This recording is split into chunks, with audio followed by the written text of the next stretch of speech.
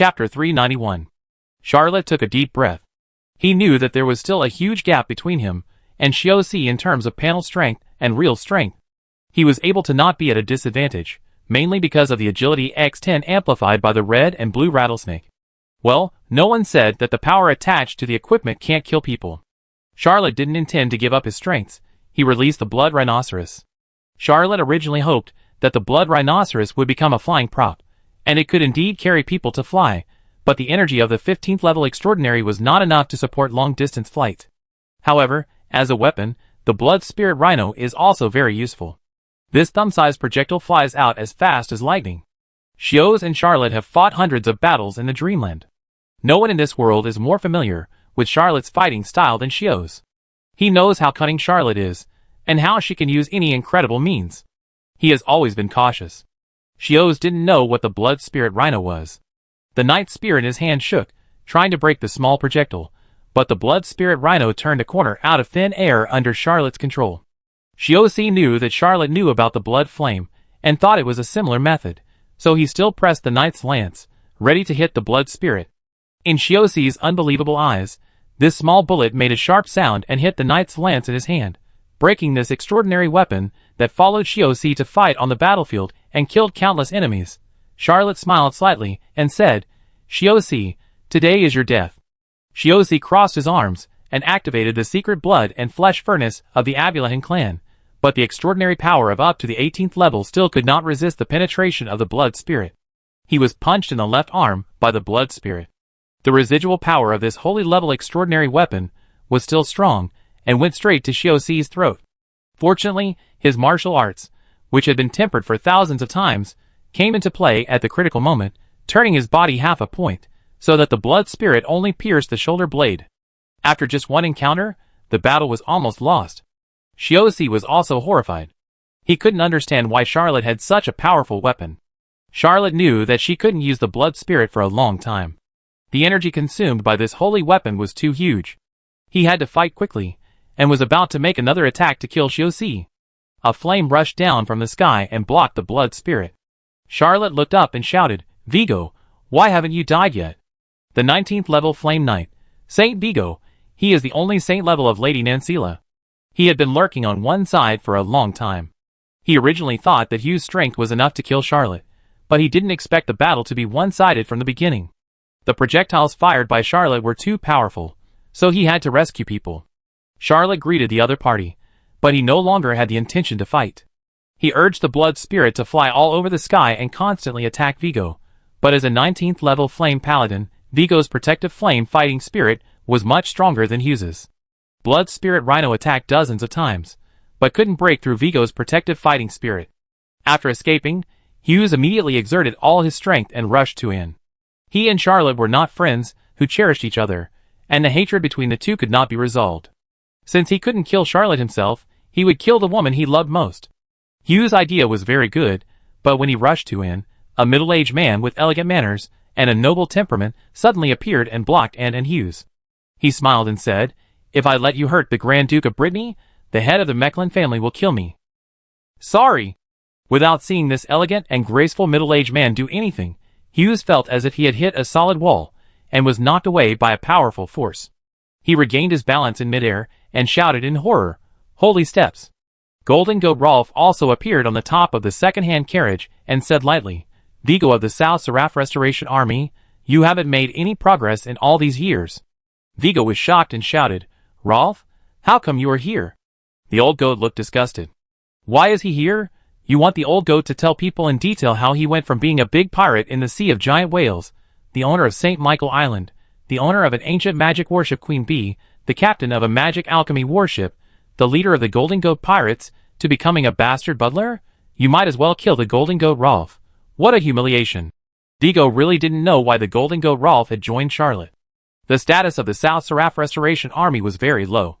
He and Hughes could only get a part of the battle report on the battlefield of Ferlenden. He didn't know that he had hit the old goat's pain point with his subsequent poke. Don't say it, the old goat has a lot of pain points. A random sentence could make him angry. "Why are you here?" What a normal sentence, but the Golden Goat Rolf couldn't stand it. He shouted and flew into the air. The ocean-type fighting spirit rolled up and wrapped around the only holy step of South Seraph. Seeing that both saint-level guards had taken action, Charlotte retreated to Anne's side. Although he felt that he should be safe in Asa Castle, he always brought the black dragon and the old goat with him every time he went out, just to be prepared. He didn't expect to run into trouble. As soon as Zeus landed on the ground, he had an extra hand on his body. The blood energy in his body could not be gathered immediately, and he was captured alive by the black dragon in one move.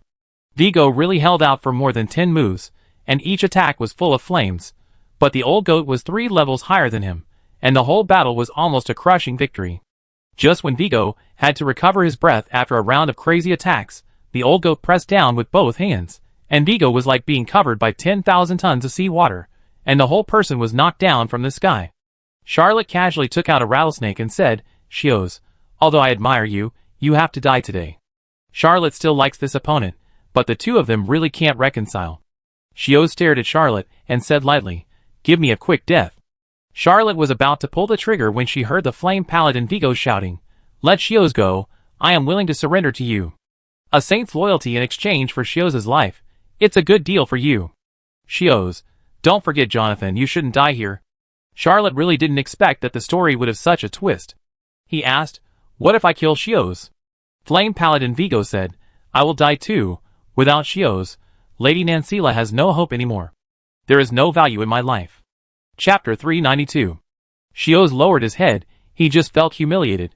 Unable to defeat the enemy on the battlefield, he had to rely on the only holy order of South Seraph to surrender to the enemy and fight for his life. If it was just him, Shios would rather die, but his life has been tied to Jonathan's will and the future of Mrs. South Seraph. He can't die. His life belongs to the South Seraph Restoration Army, and it is no longer his own. Vigo stared at Charlotte, also very nervous. His heart was very complicated. Vigo had never expected that Charlotte, who was an insignificant figure not long ago, now had 2 saints loyal to her. Moreover, when they arrived at Asa Castle, they heard of Charlotte's reputation. Now Charlotte was already a big shot for their South Seraph Restoration Army. As a saint, the only saint of Lady South Seraph, he traveled around for the sake of restoring the country, and was even willing to be driven by Jonan and Hughes without any complaints. However, Vigo was really tired of such a life. He also wanted to be respected everywhere, have tremendous power, and live a leisurely life like other saints. So Vigo decided to take a gamble. If he lost, he would die with Lady South Seraph's last hope. If he won, he would save Hughes and protect the last spark of the South Seraph Restoration Army. Charlotte pondered for a long time and asked, "How many people are there in the Yugoslav Restoration Army?" Shios did not expect Charlotte to ask this question. He whispered, "Less than 1,000 people." Charlotte said lightly, "Now the population of Yugoslavia is less than 100,000. If you continue to fight, there may be no one left in Yugoslavia." Shios interrupted Charlotte and said, "No one can make the Yugoslav people surrender. For the freedom of Yugoslavia, we will fight to the last drop of blood, the last man." Charlotte closed his mouth, and he also showed a respectful look, saying, "I can let Shiosi go, but Vigo alone is not enough. I also need Vigo's relatives and disciples. I heard that he has a wife and a son. Send them to me." Shiosi struggled for a long time and whispered, "Okay." Charlotte said to the black dragon, "Let him go." The black dragon smiled slightly, and really let Shiosi go. The golden goat Haralf also snorted coldly, and retracted his ocean-type fighting spirit. He was pressed to the ground by the old goat's fighting spirit. The embarrassed flame paladin stood up, and silently stood behind Charlotte. He really planned to join Charlotte. Hughes stood up, turned around and walked away without saying a word, and soon disappeared at the end of the street. This fight happened quickly and ended quickly. The young men who had just teased and were now collectively free and unrestrained. They said they couldn't control their excretion system, and were so scared that their teeth chattered. Charlotte ignored them at all. These people were definitely not good people. They might be gang members, or part-time human traffickers, or even kill people. But unless it was his jurisdiction, he couldn't control it at all. All the countries in the old world were like this. He could make the gangs extinct, the human trafficking end, and the relatively mild chambers of commerce replace the barbaric gangs in the Lukavaro area under his jurisdiction, but he could not do anything in other places. Charlotte took and got on the carriage. Although the battle just now was fierce, this second-hand carriage was miraculously unscathed. As soon as the two drove the carriage away, there was a thunder in the sky and heavy rain fell without warning. The 3 saints had quietly left long ago. After a moment of silence on the street, it gradually returned to normal. Someone had already notified the corpse collection team to drag away the body of the young man who had just been killed, so as not to affect the business of nearby shops. Hughes ran all the way, letting the heavy rain fall on his head, and he would not find a place to hide. He just wanted to shout, and even wanted to have a good fight with others to vent his depression. He also couldn't understand why Jonan was so smart and wise, with a brilliant vision, but couldn't restore Sal Seraph, why he tried so hard and never slacked off, but was still caught up by Charlotte. Hughes hated himself deeply, weak and powerless. He could only watch Vigo surrender to his enemy for him. What's the point of him living a miserable life? For the first time in his life, he felt helpless. Not only did Jonan die, but Vigo also left. For the first time in his life, he began to doubt whether Sal Seraph could restore the country. Shios had no answer. The fighting spirit in his body became stronger and stronger. The secret method of the flesh and blood furnace that he had practiced hard since childhood began to work spontaneously, making a wild and savage roar like a beast. In Shios' body, there was a ball of blood that kept shrinking and finally condensed into a ball of blood core. At the moment when this blood core condensed into shape, Zeus's legs gradually left the ground. Every step he took was dozens of meters away, and he left the Asa castle in an instant. Charlotte didn't know what happened to Zeus. He was quite happy to have gained the service of another saint. Charlotte sent and back to the Grand Duke of Brittany's residence, and took 3 saints back to the Cold Spring Palace. Before Charlotte could rest, he was summoned by Princess Axel. He took 3 of his men to the Rose Garden where Princess Axel lived, and met Arsène Lupin and Grand Priest Augustin. Arsène Lupin had a good eye. When he saw Vigo, he couldn't help but exclaimed, "Isn't this Saint Vigo?" Vigo blushed and whispered, "I just surrendered to the head of the Micran family." Not to mention Arsène Lupin, even Princess Axel and Grand Priest Augustin were shocked. Grand Priest Augustin thought he was familiar with Charlotte, so he asked, "How did you get Vigo to surrender?" The Grand Priest not only knew this flame paladin, but they also had a brief fight. Well, Grand Priest Augustin and Vigo are evenly matched. Both of them are at the bottom of the Saint Order, the 19th Order. Vigo's face turned even redder. Charlotte gave him face, smiled, and said, "Vigo agrees with my philosophy and believes that only I can save Lady Salsera." Vigo could only bite the bullet and said, "I read the biography of Charlotte, and I believe that only the head of the Mechlin family can bring peace to Salsera and happiness to Lady Salsera. As Lady Salsera, I should not care about personal reputation. For Salsera, I am willing to sacrifice everything." Grand Priest Augustin could not help but ask, "Sacrifice for Sal Seraph? You mean joining Charlotte? Well, you made the most important choice in your life. I also think that Mr. Charlotte Mechlin is a person with great future." Grand Priest Augustin's words were sincere.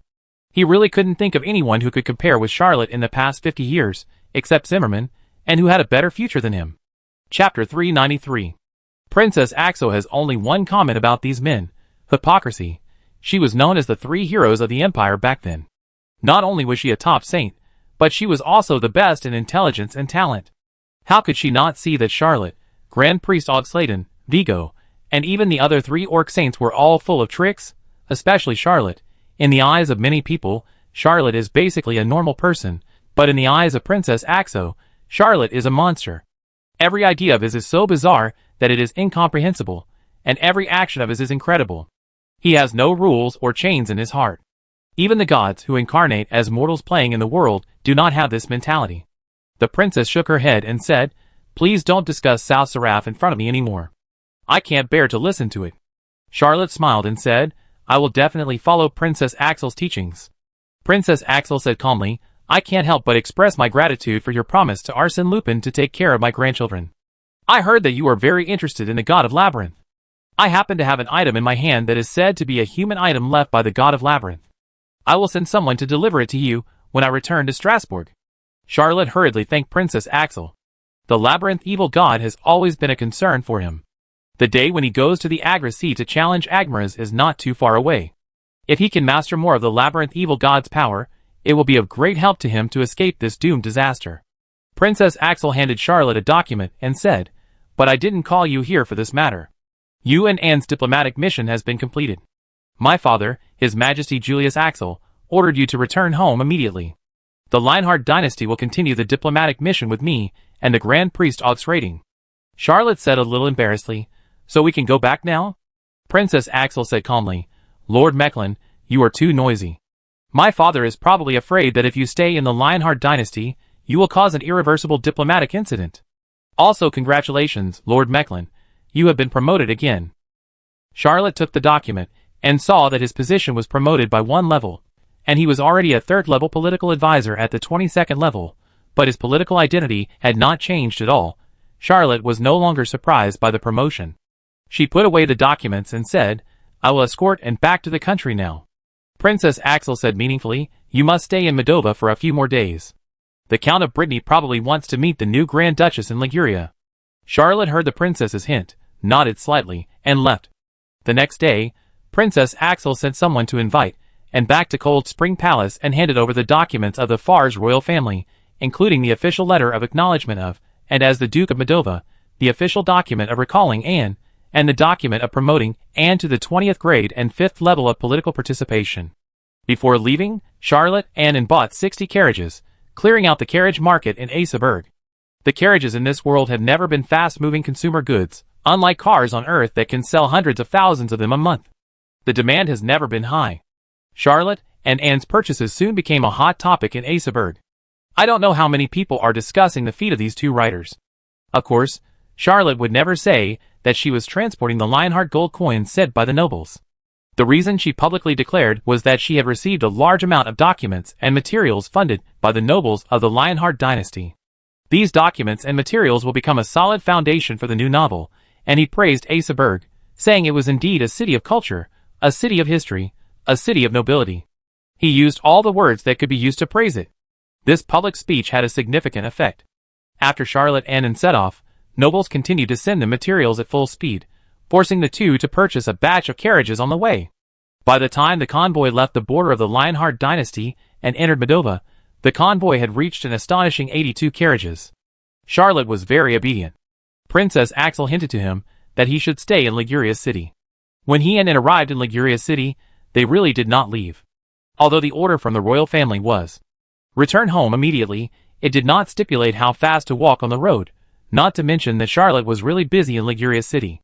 When Charlotte arrived in Liguria City, she first met with the bandits under Yesen Luping, as well as more than 100 young men and women, all of whom were Zimmerman's illegitimate children. In his previous life, Charlotte was a mathematics teacher, a serious teacher who had studied educational psychology. He talked to these children in detail, and divided them into 7 different situations. The simplest one is to send them to school. He promised these children that he would send them to Behemoth and change their names to the schools there. Among the cities controlled by Charlotte, only Behemoth has the best educational resources. Strasbourg, which has better educational resources, will definitely not work. Zimmerman has offended so many people. Once these children's identities are known, they may die inexplicably. These children will change their surnames to Mechlin. When they grow up, they can choose to restore their surnames to Robin or Axel. Well, although changing to these 2 surnames is a bit of a big deal, Charlotte does not want to interfere with their future. One group did not want to study anymore. Charlotte would arrange for them to join the Knights of Favonius and reorganize with the bandits under Arsène Lupin. Another group just wanted to leave Moldova and did not want to have anything to do with the past. Charlotte also arranged a place for them to go, exporting them to Cappadocia. They could join Menelman's fleet or other fleets and go anywhere in the world. Charlotte prepared sufficient cash and weapons for every boy or girl who was leaving. The 4th type doesn't want to do anything. The 5th type wants to go to Strasbourg to see their mother. The 6th type is decadent, living like a hedgehog. The 7th type is rebellious, living like dynamite. Charlotte built the Temple of the Serpent of Fate in Liguria City, and stuffed all these children, who were difficult to educate, into it as trainee priests. Although they were not covenants, nor were they favored by God like Charlotte, Charlotte believed that the Serpent of Fate would not care. He did not leave these children alone, but gave them a large number of novels to read. What if one of them became a novelist? Even if no novelist came out, at least a few quick clerks would be good. Charlotte stayed in Liguria for half a month, and finally got the whole Moldova on the right track. At the same time, she also waited for a very important person, the Count of Brittany. Chapter 394. The Count of Brittany came with only his eldest son Antonio, 2 followers, and a carriage. He did not even inform Anne and Charlotte, but broke into Liguria City directly. With the ability of the Count and Antonio, they could come and go at will, not to mention the capital of Moldova, even the capitals of the 5 empires, and no one could stop them. So, when Charlotte was discussing with and how to build a landmark building in Liguria City that combined the functions of a publishing house, a library, and a bookstore, she suddenly saw the old Count and almost wanted to call the four saints, Old Goat, Black Dragon, Chidero, and Vigo, to come and protect him. When he saw clearly that the person coming was the Count of Brittany, he was relieved. Well, these four saints combined may not be able to defeat Antonio, let alone besiege the Count of Brittany. Antonio was very happy to see Charlotte, and gave him a hug on the spot, which was really affectionate. The Count of Brittany originally wanted to give Charlotte a warning, but he lost the mood after being messed up by this rebellious son. He said to Charlotte, "You have to go back to the Red Dragon Strait quickly, but and can't go any further, so stay in Moldova. I will let Mother Karen stay, and bring her 2 saints." Charlotte could tell that the Earl's tone was a little unpleasant, and couldn't help asking, "Did something happen in Strasbourg?" The Earl said lightly, "Julius Axel is dying." Charlotte was slightly shocked at first, and soon she was horrified and asked, "Who is the next emperor?" The Count of Brittany sighed and said, "I don't know." Charlotte exclaimed, "How could I not know?" Count Brittany smiled bitterly and said, "I just don't know." Julius Axel had 5 children in his life, 3 daughters and 2 sons. My wife and Princess Axel need not be mentioned. The last princess ran away from home, and her whereabouts are still unknown. 2 princes, one died young and the other became a divine covenant. Charlotte hesitated and said, "Maybe it's the emperor's younger brother, or a branch of the family." Count Brittany said lightly, "If such a person ascends the throne, I'm afraid the Brittany family will not be able to accommodate him." Charlotte was speechless. He knew that the Count of Brittany was telling the truth. Emperor Julius Axel VI had been on the throne for decades and had great prestige. Even if he was afraid of the Breton family, he would not do anything because he thought he could still suppress it. But if an emperor with no prestige were replaced, his governing methods might be very poor, and he might do something weird. Anyway, if the new emperor ascended the throne, he would have no prestige and no power. Without power, he would inevitably want to take back power. Throughout history, there have been many cases of emperors launching coups to seize power. Some succeeded and some failed, but there were almost no emperors who remained silent and endured everything. Count Brittany let and stay in Moldova for his daughter's sake. As the Duke of Moldova, and Brittany can perfectly avoid the political storm in Fars. Even if the new emperor wants to intervene, it is impossible. After all, there is Saint Mabijia in the middle. Moldova and the Lionheart dynasty have very good diplomatic relations. Fars cannot offend the only empire that has not yet joined the war.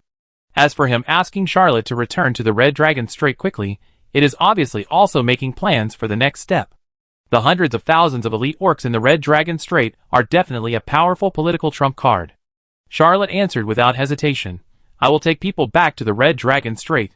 The Count said lightly, "I will take care of Strasbourg for you." The meeting was not too long. The Count and Antonio stayed for half a day, and then left in a hurry, and returned to Strasbourg. After the Count left, Charlotte chose to turn the city of Liguria into a maze.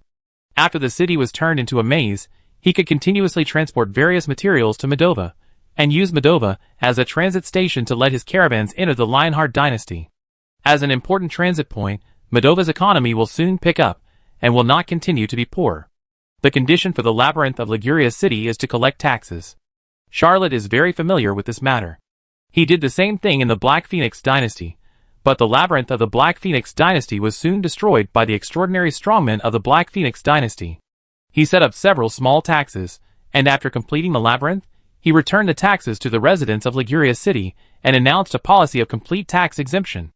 On Earth, if a giant enterprise settles in a certain place, there will inevitably be a series of tax and policy benefits, but these tax reductions will not cause problems for the local economy, but will make the local economy flourish. Charlotte is tax-free in many cities, but he also monopolizes local business. So far, his system has been running quite healthily, wealth is constantly accumulating, and residents of the cities under the notice are also living and working in peace and contentment, with a high sense of life satisfaction. After taking care of Liguria City, although Charlotte was reluctant to leave, she still said goodbye to and rushed back to the Red Dragon Strait using the maze passage.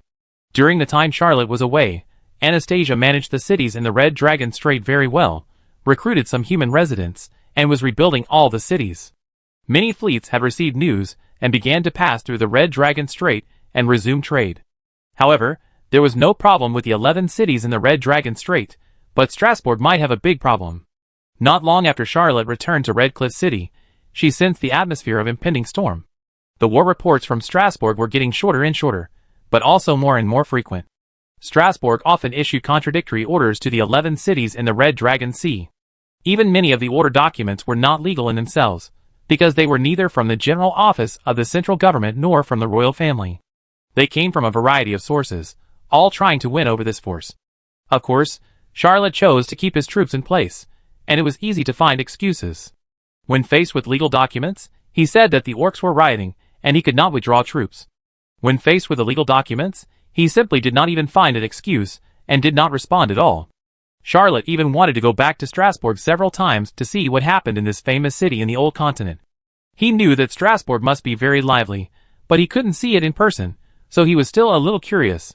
However, Charlotte knew that it was not a wise move to go back secretly, so he suppressed all his impulses and said, "Just wait for the dragon's roar." When Charlotte replied that Red Cliff City had been there for half a month, he finally got a big news. A big news that could change the situation of the entire continent. Chapter 395. Well, Julius Axel VI suddenly rebelled.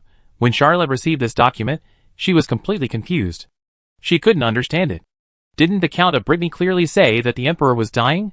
How could this old man still rebel vigorously? Besides, what kind of rebellion could he, an emperor, have? Since ancient times, has there been an emperor who rebelled?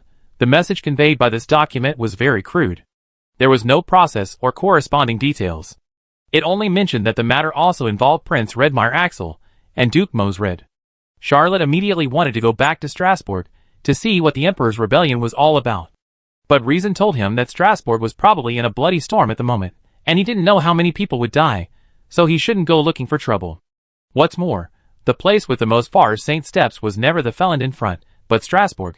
Why would a small high-level extraordinary like him join in the fun? Besides, Miss and de Bretagne was not in Strasbourg. Speaking of this, Charlotte admired the foresight of the Count of Brittany. If and went back to Strasbourg, he would rush back no matter what. Rescue the beauty, and he would directly bring all the orcs to go there. Charlotte was a little nostalgic for Domitian at this moment. The old leopard man was proficient in the beast god transformation technique, and could change into 1,000 forms. He was also a saint, and his body movements were extremely fast, so he was the most suitable person to go and get information. Unfortunately, Domitian and Shabastini had already returned to senior sister Middleman. Charlotte had thought about building an intelligence system, but this thing really requires professional talents, and there are no such talents in this world. The business group under his command is not as convenient as newspapers in transmitting information, so he can only sigh in despair. Just as Charlotte guessed, Strasbourg was in chaos at this time. The battle outside the palace has come to an end. 6 or 7 saints are fighting fiercely in the sky. A noble man in his 50s, with a graceful demeanor, is striding into the palace. He complained to a man in full armor beside him. "Duke Mosred, we have been delayed for too long. 3 days, 3 full days to capture the palace. Fortunately, we transferred all the old guys away in advance and blocked the news. Otherwise, if anyone came out to make a call, we might have failed." The man he called Duke Mosred spoke in a slightly muffled voice in his armor, but full of confidence, saying, "Prince Redmire, we won.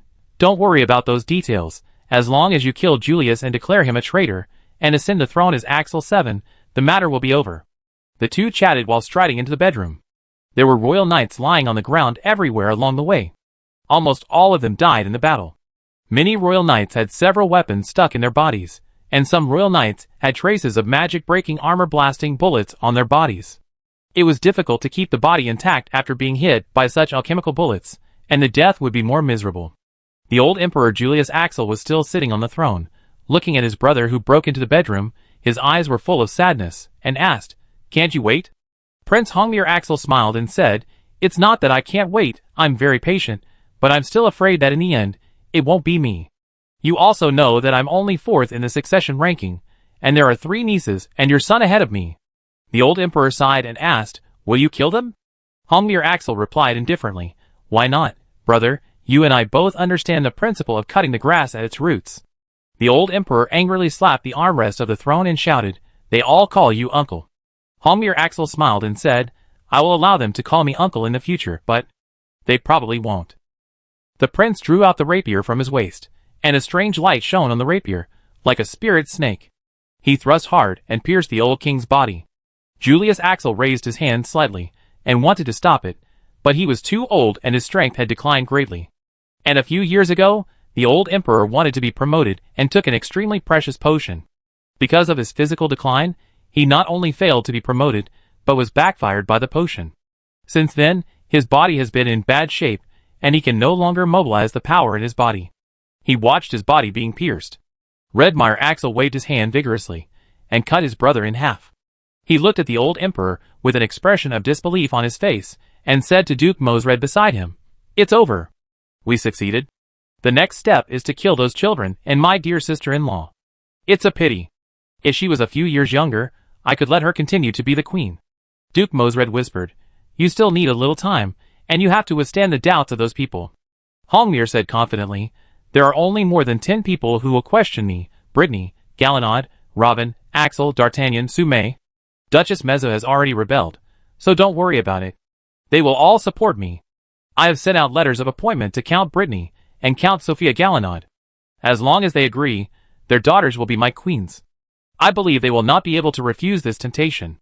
I originally wanted to send the same letter of appointment to Count Sume, but I guess that old man can't handle middlemen, not to mention that the first rose of the empire has too many thorns, so I'd better find another way."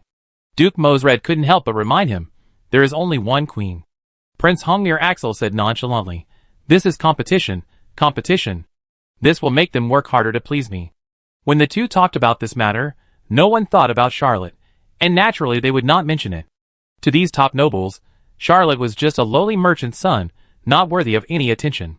4 of the saints fighting in the sky landed on the ground, and the others chose to withdraw from the battle, and left the palace after sensing the disappearance of the emperor's breath. These saints, they are first themselves, then their families, and finally loyal to the emperor. They have tried their best to fight to the last breath. Yes, it is the last breath of Emperor Julius Axel VI. Hongmir looked at the 4 saints, full of confidence, and shouted, "Kneel down, be loyal to your new emperor." 4 holy orders and teams of black-armored warriors knelt down. Redmire Axel was full of confidence. He kicked his brother's body away and sat on the throne. After a while, a general walked into the bedroom, knelt on one knee, and said, "Her Majesty the Queen fled to the mansion of the Count of Brittany. Your son, Lord Midace, asked the Count's mansion to hand over Her Majesty the Queen, but the Countess refused." Redmire smiled and said, "Go and tell the Countess that I will not kill the Queen, nor will I embarrass the Breton family." The general did not move. Hongmir was in a good mood and asked, "Why don't you go?" The general whispered, "Midaphis broke into the Earl's mansion and killed the Countess and Her Majesty the Queen." There was silence in the bedroom. Even if a needle fell on the ground, everyone might hear it. Duke Mosred couldn't help but say, "Why would Midaphos do this? Isn't this forcing the Earl of Brittany to rebel?" Hongmir's face turned pale, and he immediately shouted, "Send someone to bring that idiot back to me." Soon, a handsome young man with blonde hair, but a sinister temperament, followed several of his men into the palace. When he saw Hongmir Axel sitting on the throne, he immediately knelt on one knee and said, "Congratulations, father, your dream has come true and you have inherited the throne of Fars." Hongmir was praised and felt a little proud, but then he angrily cursed, "Why did you kill the wife of the Count of Brittany?" Midade said lightly, "She is my cousin, the second heir to the empire. You will kill her sooner or later. What's wrong with killing her earlier?" Hongmir wanted to kick his son, but he stretched out a leg and then retracted it. Antonio is the strongest man in the future empire, and Nidapheth is recognized as the most favorable competitor for this title. Hongmir's journey in the realm of transcendence is not very smooth. Although he has the resources of the royal family, he is only a high-level transcendent, and he can't beat his own son. Midapheth is unruly, and will really resist. He doesn't want to become the emperor of Fars, and then be beaten by the prince. If Charlotte stood here and witnessed this scene, she would definitely use one sentence to sort out the relationship between the father and son. "Well, this is a Neza." Hongmir suppressed his anger and shouted, "We will kill that woman sooner or later, but not now. We have to wait until I sit firmly on the throne before we can slowly deal with this matter." Midade said coldly, "She has been killed." Hongmir's face was hot, and a heat surged to his head. He felt that he would die in the hands of his son sooner or later, and couldn't help cursing, "Asshole!" Duke Mosred could only ease the situation and said, "Your Majesty, it's important." Hongmir was awed and shouted, "Go and call all the nobles to the palace. Also take the families of those people to the palace. We need these hostages for what we are going to do." Prince Hongmir's private knights and Duke Mozart's private knights replaced the royal knights and ran rampant in Strasbourg, constantly arresting opponents and forcing the nobles to take sides. From the day after Homir Axel captured the palace and killed the old emperor, Strasbourg began to bleed. Every day, the nobles were hanged by their entire families. Sometimes, the knights of the two rebellious bigwigs could not wait for the trial and killed people directly in the street and looted the nobles' private property. Both of Charlotte's private residences were broken into by Duke Mozart's knights. Lady Nancy and Lady Yamizu were arrested and thrown into prison. Number 221B, Baker Street in Valdiwas was turned upside down. The two knights' lances that and hung on the wall to swear sovereignty were snatched away, and even the magic oil painting was taken away. This bloodshed lasted for 2 whole weeks. Charlotte finally got the exact news. When he knew that the old emperor was killed by his brother, and Prince Redmire Axel announced his accession to the throne, he didn't feel anything. But when he heard that Adolphus Axel broke into number 58, 6th Avenue in Valdiwas, killed Her Royal Highness the Queen and the Countess, who was the eldest daughter of Julius Axel VI, the mother of Anne of Brittany, and the sister of Princess Axel, he knew that things were out of control. Charlotte had imagined that one day she would be able to meet this mother-in-law and try her best to please the lady, so that she would agree to marry her daughter to her and preside over the wedding for her. But now, that day would never come. He didn't know how sad it would be, how angry the Count of Brittany would be, or how violent Antonio would be, but he knew one thing, that he had to take sides. Charlotte did not hesitate at all, and sent hundreds of documents to the whole country of Fars, declaring Prince Redmire Axel a traitor, and that she would send troops to attack him and avenge the old emperor. Although he was treated coldly by the monarch, Julius Axel never deliberately made things difficult for him. It was just that his promotion was not strong enough. The old emperor could still be called a good monarch. Of course, Charlotte did not raise an army for the emperor. He could only stand on the side of the Breton family. Charlotte not only mobilized the elite orcs from the 11 cities of the Red Dragon Sea, but also mobilized the knights of Favonius and South Seraph, Behemoth and Machupi, and took 4 holy subordinates to rush directly to Strasbourg. The Black Dragon thought about stopping Charlotte, but in the end, he could only sigh and give up persuading her. Chio de Luo was trapped by the magic contract document, and could not resist Charlotte's will at all. The 2 orc saints never thought that the orc army would attack Strasbourg for the second time, and the last time it was considered plan before action, but this time it was completely impulsive. The Golden Goat Rolf had nothing to say, but when Vigo heard the news, he was shocked. He thought that being in the South Seraph Restoration Army was already a rebellion, but he never thought that it could be a bigger rebellion. This is a direct rebellion against the Emperor. Although Redmire Axel used the means of usurping power, and has not yet been recognized by the whole country, he is still the current Emperor of Fars. At this moment, Vigo had no chance to hesitate. He was dragged by Charlotte, and killed all the way from the Red Dragon Strait to Strasbourg. Charlotte had to take some measures into consideration before, but this time, she had no scruples. Every time she attacked a city, she would turn the city into a maze, and then force the nobles in the city to take sides. All the nobles who refused to join were sent to Cappadocia with their families, and all their property was confiscated. Because of this tactic, Charlotte's army expanded every time he conquered a city. He pushed forward and conquered more than 40 cities. When he was 200 kilometers from Strasbourg, he joined the knights of Favonius who came from South Seraphia, Behemoth, and Machupi, and his army expanded to 600,000 in one breath. The whole of Strasbourg was shaken wherever the army pointed. For the first time in his life, Charlotte led his troops to the city of Strasbourg. He used to feel like he was going home, but this time, the experience was completely new and unfamiliar. Before he could sigh, 3 rays of light fell from the sky. Charlotte waved her hand, and Black Dragon, Chio de Luo, Golden Goat Rolf, and Flame Paladin Vigo flew into the air, but the 3 rays of light did not take action. The leading knight shouted, "I am Cresto of the Royal Knights, and these 2 are Aspros and Regulus of the Royal Knights. We are loyal to His Majesty Julius Axel." Vigo's heart trembled when he heard these 3 names. Black Dragon and Chio de Luo had mixed feelings, because these were the 3 leaders of the Royal Knights, 1 chief and 2 vice-chiefs. Crestor is a 23rd level glorious paladin. When the orc army besieged Strasbourg last time, he attacked alone and defeated the king of 10,000 lions, Amisvitas. Although the situation was special at that time and Amisvitas had no fighting spirit due to the defeat of the army, it was still a brilliant achievement of the leader of the Fars Royal Knights. Aspros and Regulus are both 22nd level, and their strength is comparable to that of Black Dragon, Chio de Luo, and Golden Goat Rolf. They are considered the top combat power among the holy level. Just as Charlotte was about to say something, Fate whispered with a breeze-like voice to remind him to use the joy of fate. Charlotte followed suit and immediately prayed silently to the serpent of fate. You who swim in the long river of time, know all mysteries, master extraordinary rituals, and rule the court of fate, I am willing to pay 3 portions of the joy of fate to gain the favor of fate. After he finished silently reciting this sentence, he heard a gentle laugh, as if the world was slightly different. Charlotte said loudly, I am Charlotte Mecklin. This trip is to avenge Julius Axel. I ask the 3 paladins to temporarily stay loyal to me until the false king is killed, Fars is restored to the right track, and returns to the hands of the true king with the blood of the Axel family. Crestor, Aspros and Regulus fell to the ground together. They failed to stop Redmire from killing the emperor, and escaped from Strasbourg. They never knew where to go. When they received the news that the first army had arrived outside Strasbourg, they rushed over. Charlotte asked them to pledge allegiance in the name of Julius Axel's revenge. The 3 paladins thought it was okay, and knelt on one knee together, saying, We are willing to pledge allegiance to Charlotte Mecklin until the day when the crown of Fars returns to the hands of the true king with the blood of the Axel family.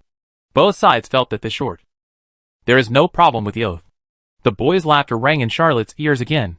He must be in a very happy mood. There was even a silver snake tail that stretched out from the long river of fate and patted Charlotte's shoulder. Charlotte didn't expect so much.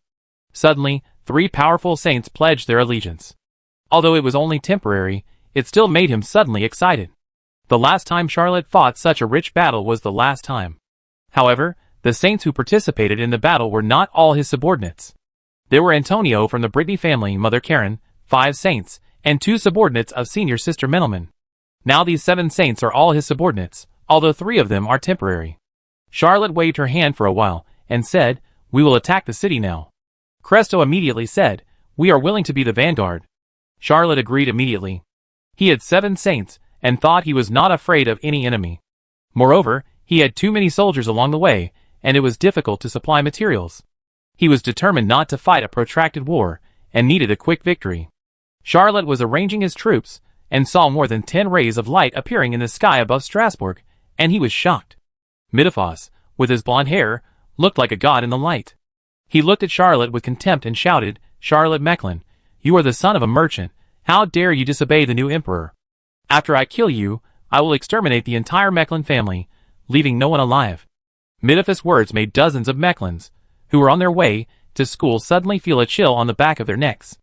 Well, the surname Mecklin is much more dangerous than the surnames Robin and Axel. Charlotte raised her hand and pointed, asking, Who of you can beat him? The old goat shook his head first. He was really no match for Midephos. The old goat couldn't do it, nor could the black dragon and Chio Deluo. Just as Charlotte was about to call for an attack, she saw Cresto step forward and shouted, Midephos, it's not too late for you to turn back now. Midephos grinned coldly and said, I killed Brittany's entire family. Do you think I can still stand with you?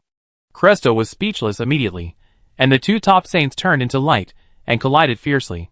Both of them were 23rd level glorious paladins. When they moved, they were brilliant light, illuminating the sky like daylight. The sky was already slightly dark, but the battle between the 2 holy level shining knights was as fast as fireworks blooming all over the sky, extremely gorgeous, like a celebration. But almost everyone watching the battle knew the danger of this duel. Charlotte knew that it was Midephos who killed the queen and the Countess of Brittany, so she couldn't help but take out the blood spirit resonance, handed it to Black Dragon, and said, Use this thing to hit the guy. Black Dragon grabbed the bullet and was slightly surprised, thinking, the head of the Mecrin family actually has such a holy level weapon. Chio Deluo's eyes turned red, and he remembered that he also had a holy weapon. Damn it! If I had the dragon beating stick in my hand, why should I be afraid of a mere Midephos? I don't know if I can touch the dragon beating stick in my lifetime? A few decades ago, the Fars Empire had 3 heroes and 5 strong men.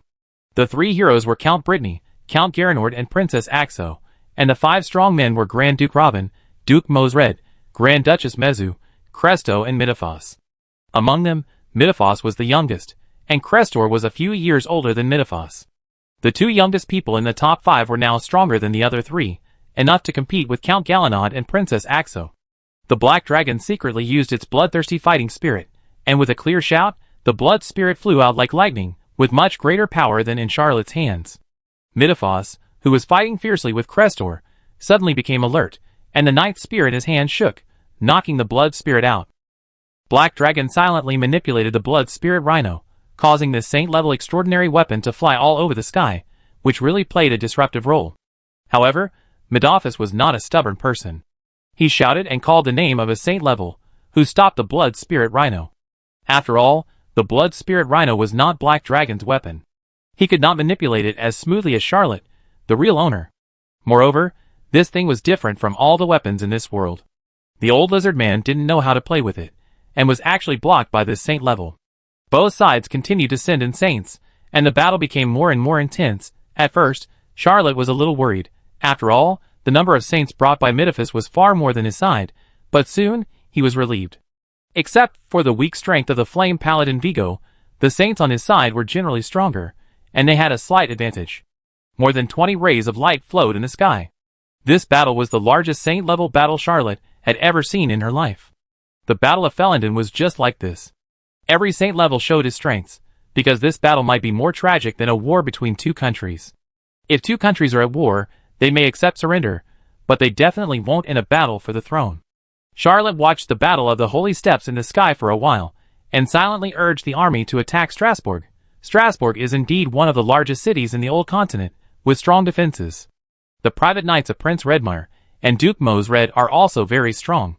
The two sides fought fiercely for several hours, but they were still deadlocked. Charlotte took the collapsed mountain and went into battle himself, killing 7 extraordinary people in a row, but still couldn't stabilize the situation. He saw that if he continued to fight, he would suffer too many losses, so he could only order a withdrawal. However, Charlotte lacked experience in commanding hundreds of thousands of troops. Although he knew his shortcomings, he had always divided the Knights of Favonius into a team of 50 people. Each general had a larger team directly under him, so that they could fight on their own without command at ordinary times. But this was not possible at this time. While Charlotte ordered the troops to retreat, he saw that many troops were still fighting, so he could only lead an elite team to rescue them. After several hours of repeated attacks, he managed to withdraw more than 90% of the troops.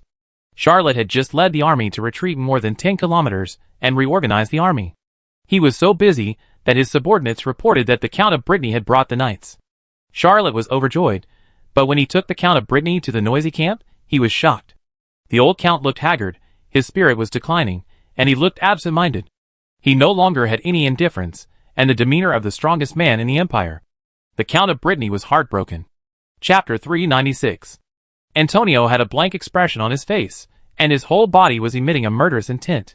When he saw Charlotte, he only said one sentence, "Very good." Even the other Breton knights looked at Charlotte as if they were looking at one of their own. There was no way. Charlotte could not do any better. He even arrived in Strasbourg earlier than the Breton knights. In the minds of the Breton knights, Charlotte could only be for Anne and the Countess, and could never be for His Majesty the Emperor. There are so many nobles in Fars, but none of them would send a written notice to the whole country after receiving the news, publicly refusing to recognize the false king, avenging Emperor Julius Axel, and immediately raising an army, leaving no room for retreat. For all the Breton knights, Charlotte is truly one of their own. Even the Earl tacitly acknowledged Charlotte's reliability, otherwise he would not have come to his camp, and Antonio even acknowledged Charlotte's behavior.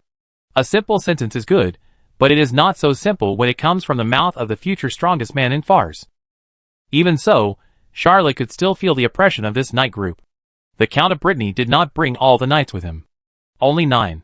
Holy orders followed him to Strasbourg, plus the Count himself, a total of 10 people, which was the full strength of the Brittany family. Everyone could feel that there was an indescribable sadness in the Count. So everyone knew that the Count and his wife were very affectionate, so Antonio and Anne received fatherly love far beyond the ordinary, and even fell in love with the son of an ordinary merchant. The Count wanted to kill Charlotte several times, but for the sake of his beloved daughter, he never did it. This is already spoiling. When Charlotte saw the Earl's appearance, Susur's 10 years of life and death, Yuanjin's once in the sea, water is no bitter, Li Shangyan's this feeling can be recalled, Nalanxing's a sorrow that cannot be painted, Lu Yu's dream broken and fragrance disappeared for 40 years, He Zhu's who will mend clothes by lamplight at night, Xin Yu's a farewell forever suddenly appeared in her mind. As a science student, when he read these poems, he just thought the words were beautiful, but at this moment, seeing Brittany's appearance like a walking corpse, he could barely understand a little bit of the deep sadness contained in those beautiful words. Even the strongest man in Fars could not withstand the fierce blow of fate. The Count of Brittany couldn't even cry at this time. Charlotte silently arranged a hot meal for the strong men of the Brittany family, and dug a big pit on the spot, boiled hot water next to it, and poured it into it. Antonio immediately understood what Charlotte meant, took off his armor without hesitation, and jumped into it. The other knights of the Brittany family also took off their armor, and jumped into the big pit. Charlotte didn't know how to comfort these people, but he knew it was best not to speak at this moment. Charlotte was about to call people to give these knights of the Brittany family bath towels. Someone came to announce that 2 more people had arrived outside the camp. Charlotte waved her hand, and asked her men to bring the people over. The 2 people who came were Claire Brittany and Abner Sume. When they saw this scene, they also took off their clothes and armor, and jumped into the pit without saying a word. Charlotte took a short bath, then stood up, pulled out the blood rose, stuck it into the ground, knelt on one knee in front of the Count of Brittany, and said loudly, "Charlotte Mechlin, meet His Majesty the Breton. Only blood can wash away hatred. Redmar Axel dared to kill the Countess of Brittany, so he should bear the consequences of the destruction of the Axel dynasty. Most of the children of the Brittany family are talented, and it is unknown whether they can make a comeback. Let's rebel." Charlotte's mind was quite confused. He spoke these words impulsively, so his words were a little incoherent, but every word was like a bell, resounding in everyone's heart. Claire Brittany also walked out of the pit, took out his knight's lance, stuck it into the ground, and knelt on one knee. He was not good at speaking, so he said nothing. Abner Sume followed his friend, drew out his rapier, stuck it into the ground, knelt on one knee, and repeated Charlotte's first words, "Abner Sume, meet His Majesty Brittany." Antonio was the fourth to walk out of the pit, followed by the knights of the Brittany family, who knelt on one knee in front of the Count of Brittany one by one. After an unknown amount of time, the sky thundered, and heavy rain poured down on the 12 people who knelt on one knee. Charlotte felt a little cold all over, and was thinking about whether she should change her clothes, when she heard a shrill roar, like the devil of hell was furious. "Redmere, I, Brittany, will never stop fighting you to the death. Give me back my beloved wife." The Count of Brittany was covered in black air, just like an evil god descending. He pointed his finger. Charlotte shouted, "Attack the city." Originally, the knights of the Brittany family had prepared clothes for them to change into, but it was raining heavily at this time, so the knights could only put on their wet clothes. However, no one felt uncomfortable at all, and everyone's heart was burning. Under Charlotte's command, the huge knights of Favonia surged again and rushed towards Strasbourg. This time, Midiphus Axel took a group of saints and flew into the air. They saw the Count of Brittany, who was like a demon god. This knight, who claimed to be able to compete with Antonio for the strongest next generation, actually fled without a fight. Charlotte was not a saint, and could not follow the Count of Brittany and his men into Strasbourg. In addition to ordering his 7 saints to follow the Count to charge, he also personally commanded the army. This time, the private knights of Prince Redmar and Duke Mosred, who were guarding the city, could no longer resist, and were overwhelmed in an instant. Charlotte didn't want to kill more people, so he kept shouting at them to surrender. He killed and captured people along the way, and when he broke into the palace, the battle was over. Duke Mosred was nowhere to be seen, but Prince Redmar and his cronies were surrounded. They were all seriously injured. A lady stood out in the crowd. She was holding a freshly baked cake in her hand, which still exuded the aroma of freshly baked cake. Redmar kept begging, and he was no longer as high-spirited as he was not long ago. Count Breton stood silently in the center of the palace, with black energy surging on his body. He said nothing, but the pressure was like a mountain, covering the entire palace, making Prince Redmar's heart break. He shouted loudly, "Sir Breton, as long as you let me go, I will promote you to Duke. I will marry Anne and make her queen." Charlotte didn't want to be in the limelight. He knew that Count Breton was loyal to the royal family, and might not be able to kill him. It really took a lot of determination to kill a royal prince. Prince Redmar said he wanted to marry Anne, which was really a big deal. How could this be tolerated? Charlotte pulled out the Firewall Silver Rhino 5 and shot Redmar Axel in the head. This shot blew the head of the prince, who had only usurped the throne for a few days. This alchemical pistol was the murder weapon used to assassinate Archduke Ferdinand. It also killed Jonathan, the leader of the South Seraph Restoration Army. Now it has killed the Emperor of Fars, even though he was a fake king who had only been on the throne for a few days, and had not been officially recognized. This Firequell Silver Rhino 5 is a real murder weapon. Almost all the Breton knights, who heard Redmar say that he wanted to make, and the queen looked at the dead. When Charlotte shot and killed the fake king, almost everyone showed a look of course. Charlotte Mechlin, that is the person who pushed Anne of Brittany to the Grand Duchess of Moldova. This news can be said to shock the continent. How could such a fierce guy allow someone to miss the Count of Brittany? Well, the eldest daughter of His Majesty Brittany, Charlotte, killed Redmire Axel, and the headless body of the prince fell to the ground with a thud, causing the wife, holding the freshly baked cake, to exclaim and step back. The cake in her hand flew out of her hand and landed on Abner, making his wet clothes even dirtier. Antonio whispered, "She is the wife of Prince Redmire." Charlotte asked back, "How dare he think about my and when he is a wife?" Charlotte raised the Firequill Silver Rhino 5 and hesitated for a moment. Abner Sume beside him reached out to stop him, took the extraordinary pistol, and said, "Charlotte, you have killed Redmire. Claire doesn't need this credit, but I need it. Give it to me." Abner raised his pistol, which frightened the Queen of Fars, who had only been in office for a few days. She stepped on the foot of a maid in panic. At the moment when Abner was about to pull the trigger, she whispered, "Please give me a word." She took a deep breath, regained her elegance, lowered her head, and said softly to the maid, "I'm sorry, I didn't mean it." She looked up at Abner and said, "I made a hazelnut nut cake to celebrate my husband's becoming emperor. It should be very delicious. It's a pity that my husband can't eat it. Can you taste it for me?" Abner hesitated for a moment, stretched out his finger to dip a piece of cake that was relatively clean, put it in his mouth, then nodded and said, "It's delicious. The lady's cooking skills are unparalleled."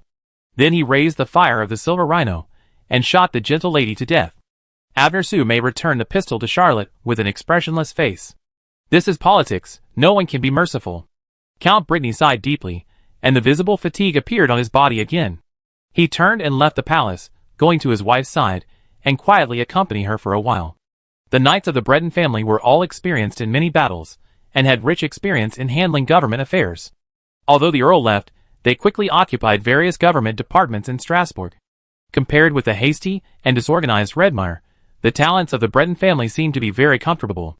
They took control of the entire Strasbourg in just half a day.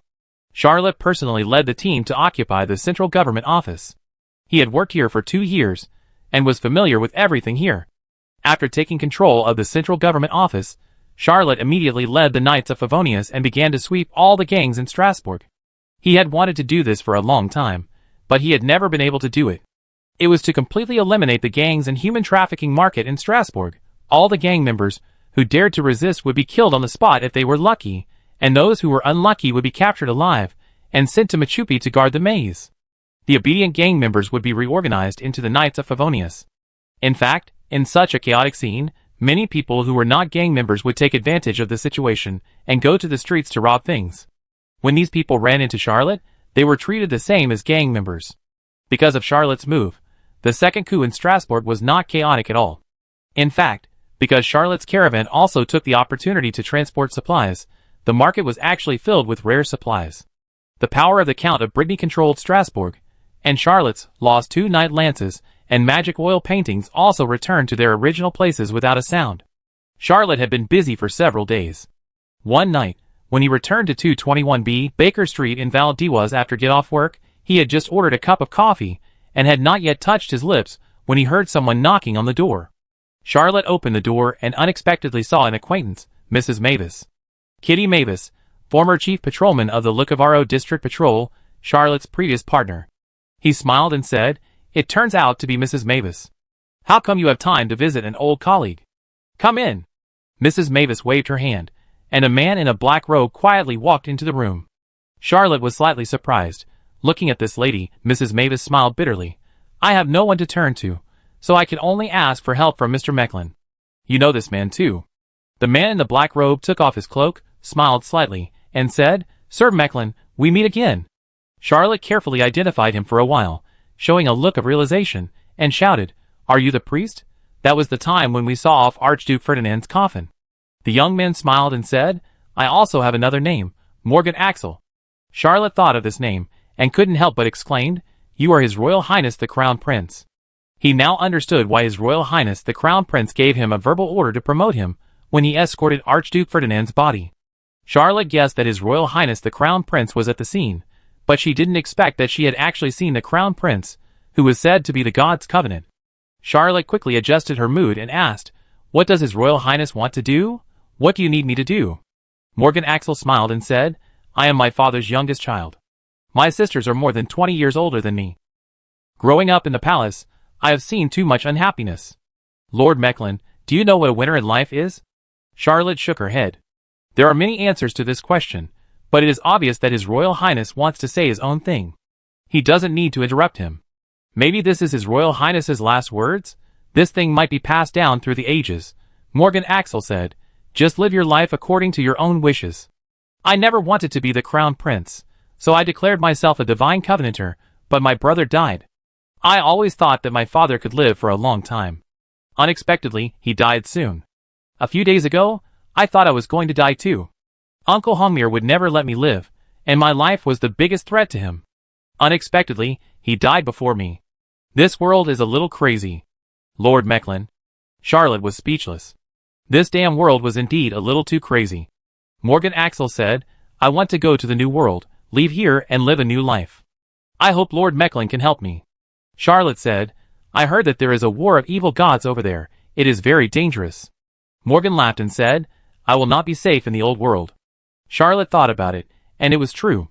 She was speechless immediately, but she didn't want to help the former crown prince. This was a major political mistake.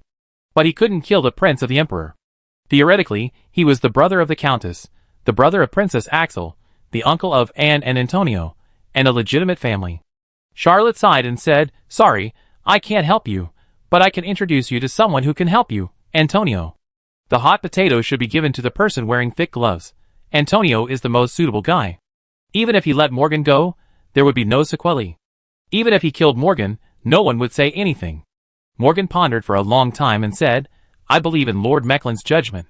Charlotte patted her chest and said, your safety can be entrusted to me. I saved Antonio's life, and he will definitely give me face. Although Charlotte didn't remember when Antonio saved her, no one dared to verify it anyway, so what if she brags? It's good that Morgan believes it. He persuaded Morgan and Mrs. Mavis, and took the two of them in a dark luxury car, and went straight to number 58, 6th Avenue, Valdez. With Charlotte's current status, he didn't even need to pass on the message. He brought 2 hot potatoes, and went straight to Antonio. Antonio was curious about why Charlotte came to him, but when he saw Morgan, he couldn't help but shout, Uncle Morgan? How do you know Charlotte? Charlotte was about to say, I don't recognize him. I have nothing to do with the former crown prince. Then he heard Morgan Axel say, I saw him doing things loyally and bravely, and I rewarded him with a first-level position and 5 ecus. Charlotte covered her face. The former crown prince is also a ruthless person. This matter is a bit Charlotte. Chapter 397. Antonio listened to Morgan's words about wanting to leave the old world and go to the new world, and immediately agreed. Leave it to me. I help you arrange a boat. Charlotte walked away quietly and obediently, not intending to get involved in this matter. He didn't even visit the Count of Brittany. These days, the Count just quietly accompanied his wife and didn't leave for a moment.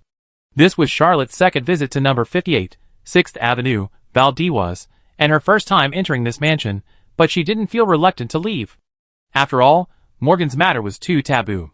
Antonio could do it, but he must not get involved.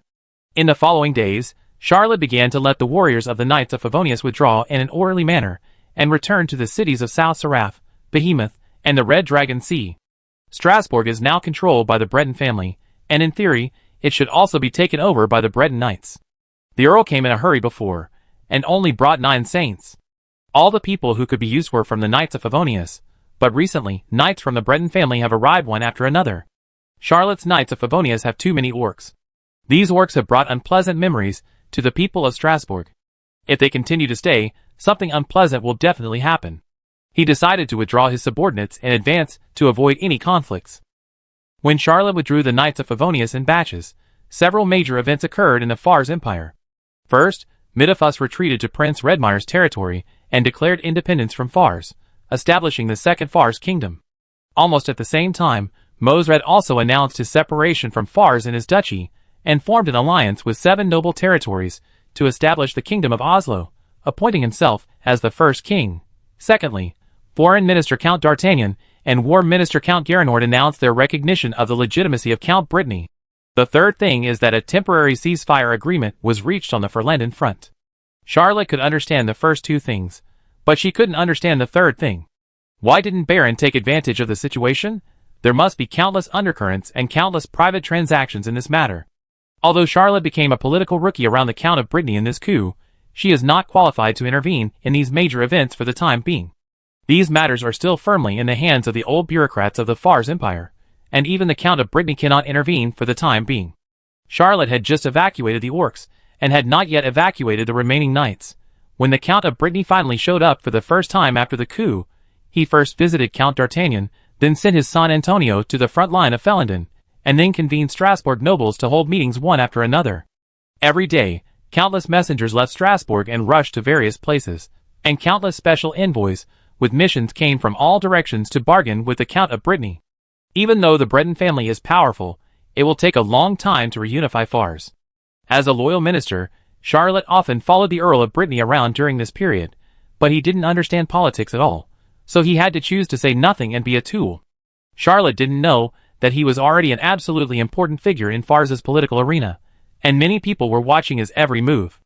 After all, he now has 7 saints, 3 major jurisdictions, and hundreds of thousands of elites. He is currently one of the top 5 powerful figures in Fars, besides the Breton family knights. After being busy for many days, Charlotte finally had a rare day off, so he summoned all his men to the banquet at number 58 Élysée Country Street. Before, whenever Charlotte held such a banquet for friends, almost all the guests were ladies. This time, several men finally joined, first of all, the 7 saints, Black Dragon, Chio Delu, Golden Goat Rolf, Vigo, Crester, Aspros, and Regulus. Then, there were Doberman, Yellow Bear, Dorothy, Anastasia, and Belisa. There are even 2 new members, the fast-handed scribe Italo Calvino, the real author of Charlotte's biography, and Lady Sebald of Sutherland, who is indeed gifted and has now completely mastered the transformation of the red bear. It is no longer just a pair of arms replaced with bear paws, but the whole person can become a bear man, and even began to practice bloodthirsty fighting spirit.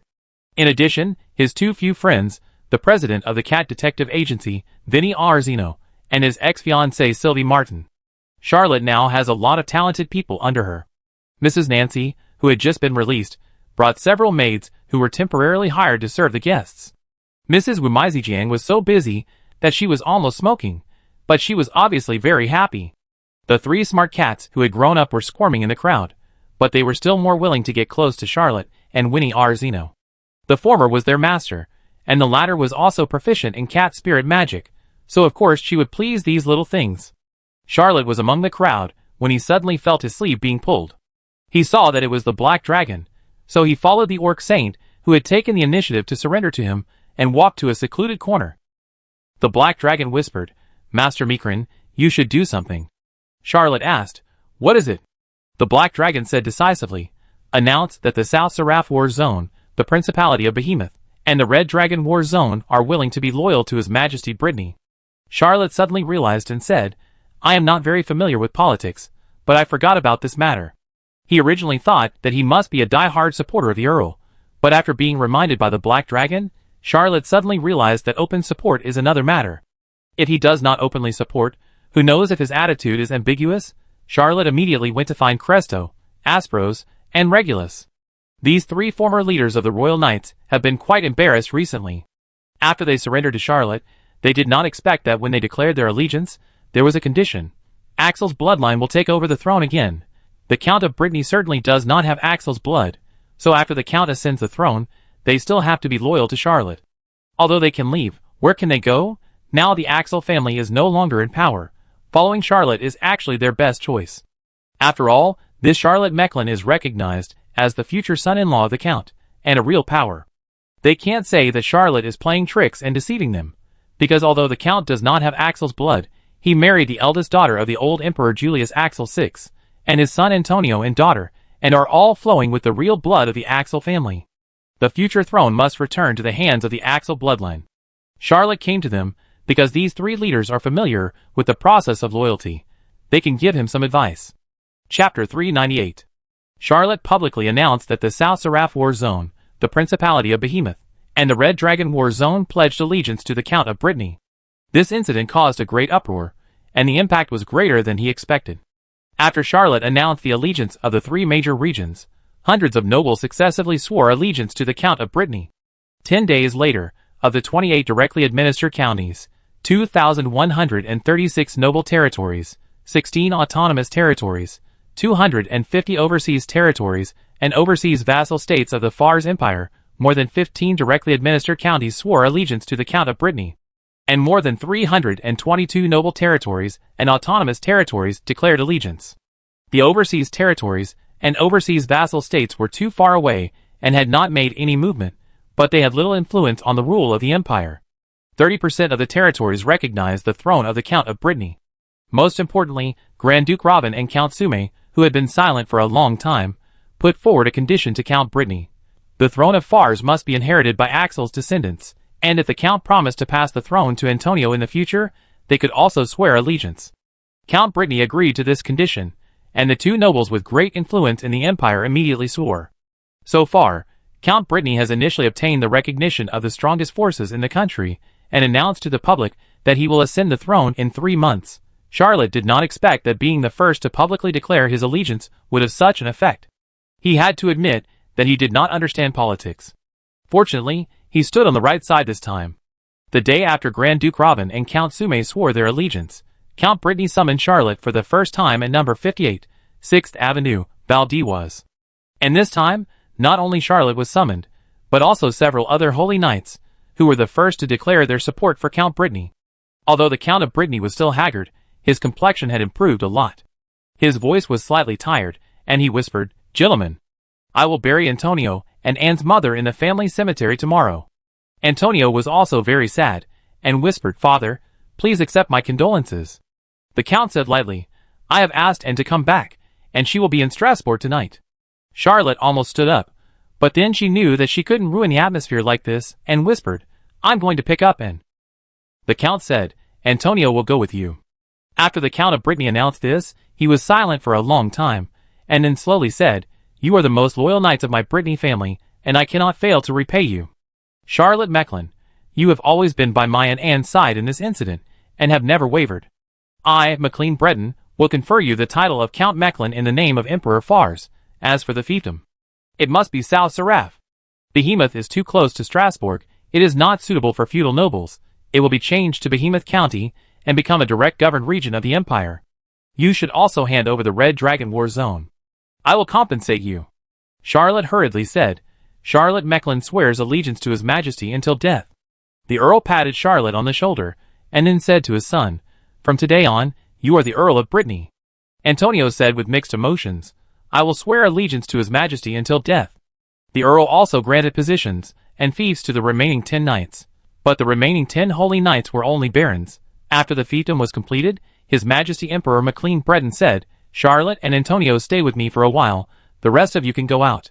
Your titles and fiefdom ceremonies will be held together with my coronation ceremony." Claire Breton stood up, patted Charlotte on the back, nodded slightly, and expressed goodwill. Abner Sume also did the same.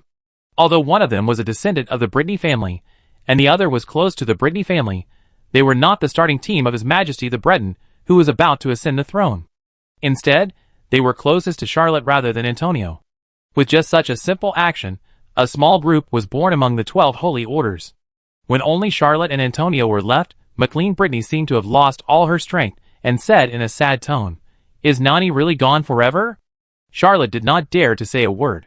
Nothing was appropriate at this moment. Antonio slowly leaned down, hugged his father's thigh, and whispered, "Come on, Mom doesn't want you to be like this." For the first time in her life, and probably the last time, Charlotte shed tears when she saw the strongest man in the empire, the future Emperor MacLean Brittany. It was the first time he cried after his wife passed away. It wasn't that he wasn't sad enough before, but he really couldn't be sad. It was a great honor to cry with the future emperor, but Charlotte had only one firm thought in her heart, thinking secretly, "I will never let and have less than 2 saints around her in the future." Lady Brittany was also accompanied by a saint, but Miniphus Axel, as a young and powerful man second only to Antonio, killed the saint guarding the countess with just one move. To be honest, unless it was MacLean Breton, the strongest man in the empire, or Antonio at home, the Breton family had no third saint who could resist Miniphus Axel. Knowing that it was getting dark, Charlotte couldn't help but remind him, "Antonio and I are going to pick up Anne." His Majesty Emperor MacLean Breton wiped his tears and whispered, "Go." Charlotte was about to leave with Antonio when she heard the voice of the soon-to-be-crowned emperor, saying calmly but unquestionably, "Never let Anne down." Charlotte knelt on one knee and said, "Please don't doubt that, Anne is unique to me. McLean Brittany sighed and said, I used to doubt it, but you broke all doubts. I just don't want to part with it. I have reached an agreement with Byron, Ingrima, and the Lionheart dynasty. After I ascend the throne, the 4 countries will form an alliance and work together to divide the Black Phoenix dynasty. The land divided this time will become the fief of Count Mechlin together with South Slav. Are you satisfied with this compensation? Lord Mechlin, Charlotte said firmly, no. You forgot to give me the most precious treasure in the world. I am willing to exchange all my wealth, all my land, and all my power for your beloved princess in. Chapter 399. McLean Brittany chuckled, and then was overwhelmed by sadness. He whispered, Nani is also my most precious treasure. I am willing to use all my wealth, all my land, all my power, in exchange for her back. Go, and will be yours, but that is not my reward, it is your own business. Charlotte and Antonio left together. McLean Brittany, who was about to become the emperor of the empire, looked at the door where the two left and said to himself, what kind of person is Charlotte Mechlin? Every word he said was so hypocritical, it sounded like bragging, and I couldn't help but want to slap him. But he really did everything he said. I really don't know if it's the right choice to give Annie to him. But even if I stop her, Annie will elope with him. Annie, this guy snatched her away from me. Right here, I watched him pry open my fingers one by one, and snatched Annie away so tyrannically. Although, I still want to kill this bastard. Annie! McLean Brittany took a look at the pile of confessions in the corner. They were written by the 32 parties involved in the Silver Pigeon Castle, under very special circumstances about how they were jealous of Charlotte Mechlin's excellence, and fabricated rumors about Charlotte Mechlin. There was also a pile of evidence to prove how pure and flawless Charlotte Mechlin was, and how noble her character was. The only thing the old emperor was worried about was that when they got married, this bastard wouldn't do too many tricks and expose his pure-toed feet. Charlotte left number 58, 6th Avenue, Valdez, and looked back at the mansion of the Count of Brittany. Suddenly, cold sweat broke out on her back. He really didn't expect that the former Count of Brittany, the future Emperor McLean Breton, would be so clever and quietly reached an agreement with Byron, Ingrima, and the Lionheart dynasty to divide the Black Phoenix dynasty. Compared with McLean Breton, the old emperor was too old, and Hongmere was simply an idiot. Although Redmire had moved all the saints out of Strasbourg in order to usurp the throne, such as Count Gallinod had been in Felenden, Princess Axel was sent as an envoy to the Lionheart dynasty, and McLean Breton was also transferred to the front line, creating a short-term vacuum in Strasbourg, and also won over Duke Mosred, and even had a fierce general like Miniphus under his command, as well as more than 10 saints loyal to him, but he still looked like an idiot. Antonio was walking in front, and suddenly felt that Charlotte had not caught up. He looked back and saw Charlotte looking at number 58, 6th Avenue, Valdez. Suddenly, he felt deeply moved. This son of a businessman is now the leader of the 12 holy knights appointed by the Emperor of Brittany.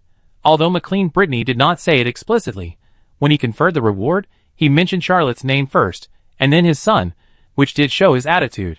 Charlotte Mechlin is destined to be the new powerful minister of Fars in the future. His family will have at least 1 duke and 1 earl in the future, and even has no shortage of hard power. Charlotte now has 7 saints under her command, and in addition to Vigo, there are 5 powerful saints of the 22nd level, and even the Grand Master of the Royal Knights, Cresto, who is a tough guy who can repel the King of 10,000 Lions, Amisvidas, and is comparable to Antonio and Miniphus Axel, and is even one of the top 3 heroes and 5 strong men back then. Marrying the eldest daughter of the new emperor, a life and death friend of the eldest son, with heroic soldiers and strong men under her command. Charlotte Mechlin's future is limitless, except for her weak strength. But at Charlotte's age, a high-level extraordinary level of the 15th level, she can't be considered weak in any way. Antonio called out, Charlotte, we should go pick up Anne. Charlotte turned back and said, I have imagined countless times that one day, I can step into this gate, stand up straight, and say to your majesty, I want to marry your daughter. It's just that I didn't expect that when I really stepped into this gate. It's to accept the canonization of his majesty. Antonio was silent for a while, and said, Count Mechlin, let's hurry to pick up the Grand Duchess of Brittany.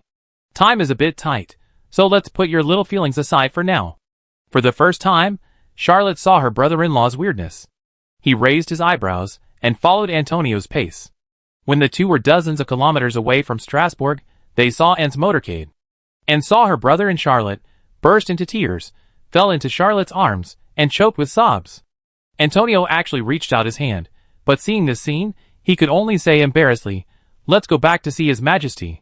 Charlotte nodded, picked up and with both arms, and stepped into the carriage. This scene happened to be witnessed by a wandering painter who passed by. After he went back, he silently recalled the scene and painted a famous painting that has been passed down through the ages, Count Charlotte Mecklen-Holding and Duke of Brittany. Because of this famous painting, this posture of holding the child with arms horizontally is called Anne's Princess Hold in the Old World, or simply Princess Hold for short. Charlotte didn't know that she would become a world-famous painting in the future, and was sad all the way, and when she saw Charlotte, she felt relieved and cried herself to sleep. She was just worried that Anne would be bumped, so she didn't let go of her hand in the carriage. Although Antonio felt that this was against the rules, he could only turn his head silently and pretend not to see it. Young Count Antonio de Bretagne didn't know that although no one saw this scene, a few years later, a painter saw Countess Charlotte Mecklen-Holding and Duke of Brittany, and was inspired to draw the man who refuses to spoil the atmosphere with his extraordinary imagination. The picture shows Charlotte holding Princess Anne, and young Count Antonio de Bretagne slightly turned his head to one side, pretending that he saw nothing. This painting is also a world masterpiece. Charlotte and Antonio didn't know that the scene of them coming out to pick up and would become a world-famous painting in the near future. A few years later, Anne of Brittany learned about these two world-famous paintings and paid a lot of money to buy the paintings and copyrights of the two painters. She also included the two famous paintings as illustrations in the latest edition of Charlotte's biography. When Charlotte saw 58 6th Avenue again, she still felt a little emotional. Antonio patted his shoulder and said, "This will be your home from now on." Charlotte hesitated for a moment and said, "I don't think it's appropriate. Let's ask His Majesty for a duke's mansion." Antonio felt the revenge of his brother-in-law. Antonio Brittany could never have imagined that one day he would be openly ridiculed in front of others just because he was just a count and lived in a count's mansion, and he had nothing to say when he was ridiculed, because his sister was really Grand Duchess Anne of Brittany. Chapter 400. The cemetery of the Breton family is in the Temple of the Serpent of Fate in the Lucavaro district. This temple was built during the Sherlockian dynasty and has existed for 6 eras. Charlotte accompanied Anne last time, and this time he is accompanying Anne again. The only difference is that last time she came to see Anne's aunt, and this time she is visiting Lady Nani Breton Axel, that is, the future Queen of Fowls. As long as her husband Maclean Breton ascends the throne, this lady will definitely be named Queen of Fowls. Charlotte changed into a rare formal dress. This dress came from the Earl of Brittany, and chose one from her father's dress. Because of the rush of time, there was no time to order a new dress. Therefore, Charlotte's dress had the emblem of the Brittany family. The funeral was simple, with no more than 50 people in total. The people who could attend the funeral, except for those close to the Brittany family, were at least earls. It was at this funeral that Charlotte first met the famous Duke Robin, the Grand Duke of the Empire, whose son married Princess Axel, and whose grandson was named Zimmerman. It was also the first time she met Earl Garanid, who had just returned from the battlefield of Ferlandon. If nothing unexpected happens, the people who can attend this funeral will be the dignitaries of the new dynasty. It is a miracle that Charlotte can be among them, and is still too sad to control herself. If it weren't for Charlotte's support, she might not be able to stand steadily. Charlotte couldn't bear it and prayed silently. You who travel in the long river of time, know all mysteries, master extraordinary rituals, and dominate the court of fate. How many joys of fate do I have now? Can I use them all on Miss Anne of Brittany? A young man's voice answered leisurely. 28. Are you sure? Charlotte answered decisively. Yes. I hope and will always be favored by fate, live a peaceful and smooth life, and never suffer any disasters. The young man laughed and said, Great, you now owe me 32 joys of fate.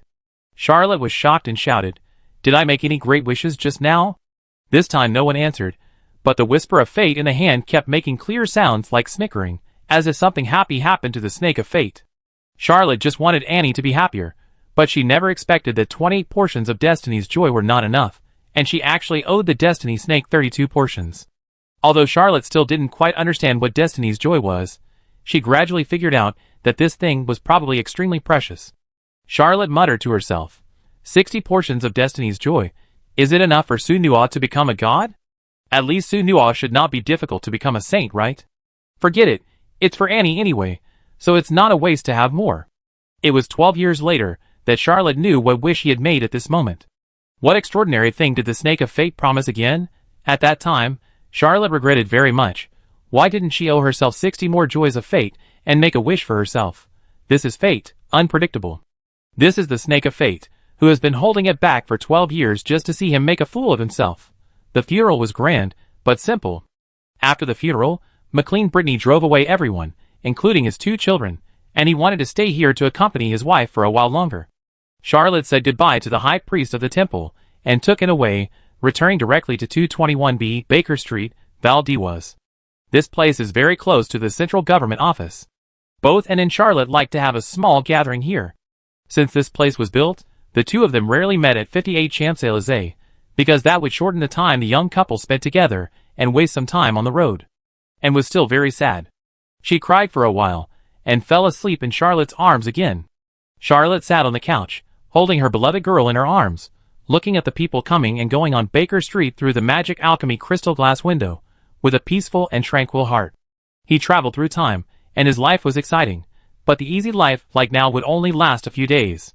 Now all he had to do was wait patiently.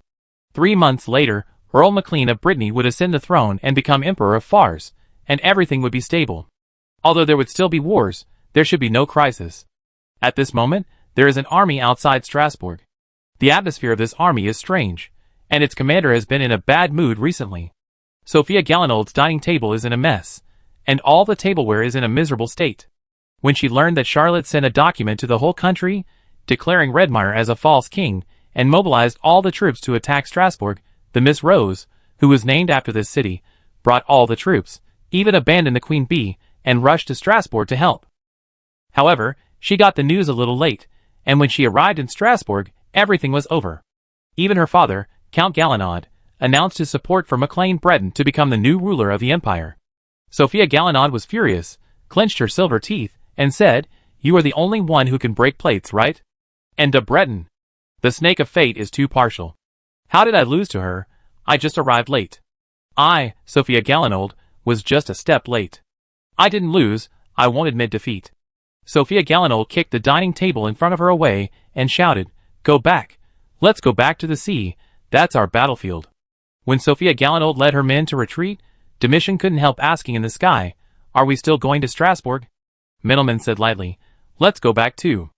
Latecomers are no longer qualified to sit at the table." Middleman was surrounded by all her saints. She received the intelligence earlier than Sophia Galinaud, but encountered the fleet of the Black Phoenix dynasty on the sea. It was a hard battle. Although she won a great victory, she arrived later than Miss Rose. Before leaving, Middleman took another look at Strasbourg and suddenly recalled that person. The image of Charlotte Mechlin seemed to overlap with that person. Both of them were so arrogant and unscrupulous, but one suddenly turned from a saint into a promiscuous playboy, and the other turned from a playboy into a love myth. If possible, Middleman suddenly wanted to exchange with Anne de Brittany. The imperial rose occasionally wanted to be folded in someone's hands. Chapter 401. Charlotte has become increasingly busy recently. After receiving the promise from his future father-in-law, he discussed with Antonio to give up the 11 cities in the Red Dragon Strait and let Antonio send people to take over. The location of the Red Dragon Sea is very critical. It has to face the orcs from the southern continent and is also a commercial channel. His Majesty Brittany would definitely not be at ease if he handed it over to others. Antonio is the best choice. Charlotte did not leave anyone in the 11 cities in the Red Dragon Sea. Whether it was the orcs or the humans who had recently defected, they were all taken away. These people cannot be digested in the South Seraph war zone. Well, South Seraph will be changed to an earldom only after the Count of Brittany ascends the throne. Charlotte also took part of Behemoth, and more were sent to Cappadocia. Before the handover, Charlotte did not forget to turn all the 11 cities into mazes. Although there is still some time, he also has to prepare to go to the Agras Sea to challenge Agmaras. Although Charlotte doesn't understand, what is the difference between going to the Agras Sea to challenge the evil god and being forced into the evil god arena? But he decided to go by himself. Charlotte planned to take the Holy Light Kingdom to the Agras Sea if it could be repaired, otherwise he would use the Queen Bee. Sophia Galinaud should be a qualified captain now, and she can become a new member of his adventure. Well, in fact, senior sister Middleman is also fine, he is not picky. When Charlotte mobilized the Knights of Favonius, he discovered one thing. After he led the army to besiege Strasbourg, the number of troops not only did not decrease, but increased by more than 20,000 to 30,000 people. He took over the private knights of Prince Redmire and Duke Mosred, and also gathered all the gang members in Strasbourg, so that the Knights of Favonius could expand their forces again. Especially the Knights of the two nobles, they were all elite, and some were even extraordinary. Redmire died, and Duke Modafus and Duke Mosred fled, leaving the knights behind. This wave suddenly gave Charlotte a lot of talents, and these talents were all cautious and humble. Well, they were all worried about being regarded as rebels, and being dragged out to chop off their heads. Charlotte gathered the Labyrinth Guards, and the most elite teams to Sedona City on the front line of South Seraph. Although he did not go back, he missed his old rival Chloe. Charlotte was ready to wait for the war to start, and then let the old goat take action to capture this high-level extraordinary alive. Well, you can try to persuade him to surrender. Even if you can't persuade him to surrender, you can let him live. Who made the two of them fight a tacit war for so long? They have accumulated some friendship. While Charlotte was desperately tossing his knights and territories, he did not forget to sort out the central government office from top to bottom. Although in the administrative sequence of FARS, the central government office is not high in status, far below the ministers, and the director is only a 12th level 5th level political official, it is the core department of the empire. Charlotte is now the Count of the Empire, and the son-in-law of His Majesty Brittany. He is a close confidant, a loyal follower, and a powerful person. If he wants to forcibly intervene in the affairs of the central government office, no one dares to interfere in the affairs of this department, not to mention the entire imperial government sequence. A few days after the funeral of the Countess, when Charlotte was processing documents, he accidentally found the documents of the Imperial Rose Fleet and the East Wind Fleet swearing allegiance. Charlotte hurriedly copied these two documents to the royal office. The central government departments of the empire have always been the central government office, the royal office, and the queen's office. Antonio is now in charge of the royal office, and as for the queen's office, since Fars has no queen for the time being, Sister Karen is acting as the temporary agent. After copying these two documents, Charlotte also drafted the rewards for Melman and Sophia Gallinold. When he was drafting the documents, he suddenly felt that things had changed. He, Charlotte Mechlin, can now decide the promotion and demotion of many imperial officials. Many orders do not even need to be consulted, he is the highest decision maker. After handling government affairs for a while, Charlotte felt a little dizzy, so she left her work and went to look through old documents. There are a lot of top-secret documents in the central government office, which Charlotte could not access before, but now he can look through them at will. There are a lot of ancient secrets, imperial secrets, and even many legends about gods. Charlotte needs this information very much. He looked through it for a while, and found a top-secret document from Kilmanham prison, dated 3 months ago. After all, Charlotte had worked in this prison before, so she couldn't help but open it out of curiosity. Generally speaking, there is nothing new in prisons. The top secrets from 3 months ago may have been outdated. Charlotte took a look and felt a chill all over her body. The content of this top-secret document is: a riot occurred in the demi-plane at the bottom of Kilmanham prison, and more than a dozen people disappeared. The demi-plane at the bottom of Kilmanham prison is one of the great secrets of the empire. Only a very small number of high-ranking officials know about it, and many nobles, who are not in key positions, may not know about it. Every year, the empire transports a large number of prisoners here, erases their memories, forges their identities, and makes them residents here, exploring ruins for the empire and digging for wealth. This is a one-way passage. All prisoners come and go, and no one has ever left. The empire absolutely does not allow the public to know about this. Even most of the empire's bureaucrats are not allowed to know. However, these things are not important. What is important is that Captain Huntington is on the list of missing people in this riot. Even the current warden does not know the identity of Captain Huntington. There should be a few people in this world who know that Captain Huntington is Zimmerman Axel Robin, such as the old Emperor Julius Axel VI, who must know, and even gave the order. Well, now Charlotte knows why Julius Axel VI did not kill Zimmerman, but just wiped all his memories and exiled him to a half-plane, because he is the old emperor's grandson. But now, the only people in the world who know that Captain Huntington is Zimmerman Axel Robin are probably Middleman and Charlotte Mechlin. For a moment, Charlotte didn't know who to discuss this matter with. Why did Zimmerman disappear? Didn't he lose all his memories? Or is he just missing normally? After all, the bottom floor of Kilmanham prison is a demi-plane abandoned by the gods, and once had a brilliant civilization. But Charlotte always felt that this matter was not that simple. Chapter 402. Charlotte has never been loyal to Julius Axel VI. He is a time traveler. Why would he play the game of loyalty to the emperor? Charlotte has never cared about the laws of the empire. Well, according to the laws of Earth, Many of the laws of FARS are quite illegal. As for the various crimes committed by Zimmerman, Charlotte has also studied them. After all, he helped Middleman burn the information. According to the morality of Earth people, there is no particularly heinous crime except dueling and killing. So his feelings towards Zimmerman were complicated, a little bit novel, and a little bit envious. Charlotte hesitated for a moment, gently touched the whisper of destiny on her hand, and the golden snake ring suddenly gave a very clear instruction, asking him to burn the top-secret document. Charlotte was shocked. Whisper of Destiny had almost never given such clear instructions, and it also clearly told him that Zimmerman had escaped, not a normal disappearance. This matter is really interesting. Charlotte rubbed her hands together, and a blood flame flew out, igniting the document. He decided to follow the oracle of the Snake of Fate. However, after get off work, he decided to find Antonio and tell this matter to his brother-in-law. After all, Antonio had participated in the siege of Zimmerman.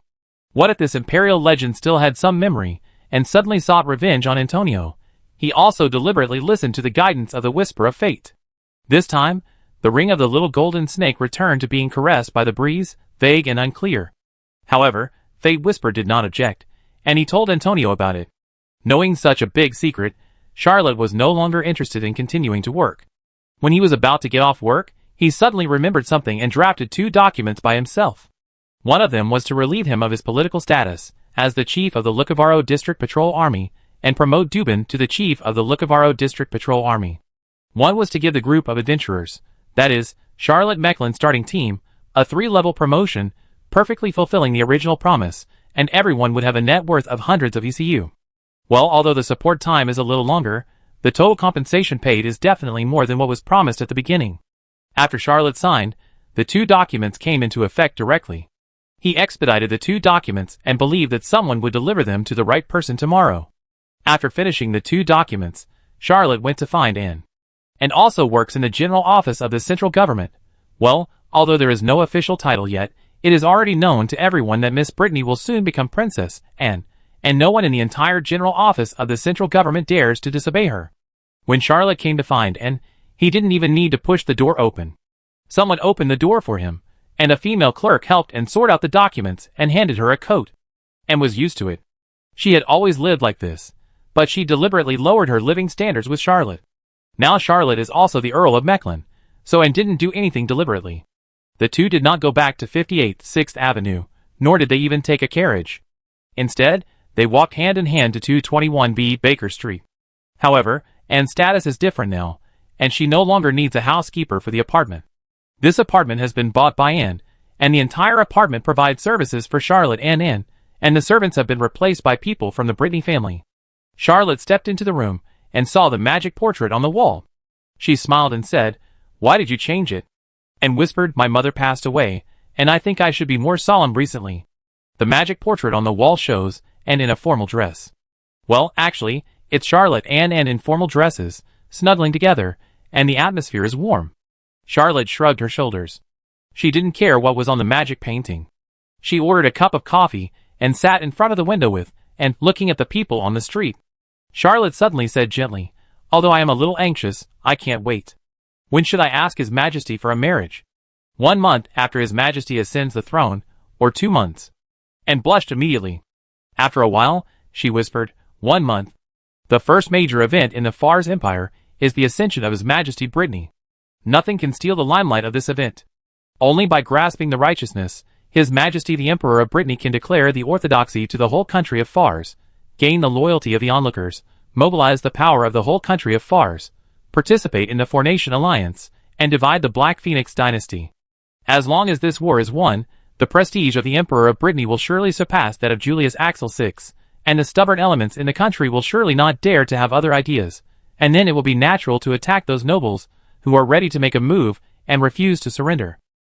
Although Charlotte was a little anxious, after all, he was not young anymore, and it was almost 3 years since graduation. But she could only wait patiently for this big event to pass, and seemed to be immersed in happiness. After a long time, she felt a little sad and whispered, "It's a pity that my mother can't see me get married." Charlotte held Anne's little hand and whispered, "Mrs. Nanny Brittany Axel will bless us." Anne leaned gently on Charlotte's shoulder, and the 2 did not speak for a long time. The 2 stayed at 221B Baker Street until the evening. Charlotte was ready to take him home. After they got on the carriage, and suddenly whispered, "My father gave me Prince Redmire's mansion." Charlotte suddenly became excited, and had her own house, so she might not have to go back to 58 6th Avenue. However, Anne's next words dispelled his delusion, and whispered, "After we get married, we will move there, okay?" Charlotte nodded. He didn't have such a grand house in Strasbourg. As a fiefdom earl, his mansion must be in his own fiefdom.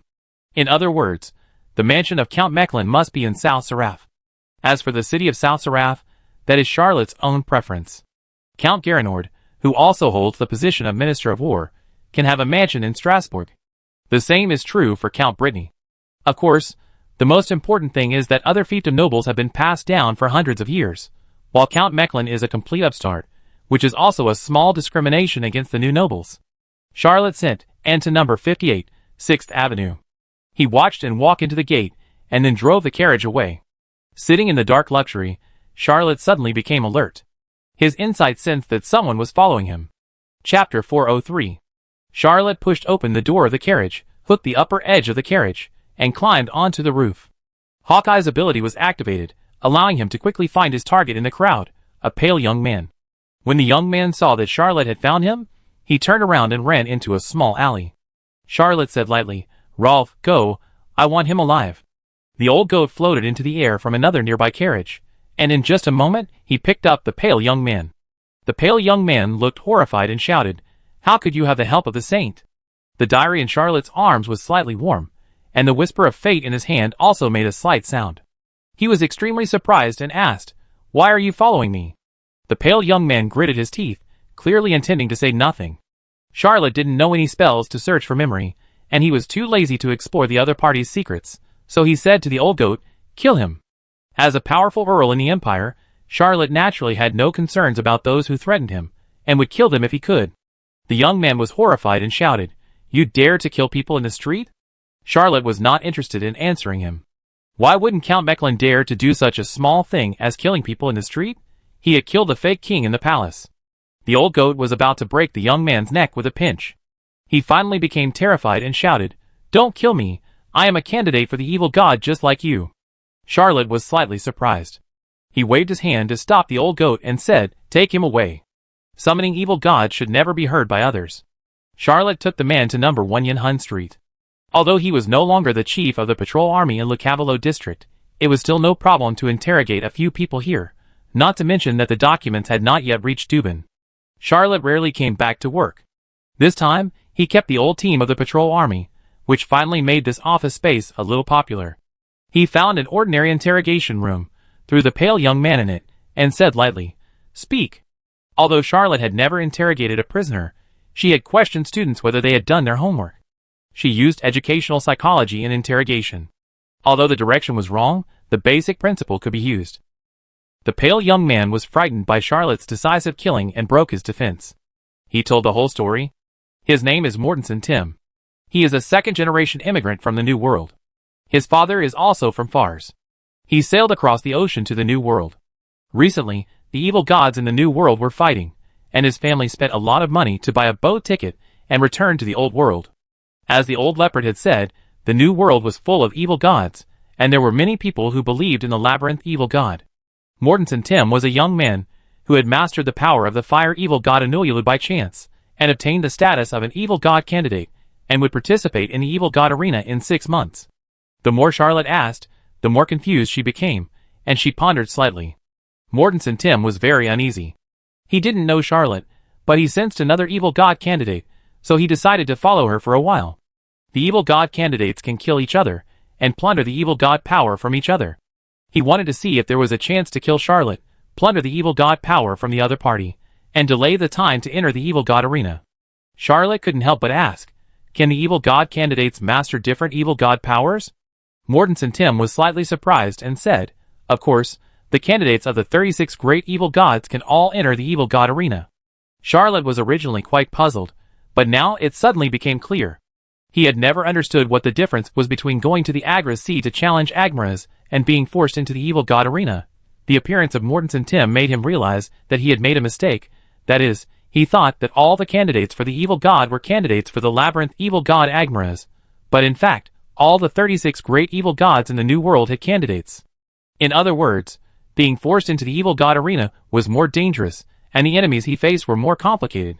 Charlotte asked about some things, and was about to kill the pale young man. Mortensen Tim followed him for no reason. What did he want to do? He could figure it out with his toes. Although he didn't know, the evil god candidates could kill each other, and plunder the evil god power from each other. Charlotte gestured to the old goat, and Mortensen Tim immediately screamed, "I have important information. As long as you spare me, I can give you a great advantage in the evil god arena." Charlotte shrugged and said, "I don't need any advantage. Besides, if this information is important, why don't you use it yourself?" He didn't want to go to the evil god arena. Although challenging Agmaras was also difficult, Charlotte guessed that the probability of survival was higher than going to the evil god arena.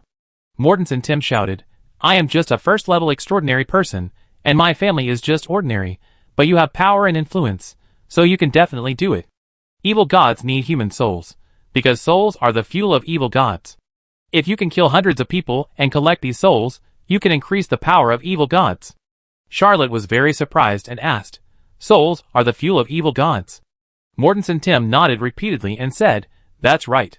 Charlotte asked curiously, "Then why don't you go kill people?"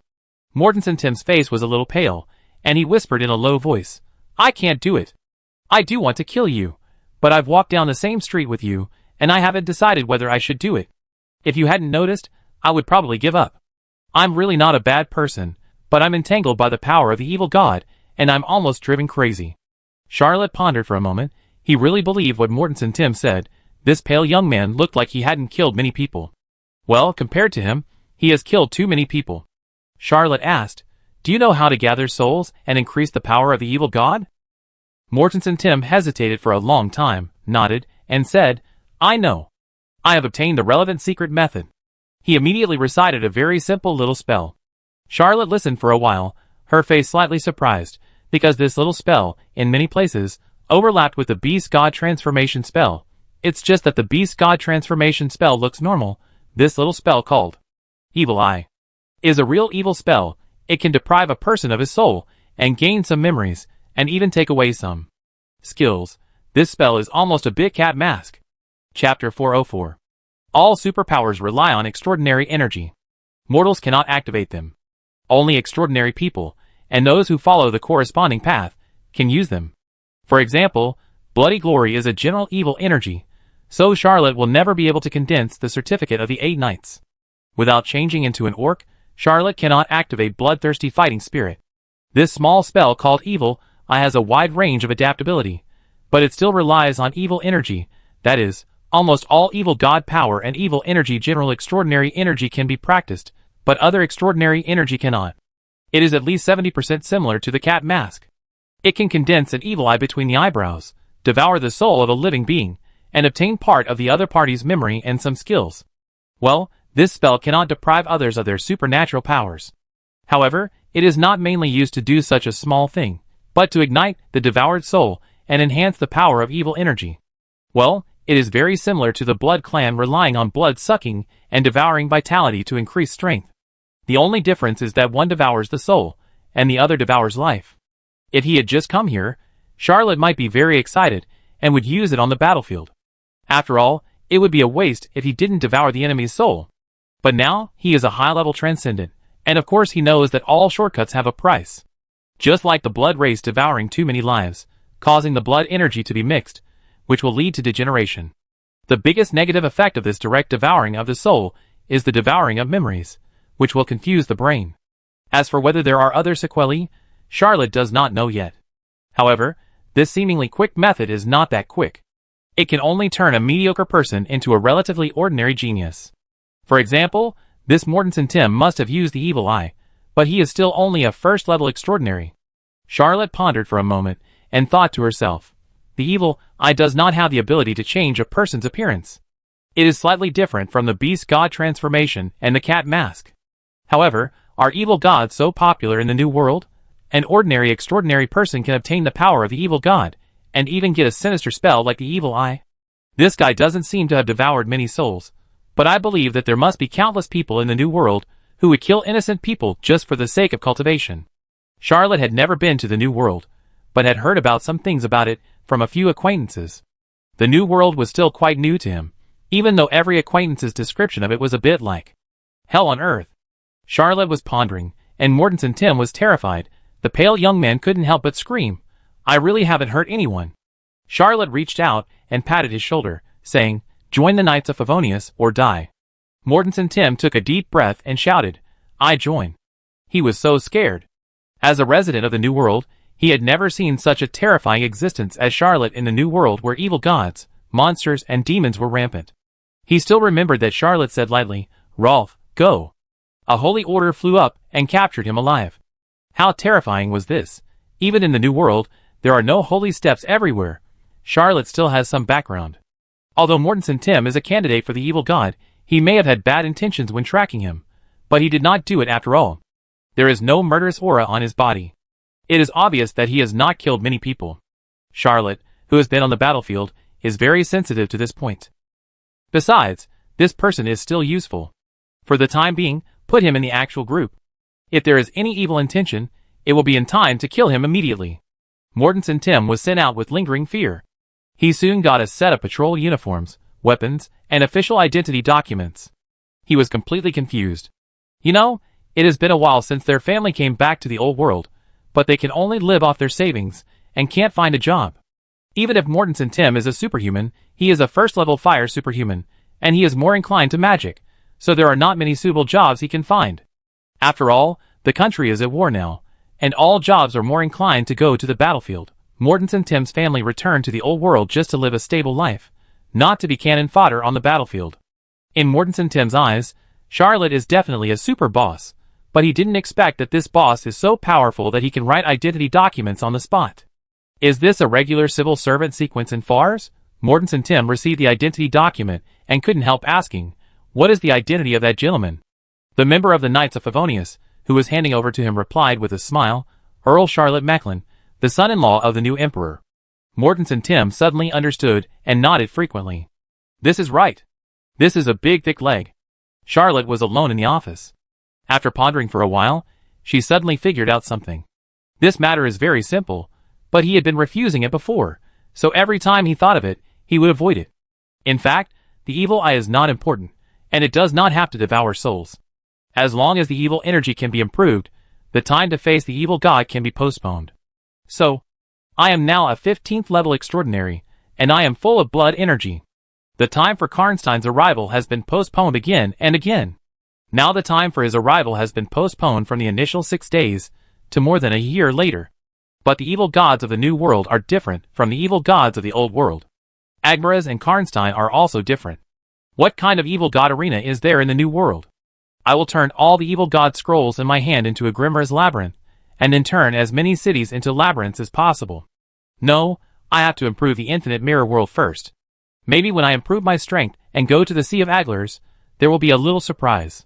Charlotte was silent for a long time, opened a magic mirror, passed through the infinite mirror world, and set foot on St. Michael Island again.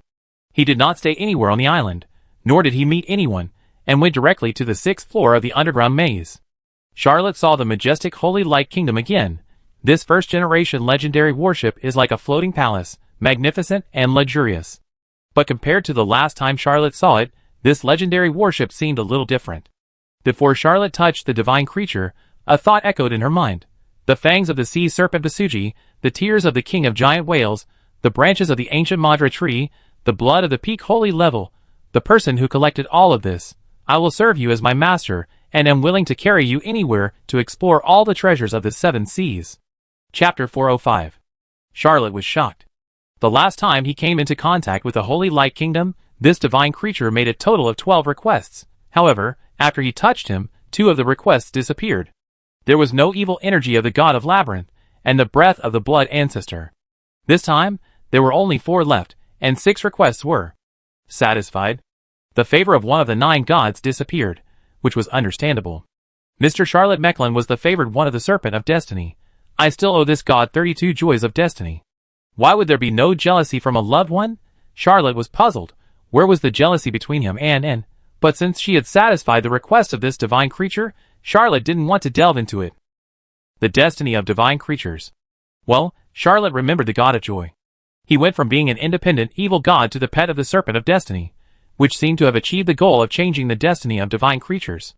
The grace of the Red Dragon Emperor, the reward of the Lionheart King, and the indifference of serving the monarch, Charlotte had all these, so there was nothing to doubt. When Charlotte touched this divine creature again, he could even feel the emotions in his heart, full of pleading, but mixed in the pleading, there was also hidden evil. For the first time, Charlotte felt that this was an evil divine creature. He was completely different from Saint Michael, and they were definitely not from the same place.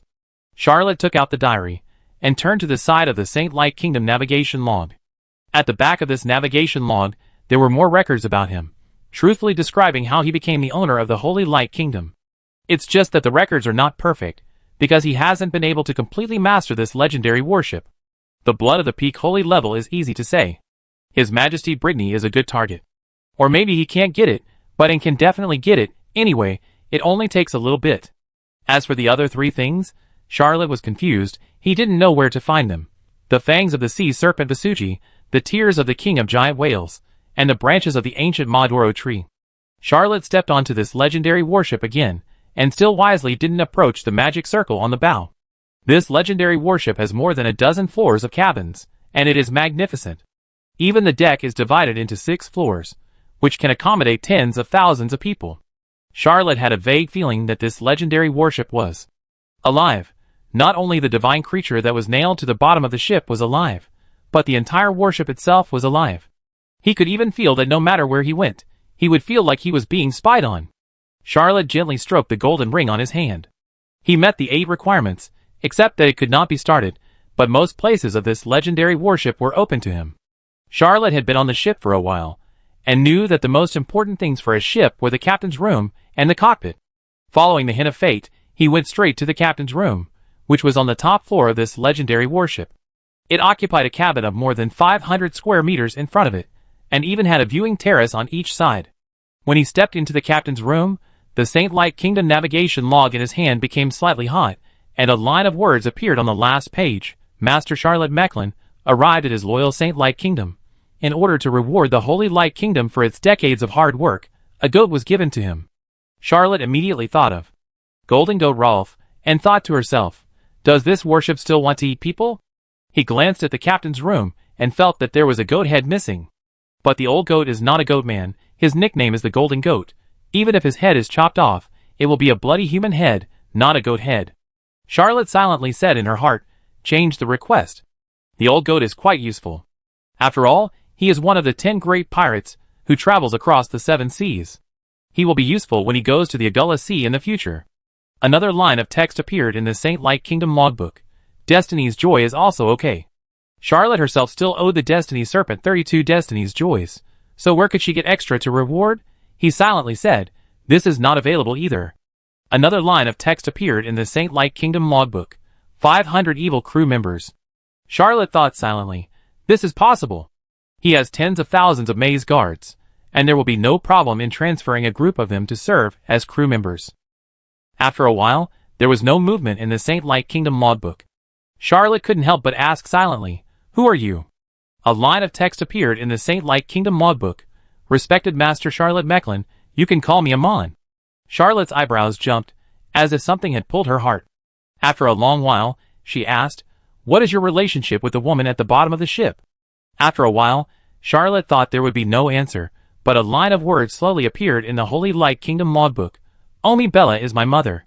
Although she is unwilling to admit it. Charlotte didn't know how to accept this for a moment, but a line of words slowly appeared in the Holy Light Kingdom logbook. Master Charlotte Mechlin, there are markings on the sea chart in the captain's room where to find the fangs of the sea serpent Vasuji, the tears of the giant whale king, and the branches of the ancient Madura tree. But I don't know how to get the blood of the peak holy level. Charlotte took a look around the captain's room, and saw a huge sea chart. It marked the old and new continents, and also drew countless islands, and even the ocean currents of the 7 seas. He reached out and pressed on the sea chart, and the huge sea chart immediately responded, and 3 coordinates lit up. Charlotte silently memorized the 3 coordinates, and the whisper of fate suddenly made a rustling sound, constantly issuing warnings. He didn't know what happened, but he immediately activated the light speed technique X10, ran out of the captain's room, and didn't even take the normal route, but jumped off the side of the ship. Charlotte had just jumped off the Holy Light Kingdom, and a huge roar sounded behind him. The divine creature that was nailed to the bottom of the ship suddenly became agitated, and sent out thoughts, like wild waves, sweeping across the entire cave, as if giving birth to an ocean storm. Fortunately, Charlotte was well prepared and jumped into a magic mirror. The moment he stepped into the world in the mirror, he saw that the entire Holy Light Kingdom seemed to be alive. The cracked hull was quickly healing, the damaged cabin was automatically repaired, and even the broken mast was erected again. The divine creature at the bottom of the ship suddenly opened its eyes. Charlotte didn't dare to be seen by him, so she chose to return. Chapter 406. Charlotte reappeared at number 1 Falcon Street, still in fear. He didn't know what happened. He didn't know what would happen if he stayed, but the reminder of fate made him not want to try. Charlotte had a hunch that something strange must have happened to the Holy Light Kingdom, and this change was not in the original design. As for why this change occurred, there is no way to know for the time being. Charlotte didn't stay at number 1 Falcon Street for long. He originally lived at number 221B Baker Street during this period, but now he decided to go back to number 58 Élysée Country Street to play with cats. Back at number 58 Élysée, Charlotte saw 3 clever cats. He was not at home all year round, but thanks to the cat spirit magic taught by Winnie R. Zeno, he had always communicated well with the 3 pets. Charlotte waved her hand, and the 3 clever cats jumped onto his knees and coiled around him. Charlotte gently kneaded the 3 grown cats. Because of the good diet and Mrs. Nance's good care of them, the 3 clever cats were all shiny and smooth. Because they often used psychic communication, the 3 kittens were obviously more spiritual than their peers, and were very smart and clever. Surrounded by 3 cute kittens, Charlotte suddenly fell asleep on the sofa. In her dream, Charlotte suddenly felt empty, and her body tilted, almost thinking she fell down. When he stood up, he found that he was not at home, and he did not fall off the sofa. The surrounding environment made him call out softly, "Aunt Karen, is there something you want to talk to me about?" "Not that, old lady, I want to talk to you." "Nothing much, I just want to see how your Arthur's secret method is going." Charlotte suddenly felt terrified. He had only heard this voice once, and almost forgot it afterwards. But when this voice sounded again, he realized how scared he was. When he devoured the blood essence of Baron Leo's blood servant, he was backfired by the boiling original blood and had to forcibly practice the blood cleanse mantra. He heard this voice. At that time, the leisurely voice came from the endless void. "Little guy, Arthur's secret method is not so random." Then a will invaded his mind. This will did nothing, just like plucking a string intentionally or unintentionally. The runes of the blood cleanse mantra that were originally unreachable were suddenly split apart in his mind, just like mathematical symbols. With clear veins, countless broken golden runes gathered into a book with a black cover and countless golden lights. Thinking of this mysterious voice and supreme will, Charlotte felt a chill in her heart. The voice chuckled and said, "Don't be so scared. I'm on a diplomatic mission to Fars, and visiting the Earl of Brittany." Charlotte couldn't help but exclaim, "You are?" A man who looked very young, but looked very old, appeared in Charlotte's sight. Seeing his shocked face, she couldn't help but laugh and said, "Let me introduce myself. I'm Juno Arthur. Last time, you must have thought you met the blood ancestor of Arthur. Sorry, the blood ancestor is not that easy to meet." Charlotte was shocked by the name. Each of the 5 empires has a number 1 strongman. The number 1 strongman in Ingrima is Count Lamarok of Champagne. The number 1 strongman in the Black Phoenix dynasty is Viscount Khan's Tank, and the number 1 strongman in Fars is naturally Count Brittany. No, His Majesty Brittany. The number 1 strongman in Byron is this Juno Arthur, the number 1 strongman of the Blood Clan. Juno Arthur laughed softly. "Last time, I also came to visit my old friend Count Brittany. On the way back to Byron, I met you and helped you. But why didn't you practice Arthur's secret seriously? The Blood Clan's mantra is all-encompassing and omnipotent. As long as you practice this secret to the deepest level, all the power in the world will be at your fingertips." Charlotte couldn't help asking, "Why did you help me?" He immediately realized that he asked a stupid question and said, "Have you known me for a long time?" Juno Arthur nodded. Charlotte felt cold all over and asked, "Are you very familiar with the Count of Brittany?" Juno Arthur smiled and said, "When I was young, I was rebellious and came to Fars to study at university. I was a classmate of Brittany for several years. At that time, the 3 of us were inseparable, and have remained friends ever since." Charlotte asked, "3 people?" Juno Arthur nodded and smiled, "And Constantine?" Charlotte had a dangerous idea in her mind and asked, "Is Viscount Constantine also joining this time?" Juno Arthur smiled and replied calmly, "Otherwise, Why is it to divide up the Black Phoenix? Constantine will become Count Constantine of Byron. Charlotte found that she seemed to know everything, but she really didn't want to know these things. Juno Arthur chuckled and said, I will stay in Strasbourg for a while. For the sake of my old friend, I will help him train the younger generation. Charlotte seemed to be in a dream. He could never have imagined that a teacher would suddenly fall from the sky. He couldn't help asking, do you mind that I practice bloody glory? Juno Arthur sighed and said, you should also know that vampires have no reproductive ability, and can only be transformed into new vampires through secret rituals or the first embrace. Although Byron is an empire, the population of the Blood Clan has always been low. The total population of the 31 clans does not exceed 20,000, even less than 1,000th of the total population. Whether it is the secret ritual or the first embrace, they are both very inefficient methods. What's more serious is that the Blood Clan's concept is too exclusive. The Blood Clan population has not increased for so many years. Because of this war, it has even dropped by several hundred. If we don't absorb more new blood, maybe in a few hundred years, there will be no more vampires in this world. Compared to the population crisis, all other hatreds can be put aside for the time being. Besides, you don't hate vampires, right? Charlotte really didn't expect that it was because of this reason. He knew that the vampire population was indeed small. The few vampires he had met, such as Baron Leo and Julian, were quite friendly.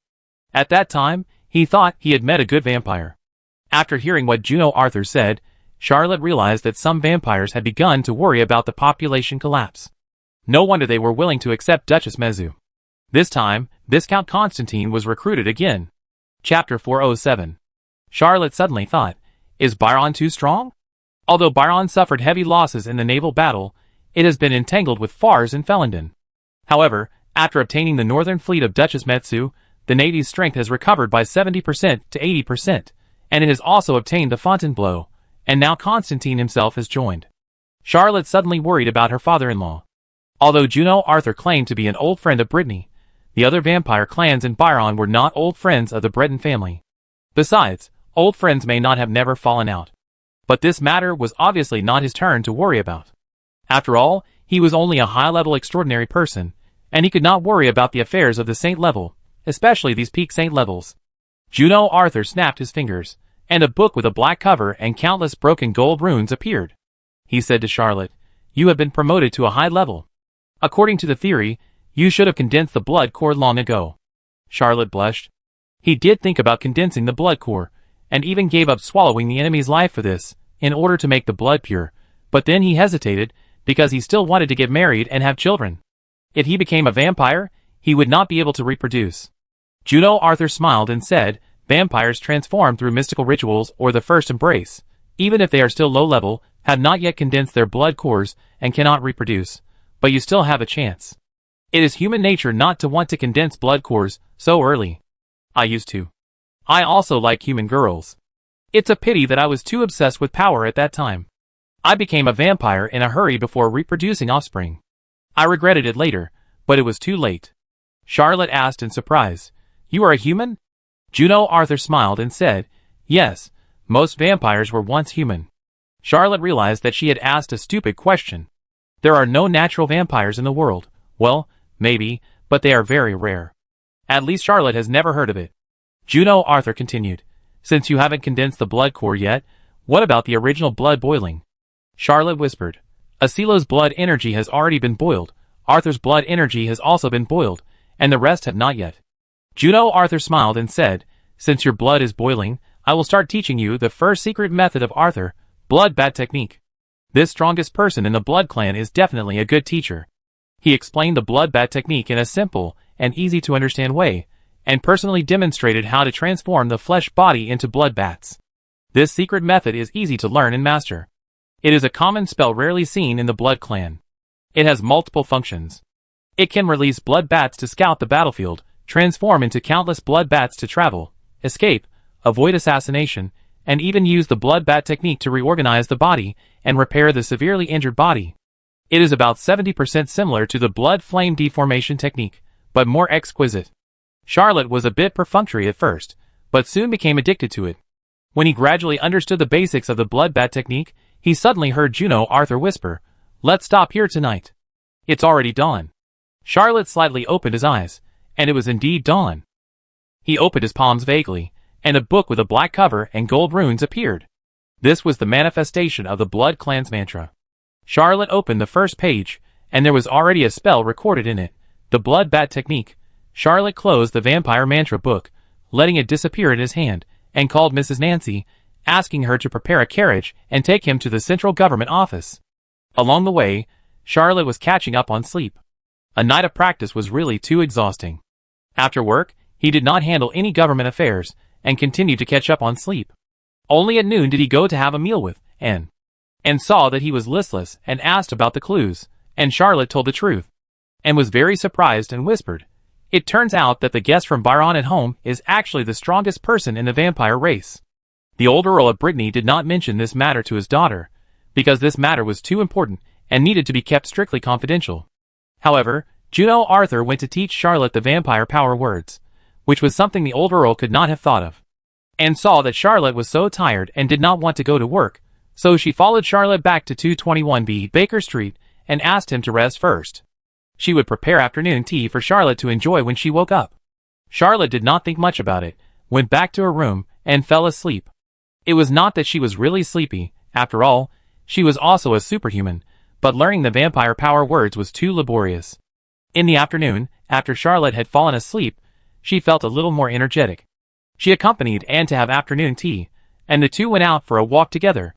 In the evening, Charlotte sent Anne back to 58 6th Avenue, and never went back to 58 Élysée Field Street. Instead, she went to Baker Street. When he sat on the sofa, he immediately felt sleepy and closed his eyes involuntarily. This time, when he opened his eyes, he still saw the grassland with birds singing and flowers blooming.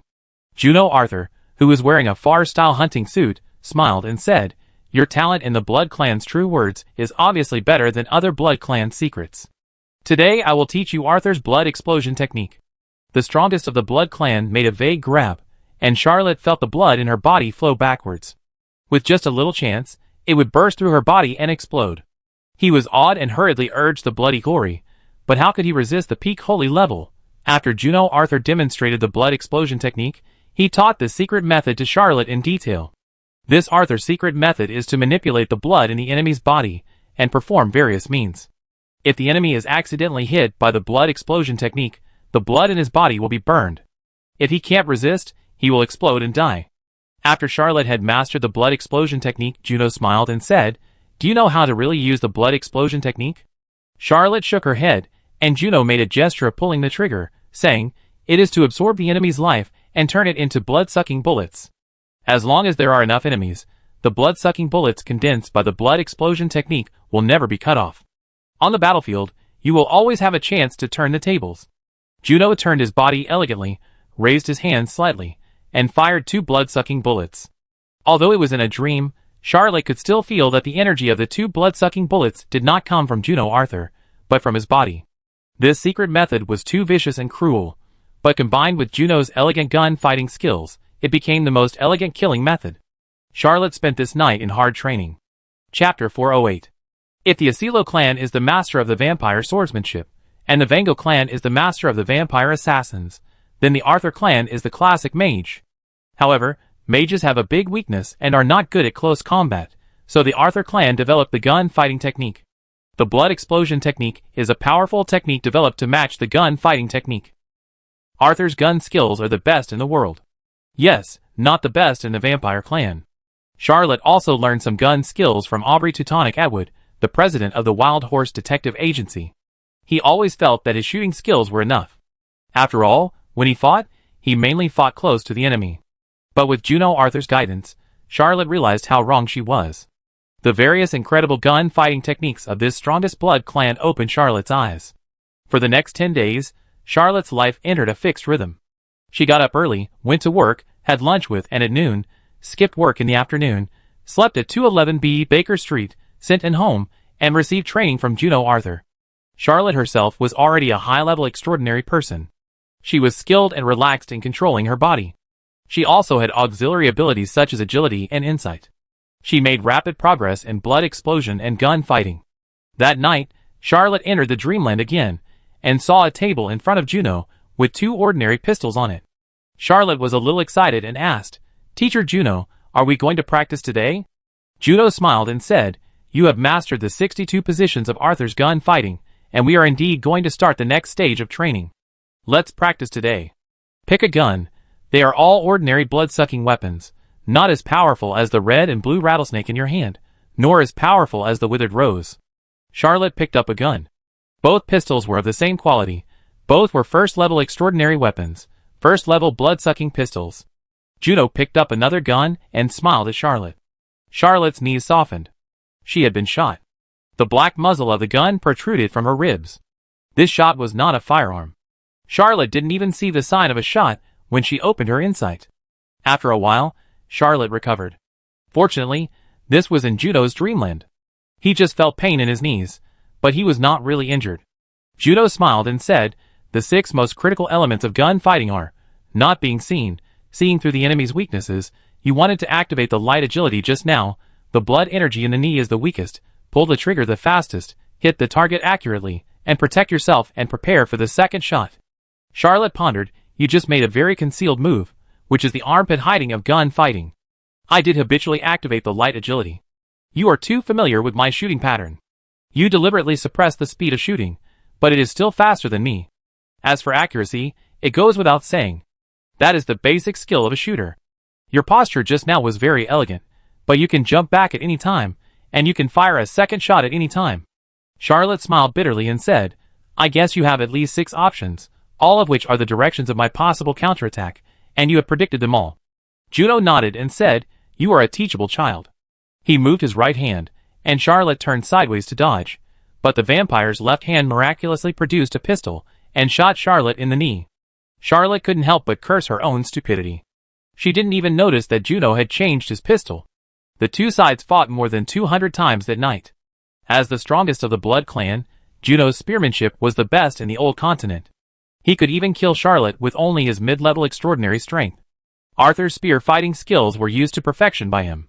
He didn't even need a second shot to injure Charlotte, who had already entered the high level.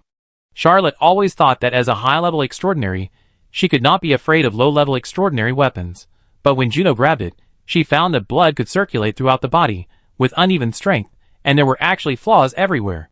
Although these flaws might be fleeting, if they were caught by a smart enemy, it would be the difference between life and death. The next morning, Charlotte woke up with pain all over his body, especially his knees, which were so painful that he couldn't bear it anymore. Now he knew that although the light agility technique was very powerful, it was not without flaws. Every time he used the light agility technique, his knees were easily shot. Charlotte didn't go to work that day. Anyway, he was now the top manager of the central government office, and no one would record his absence. At noon, Anne and Antonio came together. When Antonio saw Charlotte, he said solemnly, "Zimmerman is indeed not dead. How could he not be dead? I remember it clearly at the time." Charlotte shrugged her shoulders, poured Antonio a glass of beer, and said, "I can't answer this question. You have to know that I was a poor clerk at that time, and had no access to any secrets."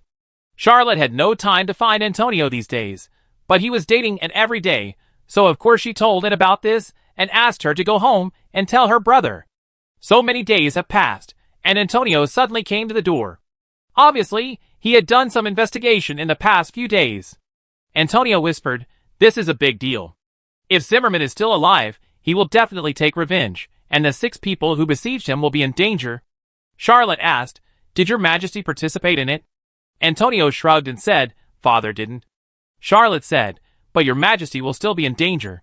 Antonio sighed and said, "I shouldn't have listened to that old man with Brandon." Antonio fell into deep self-blame. Charlotte raised her eyebrows. Even if he was just the son of a merchant, she had heard of the name Wood Brandon. He was the head of the imperial ministers and the chancellor of the Fars Empire.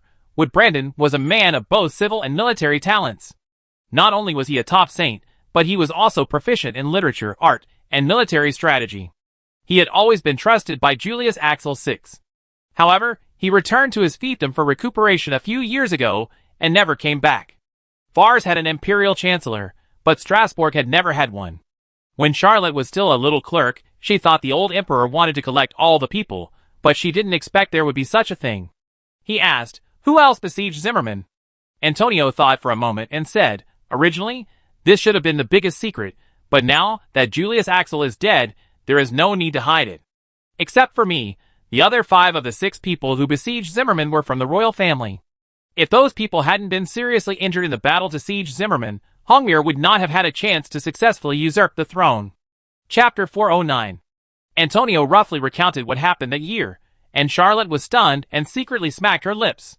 Zimmerman was too outrageous at the time, so the Imperial Prime Minister Brandon decided to deal with this. Imperial Scar, but Zimmerman was too powerful, so he could only invite 5 saints from the royal family, and also Antonio. At a cocktail party, he first cursed Zimmerman 6 times, and then ordered the 6 top saints to besiege him. Zimmerman attacked angrily at that time, and the first blow severely injured Brandon. In the fierce battle, all 6 saints who besieged him were seriously injured. Antonio was the least injured, and it took him half a year to recover. Since then, he has never seen the Prime Minister of the Empire, Brandon, or the other 5 royal saints. Charlotte couldn't help but complain. The Axel family is really asking for trouble. The Axel family has Princess Axel and 5 royal saints who can participate in the siege of Zimmerman. If these forces are there, how could someone plot to usurp the throne? Even the Count of Brittany didn't dare to make any move. But who could have known that a small plot by the Prime Minister of the Empire, Brandon, would greatly weaken the power of the Axel royal family? This Prime Minister of the Empire reminded Charlotte of a genius military strategist in a classic online article. This person could make every plan count, but every plan was wrong. He was also a first-class talent. Antonio said, I also told my father about this matter, and he asked me not to tell anyone else. I can't think of a way to deal with Zimmerman for the time being. Although I have the dragon-beating stick in my hand, I still have no choice but to run away from Zimmerman. Charlotte said, maybe he really has lost his memory. Don't worry too much. Or maybe find a few extraordinary people in the prophecy department to try to find his whereabouts. Antonio shook his head and said, I have already looked for it, and those prophets can't find any traces. It's like this person has disappeared from this world. Annie suddenly asked, have you checked whether anyone has left Kilmanham prison recently? He disappeared in the half-plane at the bottom of Kilmanham prison, but he may not be able to escape. Antonio suddenly became excited and said, I go check it out now. He left in a hurry, without disturbing Charlotte and Anne's world of 2. This matter made the future strongest man of the Empire very troubled. He must find a way to solve this big crisis. At night, Charlotte sent, and back to number 58 6th Avenue. Now the old Earl has moved out. Although he has not yet ascended the throne, he has already lived in the palace. After all, he has to deal with government affairs every day and control the power center of the empire. Now only Antonio and Anne live here. Charlotte watched and walked through the gate and was about to turn around and leave when she suddenly saw a very gentle man, just like in the dreamland, gentle, young and full of vicissitudes, as if he had experienced countless years and seen countless human scenes. Charlotte had seen this strongest vampire many times in the dreamland, but she had never seen him in the real world. Juno walked past Charlotte like the wind, and suddenly he had a very beautiful box in his hand, with the Arthur family's decoration on it. Juno smiled and said, I give you a gift. But you have to open it when you are alone. The strongest vampire left gracefully after saying this. After Charlotte took it, he stroked the whisper of fate, but got a meaningless sound. He put the gift away, wondering why Juno gave him a gift. Charlotte took the box and returned to 221B Baker Street. He opened the box and found a transparent crystal test tube inside. There was dark red blood inside, and there were faint golden runes in the blood, which appeared and disappeared at will, which was very beautiful. Charlotte immediately understood that this was Juno's blood. With it, she could use the secret rituals to reincarnate into Arthur's vampire without going through the first embrace. Charlotte took out the crystal test tube made of magic alchemy, and couldn't help but think of the Holy Light Kingdom in her mind. He stroked the whisper of fate again, and this time he felt extremely happy. The whisper of fate urged him. Charlotte didn't hesitate much. Although the Holy Light Kingdom seemed to have a big problem last time, the whisper of fate would never be wrong. If it was wrong, it meant that the Serpent of Fate already hated him. Being hated by one of the 9 gods, no matter how cautious you are, it is useless to escape danger. A quick death is the best choice. Charlotte passed through the infinite mirror world, and set foot on St. Michael Island again. When he reached the 6th level of the maze, he found that the Holy Light Kingdom had been completely renewed, just like a new one. Although the ancient magic warship did not look dilapidated, the Holy Light Kingdom at this moment even made people think that it could sail at any time.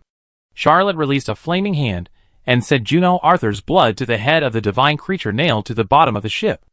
The divine creature made a terrible sound, Arthur, Arthur, Arthur. The crystal test tube containing Juno Arthur broke, and not a drop of blood fell to the ground. All of the blood floated to the forehead of the divine creature, was absorbed by the divine creature, and directly penetrated into the skin. Charlotte looked at this scene in surprise. He felt that the effect of the blood at the peak of holiness might be different. Juno Arthur's blood might be better than the Count of Brittany's, but not in terms of quality, but in terms of properties. The divine creature named Amabella was full of light, and even covered the holy light kingdom with a thick layer of light. Under the light, the ancient magic worship continued to shrink, turning into a streak of light, flying into the air, and fell into the golden ring in Charlotte's hand. Charlotte raised her left hand, and there were 3 golden rings, one of which was in Sophia Gallinul's hand, and was the key to controlling the queen bee. There was also a ring that devoured the body of Saint Michael, and turned into the whisper of fate, and its shape also became a golden snake connected head to tail. The last golden ring is the key to controlling the Holy Light Kingdom. Now it has become a ring shape formed by Amabella's body bending backwards, with her hands and toes touching. Although it is just a small ring, the body of Amabella, a divine creature, is still extremely graceful and full of temptation. Charlotte put it on her hand and muttered, "There are only 3 things left." She turned around and left the 6th level of the maze, and also left St. Michael Island. Chapter 410. Every night, when Charlotte was training with Juno, the intensity suddenly doubled. He felt that he had made great progress every day, but he could rarely last more than 3 shots in actual combat. What Charlotte did not realize was that Juno had already begun to suppress his strength at level 8, and slowly improve it to level 10. On this day, Charlotte was tortured to death again. When he was knocked down by Juno again, he was gasping for breath and heard Juno smiling and saying, "The actual combat training of shooting will come to an end from today. We should start the next training." Charlotte was slightly excited. Although he knew that the special training Juno gave him was a precious time that could not be bought with tens of thousands of ECU, he was really tired of being abused. He felt relaxed all over when he could change his training. Juno said, "Arthur's Blood Clan mantra has a total of 261 spells.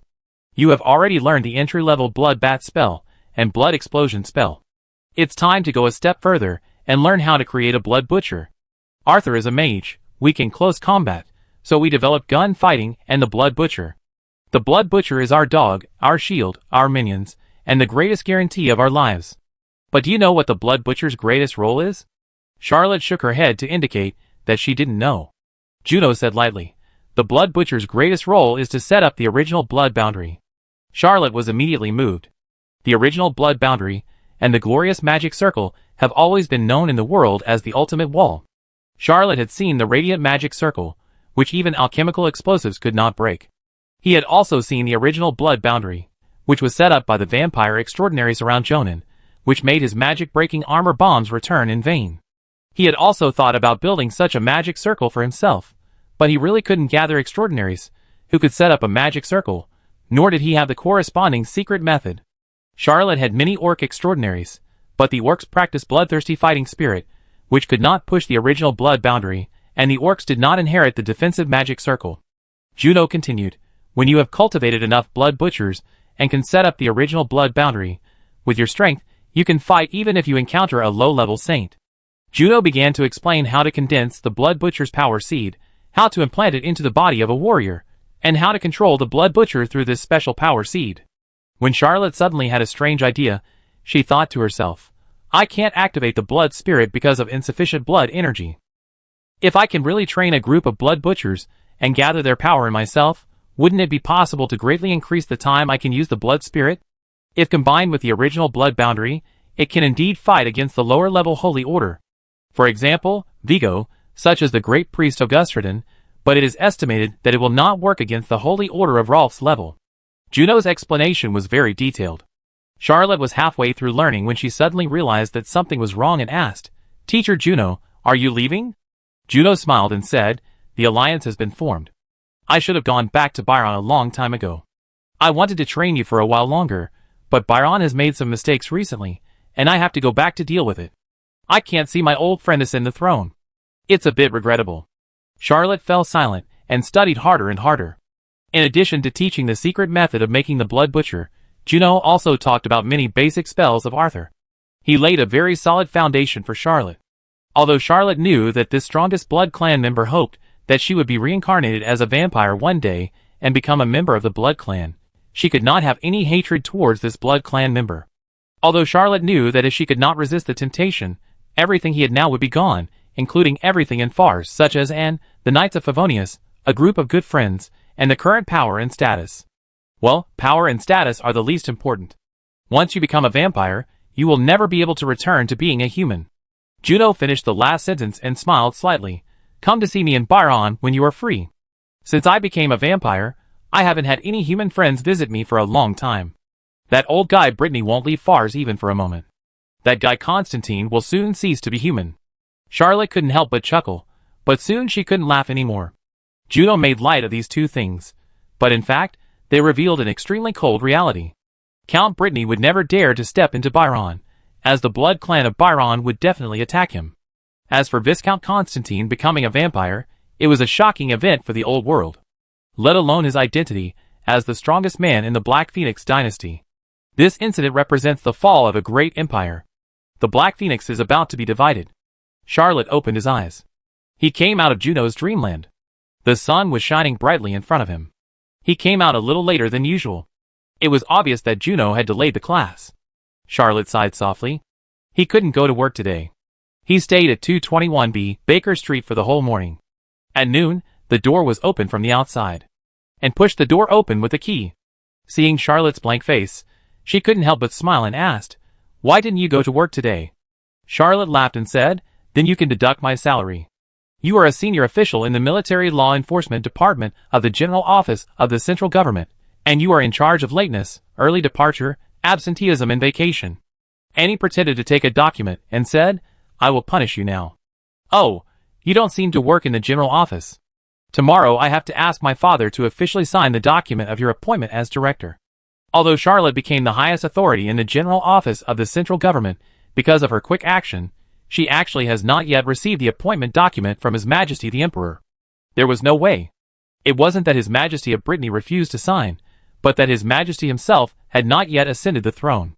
The two joked for a while, and went out to eat hand in hand. Although there was a team here to provide services for the two, and still liked to enjoy a meal quietly with Charlotte in an inconspicuous restaurant, because it would make and feel that the world was very quiet, and no one would disturb her and Charlotte. And actually liked this feeling. The two were in the restaurant, eating and chatting, when they suddenly heard a commotion on the street. A very imposing motorcade passed by the window, and the family emblem on the motorcade was a golden pheasant tail flower. The two looked at each other, and were surprised. This is the royal family, and judging from the size of the motorcade, this is a prince.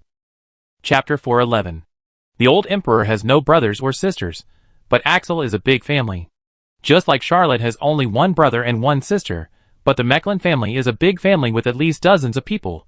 If Charlotte has property to pass on, she may give it to her daughter or grandson, but unless she has none of them, she is unlikely to give it to her brother's children, let alone Zimmerman's illegitimate son. Of course, the Mechlin family and the Axel family are not the same thing. Charlotte whispered, "He seems to be going to the palace," and nodded. The two of them left the table together. Charlotte left Yver and took Anne to the carriage. The carriage followed the convoy in front, and soon drove into the palace. The Count of Brittany had long controlled the entire Strasbourg and the palace. Now the entire palace has been replaced by people from the Brittany family. So the prince's convoy was blocked outside the palace. Soon, a man who looked like a butler went to negotiate with the palace guards. The Brittany family guards would not let them go directly. They stopped the prince and sent someone to inform Antonio. Antonio is now in charge of everything in the palace. Charlotte and did not follow the motorcade all the time.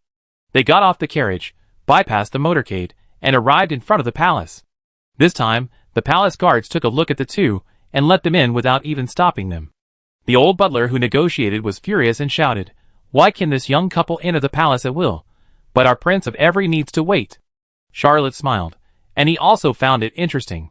Not long ago, he was a little clerk who might never have the chance to see the king in his life.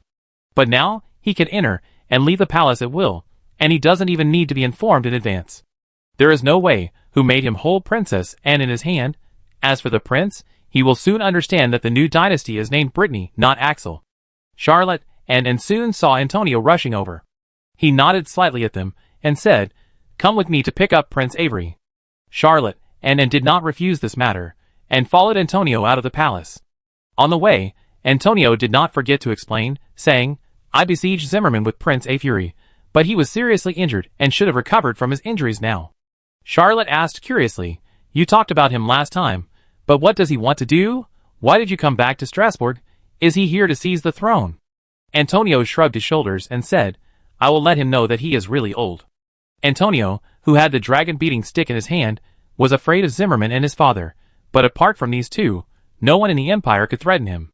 The three of them left the palace, and the old butler, who was still arguing angrily, suddenly stopped talking when he saw Antonio and returned to the caravan. A somewhat weak voice said, Is that Antonio? I am a fury. Antonio was slightly surprised, walked into the caravan a few steps, and opened the door of a carriage. Charlotte and followed behind. Charlotte looked over Antonio's shoulder, and saw a pale old man. He must have been seriously injured. He looked indescribably weak. Antonio asked, How could you be like this? Who else in the world could hurt you? After saying this, Antonio came to his senses and whispered, Your Highness, please come with me to see my father. After the convoy entered the palace, it was arranged to rest. Only one carriage, under Antonio's protection, went all the way to a palace in the palace. The old Count of Brittany had already received the news and greeted him outside the palace. Charlotte and followed him in. Normally, outsiders would be driven away for such secret matters, and the old Earl of Brittany would not let his daughter get involved in such matters, but the old Earl took a look at them and acquiesced to their presence. Prince Avery reluctantly got off the carriage, and his breath seemed very bad. The old Earl asked him to sit on the sofa and sent him a bottle of magic potion. The prince drank a bottle of magic potion with healing effect, and his complexion was slightly better. The old prince's first words surprised Charlotte. He said, Don't worry, old friend, I was not injured by Zimmerman. The old Earl of Brittany pondered for a moment and whispered, I guessed it. If I met Zimmerman, I might be able to escape unscathed, but you would probably die in battle. This sentence was said in a domineering manner, and did not give face to Prince Avery, but the prince did not mind and said, Yes. If I really met Zimmerman, I would definitely be beaten to death. I was beaten like this by Miniphos, whose territory is adjacent to mine. So he led his troops to attack my territory, and wanted me to surrender to him. Of course, I refused, and was severely injured in the duel. Fortunately, he was only Miniphos, and he was also slightly injured. I took the opportunity to take my family out of the territory, and returned to Strasbourg. I probably won't be able to fight anyone for a long time. If I want to get my territory back, I can only pin my hopes on Your Majesty. Several people in the room breathed a sigh of relief. Prince A. did not come to seize the throne, but to seek refuge, which was very comforting. This prince was able to fight with Miniphos, and both suffered losses. Although he might be worse than Antonio, he should be much stronger than the Golden Goat Rolf. As long as such a strong man recovers from his injuries, he will be the greatest help. Especially since this A. is also the prince of the Axel family, he is willing to support the Count of Brittany, which can greatly increase the legitimacy of the Brittany family's rule. The old Earl of Brittany patted Avery's hand and said, When I ascend the throne, I will certainly seek justice for the prince. I will help you get compensation for all your losses from the territory of Miniphos. Avery's mood really improved a little. He even asked, What are the identities of Charlotte and Knowing that, and was the eldest daughter of Brittany, he praised her a few words. When asked about Charlotte's identity, the prince said cunningly, I only have a daughter, no son. I wonder if Lord Mechlin is willing to change his surname to Axel, and become my stepson. This question is very difficult to answer. Charlotte didn't know how to answer for a moment. It is actually quite common to change surnames in this world. For example, Zimmerman changed his surname. Many married women also change their surnames. However, the way they change their surnames is to add an extra surname between their given names. It is very strange. Charlotte's surname is Huang. In fact, her surname is Mechlin or Axel. He doesn't care much. But this is a political issue, very sensitive. Chapter 412. The old Earl of Brittany smiled and said, We discuss this later. The future emperor made the final decision, and neither Prince of Rye nor Charlotte had room to speak. Although Charlotte did not expect to change her surname, since her father-in-law had spoken, she was happy to say, I will obey your majesty's arrangements in everything. Prince of Rye coughed twice. He was indeed injured, but he did not show that serious. He had heard of Charlotte, and knew his great achievements. If Charlotte changed his surname to Axel, the Axel family might not be unable to fully support him to become emperor. After all, and really has the blood of the Axel family. However, the old Earl obviously did not want to see the rotten things of siblings quarreling, and decisively stopped Prince Ivory's conspiracy. The old Earl said to Antonio, Prince Ivory's experience makes me feel deeply sympathetic. We can't do nothing. You and Charlotte, go and get Mozart's head back. Prince Ivory was slightly stunned, and then showed an exaggerated expression, but finally said nothing. Charlotte was also quite surprised. Why did Metaphys attack Prince Ivory's territory? But the old Earl wanted to take Mozart's head, but he has recently acquired some military knowledge, and after thinking about the territory of Duke Mozart, he suddenly realized it. Duke Mozart's territory is close to the Black Phoenix, and Antonio's attack on this duke can be a prelude to the 4 alliances dividing the Black Phoenix. On the contrary, Metaphys's territory is in the heart of Fars, and cannot be expanded at all, so he attacked the territory of Prince Ivory of the same clan. After dividing the Black Phoenix, it will be in time to deal with Metaphys. Charlotte and Antonio knelt on one knee together and said, We will not let down our emperor's trust. Prince Ivory coughed twice and said, I am seriously injured and can no longer fight, but I can let my 2 daughters lead the way for Antonio and Charlotte.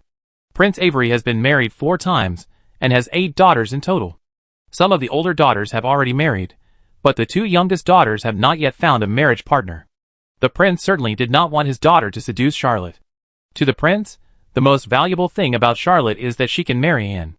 Apart from that, she is worthless. His target is Antonio. If his daughter can marry Antonio, she will definitely be the future queen. The old Earl of Brittany naturally knew the prince's plan. He smiled, and did not refuse. He said, You can set off today. Charlotte was not very interested in the prince's daughter, but he also saw that the Prince of Ivory seemed to be very interested in Antonio. He muttered in his heart, His Majesty Brittany may not want his son to marry a descendant of Axel's blood.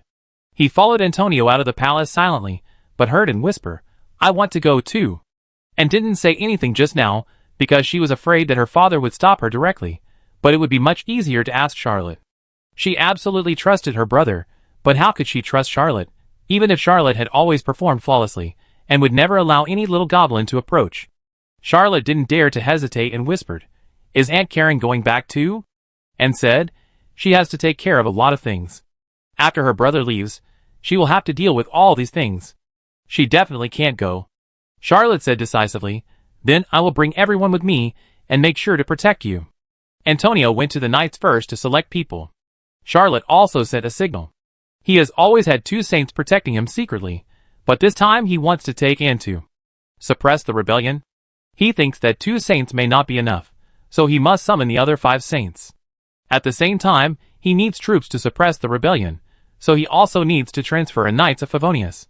10 minutes later, Antonio brought 20 knights. The army to suppress the rebellion will definitely not be stationed in the palace. He also needs to go to the military camp. As soon as the 2 of them met, 2 knights who looked quite heroic followed the team. Charlotte only took a glance, and knew that they were 2 female knights. After all, the body structures of women and men are different, and many postures are different. He only had a deep understanding of this kind of knowledge, when he was trained by Juno Arthur. Juno once said that women have greater flaws, after all, and was by her side, so Charlotte didn't dare to look at her too much. He retracted his gaze and muttered in his heart, These 2 daughters of princes don't look like pure girls. He couldn't help but say to Anne, Do you want to ride Miss Pumpkin? And was slightly surprised, but then asked, How did you know? Charlotte was immediately frightened and broke out in a cold sweat. He didn't dare to explain. This was the rich life experience of Charlotte Macklin. She hurriedly whispered, This is also for precautionary purposes. In case Antonio can't hold back, some things can't be explained clearly. And pondered for a moment and whispered, Even if nothing happened, it's not easy for my brother to explain it clearly. She immediately called a royal guard and asked him to go to the Earl's mansion and bring her Miss Pumpkin over. Miss Pumpkin's cart-pulling beast is not a horse, but a unicorn. The unicorn only allows pure girls to approach, so choosing a unicorn as a cart-pulling beast is often also an oath that a certain family lady is pure and flawless. Charlotte secretly regretted and thought, Why am I so talkative? Even if Antonio is involved, it is better than me being suspected by Anne, right? Fortunately, I am smart.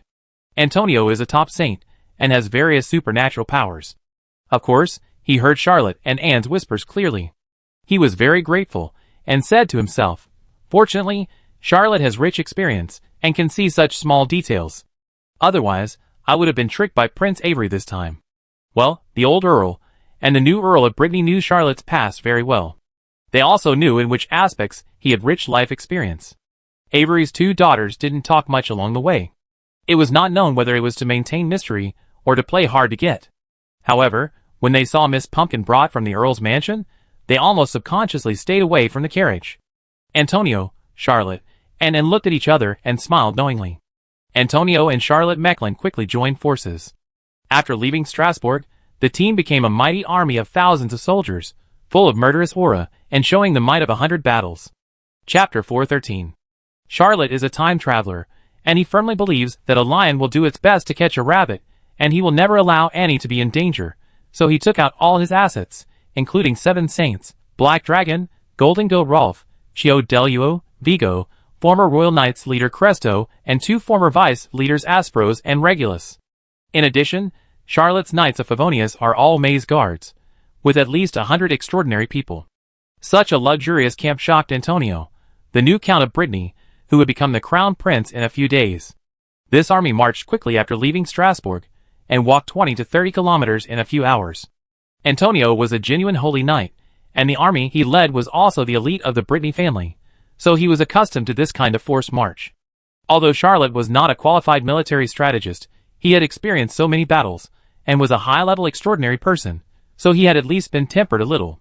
The quality of the maze guards under his command was strong, and they didn't care much about this kind of forced march. And has Miss Pumpkin, this extraordinary carriage, which is much better than ordinary soldiers. They don't think much of these people, but some people can't stand it.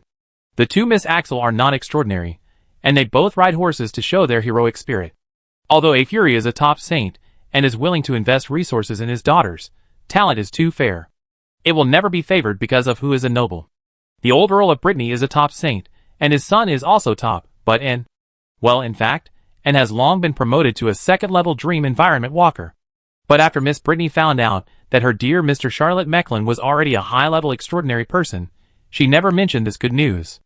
Although they were proficient in some martial arts, they really couldn't bear this kind of rapid march. At first, they gritted their teeth and persisted, but soon they couldn't hold on. The 2 girls secretly regretted not bringing a carriage.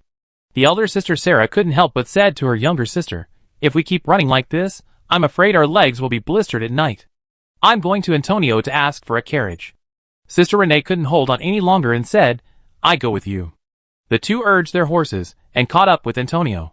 Before they could speak, Charlotte said, "Antonio, Prince I Fury's territory has been invaded, and the 2 ladies are very anxious, but you are so slow.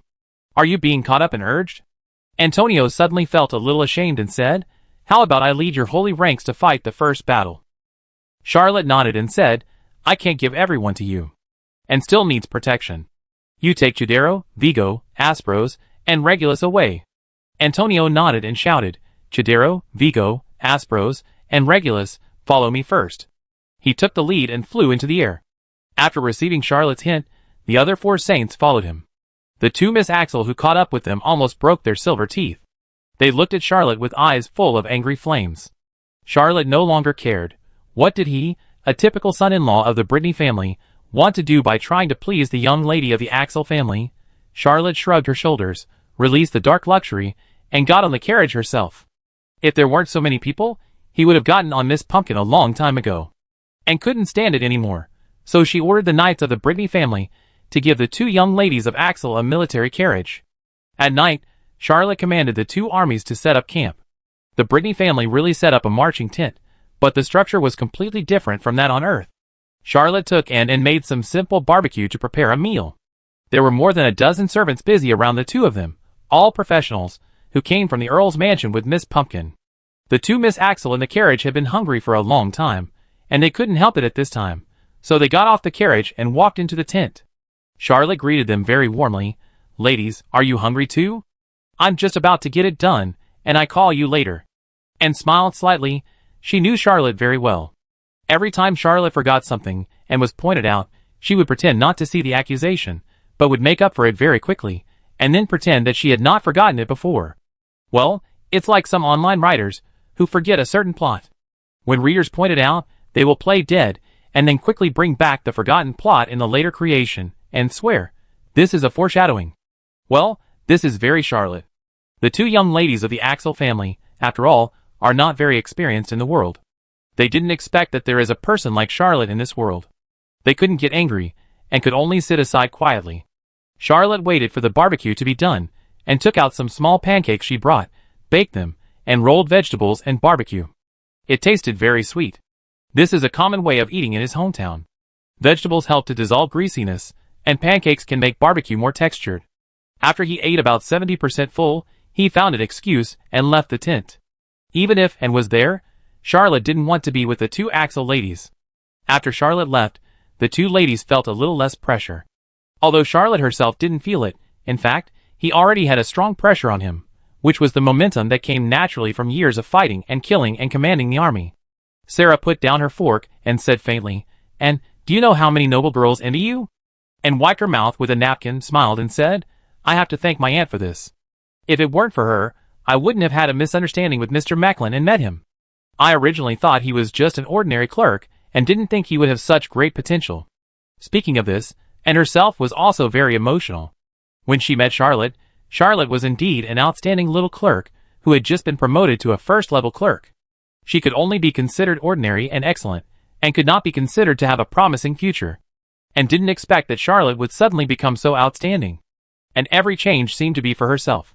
"Well, it was for Aunt Brittany," Sister Renee whispered. "I also want to have such an aunt."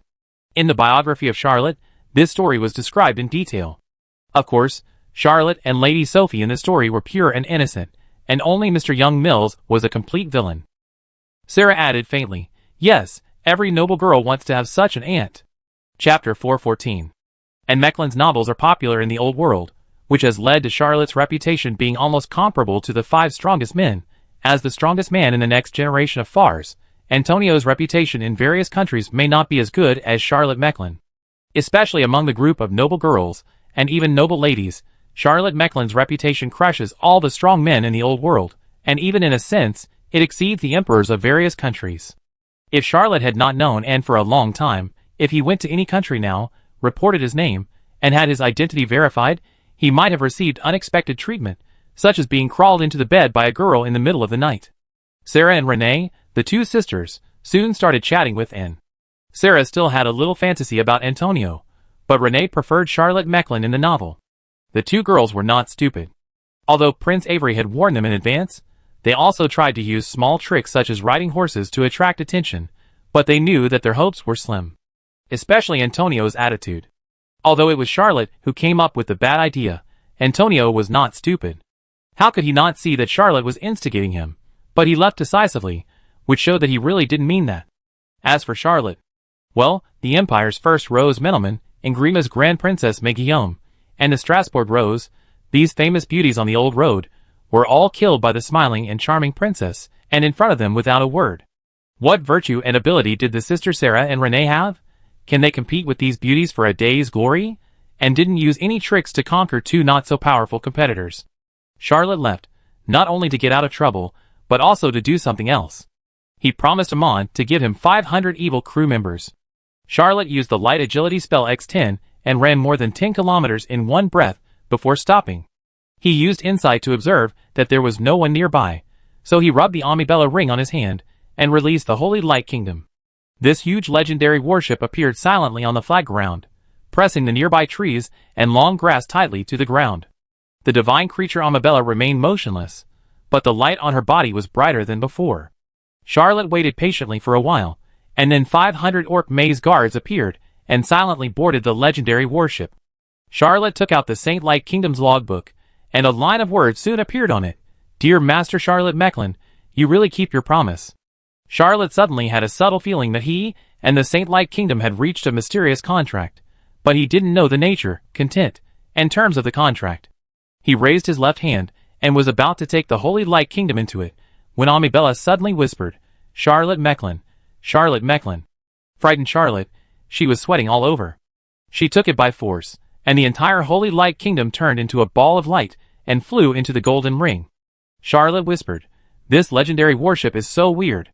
I wonder what it will become when I find the fangs of the sea snake Vasugi, the tears of the king of giant whales, and the branches of the ancient Madra tree." Charlotte quietly returned to the camp, and had already returned to Miss Pumpkin, but the two Miss Axel had not returned to the carriage. When they saw Charlotte, the two Misses' eyes lit up slightly, but Charlotte said hello to them, and went to dark luxury. He had to practice at this time every day, and didn't want to waste time chatting with irrelevant people. Charlotte activated Bloody Glory, and practiced for more than half an hour. When all the blood energy condensed under the ribs on the back, the 11th bloody vortex quietly took shape. Bloody Glory can condense 13 bloody whirlpools. Charlotte condensed 9 of them. The other 2 bloody whirlpools were not recorded in the Protagoras scroll, and were other adventures he had. After opening this bloody whirlpool, Charlotte's blood energy increased slightly, from level 15 to level 16. According to the strength of the Blood Clan, level 13 to 15 is the Blood Clan Baron, and level 16 to 18 is the Blood Clan Viscount. In terms of pure level, he has now surpassed the Baron Leo he met that year. In terms of strength, Charlotte is not even afraid of the top high-level extraordinary. The level is only determined by the strength of energy. The strength of actual combat depends on the supernatural power mastered. The supernatural power mastered by Charlotte now is far beyond the ordinary high level. After condensing the 11th Bloody Glory, Charlotte was happy. He reversed all the 11 Bloody Glories and gathered them in his throat. A bloody rune that had already taken shape suddenly condensed with a bang and fell on a thick book with a black cover and countless broken gold runes. This is the Blood Butcher seed. Generally speaking, a decent vampire can also cultivate it, but almost no one would cultivate it. It would only be implanted in a blood servant. Charlotte pushed open the dark and luxurious door, and saw that the camp was quiet. Only the soldiers on night watch were still energetic. He did not disturb these soldiers, and called a former Golden Goat pirate over. This former pirate was called the Sea Snake King, one of the 5 deputy leaders, a 13th level extraordinary person, who had already entered the ranks of high-level extraordinary people, and was quite powerful. However, he had done too many bad things, and Charlotte could not tolerate it, so she transformed him into a maze guard. Although the Sea Serpent King was reincarnated as a maze guard and turned into an evil spirit, he still retained his extraordinary wisdom. When he saw Charlotte take out a broken gold rune, he slightly resisted, but finally accepted the Blood Butcher seed. Charlotte stared at him for a while, and saw that the former vice-captain of the pirate group had a slight red glow all over his body. His body seemed to have undergone some changes, but they were not obvious. Transcendents are generally not willing to be blood servants. Vampires generally look for ordinary people with strong physical fitness, turn them into blood servants, and train them to be transcendent. Juno told Charlotte that if the transformation is a low-level transcendent, the process may take more than 10 days, or even several months, and the transformation time of mid-level transcendents will be longer. As for high-level transcendents, even vampires find it difficult to find such blood servants. High-level transcendents are important figures in major empires. Even if some people have bad luck and have not yet obtained a high position, their future is limitless, and they will never be blood servants. Even a saint like Juno will only seduce the other party to become a formal vampire. After all, talents are rare, and it is impossible to waste them like Charlotte. Charlotte was slightly disappointed. He knew that he had taken it for granted. Chapter 415. The blood servants of vampires are elites, who have been trained for more than 10 years. They are not only auxiliary personnel in combat, but also serve as housekeepers and loyal servants. Although they have always been treated as dogs by vampires, they are not abandoned at any time. At the beginning, Lord Leo even went back to Machupi once to save the blood servants, and was almost trapped in it. As a time traveler, Charlotte has a natural problem in her mentality. Morality makes him not ignore any life, but the sense of alienation makes it difficult for him to have identification with the same kind with strangers and enemies. He might not take blood servants as seriously as real vampires. When he was learning from Juno, he accidentally overlooked this point. After determining that it was impossible to quickly transform a group of maze guards into blood servants, which was obviously a big project that would take at least a few years to complete, Charlotte temporarily gave up on continuing to create blood butchers. After letting the Sea Serpent King rest, Charlotte returned to dark luxury, and this time he fell asleep quickly. The next morning, Charlotte led the team to continue on their journey. The Dukedom of Mos Red borders the South Seraph War Zone, both of which are on the border of the Black Phoenix dynasty. When Duke Mos Red was young, he also fought many battles with the army of the Black Phoenix dynasty, and made countless contributions to the Fars Empire. Several nearby noble territories, because they are located on the border and border the Black Phoenix dynasty, are often troubled by war, but their own strength is insufficient, so they have to often seek help from Mos Red and get the military support of this duke to gain a foothold in the border area. Therefore, when Mos Red asked them to join the Kingdom of Oslo, these nobles had no way to refuse. At this time, Fars was deeply involved in the war, and they all felt that Strasbourg could not provide any assistance. Mosred did not even need to attack them. He only needed to announce the next attack of the Black Phoenix dynasty. Without any assistance, these nobles would be destroyed by the Black Phoenix army. When Charlotte led the army to the border of the Kingdom of Oslo, they found that it had become a large barracks. Antonio, who arrived earlier, tried to break into the camp several times, but was repelled by Mosred. When the former Duke of the Empire, now the King of Oslo, was promoted to the Saint rank, he chose to condense the King's certificate and became a 10,000 Knights captain. With the natural leadership of the 10,000 Knights captain, Mosred, with the help of the family knights, improved his strength several times, even to the level of slightly better than Antonio. Fortunately, Antonio had the dragon-beating stick and the assistance of 4 saints, so he was able to retreat calmly every time in several battles. Antonio was a little ashamed when he saw Charlotte, and said, "I fought with Mosred several times. He relied on the help of the knights, and only defended but did not attack. I failed to defeat him. You're here just in time. The 8 of us, the saints, can defeat his knights together." Although Charlotte felt that this method was a bit clumsy, she did not raise any objections. After all, they had 8 saints, except Vigo, who was slightly weaker, only level 19. The rest of the Black Dragon, the Golden Goat Herolf, Chio Deluo, Aspros, and Regulus were all level 22, and Antonio and Cresta were even the top saints at level 23. With such a strong strength, why bother with any tactics? Just push forward. Charlotte even handed over the command to Antonio, who took Anne and 2 young ladies from the Axel family away from the battlefield. Antonio received Charlotte's full support, and his confidence doubled. He chose to attack with all his troops. The 2 knights mixed together, and headed straight for Mosred's camp. After Mosred rebelled, he was worried about the revenge of the old Earl of Brittany, so he not only gathered the family knights, but also formed the Oslo Kingdom Coalition and gathered 6 saints. He believed that the newly established Oslo Kingdom was strong enough to counter the punitive army from Fars. He didn't know that the 4 countries had a new alliance, and thought that Fars was fighting with Byron, and couldn't go all out to deal with the Kingdom of Oslo for the time being. Who would have thought that Antonio would come to attack in less than a month? The continuous fighting also exhausted the Duke physically and mentally. He had just repelled Anthony, and returned to the barracks. Just as he was about to rest, he heard the sound of a landslide and tsunami outside. He hurriedly took the knight's spear, and left the barracks. Seeing Antonio with 7 saints, and an army like a tide, he was shocked. He shouted loudly, flew into the air, and his whole body burst into black fighting spirit. The knights below also urged their fighting spirit, combined with the aura of their own duke, and condensed a black military flag behind Mosred, waving in the sky. The commanders of the other 7 noble knights saw this scene, and responded one after another. 6 rays of light rose into the sky.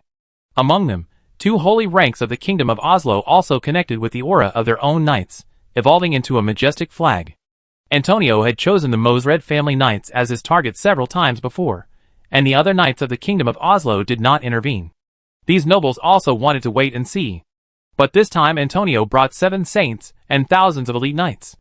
If they did not react, they would be crushed by Antonio's attack. Once the army collapsed, there would be no chance to save it. These nobles could only grit their teeth and fight. The 2 sides rushed together in an instant. Antonio and Mosred exchanged a move. Antonio held the dragon-beating stick and shouted majestically, "Mosred, if you are willing to surrender, I will forgive you on behalf of His Majesty." Mosred gritted his teeth and cursed, "What are you lying to, kid? I killed the king with Redmire. Even if Brittany doesn't want to pursue me, how can the Axel family and the other nobles let Mosred go?" Antonio knew that Duke Mosred was telling the truth. Even if the old Earl of Brittany didn't want to pursue me, the other nobles would not let go of Redmire and Mosred, the rebellious and regicide partners. The Emperor's majesty cannot be violated. Even if the Emperor is dead, and the dynasty has to change its surname, the Emperor is still the Emperor and represents the orthodoxy of Fars. Unless Hongmir ascends the throne of the Emperor, the Mosred family has no way out. Both sides urged their fighting spirit and collided fiercely, fighting for dozens of rounds in an instant. Cresto slowly drew out his sword and prepared to cooperate with Antonio. As the Grand Master of the Royal Knights, he is the top saint of the 23rd level. His strength is not inferior to Antonio, and the King of 10,000 Lions, Amisvitas, and he even has a record of repelling Amisvitas.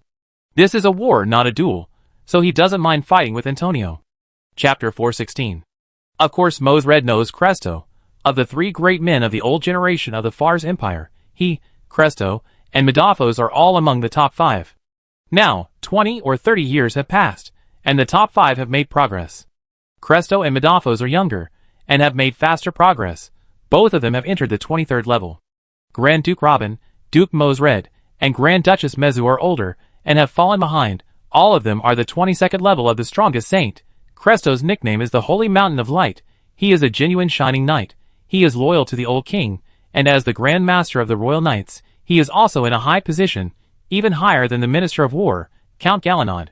If Julius Axel had not been killed, and the main force of the Royal Knights had not been transferred away, Kratos would have been in urgent need of someone to support the king, and he would not have surrendered to Charlotte if he thought it was only a temporary loyalty. Charlotte is not qualified to accept the loyalty of such a big shot. But with the Count of Brittany ascending the throne, Charlotte became the Count of Mechlin, and Kratos could only accept this result silently. After all, the old Count of Brittany ascended the throne, and would never reorganize the royal knights belonging to Axel. Kratos raised his sword high, and a strange light burst out from his body, rushing straight into the sky. Mozart's dead soul was surging. How could he not recognize the ultimate move of Kratos, the Holy Mountain of Light, the sigh of the God of Glory? Throughout the entire old continent, there was only one glory knight who could use this move, Kratos. Mothred couldn't help but yelled, "Gareth! Help me!" A knight who was fighting with the golden goat Rolf looked back at Mothred, let out a long roar, got rid of the old goat, and pointed his sword at Kratos. Kratos sneered and shouted, "Gareth! You are no match for me." Gareth is Mothred's younger brother, and one of the 7 nobles he gathered to rebel. Gareth remained silent, and his whole body turned into a black light, like a giant dragon with bared fangs and claws. Kratos swung his hand back, and a blazing light band rolled up. Facing such a powerful attack, Gareth's sword flashed. Although he blocked the attack, he was pushed back by the light band. Although Kratos was distracted when he launched this attack, he still continued to use the sigh of the radiant god to its peak. Just as he was about to continue to launch this attack, Gareth suddenly twisted his body and turned into a cloud of smoke. The light band emitted by Kratos passed through the cloud of smoke, just like a sharp blade cutting through water. The Holy Mountain of Light Kratos was slightly dignified and shouted, "You actually summoned the evil god." Mozred laughed wildly and said, "That's right, you're all going to die." The smoke that Gareth transformed into was like a hole in the center of the smoke, and thick smoke gushed out almost infinitely. The smoke became thicker and thicker, and finally turned into a huge ball of hundreds of meters. Kratos froze the attack that was about to be launched. If this sigh of the glorious god was launched, his strength would at least drop by 1 level. Facing the evil god who was about to descend, he had to maintain his peak combat power, otherwise, he would not be able to cope with the next battle. Even Antonio retracted his dragon-beating stick and distanced himself from Mozred. The saints fighting in the sky also tried their best to move the battlefield farther away. Even the saints of the kingdom of Oslo were worried that Mozred would sacrifice them. What could a person who could summon an evil god not do? Charlotte looked far away and felt a sense of familiarity in the smoke in the center of the battlefield. Well, he was sure that this breath was not from any evil god he had ever faced. Charlotte thought to herself, "Why do I feel familiar with a strange evil god? I can't be familiar with him." Charlotte left only a few maze guards around him. He waved his hand and shouted, "Exit the battlefield." He was responsible for protecting Anne and the 2 Miss Axel. Nothing could happen to these 3 ladies. Besides, he couldn't participate in the battle at all. This was a holy battle, and there was no room for high-level extraordinary people to intervene. Charlotte released a magic mirror and asked her maze guards to protect Anne and the 2 young ladies from the Axel family and escape from the battlefield first, but she stayed behind. In the smoke, a strange and fierce light suddenly appeared, and a huge fire giant appeared in the center of the smoke. Charlotte screamed, "Anulalu!" He now knew why he felt that this group of smoke was familiar. He had not seen this evil god, but he had seen its believers. The young man named Mortensen Tim, who had the power of the fire evil god Anulalu by chance, not only obtained the status of an evil god candidate, but also had to participate in the evil god arena in 6 months. Charlotte didn't expect that she would have the opportunity to see the 3rd evil god. Well, Juno doesn't count, although his teacher is already very close to the god level. Antonio shouted, "Fight!" The dragon-beating stick and his fighting spirit resonated strongly, and hit the descending Anulalu's clone fiercely. There are 9 righteous gods in the old world, and the evil gods in the new world cannot come in their true form. Antonio thought to himself that he was not invincible. Kratos' sword shone with light, and a great cross slash was sent out, and it landed on the huge body of Anululu almost at the same time as Antonio's dragon-beating stick. Antonio passed through the huge body of the fire evil god directly, but his body was full of fireworks. Obviously, passing through the body of the evil god was not pleasant. Kratos' great cross slash, still like a sharp blade cutting through the water waves, silently penetrated the huge body of the fire evil god Anululu. However, the holy mountain of light waved his hand, and the great radiant cross slash returned in the air. He sent out a second great radiant cross slash, and combined with the previous attack, the power suddenly increased by 70% to 80%. Antonio activated his fighting spirit, and layers of mist appeared on his body, which cleared away all the fireworks on his body. He also changed his fighting style. Countless mists continued to appear outside his body, condensing into balls of smoke. He was not only an authentic knight, but also a dark moon warlock of the highest level. He combined magic and martial arts, and his means of fighting against the enemy were prosperous and diverse.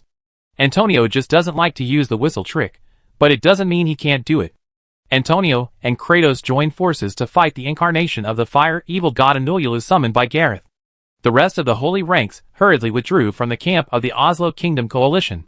Without Antonio, they couldn't resist Mosred, who could drive the power of the entire knights. Mosred laughed wildly. He could only stay in the camp several times under Antonio's attack, but at this time he shouted and urged the entire knights to attack. The war reached its most intense level in an instant. Chapter 417. Charlotte saw the scene and thought to herself, "Not good.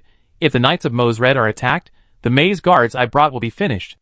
Of course, the Knights of Brittany will also be finished." When the two knights were completely destroyed, no matter how the Holy Order war went, this time the discussion would end in failure. Charlotte activated the Lightspeed X10 almost instantly, and ran all the way. If the knights want to charge, they must gather together. Before the Mosred knights gathered and started charging, Charlotte rushed into the coalition of Brittany and the Knights of Favonius. He shouted, "Don't panic, listen to my orders and get on board." Charlotte touched the golden ring on his hand, and threw the Holy Light Kingdom directly to the battlefield between the two armies. He still couldn't drive this legendary warship, but it was no problem for him to get his own people on board. The charging Mosred knights were shocked when they suddenly saw such a huge ship appearing on land. As the knights in front approached the Holy Light Kingdom, they heard a thought resounding in their minds. Pendragon, Pendragon, Pendragon. Amabella, who was nailed to the bottom of the ship alive, opened her eyes. The last time this divine creature opened its eyes, Charlotte felt the danger and fled without hesitation, but he couldn't escape this time. After all, he still had to save the soldiers of the two knights. Even though the Knights of Favonius came this time with the maze guards, he didn't want to sit back and watch them perish. Echoing in his ears, Pendragon, Pendragon, Pendragon. With strange thoughts, Charlotte could only activate Bloody Glory to protect himself and command the two knights to board the ship. He didn't know what would happen after boarding the ship, so he could only shout loudly, "Don't get close to the magic circle on the bow. If you touch that magic circle, you will die. Stay on the deck and don't go to any cabin."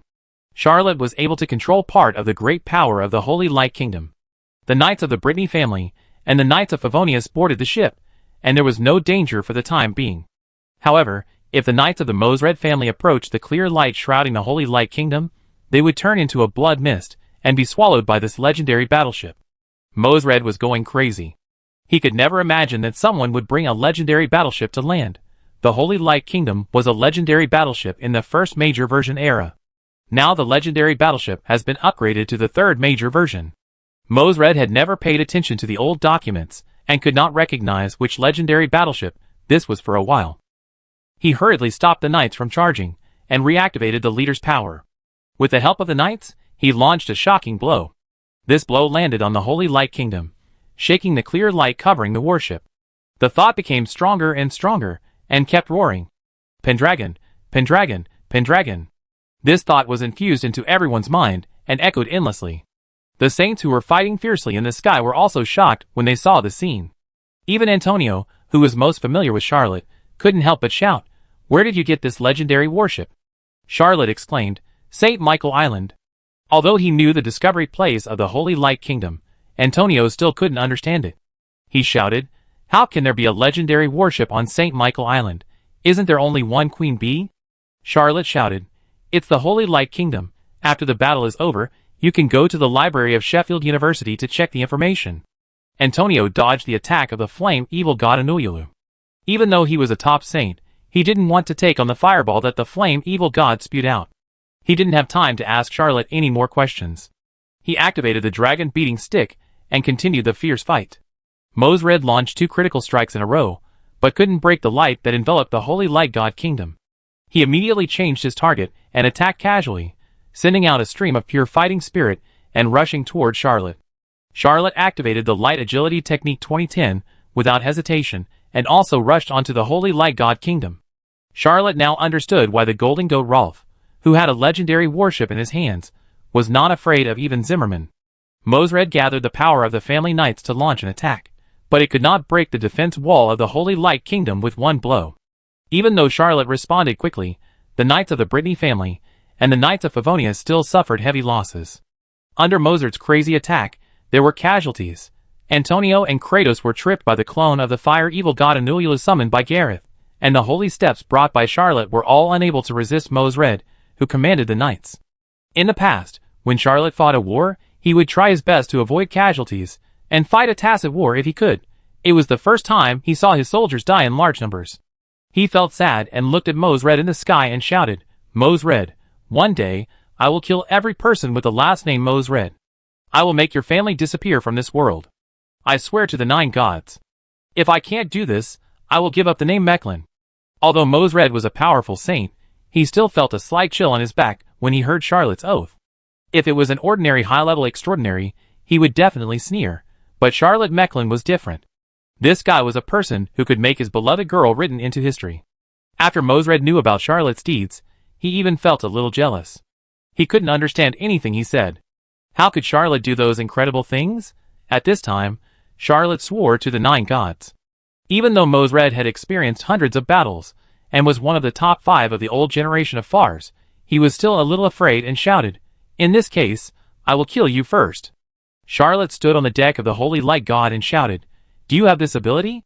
Mosred was slightly speechless. If he commanded the knights to continue the attack, he would have a 70% to 80% chance of destroying this legendary warship within 1 or 2 hours, but on the battlefield, how could he be allowed to waste so much energy? Mosred shouted, "Gareth, attack this warship." The fiery red flame evil god clone, which was spewing flames and burning half of the sky, slowly turned its huge body and pressed down on the Holy Light God Kingdom with one palm. Antonio and Kratos rushed to attack, but their attack could only consume the energy of the flame evil god clone, but could not seriously damage it. Chapter 418. The Holy Light Kingdom was hit. The light that enveloped this legendary warship suddenly dimmed, and then a thought was heard, resounding through the world. "Anululu, Anululu, Anululu." The fire evil god, whose body was almost as huge as the Holy Light Kingdom, suddenly froze. Then Amabella was heard to make countless sounds that were not uttered by human voices. These sounds condensed into countless broken gold runes in the void. These runes were chaotic and gathered into a torrent, rushing towards Anululu. Countless fireworks burst out, and the 2 statues were extremely evil. The 2 unparalleled evil forces collided fiercely. Mosred watched helplessly, as the formation of his knights was broken up by the 2 evil forces. Those unlucky knights of the Mosred family either ignited fireworks, or turned into a cloud of blood mist, and floated towards the Holy Light God Kingdom. In just a moment, Mosred's family knights suffered heavy losses. He roared wildly, and his heart was so distressed that he could not say anything more. Without the family knights, he only had his own strength left. Mosred had already lost a group of elite family knights in Strasbourg. If he now lost this knight group, even if he won temporarily, he would not be able to resist the next attack. He could only try his best to gather the knights, and desperately withdraw from the battlefield. Charlotte took the opportunity to gather the remaining remnants of the Brittany Knights and the Favonius Knights on the Holy Light Kingdom. Although he could not operate this legendary warship and the Holy Light Kingdom could not sail on land, it was a fixed fortress with strong defense. Vigo saw that most of the Breton Knights and the West Wind Knights had entered the Holy Light Kingdom and flew down from the sky. Charlotte also opened a passage for him to come in. This battle was too difficult for the Flame Paladin. He always felt that he was the only 19th level on the battlefield. Vigo even suspected that there might not be 20th level on the battlefield. Almost every enemy was stronger than him. If it weren't for the friendly saints, who were also good and everyone could help him, Vigo felt that he might have died long ago. He landed on the deck, panting and saying, "This is the most difficult battle in my life." Charlotte said lightly. Such battles will probably be common in the future. Vigo suddenly felt like crying. He was willing to bet his life in exchange for Hugh's survival. In fact, a very important point was that he was tired of fighting. But he never thought that after he joined Fars, the battle would escalate violently. Whether in South Seraph or on the battlefield of Flandin, Vigo had never encountered such a brutal battle. It's not uncommon for the Saints to fight each other, but there are 22nd and even 23rd level knights everywhere, the captain of the knights, the large group of summoning evil gods, and the legendary warships that have been brought to the land. This has never happened in Flandin. Vigo looked up at the sky and found something sadly. It seems that his withdrawal from the battle did not affect the battle. The friendly side did not fall into a disadvantage because of the loss of a saint. On the contrary, because they did not need to take care of him, several saints were full of energy and let go. It was the first time that he felt that the 19th level might not be considered a real holy level. Just as Charlotte was about to say something, he felt a slight warmth in his arms. He took out his diary and turned to the Saint-like Kingdom voyage log. A line of words soon appeared on it. Dear Master Charlotte Mechlin, I also want to devour the dead in battle. Charlotte was slightly surprised, and then silently replied, yes. Amon was obviously happy, and a line of words appeared on the Saint-like Kingdom voyage log. Dear Master Charlotte Mechlin, then I will eat. 3 exclamation marks appeared on the paper, revealing Amon's emotions vividly. Charlotte has never figured out the relationship between Amon, Amabella, and the Holy Light Kingdom. Amabella is obviously not the soul of this ship. She is just used as material to build this legendary warship. Amon is not like the ship spirit of this legendary warship. He is more like the first mate of this ship. Charlotte has wanted to ask Amon several times about the relationship between them, and what is Amon's origin, but every time he had this thought, the whisper of fate would frantically remind him not to commit suicide. Although Charlotte didn't know what the consequences would be if he asked these questions, she still decisively gave up the temptation to satisfy her curiosity. After all, if curiosity could bring danger, then the questions that aroused curiosity would not be so important. After Charlotte agreed to Amon, countless blood bats suddenly flew out of this legendary battleship. Charlotte was horrified because he could sense that these blood bats did not come from anything else, but from the group of maze guards. Even Charlotte didn't know what these maze guards were now. Things? But they were definitely more evil than maze guards. They could even separate some flesh and blood from their bodies and evolve into blood bats. Charlotte looked at the blood bats flying all over the sky. Now he knew what Amon wanted 500 evil crew members for. These blood bats flew out of the Holy Light Kingdom and flew around this legendary warship, devouring the souls of the dead just now. Some of the blood bats fell to the ground, making a rustling sound, chewing the dead soldiers on both sides. These blood bats were not the blood bat magic that Charlotte practiced, and they seemed too weird. Charlotte even saw a group of blood bats chasing the retreating Mosred knights, and even rushed into the knights, biting dozens of Mosred soldiers. Although Duke Mosred had never seen such a weird thing, he was furious and killed these blood bats at will. But the soldiers bitten by the blood bats turned black all over and died on the spot. Obviously, these blood bats were highly poisonous, and even if they were killed, they could not save the soldiers. Mosred was secretly panicking. He didn't know what Charlotte had released. Why was this warship so evil? He stared at the Holy Light Kingdom, and suddenly remembered something. He exclaimed, "It's him, Amabella, the daughter of Pendragon, the blood ancestor of Arthur. How could he be nailed to the bottom of the ship, and made into a ship? Who is so bold? How could he use the daughter of the blood ancestor evil god, as the material for building a warship?" Mosred was shocked. He remembered the oath he had just made when he wiped Charlotte's oath. Suddenly, he felt that the Mosred family might have provoked a very difficult enemy. Chapter 419. To be precise, Amabella is not the biological daughter of Pendragon Arthur, the ancestor of the Arthur family. She is the third descendant of this blood clan ancestor, and one of the 19 descendants created by Pendragon through the first embrace.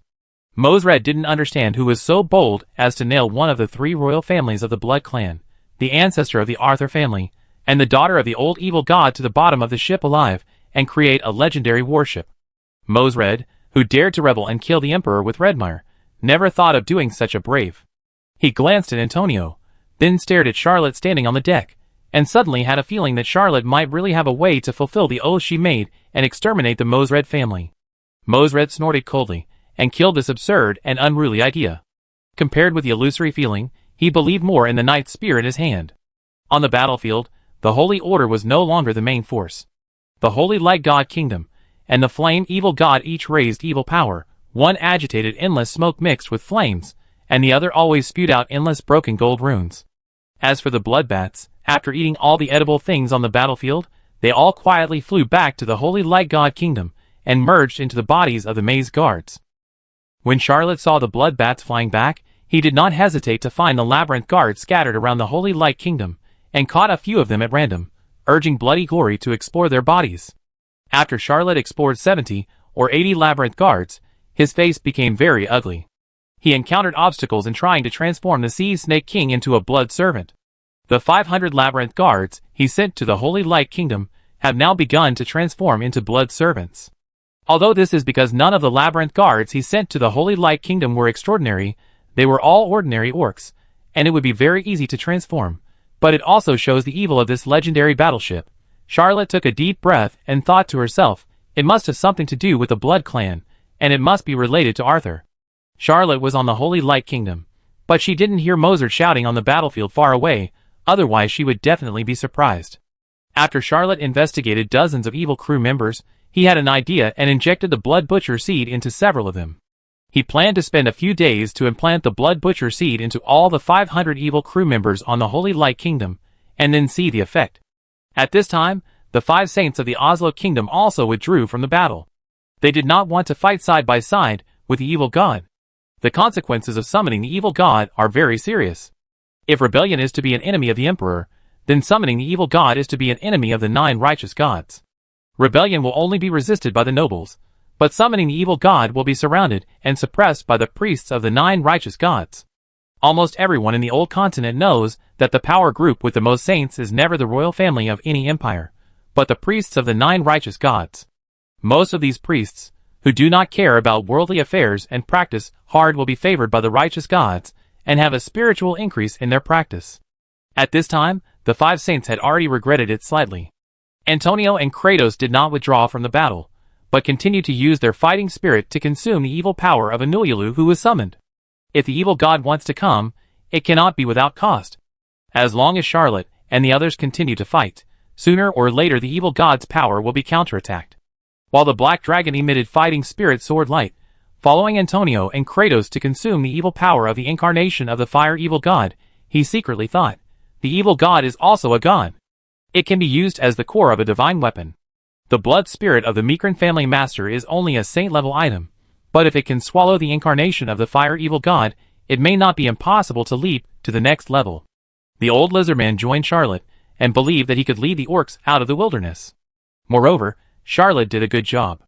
Not only did he treat the orcs equally, but he also wanted to promote the beast god transfiguration technique to eliminate the gap between humans and orcs. This is a genius idea. Moreover, he now has 7 saint-level people serving him.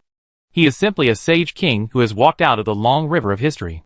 If the old Earl of Brittany was not Anne's father, and Charlotte and Anne's love was like a legend, known to everyone in the old continent, the Black Dragon would have wanted to instigate Charlotte to accumulate strength and prepare for a rebellion. Now he is trying to find ways to let Charlotte occupy a piece of land that belongs to her, and establish a kingdom that integrates humans and orcs. Charlotte must master power. This is the Black Dragon's clearest understanding. All policies and all concepts must be promoted with a sword.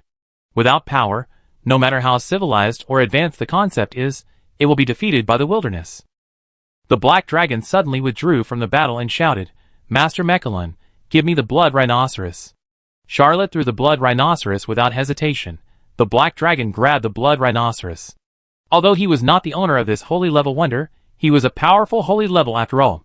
His whole body was filled with bloodthirsty fighting spirit, which made the blood rhinoceros shine, and suddenly crashed into the incarnation of the flame evil god Anulu. This holy level wonder was not afraid of the poisonous smoke and flames emitted by the incarnation of the evil god. It turned around in Anulu's huge body, creating lines of fire. Anulu, composed of flames and smoke, pierced countless holes in the huge body. Although these holes were closed immediately, and it seemed that the incarnation of the evil god was not hurt, the Black Dragon still enjoyed it. The blood spirit drilled countless times, and suddenly it stagnated slightly, and hit the real object. The Black Dragon was overjoyed and shouted, "Antonio, Kratos, help me!" His bloodthirsty fighting spirit burst out, and the magic sword in his hand was shining, and he rushed into the incarnation of the blood flame evil god regardless of everything. Antonio was shocked. He had experienced many battles, and immediately understood the Black Dragon's tactics. The one who manipulated the flame evil god and summoned Anulalu was Gareth. As long as we find Gareth hiding in the flame giant, we can defeat the flame evil god with one blow. However, Gareth's strength is no less than that of the old lizard man. It must be extremely dangerous for the Black Dragon to break into Anulalu's huge body. He activated the dragon-beating stick and shouted, "Kratos, let's open a passage for the Black Dragon." The two top saints of the 23rd level joined forces to guarantee a retreat for the Black Dragon. Although Black Dragon has been acting as a military advisor since joining Charlotte, and has given Charlotte advice, he is still a strong Orc Saint level warrior. Once he bursts out with all his strength, his bloodthirsty fighting spirit will turn into flames that soar into the sky, and he also has an unstoppable and resolute momentum. He rushed into the body of the flame evil god, relying on the powerful fighting spirit of the 22nd level, so he can be safe for a while. Following the direction found by the blood spirit, he soon saw Gareth with his eyes closed. Chapter 420. Summoning the evil god has a price. Well, for example, Charlotte Mecklin is that price. Teacher Charlotte Huang Haisheng has a deep understanding of this. Although Gareth is a strong saint, he still cannot be exempted from this price. At this time, he can only mobilize the strength of his whole body to resist the erosion of the evil god's power. Once his soul is eroded by the fire evil god Anulalu, he may still exist in the physical sense, but in the sense of the soul, he will definitely be reduced to ashes. The Black Dragon pushed with both hands, and the magic rapier that Charlotte had given him turned into a red light, which pierced Gareth's chest fiercely. If Gareth was in normal state, the old lizardman would be at most equal to him. Even if the winner was decided, it would not be a day or two, at least it would take several days and nights. The Battle of the Holy Ranks, thanks to the fact that the Holy Ranks can fly, will last for a long time unless it is a crushing game. But at this moment, Gareth wholeheartedly resisted the will of the evil god. With the protection of the evil god's incarnation, no one could hurt him at all. By the time he reacted, it was completely too late. Gareth was pierced through the chest by a high-level magic rapier, disrupting the connection with the evil god. He was horrified and suddenly opened his mouth and spurted out a stream of fire, forcing the Black Dragon away, wanting to cut off the connection with the fire evil god. His mind was in a mess. If he continued to summon the evil god, he might not be able to hold on for much longer. The Black Dragon moved aside and dodged the stream of fire. With a casual move, the blood rhinoceros was thrown into Gareth's mouth. Gareth didn't expect that such a person would happen on the battlefield. He was spurting out the stream of fire, and in the moment of recovering his breath, he actually swallowed the blood rhinoceros. The blood spirit entered Gareth's stomach and immediately produced countless tentacles that pierced into the stomach of the saint. Although Gareth didn't know what happened in his stomach, he could sense that a small part of the fighting spirit disappeared when it was circulating in his abdomen. It was definitely not a good thing to eat randomly on the battlefield. His soul was surging, and a string finally broke. The will of the fire evil god Anulalu, which had been torturing Gareth's soul repeatedly, suddenly found a gap and gushed out. Gareth let out a long and shrill howl, and his heart was filled with fear. The soul was devoured by the evil god, the body was occupied, and the memory was stolen. This is the result that everyone who comes into contact with the evil god does not want to face the most. No one wants to be the evil god's food. The Black Dragon succeeded in one blow, and immediately withdrew from the incarnation of the fire evil god Anulalu. Fortunately, this evil god was eroding Gareth with all his strength, and Antonio and Kratos worked together to help him maintain a passage, so the Black Dragon could rush out again. Although the old lizard man was covered in fireworks, his clothes were burned, and he was also eroded by the breath of the fire evil god. He had to force his fighting spirit to repel the evil god's power that invaded his body, but he still had a smile on his face. He said to Antonio and Kratos, "Gareth should not be able to survive. Next, we just need to wait for Lady Black Moon to arrive." Antonio and Kratos were very surprised, and they asked together, "What did you do to Gareth?" The Black Dragon smiled and said, "I injected the blood rhinoceros into his body." Kratos had only been loyal to Charlotte for a short time, and had never heard of the blood rhinoceros, but Anthony had seen it. Although Charlotte never showed off, she had used the blood rhinoceros in battle, and the origin of the blood rhinoceros was no secret. Antonio said, "Don't take such risks next time. All the rituals and secrets for summoning evil gods have the function of temporarily blocking the perception of the 9 righteous gods, but if the person, who summoned the evil god cannot control the situation, then the rituals and secrets that conceal the power of the evil god will become ineffective. If it is a very small-scale evil god coming, the righteous gods will notify the nearby priests and let the believers in the world deal with it. But this time Mosred and Gareth made such a big show. The evil power transmitted by the fire evil god Anuyulu is already extremely huge, and the condensed incarnation is like a mountain. The arrival of the 9 righteous gods is only a matter of time.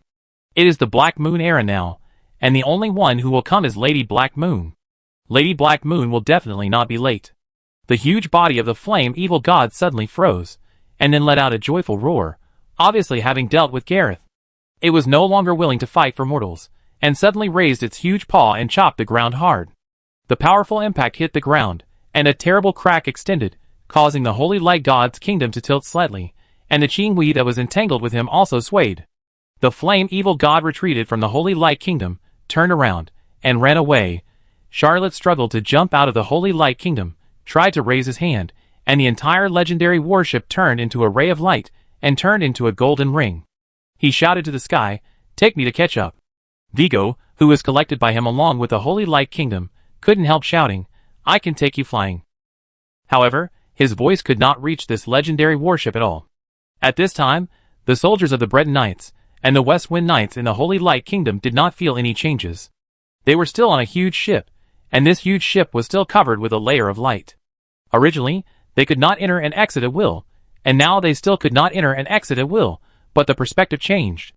Every time Charlotte waved her arms, they could not feel the shaking of the Holy Light Kingdom, but they felt the world spinning, countless huge things approaching, and the whole world seemed to be in turmoil. This feeling was very strange. Afterwards, every soldier who boarded the Holy Light Kingdom described the same scene in various languages. This scene was even later written by Anne Macklin in Charlotte's biography too. As for the person who wrote this book, his name did not leave a mark in literary history. The golden goat Rolf landed gracefully, and carried Charlotte on his back. The 7 saints chased the fire giant all the way, ready to force him to turn around at any time. They couldn't let him enter places where humans gathered, cities, villages, or countless humans would be killed or injured. The incarnation of the fire evil god didn't want to fight these enemies. He certainly wasn't afraid of these humans, but for him, this kind of battle was meaningless. What he needed was to strengthen himself, and this kind of battle would only weaken his power. Charlotte didn't understand what the Black Dragon wanted to do. He could still vaguely sense the existence of the blood spirit, but he couldn't summon it back. The flame evil god ran for hundreds of kilometers, and wherever he passed, there was a sea of fire, burning a road of fire. He wanted to get rid of the pursuit behind him, but Charlotte suddenly shouted, "Force him into the territory of the Black Phoenix." Chapter 421. Anuyulu suddenly stopped. He was forced to the border of the Black Phoenix dynasty by Antonio, Kratos, and several other saints of Fars, but he stopped. Charlotte was just trying to force this scourge into the enemy's territory, making the Black Phoenix people also panic. It would be best if a few saints came out to kill the evil god with him. Witnessing this scene, he thought, does the Black Phoenix have some powerful means? It makes the evil god hesitate? Then he saw a scene that he would never see in his life. No matter how blazing the flames of Anuyulu's incarnation were, the darkness ahead was so dense that it could not be dissolved. A petite lady with a slender figure walked out of the darkness. No one could describe his appearance. All the words in the world were eclipsed in front of him. No one could draw his spirit, and all the painting techniques of time would appear so crude in front of him. After all, Charlotte had seen the evil gods and faced the righteous gods, and had quite a bit of relevant experience. She jumped off the ground, knelt on one knee, and made the most respectful and pious gesture, while emptying her body and mind, letting her brain be filled with praise for Lady Black Moon. Seeing this, the golden goat Rolf also knelt on one knee. He was not as smart as Charlotte, and thought to himself, is this Lady Black Moon, the god who rules this era? Anthony, Kratos, Black Dragon, Chiodeluo, Aspros, and Regulus also landed on the ground and knelt on one knee. In front of the righteous god, no one could leave the ground with both feet, and no one could stand. The flame evil god Anuyulu suddenly roared, and the flames on his body gathered, and turned into a flame tornado that soared into the sky. It was so powerful and fierce that it really lived up to the reputation of the 36 great evil gods in the New World. The Lady of the Black Moon opposite him did nothing, not even fighting, but just stretched out her hand and lightly touched Antonio, who could not help but fly into the sky. He heard a whisper in his ear, "My loyal knight. Kill this evil god for me." Antonio immediately raised the dragon-beating stick without any hesitation, but the dragon-beating stick in his hand suddenly vibrated and changed its form, turning into a Black Knight's lance. Although Antonio changed his martial arts for the dragon-beating stick, his most proficient skill was still the Knight's lance. At this time, the dragon-beating stick changed the form of the Lady of the Black Moon, and he felt that his whole body was full of fighting spirit, and even his strength was constantly increasing. He shouted and rushed out to fight with the incarnation of the fire evil god Anuyulu. Every time Antonio fired a shot, he would have a feeling that he could know how much damage this shot could cause to Anuyulu. Every time Anuyulu counterattacked, he could know how much power the evil god had used, and where there were flaws. Originally, he and Kratos could only slightly stop the evil god together, but with the power of Lady Black Moon, Antonio was covered in mist, and his momentum was not inferior at all, fighting back and forth with the fire evil god. Lady Black Moon sat on the top of a mountain, holding her cheeks with her hands, and seemed to be watching the battle with great interest. Kratos and others did not dare to blaspheme the righteous god, nor did they dare to look at Lady Black Moon for too long, but Charlotte could not help staring at the righteous god. He desperately piled up praises for the righteous god in his brain, while enjoying the crazy improvement of his spirituality. Charlotte faced the evil god several times before, and his spirituality was improved to the level comparable to that of a high-level extraordinary person. His cultivation progressed by leaps and bounds. Later, he not only faced the evil god, but also the righteous god. Each time, his spirituality would be greatly improved, and his cultivation progressed rapidly, even allowing him to be promoted to the 16th level extraordinary person in just over a year. But this benefit is not infinite. The spiritual power that is increased will still slowly drop. Although it will not drop any more after it drops to a certain level, it will give people a small permanent spiritual increase. The spiritual power that was increased by the last contact with the color of destiny has already dropped. Now that Lady Black Moon is in front of her, how can Charlotte not take some more? Spiritual power? Charlotte even seemed to hear the sound of the system, and the bloody glory of her body burned, quietly crossing a level, from the 16th level to the 17th level. But then, he burst into tears. Even if he tried hard to open his eyes, he couldn't see Lady Black Moon clearly. Charlotte lowered her head hurriedly. He didn't dare to think about the plot of the online novel. Even if it was an online novel with a heroine, it was a bit blasphemous. He couldn't stop imagining in his mind. Huang Yi fought against Qiyu. The Nine Heavens Black Moon mysterious lady instructed Huang Yi to make a compass car, breaking the fog of Qiyu. The heavenly mandate Black Bird descended to give birth to Tang. The Black Moon goddess instructed Tang to learn culture and establish the Sherlock magic dynasty. The last emperor of the Sherlock dynasty wrote an obscene poem when he visited the Black Woman Temple, and was instructed by Lady Black Moon to become King Axel, the founding emperor of Fars, and destroyed the Sherlock magic dynasty. Well, if you haven't really faced the true gods, you can't imagine how exhausting this matter is. Charlotte was afraid that if she wasn't careful, she would be destroyed by the way of God by Lady Black Moon. Charlotte was like walking on a tightrope, afraid that if any plot made Lady Black Moon uncomfortable, she would be in big trouble. If the online writer wrote a bad plot, most readers would just choose not to read it, and a few would scold the author, but there were actually not many readers who actually mailed razor blades. Generally, only the top popular authors could enjoy such an honor. If it involves something that shouldn't be written, it means that the whole network will ban it. Even if it's a pornographic novel, it's just a sewing machine for more than 10 years. But at this moment, if Charlotte doesn't think of a good plot, there may be no one in heaven and earth who can protect him, not even the snake of fate. This is much more dangerous than a serious online novel. At this moment, Charlotte is walking on thin ice, not knowing whether she can reach the other side. It's not so dangerous to travel back to the Three Kingdoms and become an emperor. Soon, sweat came down on his forehead. This is because his brain power is insufficient to support his large-scale flattery. The specific manifestation of high-load operation. Charlotte was trembling all over and panicking in her heart. Suddenly, she heard a chuckle in her ear. The bloody vortex in her left leg shook slightly, and 3 runes of agility appeared. Charlotte tilted her body, and lay on the ground. Damn, this is too scary. Charlotte suddenly regretted that she had behaved recklessly. How good would it be to just pile up piety to Lady Black Moon in her brain? However, this adventure of walking on a tightrope also received rich rewards. Not only did her strength improve by leaps and bounds, and she was promoted to the 1st level, but her agility was also greatly improved.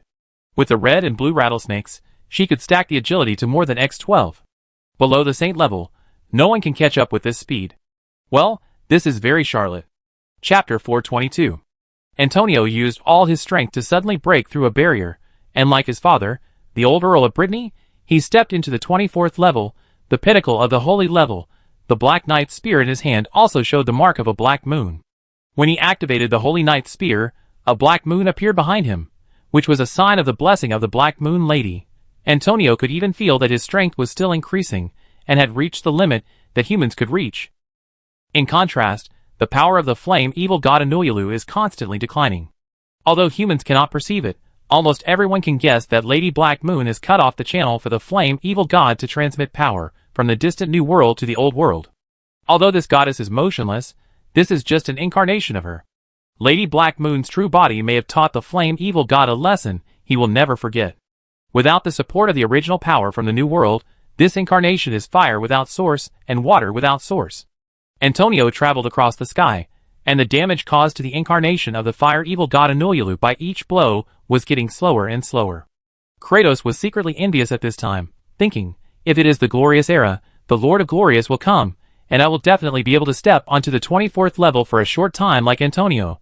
As long as I can experience the power of the peak of the saint level in advance, I will definitely be able to break through to this level with my own strength in a few years. The 3 heroes and 5 strong men of the Fars Empire back then have now been divided into 3 levels. Old Brittany stands out and enters the ranks of the strongest in the old continent. Count Garan Nord and Princess Axo, although slightly inferior, are still the top strongmen in the old continent. Kratos and Nidifus are catching up bravely. Although they are not as good as old Count Brittany, they can already be on par with Count Garan Nord and Princess Axo. Grand Duke Robin, Duke Mosred, and Grand Duchess Mezu are slightly inferior. They are old and their potential is exhausted, but they are still strong in the old continent. They are rarely rivaled. In fact, the Saints, Black Dragon, Golden Goat Haralf, Chio Deluo and others that Charlotte usually sees are not active on various battlefields. The ones who are really active on the battlefield are the low-level saints of the 19th level like Vigo. Charlotte spread his limbs. His brain was completely down because of the high-speed operation, used to pat the goddess's little butt, but this angle is just right to watch the battle in the sky. The 11 bloody vortices in his body constantly swallowed and spit out blood energy, and the bloody glory operated spontaneously. But what drove the bloody glory to operate was not Charlotte himself, nor his subconscious, but the blood spirit from the body of the flame evil god. Charlotte's mind was empty at this moment. She didn't think about anything at all, and didn't think about this abnormality. Antonio was in a fog, and he suddenly saw a flaw in the incarnation of the flame evil god. The Black Knight's spear in his hand burst into black moonlight, like a black meteor, and hit the incarnation of Anuyulu. The knight's spear produced a tearing energy, cutting half of the body of the flame giant. Although Anuyulu screamed loudly, the damage caused by this attack seemed to be unable to be repaired for a while. He stretched out one arm to the sky, and the flame tornado that pierced the sky and the earth was rolled back. He held it in his hand and pushed it out fiercely. Antonio seemed to be locked by a certain force, and for a moment he was unable to evade. Facing this earth-shattering blow, the loyal knight of the Black Moon goddess was covered in mist, and a black moon appeared behind him. He actually charged forward without fear. Lady Black Moon, who had been watching the battle quietly, raised her tender little hand and tapped it gently. Antonio only felt that there was a cylindrical energy bigger than a mountain behind him, gently pushing on his back, and then suddenly exerted force, making his speed soar to the speed of thunder, fiercely knocking away Anuyulu's fire tornado, and directly penetrating the huge body of the fire evil god. Antonio had hit this huge incarnation of the evil god many times before, but he could never cause any damage. But this time was different. The blow pushed by the goddess was like a needle puncturing a balloon, causing the power of the fire evil god Anuyulu to leak out crazily. He could no longer maintain the form of a giant, but burned into a ball of flames. Antonio looked at the evil god whose mountain-like body was broken by this blow, and his heart was surging, because he had never thought that he could kill a god, even though this time, he didn't rely on his own strength, but relied on the power of the goddess. But killing a god is killing a god, even if it is an incarnation of an evil god, even if it is with the power of the goddess. But this record can still be forever engraved in the glory of the Brittany family. Antonio saw Charlotte lying on the ground and enjoying the victory, and suddenly remembered that he had fought to this point and bravely killed the incarnation of the evil god, but in the future, the record in history might be just a short sentence. Far inferior to her sister, and her story will be circulated in full, and may derive countless versions. Antonio had just completed the great feat of killing the evil god, and he felt a little stuffy in his heart. The goddess, who had always been very peaceful, suddenly raised her little hand and twisted it gently. The incarnation of the evil god, which exploded into a ball of fire, suddenly seemed to be washed away by some force, constantly shrinking and collapsing, and finally returned to a point, and then fell to the ground. Lady Black Moon raised her left foot and stepped lightly. A road of heaven, composed of countless glimmers, extended from the endless sky. She stepped slowly onto this glimmering road and returned to her kingdom of God. Everyone who witnessed this scene was shocked and could not help themselves. Only the most sober old lizard man landed gracefully. After a while, he smiled and brought back a man who didn't know whether to live or die, as well as a bracelet. He put Gareth down, handed the bracelet to Charlotte with both hands, and said, "Master Mechlin, I have taken back your blood spirit." Charlotte took the blood spirit rhino, and was about to retract the bloody vortex on her right arm, when she suddenly discovered something a little strange. Theoretically, as long as a blood core is embedded in the blood spirit rhino, it can be transformed into a weapon. If a blood core of a vampire of a different race is embedded in it, it can be transformed into a different weapon. However, even the original alchemy master did not complete this idea. After it lost its original blood core, even if it had a new blood core, it still needed to be rebuilt to restore its power. But at this moment, there were 7 grooves on the blood spirit rhino that could be embedded, 2 of which had been embedded with cores, one of which was the saint-level blood core of the Dwellian family, and the other was dark red like a flame, and there was faint smoke. Chapter 423. The black dragon blinked his eyes, and the smile on his face was very calm and confident. Although he didn't do much, he did it right, which is very important. The evil gods in the old continent are very quiet, and rarely cause any major troubles. This is not a matter of course. The 9 righteous gods fought against the evil gods thousands of years ago, and each time they fought against the evil gods, they would leave behind treasures transformed from the evil gods' remains. These treasures are often rewarded to loyal believers. Well, for example, Charlotte. But the gods' brain circuits are different from humans. They will leave treasures for humans to distribute.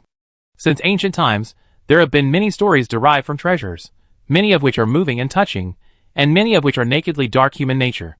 Of course, there is also the Black Dragon, who threw the blood spirit into Gareth's stomach. When Lady Black Moon transformed the remains of the evil god into treasures, she would naturally use the blood spirit as the basis, just like she changed the dragon beating stick into a Black Knight spear. What a coincidence! The blood spiritual rhinoceros belongs to Charlotte. So, the new blood spiritual rhinoceros is still Charlotte's. This is indisputable. Antonio won't have any objection anyway. He and Charlotte are relatives, and they are real relatives. There will be no dispute over interests. As for the rest of the saints, although they are all Charlotte's subordinates in name, Black Dragon does not think that Charlotte can control Kratos and others. After all, the treasures left by the gods are extraordinary. If they have other ideas, Charlotte may not be able to win the fight steadily. Moreover, once a dispute over the treasure arises, no matter what the result is, it will cause division. At least it will sow the seeds of dissatisfaction. Charlotte might lose the loyalty of several saints. That's why Black Dragon had this little idea, to smooth out all possible twists and turns without leaving any trace. The role of a military advisor is not to solve troubles, but to make the master as trouble-free as possible. Charlotte put the blood spirit into the bloody vortex without any expression, but was shocked for a long time. He really didn't expect that Black Dragon, the lizard-headed military advisor, could really play a role. He didn't think of such a bad idea at the time, just like he didn't think of being the first person to swear allegiance to his father-in-law last time. Charlotte released the Holy Light Kingdom again, and released the people hiding on the ship. Although he tried his best to rescue, the Brittany Knights and the Favonius Knights still suffered heavy losses, but there was really no way to avoid death. Antonio comforted Charlotte a few words. He had long discovered that this brother-in-law actually didn't like people dying for no reason. Although Charlotte still couldn't let it go, she couldn't always be entangled in this emotion. In order to chase the incarnation of the fire evil god, they chased for hundreds of kilometers. It would take some time to rush back to Mo's Red territory. After some discussion, Charlotte decided to use the Holy Light Kingdom to reload the people and fly back to the original camp. When Charlotte and Antonio returned to the place where they fought yesterday, it was already a day later. This battle was so grand that the fire was still burning on the ground. In the direction where Anuilu escaped, there was a line of ash winding towards the Black Phoenix dynasty, which actually created a road. After experiencing the god-killing war, everyone was extremely tired, so they did not continue to attack, especially the 2 knights who suffered heavy losses, so Charlotte and Antonio decided to rest for a while. They retreated to a nearby town called Rama. After they settled down, Charlotte set out to pick up and the two Miss Axel, but when he found he couldn't find the two Miss Axel.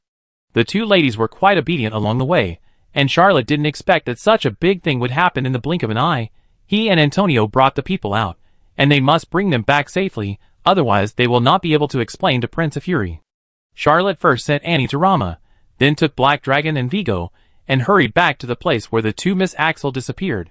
The situation was urgent and rushed, so Charlotte did not send Annie far away, but only to a nearby small town not far from Rama, called Suni's Hans. Since he comprehended the infinite mirror realm, he would create several infinite mirror realms in every city he passed by. Although these infinite mirror realms were connected to each other, and were only a very small piece, Charlotte believed that as long as he continued, he would be able to make the infinite mirror realm spread all over the old continent sooner or later.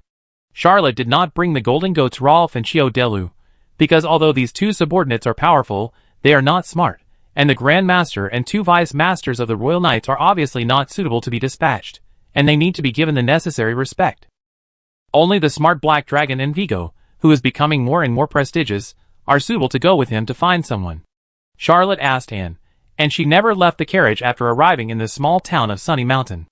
Although she heard that the two Miss Axel wanted to find another more comfortable residence, she only sent someone to follow them, and did not go with them.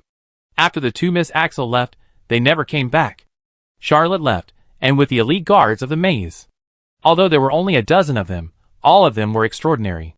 The 4 maze guards who left with the two Miss Axel were all overbacked Red Bear warriors, and one of them was even a mid-level extraordinary. Charlotte didn't believe that anyone could kill 4 overbacked Red Bear warriors. There weren't many extraordinary people on this continent. Even among the 4 universities in Fars, the number of extraordinary people among the graduates every year was rare, only in the single digit. In an ordinary small town, even if there are extraordinary people, they can only be low level at most, and there is no way they can kill 4 maze guards and kidnap 2 Miss Axel. Unless there are people from outside. Charlotte rushed back to Sunny Mountain City. Instead of looking for people everywhere, she went directly to the mayor of this small town and seized his power on the spot. She issued an order that in this small town, 1 person was selected from each household. In just one day, a huge local army accounting for 10% of the population of Sunny Mountain was organized. This was the most efficient method. Charlotte soon found out that an adventure team arrived in this small town one day earlier than he sent Annie and the others to seek refuge, and left Sunny Mountain when Annie and the others were hiding in this small town. More than one resident saw them fighting with the Red Bear warriors, and some people also testified that when the adventure team left, there were several more people in the convoy. Charlotte gave up the power he had seized without hesitation, took Black Dragon and Vigo, and chased them all the way according to the residents' testimony. Chapter 424. This adventure group must have an extraordinary origin. Charlotte didn't know who they were, but he believed that he had the protection of 2 saints, and would be able to rescue the people. Along the way, Charlotte became more and more convinced that she had brought the right people with these 2 people to find someone. Black Dragon was a wise and thoughtful person, and Vigo was experienced. This Fire Knight alone took on the highest combat power of South Seraph and trained Shios. In fact, he was also a character. However, the South Seraph Restoration Army suffered repeated setbacks, and South Seraph fell into Charlotte's hands, which frustrated his will and depressed him. The 2 cooperated with each other, and found the correct tracking direction from very subtle traces several times. If Charlotte was alone, he would have lost the chase long ago. Fortunately, 2 saints led him on the road, so even though the adventure group left early and repeatedly set up false traps on the way, Charlotte still caught up with the adventure group after a day and a half. From a high altitude, he saw the resting adventure group from a distance, and said to Vigo, "Let me down." Vigo hurriedly put Charlotte down to the ground. Charlotte strode towards the adventure. His anger had accumulated to the full point. This time, he came with Antonio to attack Mose Red. He thought it was just a battle, although a little difficult, but destined to win. After all, Antonio was powerful, and he brought 7 holy subordinates. Unexpectedly, Mose Red actually asked his brother Gareth to summon the fire evil god, so that the battle had been fought until now, and the Brittany Knights and his Favonius Knights suffered heavy losses. Charlotte was very unhappy. He had never suffered such a big loss since he crossed over. Charlotte didn't know whether this adventure group had a misunderstanding at the beginning, but during the tracking, this adventure group had various disguises and traces of luring the tracking. which meant that they already knew the identities of the two Miss Axel and must have kidnapped them intentionally. Charlotte took the opportunity to look directly at the goddess, and just upgraded one level. He was already a high-level extraordinary at the 17th level. When he met Claire Brittany and Abner Sume at Gorgia University, they were at this level. He had murderous intent in his heart at this moment, and bloody glory flowed around his body, gathering into a sharp and evil will, sweeping across dozens of steps. Bloody glory is a kind of evil energy, and it is not like fighting spirit, which can condense into a physical vision, but it can form an evil will, bringing fear, terror, trembling, submission, exhaustion, loss of control, and other negative emotions and physical reactions to the enemy. This adventure group was also alarmed by Charlotte, and a young man suddenly jumped up and shouted, "Sure enough, there are pursuers." Charlotte reached out and took out the Night Spear Collapsing Mountain from the magic mirror. He liked to use this Night Spear because it was the only blood-sucking weapon in Charlotte's hand. Just as Charlotte was about to attack, he saw one of the Miss Axel running out with her hands open, shouting, "Don't do it, this is a misunderstanding." Charlotte was indeed surprised, but then she picked up the yelling Miss Axel with her spear and threw her to Vigo behind her, shouting, "Don't let her get in my way." Sister Renee screamed and flew up. She never expected that Charlotte would not listen to her explanation at all, and then she fell into a big embrace. Renee wanted to struggle down, but she heard a very charming male voice beside her, saying softly, "Don't struggle. When Charlotte is angry, no one can stop him." Renee screamed, "My sister and I left voluntarily, not kidnapped as you think." Although Vigo also wanted to hear the explanation of this lady, he also understood that Charlotte was not interested. He could only say, "There is no need to explain. Charlotte will not listen to your explanation at all." Renee struggled hard, but she was not extraordinary yet. How could she break free from the arms of a saint? She asked helplessly, "Will Charlotte catch Marin?" Vigo hesitated for a moment and decided to tell the truth. "No." As soon as Renee breathed a sigh of relief, Vigo continued, "He will definitely kill that person." Renee struggled hard again. Charlotte locked her momentum on the young man. He really wanted to kill someone. No matter what the reason, take the two Miss Axel away from him, so that he has no choice but to return to Strasbourg to explain to Prince Avery. This person must die. No matter what bullshit reasons he has, for him, there is no misunderstanding. It's just a fucking good meeting. Sister Sarah also flashed out and begged in a low voice, "Mr. Charlotte Mecklin, please listen to me." Charlotte said lightly, "Dear Miss Axel, you probably don't know how much trouble this will bring me. But please believe one thing, no one in this world can bring me such a big trouble. Not long ago, an evil god tried it, and now it must be regretting it." Well, although it was not Charlotte who took action, he had participated in the battle from beginning to end. So Charlotte was very confident when she said this. Marin smiled slightly, pulled Sala behind him, and said, "Since this gentleman does not want to hear the explanation, then we will not explain. Mr. Mecklin, let's duel. If I win, please allow me to take Sala away." Charlotte smiled coldly and said, "If I lose, I will let the two saints take action and make sure to kill all of your adventure team, leaving no one alive." Marin's face was filled with anger, and he shouted, "We have no hatred. Why are you so cruel?" Charlotte snorted coldly and said, "That's your unilateral opinion. You have caused me so much trouble, and you think this is not hatred? What the hell is this?" Marin couldn't help but say, "I have a compelling reason." Charlotte didn't waste any words. Her body turned into a tornado, and her long spear smashed the young man's head with great momentum. "You want to take someone away from him without saying a word, and you call this no hatred? What do you mean by having a compelling reason? This guy has a distorted worldview. He didn't even use any fancy moves, just powerful and fierce, smashing down hard."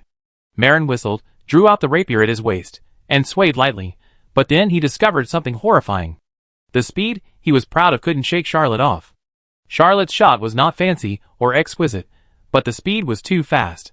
The agility can't be stacked in equal amounts, so Charlotte, with the grace of Lady Black Moon, condensed 3 more agility runes, bringing her own agility to X5, plus the red rattlesnake amplification speed, agility X6, and the blue rattlesnake amplification speed, agility X7, which can only increase the agility to X12.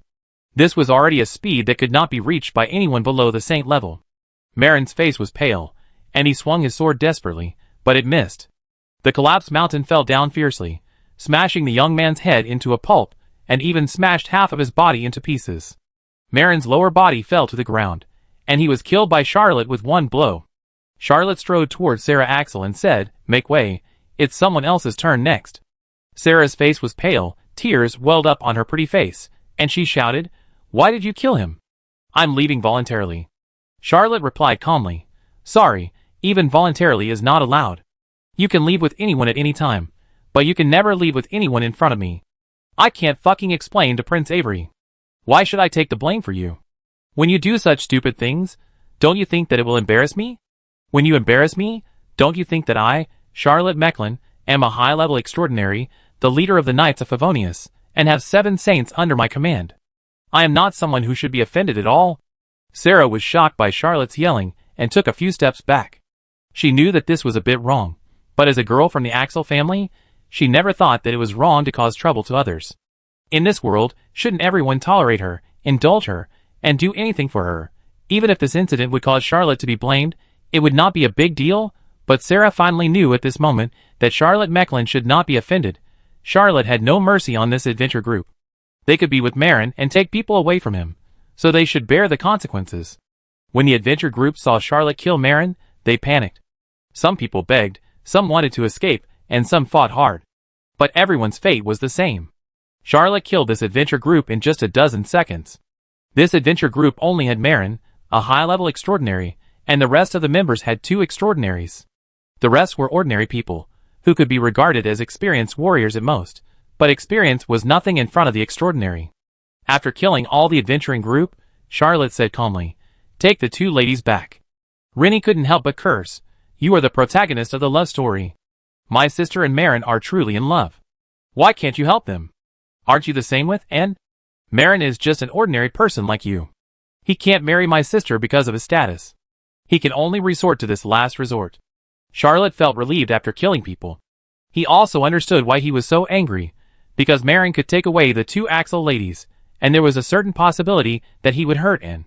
He couldn't allow this to happen. Facing Renee's accusation, he said calmly, "N and I are indeed not worthy of each other, but I rely on my own ability to fight for a sufficient status for myself bit by bit." Who is he? Is he worthy of being like me? Chapter 425. Sarah could only cry all the way, but Renee was told everything about her sister and Marin. Marin was from the New World. This time, the evil gods in the New World were fighting, and he couldn't stay there, so he had to take his adventure team back to the Old World. Although he had good martial arts, he had no way to get a good income, so he could only rely on Prince Avery, and relying on his elegant demeanor and the fact that he was a rare high-level extraordinary on the continent, he had a relationship with this royal girl. Charlotte thought of Miss Pumpkin, and then thought about how Renee was unwilling to get close to the unicorn, and she had a rough idea in her mind. This Marin is quite a piece of shit. Well, he, Charlotte Mecklin, is not that kind of person. Charlotte was too lazy to think about it. What exactly does Marin want to do? But he definitely doesn't want to do anything good. Otherwise, with his strength, if he works hard for a few years, he might have a very prestigious job in Fars, and it might not be impossible to marry the prince's daughter. But Marin definitely doesn't want to work so hard. He must have a shortcut that Charlotte doesn't like. In short, Charlotte didn't regret killing this guy at all. If it was another situation, the 2 Miss Axel were lost somewhere else, and it had nothing to do with him, Charlotte would just laugh it off, and wouldn't do anything at all, nor would he be angry about it. He only cares about things that are related to him, not people who have nothing to do with him. Just like on the internet in later generations, many people will fight for so-called justice for strangers thousands of miles away, but they may not have looked at their loved ones for a long time. Charlotte is a math teacher who doesn't fit in with the public. He doesn't care about strangers, but only cares about his family and friends. He doesn't care about the New World thousands of miles away, but only wants to take care of the future earldom of South Seraph. However, Charlotte also learned some things about the New World through Renee's description. He remembered the female pirate Red Eagle he met not long ago. At that time, he didn't feel anything, but now, he really feels that life in the New World may be really hard. Even the saints and high-level extraordinary people can't survive. You can imagine how difficult their lives are. But in other words, only people like Red Eagle and Marin, who have mastered extraordinary powers, can leave the New World alive. Many ordinary people may not have the ability to leave. Although this world can manufacture magic warships, its overall technological strength is still quite backward, and it is impossible to manufacture enough ships for a large number of immigrants from the 2 continents.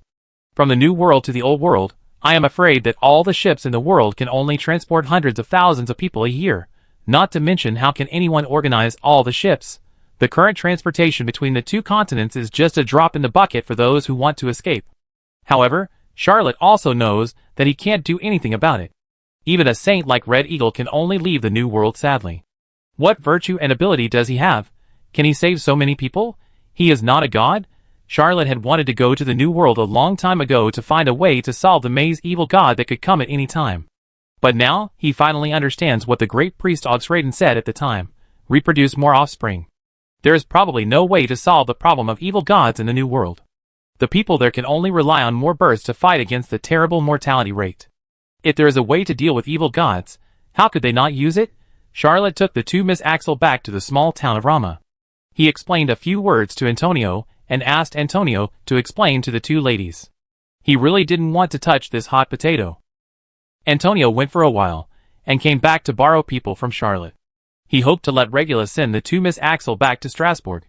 The reason why he asked Agulus to send people was because this saint was the oldest, and could reduce the probability of scandals. Charlotte readily agreed, but when Agulus heard about this, he said he would never send the two ladies alone. Charlotte had no choice but to send Vigo as well, and let the two of them send the two ladies to Strasbourg. After solving this matter, Charlotte asked about Antonio's situation. Antonio was quite excited and said lightly, "My strength has been declining in the past 2 days since you left. Most of the power that the goddess has increased has left me. However, I have stabilized the 24th level. Although I was called the future strongest person in Fars before, that was only because I was young enough, not because I was so strong. In addition to my father, there are many people who are stronger than me. But from now on, you can call me the second strongest person in Fars, because in addition to my father, I am the only one in Fars who is at the 24th level. In addition to my father, there is no one stronger than me in Fars. What's more, I have Dark Moon in my hand. Even my father, Constantine, Uncle Junot, and the Count of Champagne may not be able to defeat me in battle." Charlotte looked at this brother-in-law and suddenly felt that this was his most stable support in the future. The stick was really worth it. Charlotte and Antonio rested in Rama for a full half-month. Not only did they wait for the return of Agulus and Vigo, but they also helped all the holy ranks to recover their strength and restored the combat effectiveness of the two knights. Although they suffered heavy losses, the 8 saints were still there, and they still maintained a crushing level of combat power. Antonio was ready to attack the dukedom of Mosred again, and Charlotte had no objection. At this time, someone came to report that their captive, Mosred's brother, Gareth, who had summoned the evil god, had woken up.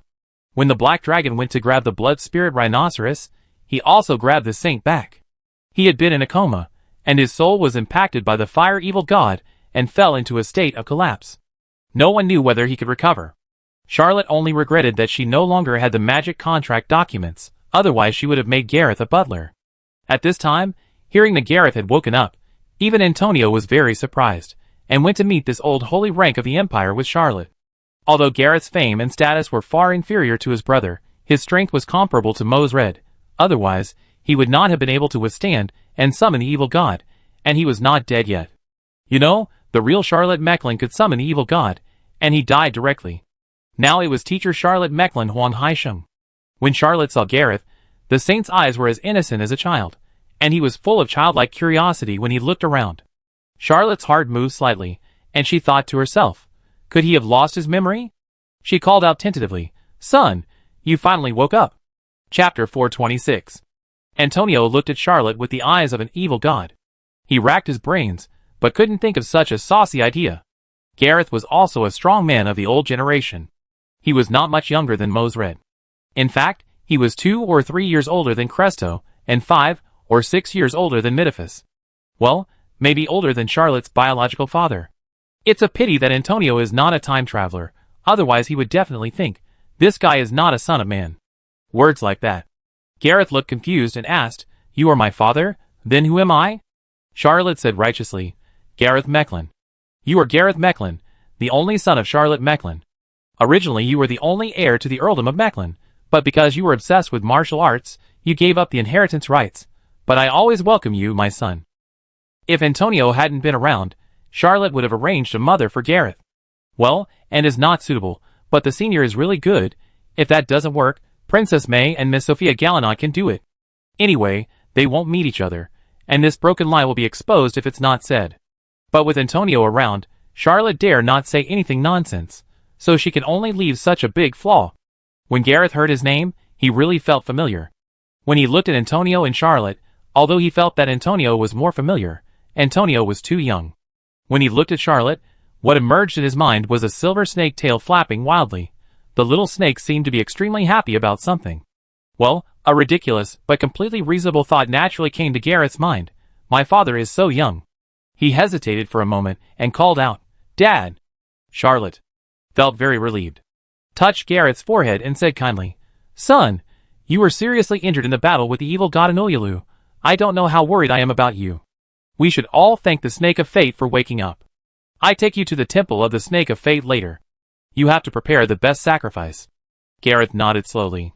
The silver snake tail that appeared in his mind suddenly stiffened and trembled. After a while, it started to frantically flap again, seeming to be more excited than before. Antonio had a little orc on his head. He felt deeply that one of this world and Gareth must be broken. He didn't want to expose Charlotte, so he could only wait for Charlotte to comfort him. Sun lowered his voice when he came out with him and asked, "What if his memory is restored?" Charlotte shrugged and said, "It's restored. I got the advantage anyway. Besides, it's not that easy to have your soul shattered by the evil god." Well, Charlotte immediately thought of a counterexample. His soul was shaken by the battle between the two evil gods, and then restored intact. But he stopped worrying.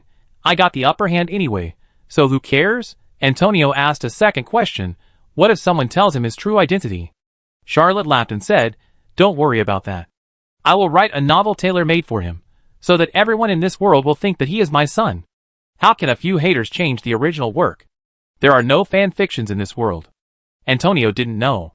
Haters, fan fiction. These terms do make sense.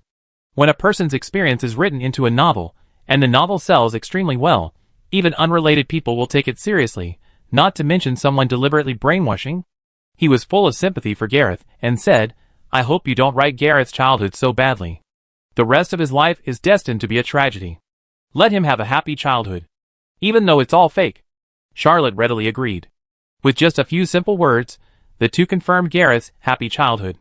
Charlotte also decided to give him a small label, so that when Gareth was a child, he was often taken home by his elder sister, and given a bath and delicious big buns. Who dares to say that this childhood is not happy? Even if Gareth lost his memory, and was played by Charlotte, the two dared not let him go to the battlefield. Antonio was ready to launch a battle against the Duke of Mosred afterwards, and Charlotte thought it was no problem. Without the protection of the evil god, Mosred was vulnerable. The two men rested for 2 days, and then led their respective knights to attack the Duke of Mosred again. During this period, the two did not send out scouts because of insufficient troops, so when they saw the Oslo Kingdom joint army camp, only a pile of ruins was left, they looked at each other in bewilderment. They did not expect Mosred to escape. The two then attacked the dukedom of Mosred, crushing them all the way with little resistance. Soon the two divided the work. Antonio led 2 knights to attack the cities and take over the other noble territories, while Charlotte continued to surrender the local armed forces and confiscate the wealth of the rebellious nobles in the rear. After more than a month, the two finally captured the entire territory of the kingdom of Oslo. Antonio also knew why Charlotte's Knights of Favonius had so many people. Charlotte almost fully exploited the war potential of the entire Oslo kingdom, and turned this war potential into a huge business group. The two soon received news that Mosred had escaped to Black Phoenix. After receiving the news, the two mourned for the Duke of Fars for a while, and then prepared to return to Strasbourg. Because the grand ceremony of His Majesty Breton's enthronement was about to be held, they, as the most important figures in the ceremony, had to appear. Charlotte took all the troops recruited in the kingdom of Oslo, and sent them to South Seraph, and handed over the management of the Duchy of Mosred to Antonio. The old Earl of Brittany had already promised him the Duchy of South Seraph, and if he swallowed up the Duchy of Mosred, it would be a bit too arrogant. Moreover, Charlotte would get part of the Black Phoenix territory in the future. Giving the Duchy of Mosred to Antonio would be of great help to him in gaining a foothold in the Breton dynasty. Is there anything more cost-effective and rewarding in this world than bribing the future emperor? Antonio is destined to become the future emperor of Fars? The two had just set off when they met a messenger from Strasbourg halfway, urging them to go back and attend the coronation ceremony of the Emperor of Brittany. Chapter 427. Charlotte and Antonio joined Anne and Rama and marched quickly all the way back to Strasbourg a few days before the coronation ceremony. Antonio, as the new Count of Brittany, was called by the court etiquette officer for training when he returned to Strasbourg. Charlotte and Anne were surrounded by another group of people, who prepared dresses for the coronation ceremony. The coronation ceremony of the new Emperor of Fars, the first emperor of the Breton dynasty, was taken very seriously by everyone, and no mistakes were allowed.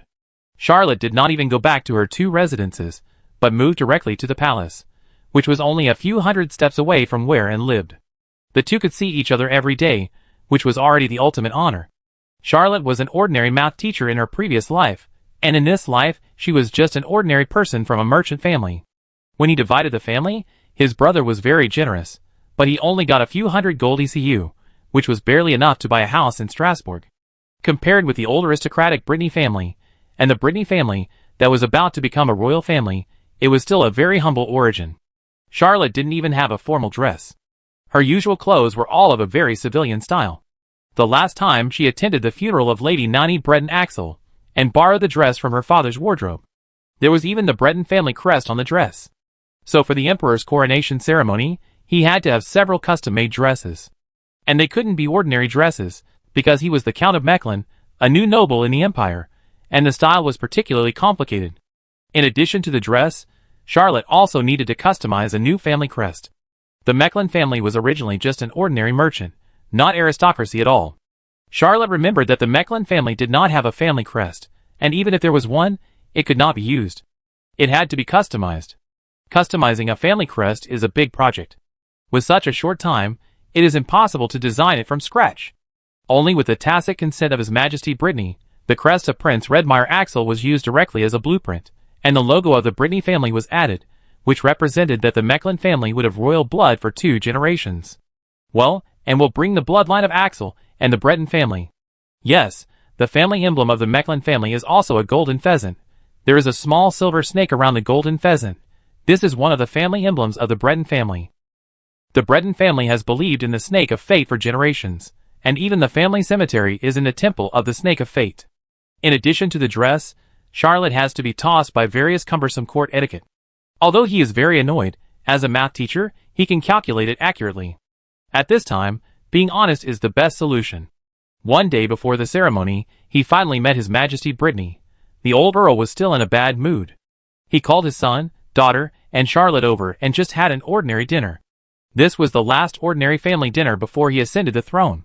The old earl looked at his son, and was very pleased. He didn't expect that his son would be promoted to the 24th level after going to suppress the rebellion, becoming the peak of the saint level like himself, and also receive the blessing of Lady Black Moon and obtain the saint-level weapon Dark Moon. He looked at Anne again, and had nothing to say. The old earl could still recall how he had wiped away the rage of Firewall Silver Rhino 13 time and time again, wanting to shoot a certain bastard to death. But this bastard really broke the old earl's fingers one by one, and took away his beloved daughter so tyrannically, without even saying thank you from beginning to end. He looked at Charlotte again, and besides being irritable, he also had some preference. No one can refuse the prodigal son's return. The meal was quite dull. When the last glass of champagne was served, the old Count of Brittany said lightly, "Antonio, take good care of your sister in the future." He looked at his daughter with a complicated expression and whispered, Aunt Karen will be with you, and take care of you for me." Anne was slightly surprised, and then she was a little happy. She had been taken care of by Aunt Karen since she was a child. Now she was leaving 58 6th Avenue, where she had lived since she was a child. She was still a little uneasy in her heart. With Aunt Karen around, she felt much more at ease. The old earl took one last look at Charlotte and asked, "Can you tell me why there was such a dramatic change after meeting Anne?" Charlotte whispered, "Perhaps you can't understand. I am an ordinary person from a merchant family. My talent is also ordinary. I didn't even get promoted to extraordinary in college. Although I got a position in the central government office after graduation, it was only a first-level clerk.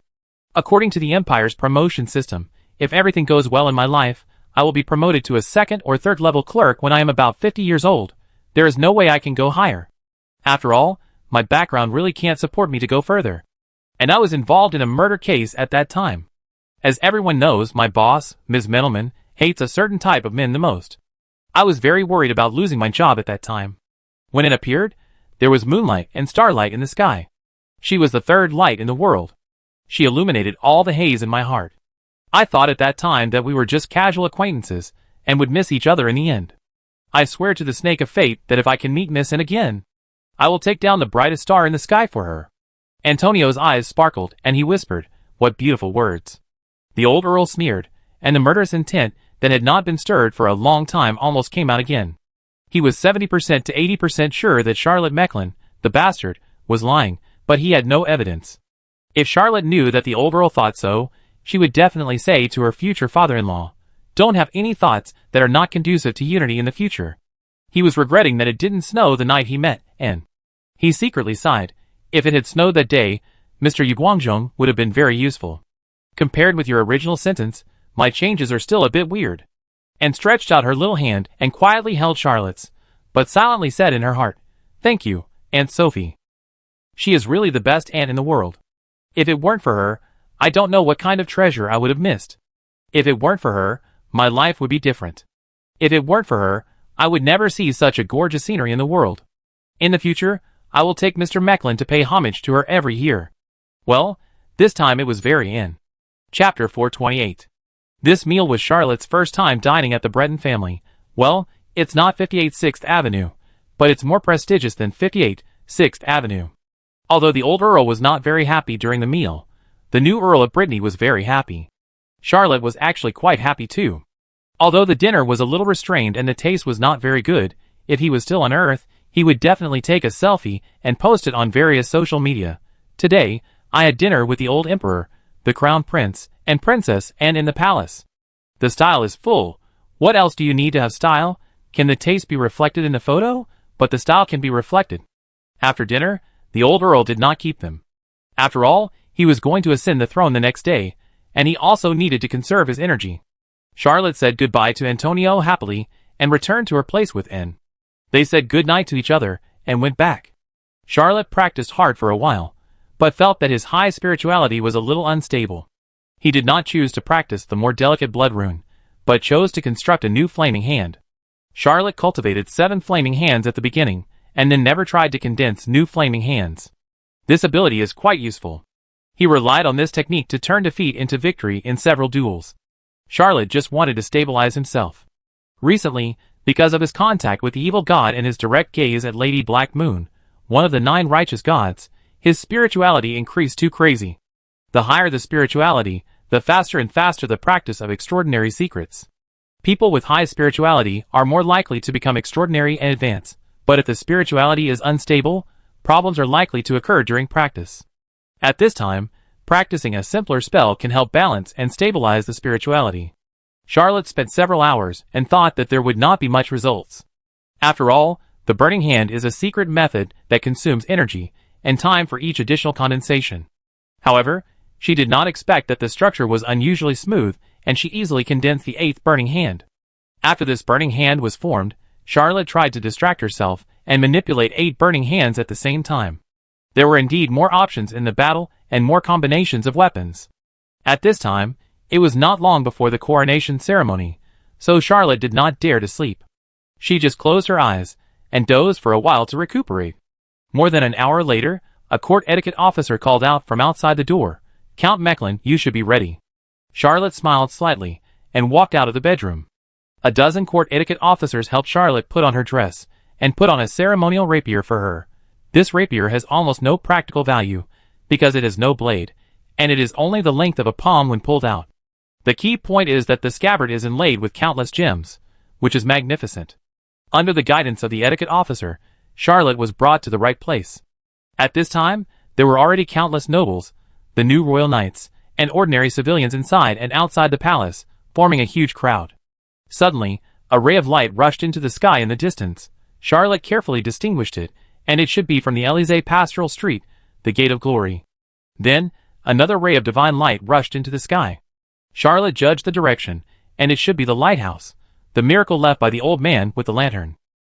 Before long, dozens of miraculous buildings in Strasbourg began to shine and rushed into the sky, turning into a huge glass dome, making the whole of Strasbourg seem to be blessed by the gods and guarding peace. 9 high priests from different temples of the true gods floated onto a high platform in front of the palace, and each read a lengthy divine document, representing their own true gods, recognizing the old Count of Brittany as the new Emperor of Fars. Along with the appearance of the court band and the guard of honor, A motorcade appeared from somewhere outside the palace, and His Majesty Emperor MacLean of Brittany appeared in front of the public. Antonio, who was as majestic as a god, rode a white horse and guarded his father. Everyone knew that this tall and handsome young man was the new Count of Brittany, the Breton dynasty of the Fars Empire, and His Royal Highness the Crown Prince. A little behind was the carriage of Princess Anne of Brittany. But this time, it was not Miss Pumpkin, but a more luxurious new carriage specially made for this ceremony. Miss Pumpkin's carriage was no longer a brand new one, and it was obviously not worthy of such a grand ceremony. Under the guidance of the etiquette officer, Charlotte urged the carefully selected warhorse under his crotch and joined the caravan halfway. At the same time, the other 10 Brittany knights also joined the caravan with him. Charlotte was fully prepared to make sure that she performed flawlessly, and waited patiently for the ceremony to proceed one by one. Around noon, the 9 great priests of the true gods urged their extraordinary powers at the same time and joined a crown. When the crown floated up, and was worn on the head of MacLean Brittany, all the ceremonies were finally completed. From now on, there will be no old Earl MacLean Breton, only the new Majesty MacLean Breton. He has become the new Emperor of the Fars Empire. From now on, the Axel dynasty that has ruled this country for hundreds of years has come to an end, and the new Breton dynasty has opened a new chapter. MacLean Breton led everyone, walked into the palace, and officially sat on the throne of the Emperor. He looked around and said, "I, MacLean Breton, represent the 9 gods, represent the people of Fars, and hold the power of the Empire. I will work hard for the country, and dedicate everything I have." Next came the congratulatory envoys from various countries. Even the hostile barons sent envoys. Of course, no one from the Black Phoenix came. In the afternoon, when Charlotte was still drowsy, she heard the Emperor of Brittany say lightly, "Sir Mechlin, you have made immeasurable contributions to the Empire.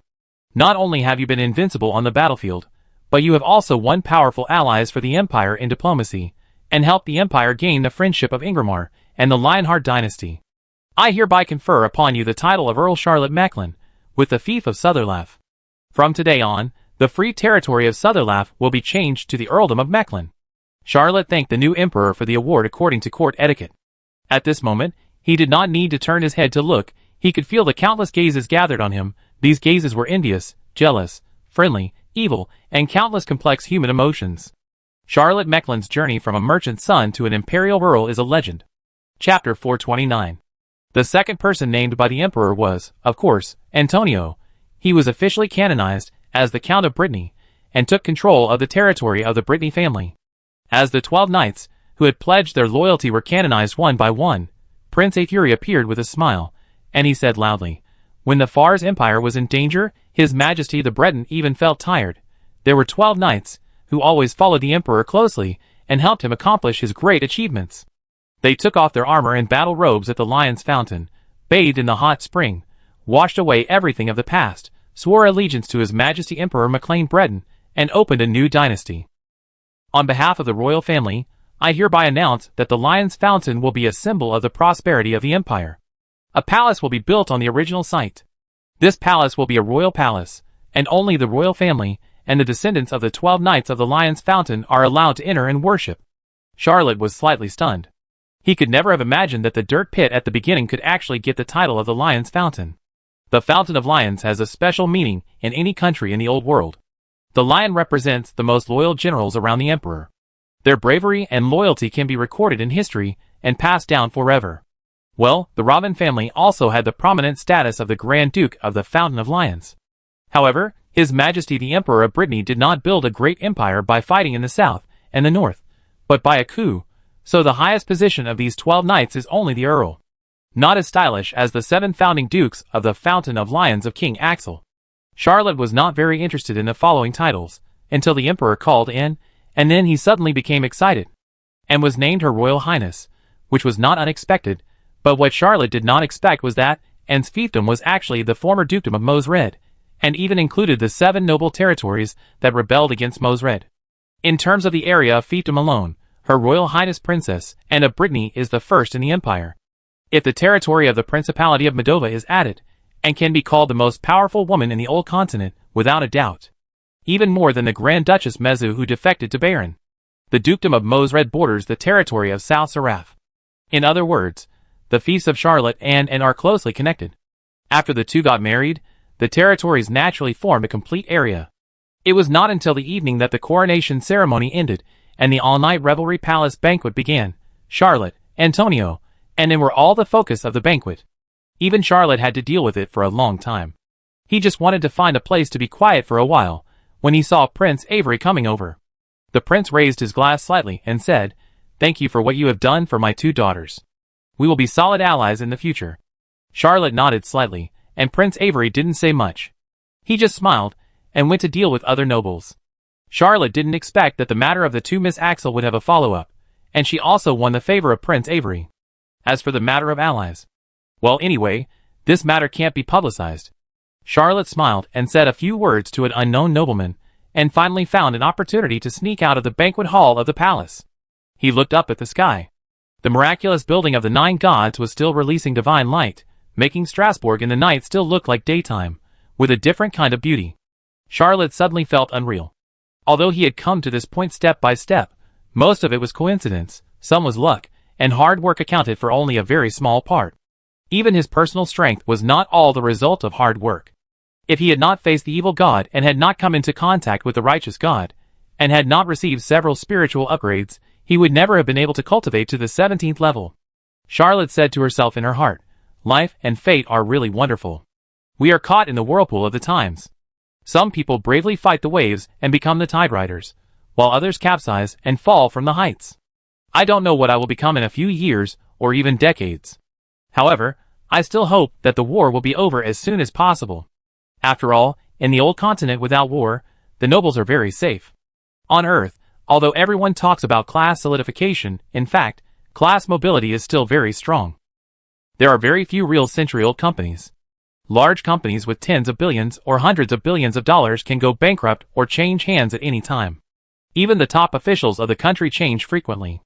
On Earth, it is very common to change a president every 4 years, but in the old continent, the emperor has never changed for decades.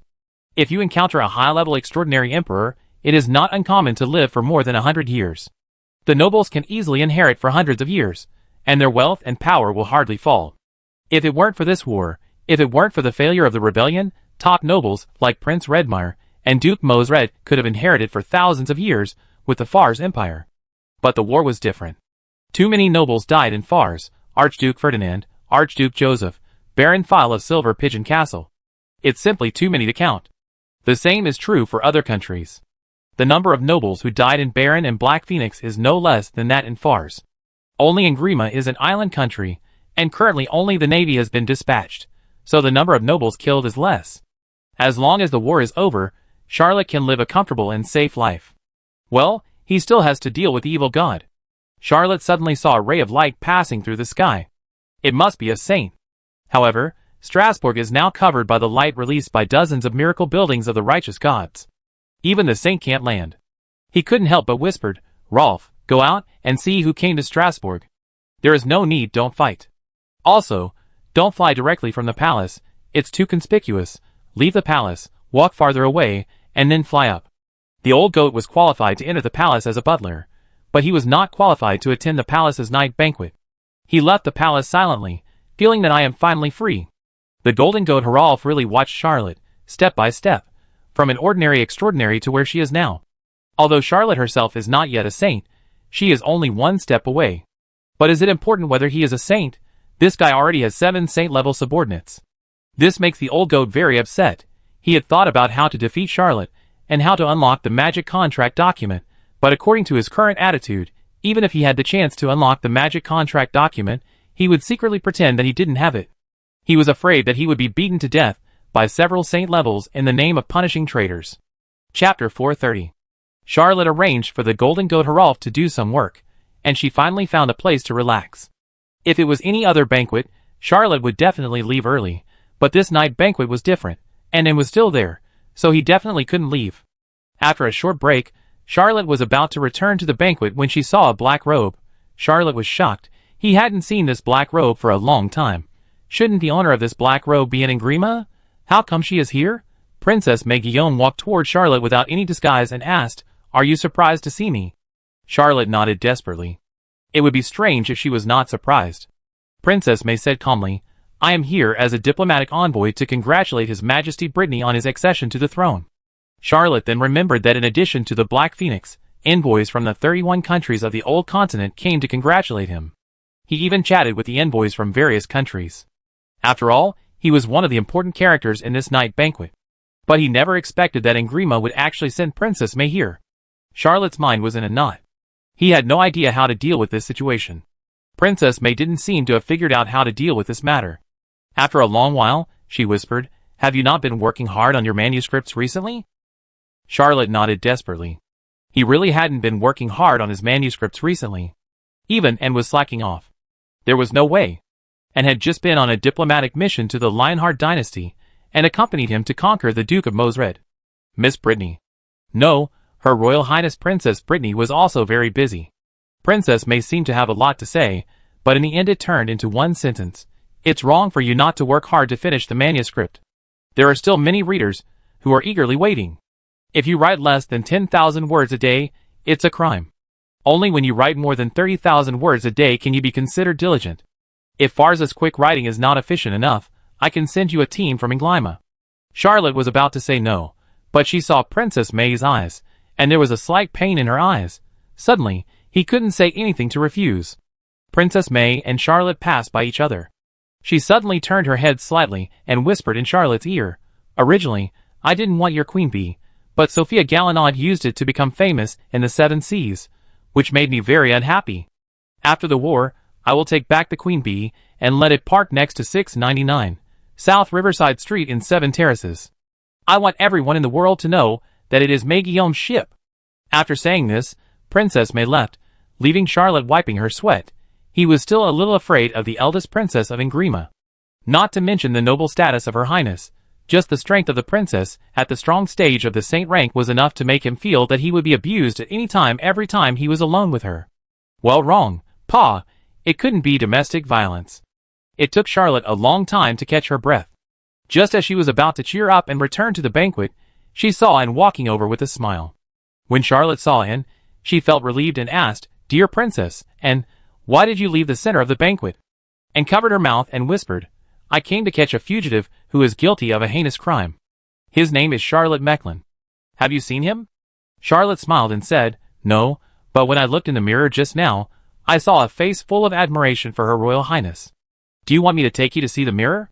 And chuckled, raised her hand, let Charlotte hold it, and whispered, "Let's dance together." Charlotte bowed slightly. Although he had only practiced martial arts since he came here and had never danced, he believed that his extraordinary physical fitness at the 17th level and the dancing skills he learned during the National Academy and University were still mostly retained. The two danced outside the banquet hall. Soon, a court band came quietly and accompanied the two young people. Soon, dozens of nobles gathered around, making the scene very lively.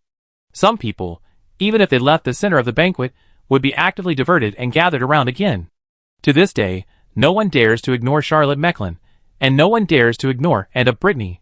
They are the most popular young people in the Fars Empire and the New Breton dynasty. Well, even the Crown Prince Antonio can't steal the attention. Soon, even Antonio walked out of the banquet hall, surrounded by 10 knights of the Brittany family and dozens of young nobles. As the legitimate and almost certain next emperor of the Brittany dynasty, there are countless people who want to sharpen their heads and get close to the newly promoted Count of Brittany. Even if his status is not mentioned, Antonio is still the best young man in this empire. Yes, there is no other. The future strongest man in the empire. If it weren't for the story of Charlotte and it would be too fairy tale. No one in the Fars Empire could take away Antonio's charm. Antonio looked at his dancing sister, feeling a little emotional. He remembered that and hated banquets and dancing the most. Even in his memory, and refused to dance with others in all the banquets she attended. He thought at the time that his sister didn't like this kind of aristocratic activities. Now he saw his sister's face full of joy when dancing with Charlotte, and finally confirmed that Anne didn't dislike dancing, but she didn't like dancing with anyone other than Charlotte. When a dance ended, there was a happy applause in the field. Charlotte smiled slightly, took the hand of the first princess of the empire, walked to the crown prince of the Brittany dynasty, and whispered, "Anne is a little tired. Please allow me to take the princess back to rest." Antonio nodded slightly and said, "There is Count Lomacron." Charlotte took Anne and left. If there was a historian who wanted to record the scene, then Charlotte Mecklin would definitely give a comment. Domineering. What is domineering? This is domineering. Of course, Charlotte did not send him back. They slipped out of the palace and went to 221B Baker Street, and also carefully instructed the people around her to prepare some cakes, fruits, tea, fruit wine, and champagne. Today is a very happy day, and Brittany wants to celebrate with her husband, Charlotte Mecklin, in private. Chapter 431. The Temple of the Serpent of Fate in Lukavaro District. The newly crowned Emperor McLean Breton was in front of his wife's grave, with his hands on his knees, whispering something. "Nani, I came to see you. I don't know if you are okay now. I never thought of becoming the Emperor of Fars, but that day. Charlotte knelt in front of me and said she was paying her respects to His Majesty Breton, and she encouraged me to rebel. I collapsed at that moment. I want to seek justice for you. If I hadn't rebelled and let Hongnir become the Emperor of Fars, I would never have been able to avenge you. If the gods allow it, I am willing to use the throne of Fars in exchange for your return." Today, I saw that boy asking Annie to dance. You should have seen that scene. I saw Annie glowing. I know Annie is cute and beautiful. After all, she inherited your beauty. But it was the first time I saw a girl holding hands with her beloved man, blooming with such brilliant brilliance. Even I have to admit that Miss Rose from the Sume family is unmatched. Miss Sophia from the Garanet family, with the title of the capital of the empire, I don't know how many young people are chasing after her. They are not only beautiful, but also have unparalleled elegance. Today they also participated in my coronation ceremony and the palace banquet I hosted. In the past, they would have become the center of attention among young people. Whether it is your father, His Majesty Julius Axel VI, or me, your Emperor of Brittany, I dare not say that I can steal their limelight. I never thought that my baby Annie, just standing there, without doing anything, could make them pale in comparison. Become the center of attention. In one of that boy's books, there is a sentence. Vulgar men pursue the best women in the world. Men with noble character will only work hard to make their women the best women in the world. When I saw that sentence, I scolded him for talking nonsense. Nani, you may be like me. Never thought that there is such a man, and someone can actually do it. How could anyone do such a thing? But he really made our baby and look like a goddess, dominating the whole ball, and even made beauty the least important charm. Charlotte is really a complete bastard. But even I can't find any fault with him. I should have fought for you and won glory for you. After all, you are my princess forever. Nanny! I will definitely protect our two children. The old emperor said at the end, tears streaming down his face, sobbing and choking, venting his sorrow in front of his deceased wife. The whole of Strasbourg was reveling all night. It was the first time that Charlotte did not send in home. Now 58 6th Avenue was no longer Anne's home, so he could only send in back to the palace. After a while, Anne will move to the new Duke's mansion. Well, Anne is not only the Princess of Fars, but also the Grand Duchess of Moldova. He may also have a Count's mansion. Maybe when the war is over, he will marry Anne. After sending Anne back, Charlotte did not stay in the palace, and he did not return to 221B Baker Street, but returned to 58 Champs-Élysées. This house has a special meaning to him. It is the first house owned by Charlotte personally, and there are also Lady Nancy and Lady Plum Sauce, his 3 clever cats, and the second-hand carriage he bought. He and Anne have dated here countless times, and have walked all over Champs-Élysées hand in hand, visited every restaurant, and visited almost most of the shops. In a sense, number 58, Élysée Country Street is the only place in the world that Charlotte feels at home. When he returned to number 58, Élysée Country Street, it was already very late. After a while, the sky was slightly bright, and the divine light in the sky quietly dissipated. The miraculous building of the 9 gods returned to its original appearance. Charlotte was about to ask Mrs. Wu Meizijiang to prepare some breakfast when she heard someone knocking on the door. Mrs. Nancy opened the door, and the Golden Goat Herolf, and an unusually strong young man walked in. Charlotte was slightly startled, and then she heard the young man say, "I am Agon." He was slightly surprised and asked, "Why did you come to Strasbourg to find me?" Agon the elephant took a deep breath, knelt on one knee, and said, "I actually came to Strasbourg a few days ago. I have been to Cappadocia, and I have also quietly observed what you did in the Red Dragon Strait. I have also had a long and in-depth conversation with the Black Dragon these days. I am sure that you are the future of the orcs. You can help the orcs get rid of poverty and survival crisis and live a peaceful and harmonious life. So, I, the leader of the elephant tribe, Gon the elephant, am willing to serve you until the end of my life." Charlotte reached out and helped Gon the elephant up, ecstatic, and said, "I was afraid that you would never join us. Now with you, I have 7 men under my command." The old goat said coldly, 8. Have you forgotten that there is also a good boy Gareth Mecklin? Charlotte said hurriedly. Oh, I really forgot about him. Now we have 8 saints. The Elephant Man Agon suddenly felt his heart swell. If he had been willing to join Charlotte a few months ago, he would have been Charlotte's top general now. But now he is the 8th, and even in terms of combat power, Charlotte's men have also forced back the King of Lions Amos Vidas, the former Grand Master of the Royal Knights, and Cresto, nicknamed the Holy Mountain of Light. The Elephant Man Agon cannot be ranked in the forefront. Faced with the Elephant Man Agon, who suddenly came to join him, Charlotte suddenly felt a sense of urgency. He secretly thought, if I don't become a saint again, I'm afraid I become a joke in all the countries on the continent. If life is a novel, I will become a saint in the next volume. Well, at most the next volume. I can't delay it any longer, otherwise readers will find faults. Even threaten the author. Since ancient times, offending readers has never ended well. Charlotte was about to invite the Golden Goat Rolf and the Elephant Man Agon to have breakfast together, when the eunuch's voice came from outside the door. Count Mecklin, His Majesty summons you to the palace. Charlotte didn't know why, but she wanted to throw a toad to death. Chapter 432. This time, it is a formal visit to His Majesty Emperor Fars, so it must be done in a serious manner. Charlotte summoned all his men, counted them silently, pulled over the Golden Goat Rolf, and whispered, "Why are there 9 holy ranks?" The Golden Goat Rolf took a look and also whispered, "We forgot to count Vigo. Maybe you think that the 19th rank is not a holy rank." Charlotte hurriedly denied, "I am not, I don't have it, the 19th rank is also a holy rank. The Holy Mountain of Light, Kratos, is a top-level saint of the 23rd level. The Old Lizard Man Black Dragon, the Elephant Man Agung, the Silverback Gorilla Chio Delio, the Golden Goat Rolf, the 2 former vice-captains of the Royal Knights, Aspros, Regulus, and the good boy Gareth Mecklin, a total of 7 strong saints of the 22nd level. Well, Vigo, a 19th level Flame Paladin, is a bit out of place. No wonder Charlotte missed him when calculating the saint level. Vigo was dignified and changed into a brand new dress.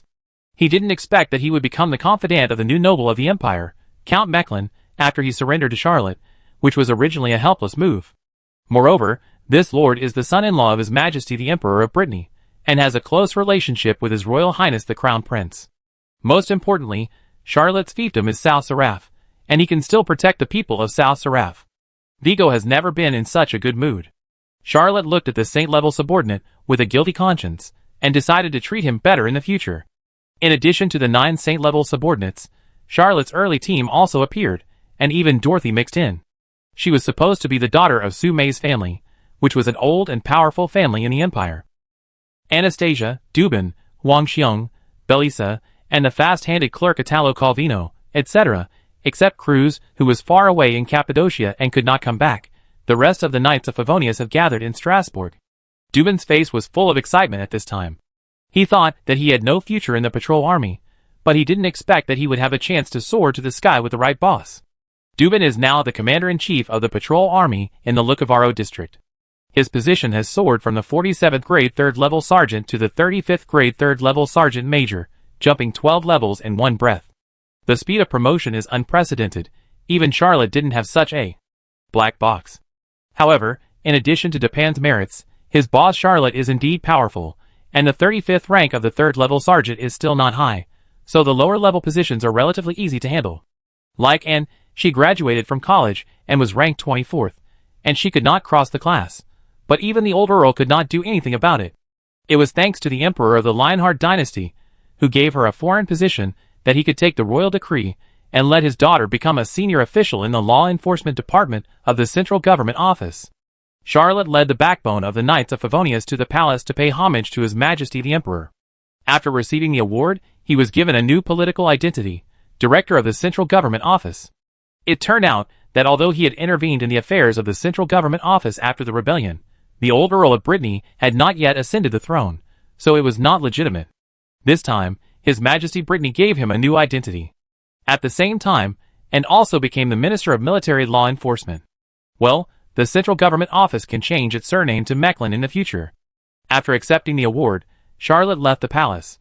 The day after the new emperor ascended the throne, there were countless things to do, and he would only be a hindrance if he stayed.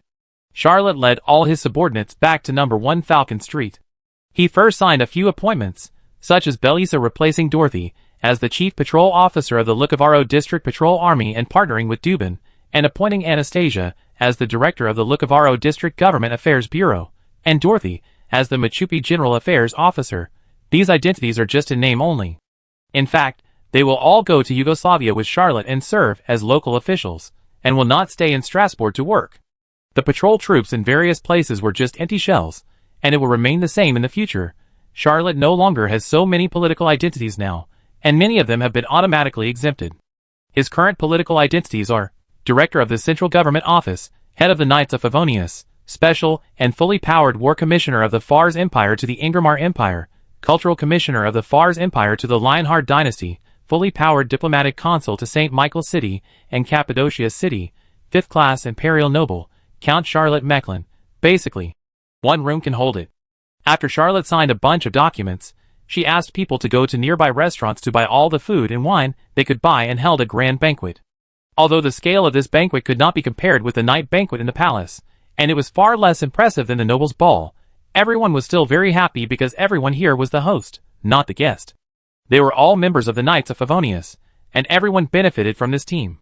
Most of the adventurers who followed Charlotte in the early days bought houses in Strasbourg, and even had houses in other cities. Many of them accumulated a lot of wealth, and some even got promoted.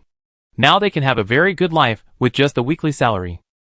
Charlotte was never stingy with his subordinates, and he might forget occasionally. Charlotte himself didn't go down to party much. He didn't like the hustle and bustle. He was in the office, sipping champagne. Now Charlotte Mechlin can drink champagne as much as he wants. He was thinking about the war that would happen soon, and then he heard someone knocking on the door, and soon Mesha came in. This female adventurer was one of the first members of the adventure team he met. Charlotte asked, "Aren't you going down to have fun with those people?" Mesha smiled and said, "I always thought you would find a chance to kill me." Charlotte smiled and said, "Is it about Silver Rhino? Now you don't have to worry. No one will remember Archduke Ferdinand anymore." Mesha whispered, "I came to you for two things. First, I was promoted to extraordinary. Thank you for the supplies you gave me." Charlotte nodded and said, "Congratulations." When Mesha picked up Wakure Silver Rhino 5, the alchemical pistol that shot Archduke Ferdinand, he did promise to give her a batch of materials for promotion to extraordinary, and he did not break his promise afterwards. Unexpectedly, this female adventurer was really promoted. Mesha said, "One more thing, I'm getting married. Dubin proposed to me not long ago, and I agreed to it. I hope you can come to our wedding." Charlotte was very surprised, shook her head, and smiled. "Congratulations to you. I will attend and give gifts." Ordinary people also have their own ordinary lives. Ordinary people also have their own ordinary lives. Not everyone is like the protagonist in the story, with a magnificent life. Chapter 433. Charlotte said Mesha away, and couldn't help but take out the Firewall Silver Rhino 5. This alchemical pistol is really famous in the continent, and can be called a demon spear, the regicide. It killed Archduke Ferdinand and his wife, but it didn't just kill an archduke. It also killed Jonathan, the leader of the South Seraph Restoration Army. It killed the usurper Emperor Hongmir. It was also borrowed by Abner Sume to kill the fake queen. Charlotte didn't even know that queen, but being the wife of the royal prince Redmire Axel, she is definitely not an ordinary woman. Poor thing, she even made a hazelnut nut cake by herself to celebrate her husband becoming the emperor. That lady is a tragedy. Well, this alchemical shotgun sister product almost killed Charlotte Mechlin several times. However, for Charlotte, these two silver rhinos can be regarded as his lucky guns. Together with the anti-space long-range rifle obtained from Baron Leo, they have made great contributions to Charlotte Mechlin and killed countless powerful enemies. Although Charlotte has now changed to the red and blue Rattler, these super guns are still his favorites. Charlotte put away the Firewall Silver Rhino 5 and took out the anti-space long-range rifle. He promised Mesha that he would give her and Dubin a gift for their wedding, and this super rifle is a very good gift. Although he also has a super long-range alchemical rifle from Byron, the couple obviously can't afford it. The magic armor-breaking bomb is too expensive, 1.5 gold ECU per round, and only the super rifle is suitable. Charlotte took a cloth and carefully wiped the extraordinary rifle clean, even dismantling some parts and reapplying oil mud. He hesitated for a moment, and sent someone to buy a long gift box, and 2 boxes of magic-breaking armor bombs. Charlotte mainly fought alone. Although he killed many enemies, the box of 120 magic-breaking armor bombs given by Aunt Karen has not been used up yet. One of the 2 boxes of magic-breaking armor bombs was given to the Dubins as a gift, and the other was used by himself to replenish the ammunition reserve. Although this thing is quite expensive, Charlotte is quite rich and doesn't care much about a few hundred crowns. Charlotte prepared the gift and planned to send it to Japan together with, and when he got married. It was getting more and more lively outside. It was obvious that this banquet might last all night. Charlotte waited for a while, and a new carriage entered number 1 Falcon Street. It was, and who had just left the palace. Charlotte hurried out to greet her. The 2 greeted most people, and left the Otherworld District Patrol Army office. When Charlotte left the gate, she looked across from the carriage. Across the street was number 2 Yin Hun Street, which was originally his office. It was the Otherworld District Government Bureau. But Charlotte knew that she would probably not come to these 2 places again. His appearance in these 2 places could no longer be called work, but inspection. Charlotte saw that, and was in a good mood and asked, "Where are we going today?" And smiled and said, "To my Duke's mansion." Charlotte smiled and said, "Very good, I haven't been to your mansion yet." Both of them were relaxed and happy. Their world had changed since yesterday. Prince Redmire's ducal palace was also in the Val d'Oise district, but it was on the 2nd Avenue. The capital of Fars is Strasbourg, and the center of Strasbourg is the Val d'Oise district. But if we talk about the center of the Val d'Oise district, it is the most central 9 avenues. The Breton family's mansion is on the 6th Avenue, which is already very luxurious, but Prince Redmire is even better. He lives at number 3, 2nd Avenue. Well, there is only one house number on 1st Avenue, and that is the palace. This mansion has been slightly renovated, and is also of Axel's blood, so all the Axel family emblems and logos were not removed, but the silver snake patterns of the Brittany family were added in many key and conspicuous places. All the people in Prince Redmire's mansion were cleared out. No one was left, and all were replaced by people from the Brittany family, from the housekeeper, Aunt Karen, to the guards of the mansion, to the servants. Almost all of them were familiar faces that Anne had seen since she was a child. Charlotte seemed much more relaxed in Anne's mansion than in the mansion of the Count of Brittany and the palace. He smiled slightly, and kept saying some gentle words to Anne, who was also introducing this new mansion to him. Because the 2 had not yet married, and had specially reserved a place for Charlotte to live in the mansion, and all the furnishings were arranged by Anne. Charlotte accompanied Anne to the Duke's mansion, and had to admire that the architectural craftsmanship in this world was indeed extraordinary. This Duke's mansion is almost as good as those famous palaces in Europe on Earth, but it is far inferior to Earth in terms of the display of artworks. There is no way, after all, this is a world with extraordinary things. Even the nobles will pay more attention to those extraordinary things rather than artworks with no practical value. Even if there are some items related to art, they will inevitably have extraordinary properties. Anne saw that Charlotte seemed very happy, so she said to him, "The mansion next door originally belonged to another prince, who has announced his opposition to my father's accession to the throne. I will persuade my father to give the house to me, and I will have people demolish a few walls so that our mansions can be connected." Charlotte nodded slightly. He didn't care about the mansion. For a traverser like him from Earth, he usually lived in a small house of dozens of square meters, at most hundreds of square meters. His obsession with houses was at most the size of number 58, Élysée Country Street. He didn't have much desire to live in such a palace-like mansion. The 2 chatted for a while, and suddenly someone came to report that the Count of Brittany was visiting. Charlotte hesitated for a moment before she realized that Antonio was now the Count of Brittany, and happily took Charlotte to meet Antonio. Antonio strode in and saw them, complaining, "Anne, why are you moving so hastily? I haven't prepared many things yet. I will send people to deliver them in the next few days." Anne smiled and said, "This is the prince's mansion. There is nothing missing. You just need to deliver my daily necessities." Antonio saw Charlotte, and had a lot to say. He said to Charlotte, "In 3 days at most, we will set off. But this time you will lead the troops independently, starting from the Earl of Mechlin, and attacking the heartland of the Black Phoenix. I will accompany my father to attack the Black Phoenix from the front battlefield." Chapter 434. Charlotte took a deep breath and said, "I will definitely be able to defeat all enemies in front of me." Charlotte now has 9 saints under his command, and they are not all saints like Vigo, who have just passed the 19th level. 7 of them are strong saints, all of whom have experienced hundreds of battles, and have outstanding combat power. Well, as long as he doesn't run into Viscount Constantine, he, Charlotte Mechlin, is invincible. However, Viscount Constantine has already defected to Byron, so he is unlikely to run into him. Antonio did not stay in the Duke's palace for long.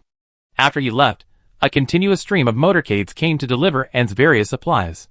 Charlotte always thought Anne was very simple until she saw this motorcade and the things carried down from the motorcade with her own eyes. This motorcade actually had only 30 carriages, but they were divided into 3 groups, each with 10 carriages. This group of 10 carriages was delivered to the Duke's palace. After unloading the goods, the second group of carriages arrived. After the second group of carriages unloaded the goods, the third group arrived again. Then the first group of carriages appeared again.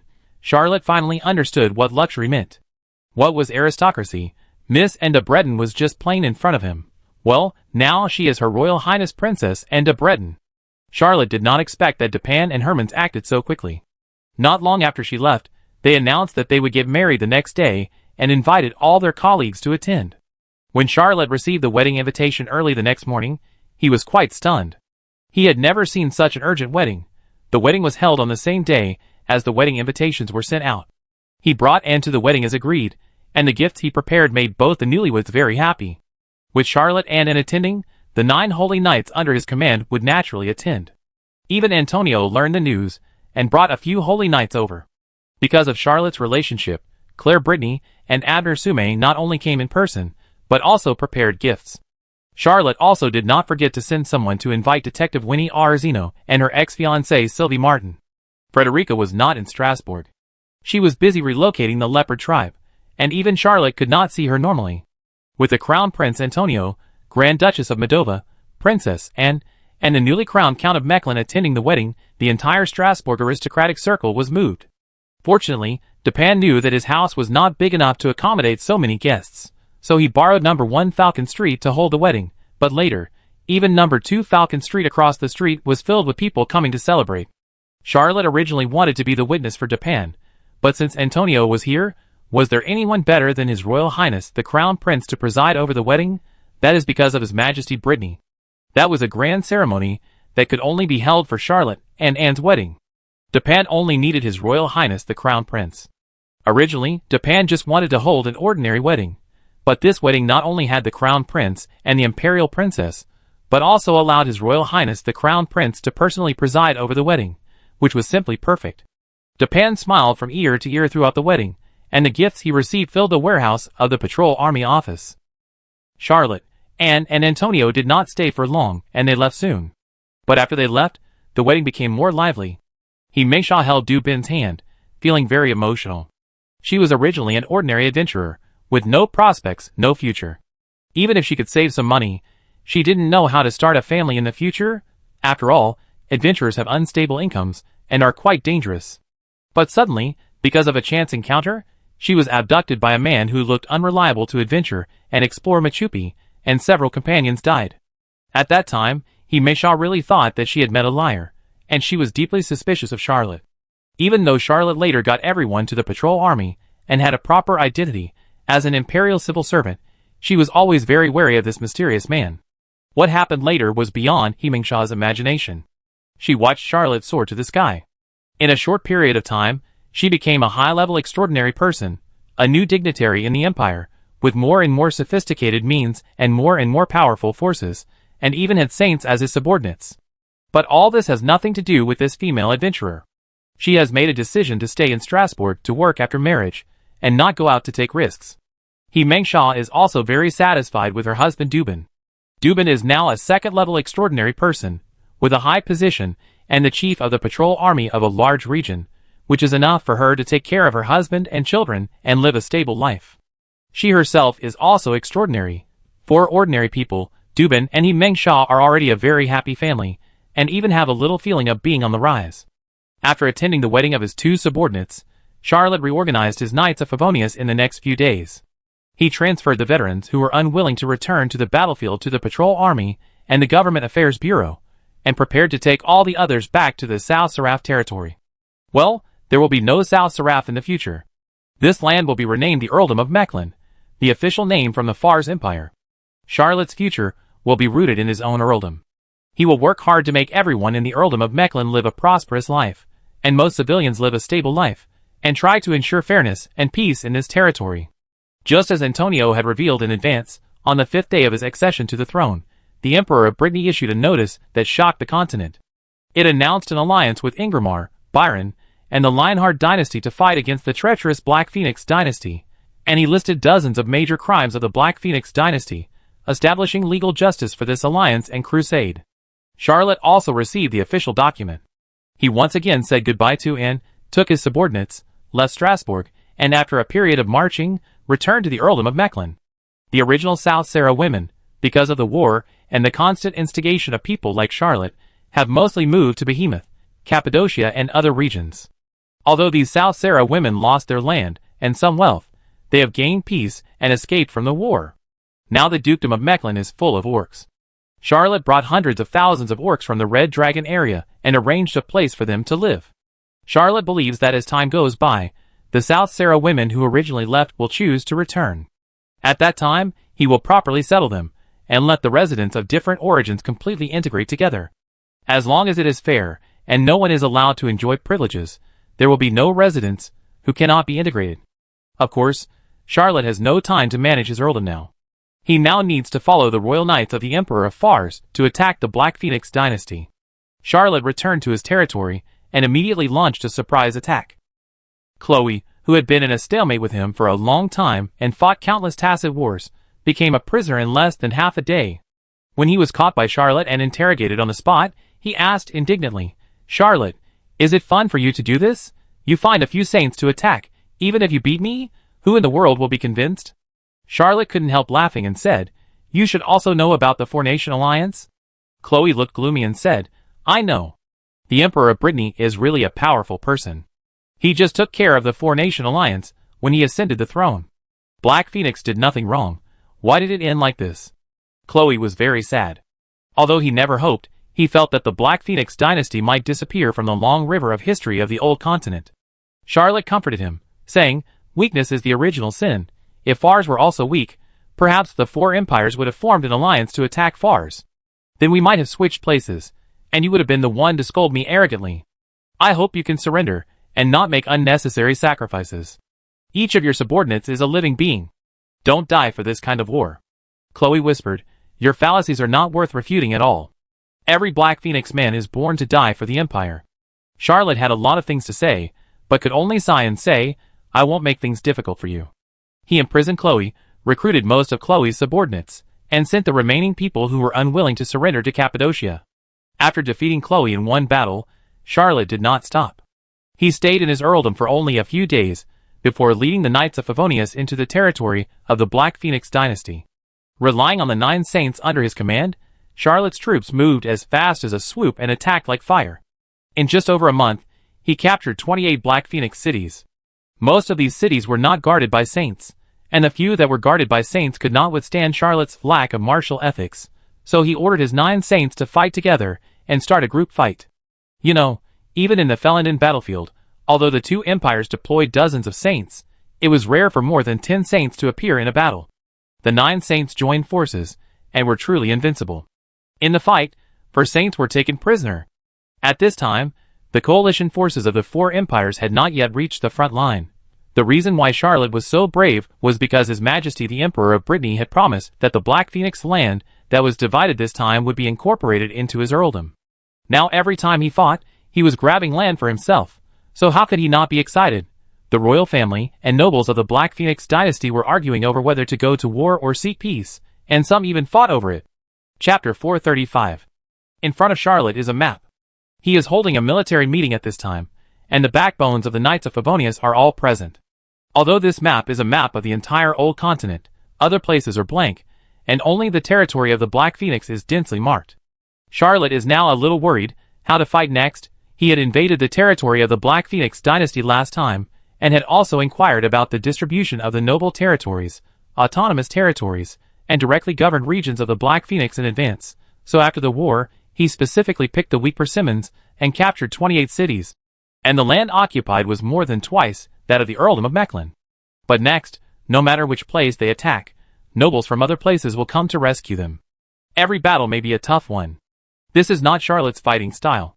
He is patiently waiting for the army of the Four Nations Alliance to launch an attack, or to eat a few more bites first, weighing the pros and cons, and hesitating.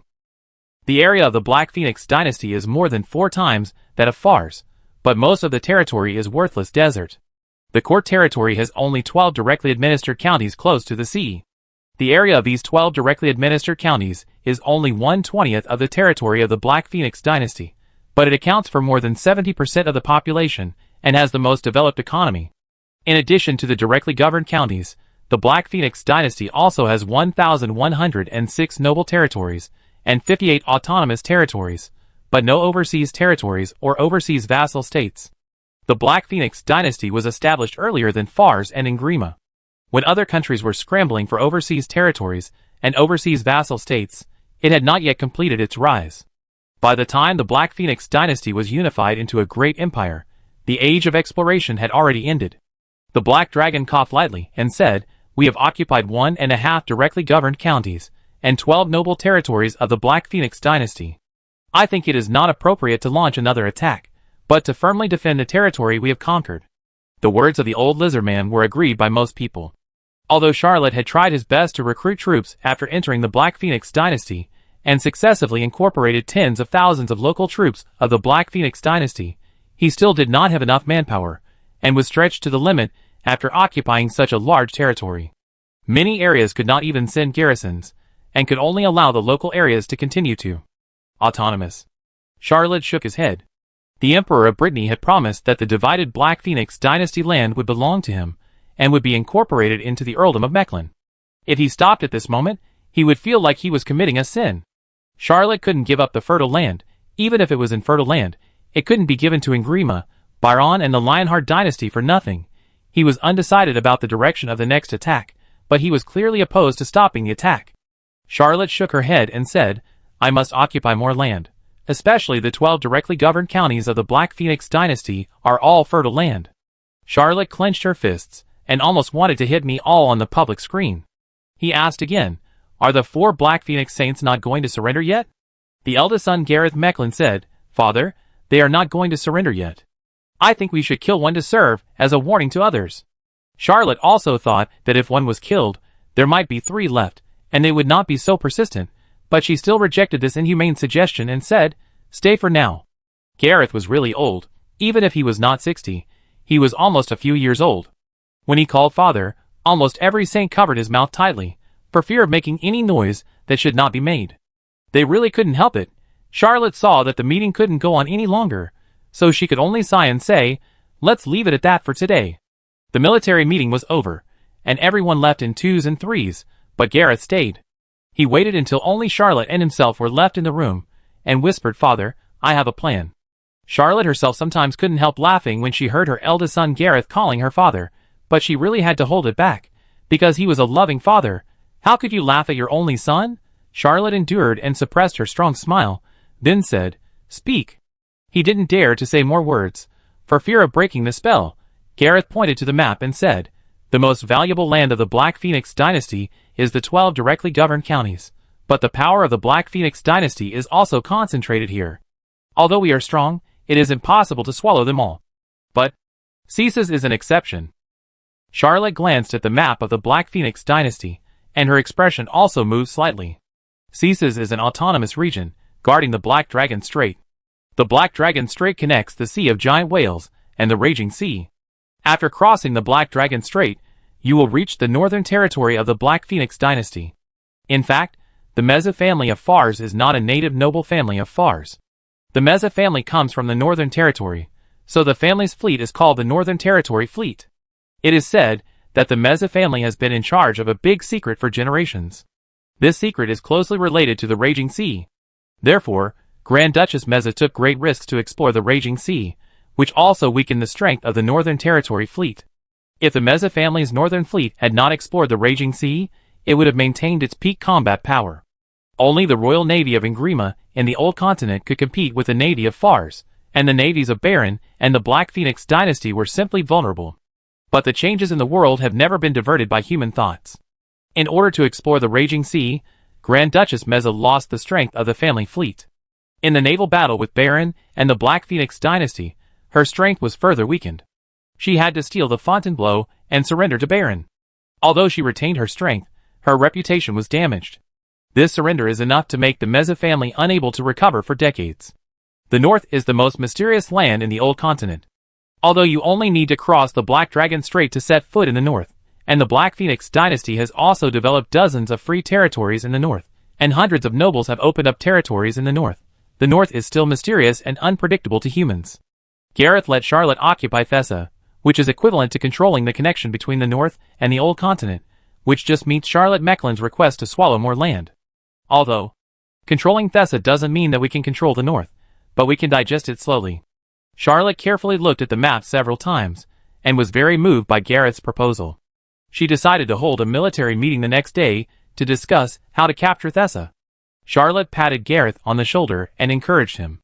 Then she changed the topic and asked about his recent practice. Gareth said distressfully, "I obviously have a strong power, but I just can't use it. I don't know what went wrong. Every time I use the power in my body, I feel a sense of danger. I will be blown to pieces by this power." Charlotte nodded to show that she understood. Gareth's current situation is that his soul is broken. Although the soul, no matter how broken, will grow back together as long as there is no further damage, the soul that grows back together is not the original one. For example, you break a piece of soul, and then knead it together again. Although it is still the same piece of soil, it is really not the same piece of soil. Every grain of sand that makes up this piece of soil has changed its position. Although Gareth still has the power of the 22nd level strong holy level, he does not have the spirituality and wisdom to control this power, and lacks the understanding of the family secrets. A holy level, even the lowest level 19, can split the sky and the sea, and is omnipotent. This powerful force, if not controlled by enough spirituality, wisdom and secrets, is indeed enough to blow the owner to pieces. Of course, Charlotte did not know the family secrets of Mosred and Gareth. After knowing Gareth's situation, he immediately planted the Blood Butcher seed in his eldest son and encouraged him to practice the Beast God transformation technique in advance. After complaining, Gareth was slightly happy again and said, "I practiced the secret method of Blood Butcher you taught me. In the past 2 days, I have broken the power seed and awakened the Blood Butcher chi. And I can also transform into Channing Hayato. I am about to awaken the bloodthirsty fighting spirit recently. I just don't understand why I have to practice 2 powers at the same time. If I only choose to practice one, I might have reached the 2nd level of extraordinary now." Charlotte smiled and said, "You should focus on Blood Butcher. I let you practice the Beast God transformation technique just to hope that you can escape quickly when you encounter danger. After all, Channing Hayato has wings. Last time you were injured in the battle, I was worried for a long time. I don't want you to encounter danger again." Gareth immediately felt the meticulous care of his father and whispered, "Thank you for your concern, father." Charlotte lovingly comforted him a few words, which deepened Gareth's feelings for his father. The power of the Blood Butcher was very overbearing, and had begun to devour the power in Gareth's body. If Gareth could successfully cultivate the Blood Butcher, Charlotte would have an extra saint-level guard. He even felt that Gareth could activate the original blood boundary by himself. If there was such a blood servant who was proficient in the original blood boundary, there would be no need to fear various dangers.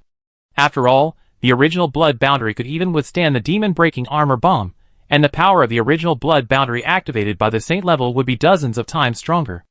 As for letting Gareth practice Channing Falcon, it was completely Charlotte's own preference. He also recently learned that there are also flying animals among beastmen, among which Channing Falcon is the fastest one. Charlotte tried to practice the 3rd beast transformation herself, and just let Gareth practice it as a reference. After Charlotte asked Gareth to rest, she looked at the map of the Black Phoenix dynasty, and her mood was surging, and she couldn't calm down for a long time. The words of the Brittany Emperor that he would give him the divided Black Phoenix land were too attractive. Chapter 436. Charlotte opened her eyes, and countless feathers appeared on her body. A pair of wings grew on her back. Her body became thinner, and her eyes became deeper, dark and bright. This is Channing Hayato. Charlotte could sense that the bloodthirsty fighting spirit in her body had undergone a new change. When an orc turns into a human, the power in his body will be sealed. When a human turns into an orc, the power in his body will also be sealed. However, when an orc turns into an orc of another tribe, the bloodthirsty fighting spirit will not be sealed, but will only be transformed into the attributes of other tribes. When he transformed into a red bear warrior, he gained a new ability, Bear Power. When he transformed into a silverback ape, his ability became King Kong. When he transformed into Channing Hayato, his awakened ability was Hawkeye. Blue Rattlesnake can have 8 attributes: increased speed, agility x7, life devouring, super long range, anti-space, Hawkeye, bear power, hot blood, and insomnia. Charlotte often uses Hawkeye, but he does not have this ability himself, and relies entirely on this extraordinary weapon. Hawkeye is an auxiliary ability, which is a dream come true for those who are good at shooting, bows and arrows, throwing knives, throwing spears, and other skills. Charlotte recently chose the third beast god transformation technique, because he was worried about falling from the sky when flying with the blood spirit rhinoceros. So he thought of such a remedy. Channing Hayato is born with the ability to fly and is also a natural hunter. Charlotte sensed the bloodthirsty fighting spirit in her body, and felt more and more that the bloodthirsty fighting spirit contained countless mysteries. The human cultivation system comes from a variety of sources, some from the 9 righteous gods, some from the self-realization of human philosophers, some from evil gods, or various inexplicable sources. The energy cultivated by various secret methods is not compatible with each other. Knights cannot use spells, mages are not good at melee combat, and even some extraordinary paths are not suitable for fighting at all, such as dream walkers and extreme soarers. When Charlotte transformed into an orc, she could not use bloody glory. When Domitian transformed into a human, he also needed to practice human secrets. The bloodthirsty fighting spirit of the orcs all comes from the dragon god. The bloodthirsty fighting spirit cultivated by orcs from different tribes all comes from the same source, but the results of cultivation are very different. The bloodthirsty fighting spirit of lion people and bear people is completely different, and the fighting spirit of leopard people and elephant people is also nothing alike. The supernatural powers they produce are even more varied. Even orcs of the same tribe will have different abilities in different tribes. Cross-back red bears are more likely to awaken bear power, while Moson yellow bears are more likely to awaken iron bones and bronze skin. Charlotte experienced it for a while, and the feeling of changing into Channing Falcon, and then she returned to her human body. For him, the beast god transformation technique is a very useful skill, but it is not necessary to work hard. He had just practiced the beast god transformation technique, and the bloodthirsty fighting spirit of the orcs was violent, which made him a little excited. He couldn't sleep very well, so he stood in front of the map again. He stared at Thessa for a long time, slapped his palms lightly, and said to himself, "I've decided, let's attack Thessa." However, from Charlotte's occupied area to Thessa, you need to pass through 4 noble territories. These 4 noble territories are not the territories of small nobles. There are 2 earldoms, 1 viscountdom, and 1 barondom. Their knights had been ready for battle, and formed a coalition. Although Charlotte was confident that he could defeat them, he would have to pay a certain price. For Charlotte, he did not want to pay any price. How can we divide these 4 nobles, and disintegrate their coalition? Although I know a lot of strategies, they are just stories. If I really want to implement them, there may be many loopholes. Charlotte was thinking about how to make a battle plan. He knew that he was not a military strategist, not even a keyboard strategist, so when he led the troops to fight, he would emphasize one word: go. He is a man who only bullies the weak and fears the strong. For example, when facing Chloe, he chose to let several saints beat him up. At that time, Chloe scolded him, "Charlotte, is it fun for you to do this? Even if you find a few saints to attack me, even if you beat me, who in the world can accept it?" Charlotte could only talk about other things and couldn't give a direct answer. If Charlotte went out by herself and captured Chloe in front of the 2 armies, she would be a hero. If he didn't go out by himself and let his saints take down Chloe, he could barely be considered a military commander.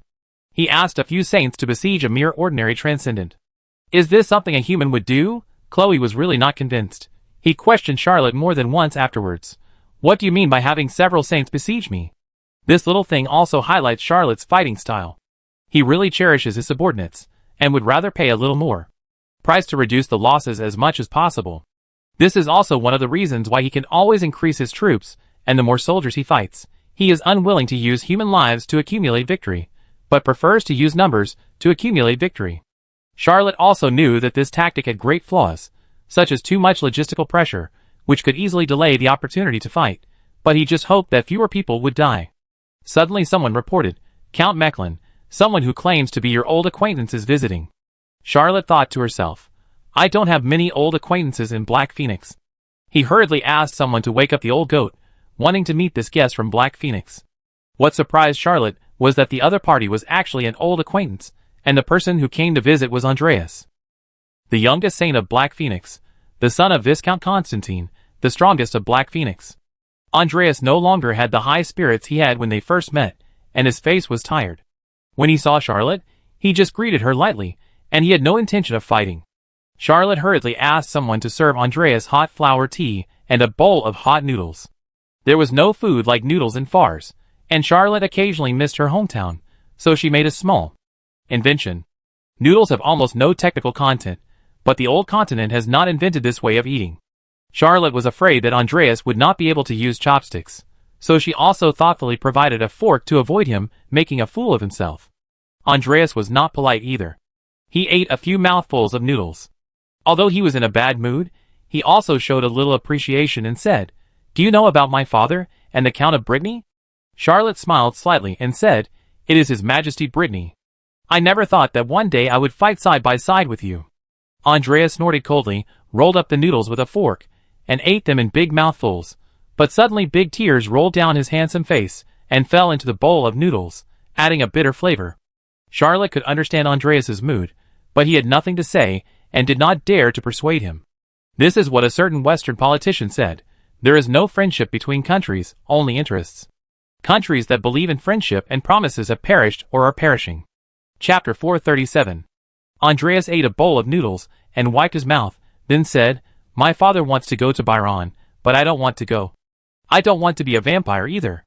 Charlotte was overjoyed and shouted, "Andrea, come to me, I will treat you as a brother." Golden Goat Rolf glanced at Andreas and thought, not long ago, someone was treated as a son by him. If you want, you can change your surname to Mecklin, Brittany, or Axel. I know you want to make a clean break with the past. I have the secret of the Orc Assassin League, Beast God Transfiguration. You can even show yourself in the image of an orc. Andreas suddenly had the urge to hit Charlotte. Charlotte arranged things too detailed, but that was what made her even more annoying. He whispered, "I didn't say I wanted to join you."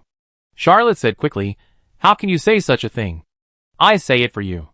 Sir Andreas, I hereby sincerely invite you to join the Mecklin family and the Knights of Favonius. Let us build a great cause together." Andreas couldn't help but say, "Charlotte, why do you look like you want to rebel? Brittany is your father-in-law." Golden Goat Haralf lightly interjected, "Julius Axel is also McLean Brittany's father-in-law." The old goat silenced both Charlotte and Andreas. Charlotte was silent for a while and said, "Go out." Golden Goat Haralf was secretly happy and strode out of the room, and then heard Charlotte shout again, "Come back." He walked back involuntarily. Charlotte did not look at Golden Goat Haralf again, and said eagerly, "If Sir Andreas is willing to surrender, I can appoint Golden Goat Haralf as your adjutant." The old goat did not expect the Charlotte's retaliation. It came so fast. He didn't dare to say anything this time. Andreas was silent for a long time, then he said, "I haven't thought about changing my last name." Charlotte held his hands and said, "Then I listen to you and won't change it." Andreas was extremely depressed during this period, and he felt a kind of resentment that there was nowhere to go. But after staying with Charlotte for a while, he had a doubt: has I been cheated by a scumbag? He was not so depressed. Andreas is known as the youngest saint of Black Phoenix. In fact, he has only been promoted to saint for a few years. He is only at the 19th level like Vigo.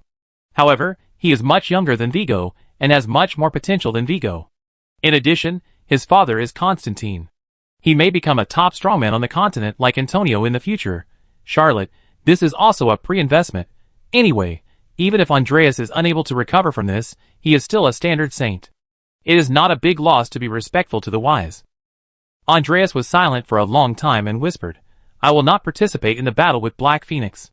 Charlotte patted his shoulder affectionately and said, "It's okay, I will never make things difficult for you. Black Phoenix is." Charlotte hesitated for a moment, and took back the words of comfort she was about to say. After all, no matter how tactful it was, this kind of comfort was not human. He changed the subject slightly and said, "From now on, you will be responsible for persuading them to surrender, and also help me take care of the prisoners. After all, I am not a Black Phoenix person, and I may not be able to take care of the details and customs. Andreas' greatest use is definitely not on the battlefield. Charlotte has no shortage of a 19th level person under his command, so he immediately found a higher value for the youngest saint level of the Black Phoenix. The job was to persuade the 4 captured saints to surrender. If Andreas could really do this job well, it would be much better than going to the battlefield. Andreas didn't know that Charlotte would set a trap for him like this. When he heard that it was to persuade the surrender and take care of the captured compatriots, he readily agreed. This job sounded more humane. Charlotte was really considerate. She immediately arranged a few servants for Andreas, and arranged a place for him to stay and take a bath and change clothes. Although this young man from the top noble family could endure hardships, he was really not used to it.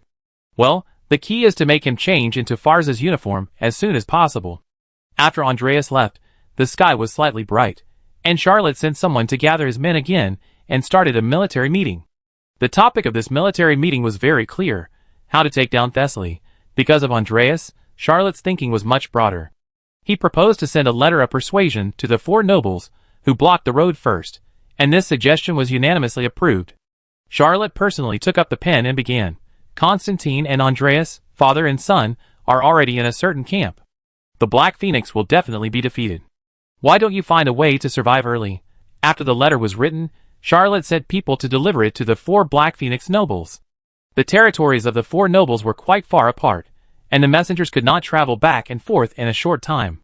So Charlotte did not wait for the reply, but finally waited for the news that the 4 countries had jointly attacked the Black Phoenix. He received the news 2 days late. At this time, the coalition forces of the 4 countries had been divided into more than 20 routes, led by the top nobles of each country, and attacked the Black Phoenix together. How could the army loyal to the Black Phoenix resist such a swift offensive? Although they fought hard, they were in a state of being stretched to the limit. They only resisted a few major armies, and had no troops to fight back, allowing the noble knights of various countries to wreak havoc in the Black Phoenix territory. 5 or 6 days later, the 4 nobles reacted differently. The Baron killed Charlotte's messenger and vowed to fight him to the end, but the other 3 nobles said they could surrender, and put forward several conditions. Charlotte's patience was running out at this time. He needed to grab more land. After all, what can be seized will definitely belong to the Earldom of Mechlin in the future. Charlotte never expected the land seized by others. Charlotte quickly issued a war threat, requiring the 3 nobles to surrender unconditionally, and attack the Baron, who refused to surrender with him. He could guarantee that the 3 nobles would have the same status in the Fars Empire, and gave a 3-day deadline, saying that after the time, the whole clan must be slaughtered without leaving a single survivor. Charlotte's threat was actually just a gesture. He really didn't do any massacres. After all, such a thing was too inhumane, and a time traveler would never do it. But he didn't know that his reputation in Black Phoenix was really not good, because he sent all opponents to Cappadocia, which made many Black Phoenix people feel that those who opposed surrender would disappear. No one would see them alive. No one would see their bodies dead. It is said that some of them were eaten as military rations by Charlotte's orc army. The 3 Black Phoenix nobles, who received the threat of war, were trembling with fear and panic. Chapter 438. The 4 nobles standing between Charlotte and Thessa also held a military meeting. At the meeting, Baron Exxon passionately pointed out that Charlotte had 10 defeats, and the 4 nobles' coalition had 10 victories. Viscount Constantine is a hero of my Black Phoenix, and there is no way he would defect to the Fars people. He is lying, slandering, and disrupting our determination to resist. Although Charlotte is famous, he is just a writer who became famous through literature. I heard that he was just a civil servant in Fars. He can have his current status because he pursued Princess Anne. His achievements are all fake. Can you believe that a person can write, race a chariot, compose an opera, and fight in battle? Absurd, very absurd. Thals, Inglyma, Byron, and the Lionheart dynasty all have their own evil intentions, and it is impossible for them to work together. They have come from afar, and will not last long. My Lord Earl, can you believe such absurd rumors? At this moment, a clerk rushed in and handed a document to his master, Earl Nobingham. The Earl took a look and handed the document to Earl Barnet next to him, without any expression. The Earl looked at the document and was surprised, but he crushed the document directly, and did not pass it to Viscount Angeloi. Baron Exxon was about to ask, when another clerk came in, and this time gave the document to Earl Barnet. Earl Barnet took a look and handed it to Viscount Angeloi. After the Viscount read it, his expression changed, and it became very complicated and gloomy. After a while, 2 clerks came in one after another, and handed the documents they brought to their masters. Baron Exxon saw the short first line on the document: Viscount Constantine has committed treason. The Baron's eyes went dark, and he immediately felt scared. The documents Charlotte gave to the 3 nobles were shown to him by Earl Nobingham, Earl Barnet, and Viscount Angeloi just now, to show their determination and open-mindedness. The documents blatantly encouraged the 3 to arrest the only opponent as a criterion for surrendering to Fars.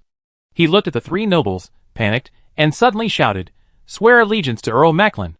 Earl Nobingham, Earl Barnet, Viscount Angeloi, let's discuss what kind of ceremony should be used to welcome Earl Mechlin to inspect his loyal Thessa. Earl Novenham smiled and said, as Baron Exon wishes. Earl Barnett and Viscount Angeloi also said at the same time, Baron Exon is right. Baron Exon wiped the cold sweat from his forehead. He was really afraid that if he was slow to react, he would be attacked by these three people, and then his head would be chopped off and given to Charlotte as a gift. He now regretted killing Charlotte's messenger. Baron Exon really didn't expect that Constantine and his son would surrender. Charlotte did not expect that his threat would be so effective.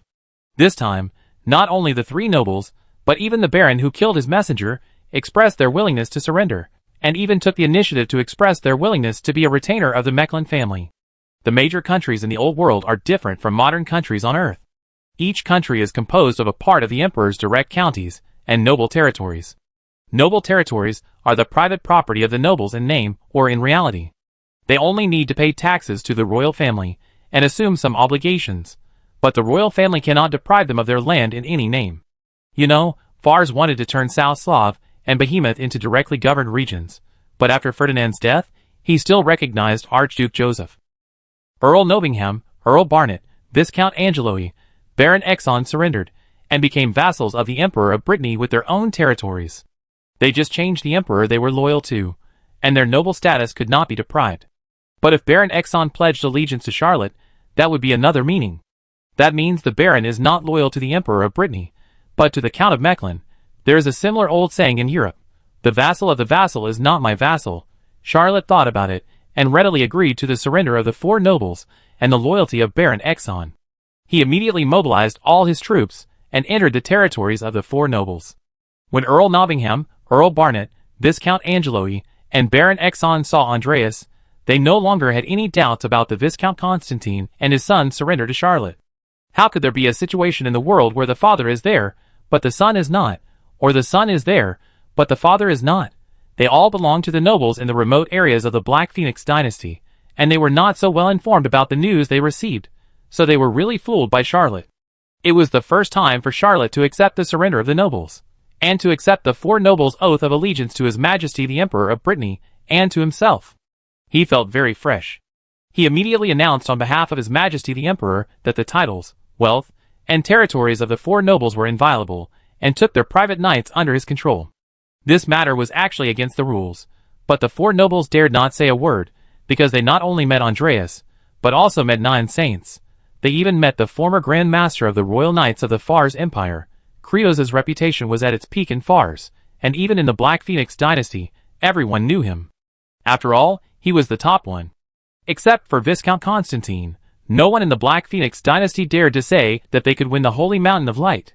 With such a majestic army, and such a luxurious saint-level camp, Charlotte could not only seize their military power, but even if she did something more against the rules, they could only endure it silently.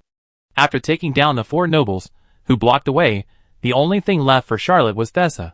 The people who had been guarding Thessa for generations were also members of the Meza family, but Thessa was only a baron. The current baron of Thessa was called Merime Mezu. Baron Merime Mezu was a low-key person, and no one knew how powerful he was, but almost everyone knew that he had a fleet and 2 magic alchemy warships. Therefore, although Charlotte had subdued 4 nobles and had 14 saints under her command, she still did not dare to underestimate Baron Merime Mezu. When his army approached Thessaly, he did not attack the city immediately, but sent a letter of persuasion, hoping that the Baron would put the overall situation and the lives of the residents of Thessaly first, and not resist stubbornly, and surrender as soon as possible to avoid the war and the destruction of lives. However, as Charlotte expected, the Baron generously refused to surrender. Chapter 439. Charlotte led 10 saints and 4 newly defected nobles to command the army outside the city of Thessa. Thessa is a port city, and even half of it is in the sea. It is composed of 6 islands and more than 20 giant reefs, connected by very gorgeous stone arch bridges, so that many ships can even sail to the city of Thessa. Baron Merime Mezu stood on the top of the city, looking at the army coming in, not panicking at all, and said to a waiter beside him, "Go out and tell Mr. Mechlin that I have returned to the Mezu family and returned to the command of Grand Duchess Mezu, and let him retreat." The waiter agreed, hurried down the wall, rode a fast horse, galloped to the front of the 2 armies, and shouted. Baron Merime said, "We have returned to the Mezu family and joined the Duchess. She is the commander of the 4-nation coalition, and the commander of Byron." You have nothing to do here. Mr. Mecklin, you can turn the team around and attack other places. Earl Nobenham, Earl Barnett, Viscount Angeloi, Baron Exxon, the 4 newly surrendered Black Phoenix nobles, all looked very ugly, but he didn't dare to say anything. Baron Exxon said in a flattering way, "The Duchess of Mezu is also a member of the coalition. She first seized Thessa, so we can only give way." Earl Nottingham took a look and saw that Earl Mecklin had no expression on his face. He smiled slightly, and had the mentality of watching the show. Although he had not had much contact with Charlotte, he believed that this newly promoted nobleman of Fars would definitely not tolerate such a thing. The other 2 nobles were indignant and shouted, "Even if it is the Duchess of Mezu, she can't take away our credit. We must negotiate with them, and negotiate seriously." Earl Barnett even volunteered, "I am willing to discuss the withdrawal of troops with Baron Merime, but they must pay a certain price. Without enough money, supplies, and food, we can't just leave." Charlotte said nothing, stretched out her hand to take a knight's lance from Dubin, activated Bloody Glory, and threw the knight's lance with all her strength, nailing the servant who sent the message to death on the battlefield between the 2 armies. Charlotte looked coldly at the top of the city of Thessa, waved her hand, and shouted, "Attack the city." Charlotte had no good feelings for Grand Duchess Mezu. There were some grievances between them in the past, and Mezu had already surrendered to Byron. A Grand Duchess of Byron wanted Count Mecklin of Fars to give in? Who does she think she is? How much face does she have? Baron Exxon was surprised and said, "Master Mecklin, the other party has surrendered, and they are now Duchess Mezu's people." Charlotte said lightly, "The envoy just said very heroically, if you want to fight, then fight. We want to give the brave Thessatian people a decent battlefield." Several nobles looked at each other, but saw that the 10 saints under Charlotte had gradually taken off, and they all had a tacit understanding in their hearts, and urged their fighting spirit to take off and kill Thessatian. Baron Merime Mezu had never expected that Charlotte would kill his waiter, and immediately declare war. His face changed drastically, and he hurried down the city wall. Just as he was about to head to his own magic alchemy warship, Andreas, who was the fastest, had already arrived first.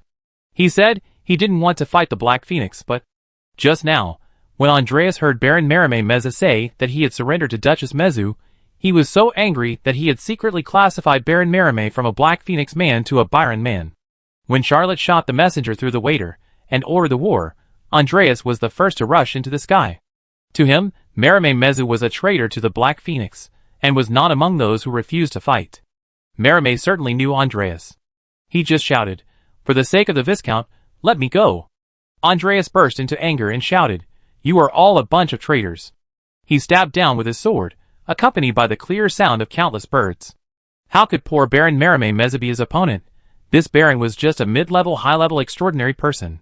He only resisted 2 or 3 moves before Andreas cut off his head. Once this Baron died, Thessa city had no more resistance.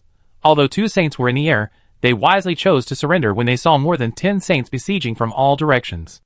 These were 2 19th level saints, barely comparable to Vigo. Even if they fought alone, they were almost no match for anyone.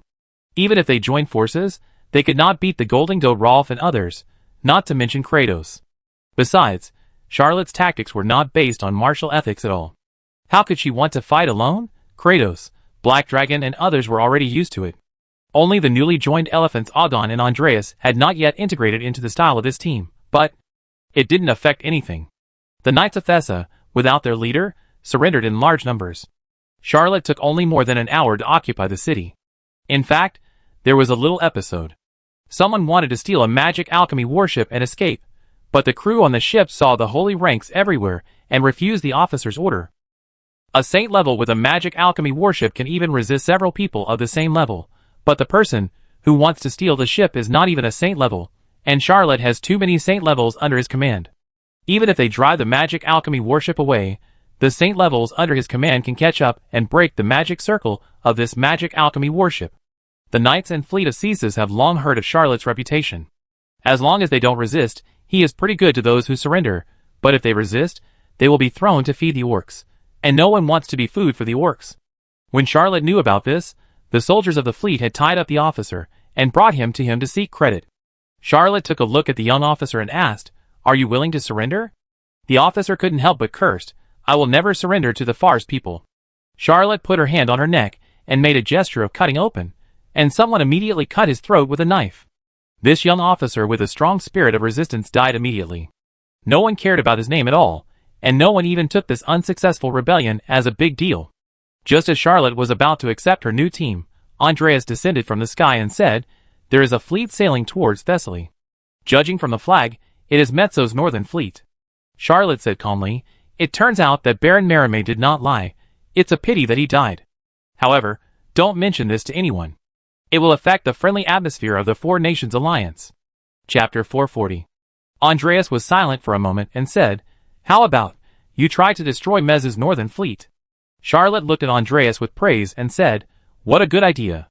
After Grand Duchess Mezzo joined Byron, she spent all the family's accumulated wealth over the years and worked hard to expand, restoring some vitality to the northern fleet. At this time, the northern fleet had a legendary battleship, the Fontainebleau, and 8 magic alchemy battleships. Including Grand Duchess Mezzo, there were a total of 13 saints and countless extraordinary people. Even when the northern fleet was at its weakest, Grand Duchess Mezzo's power was still not inferior to that of the old Count of Brittany and the Minister of War, Galen Nord.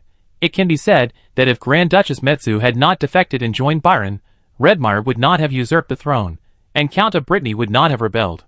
It's a pity that there are no ifs in the world.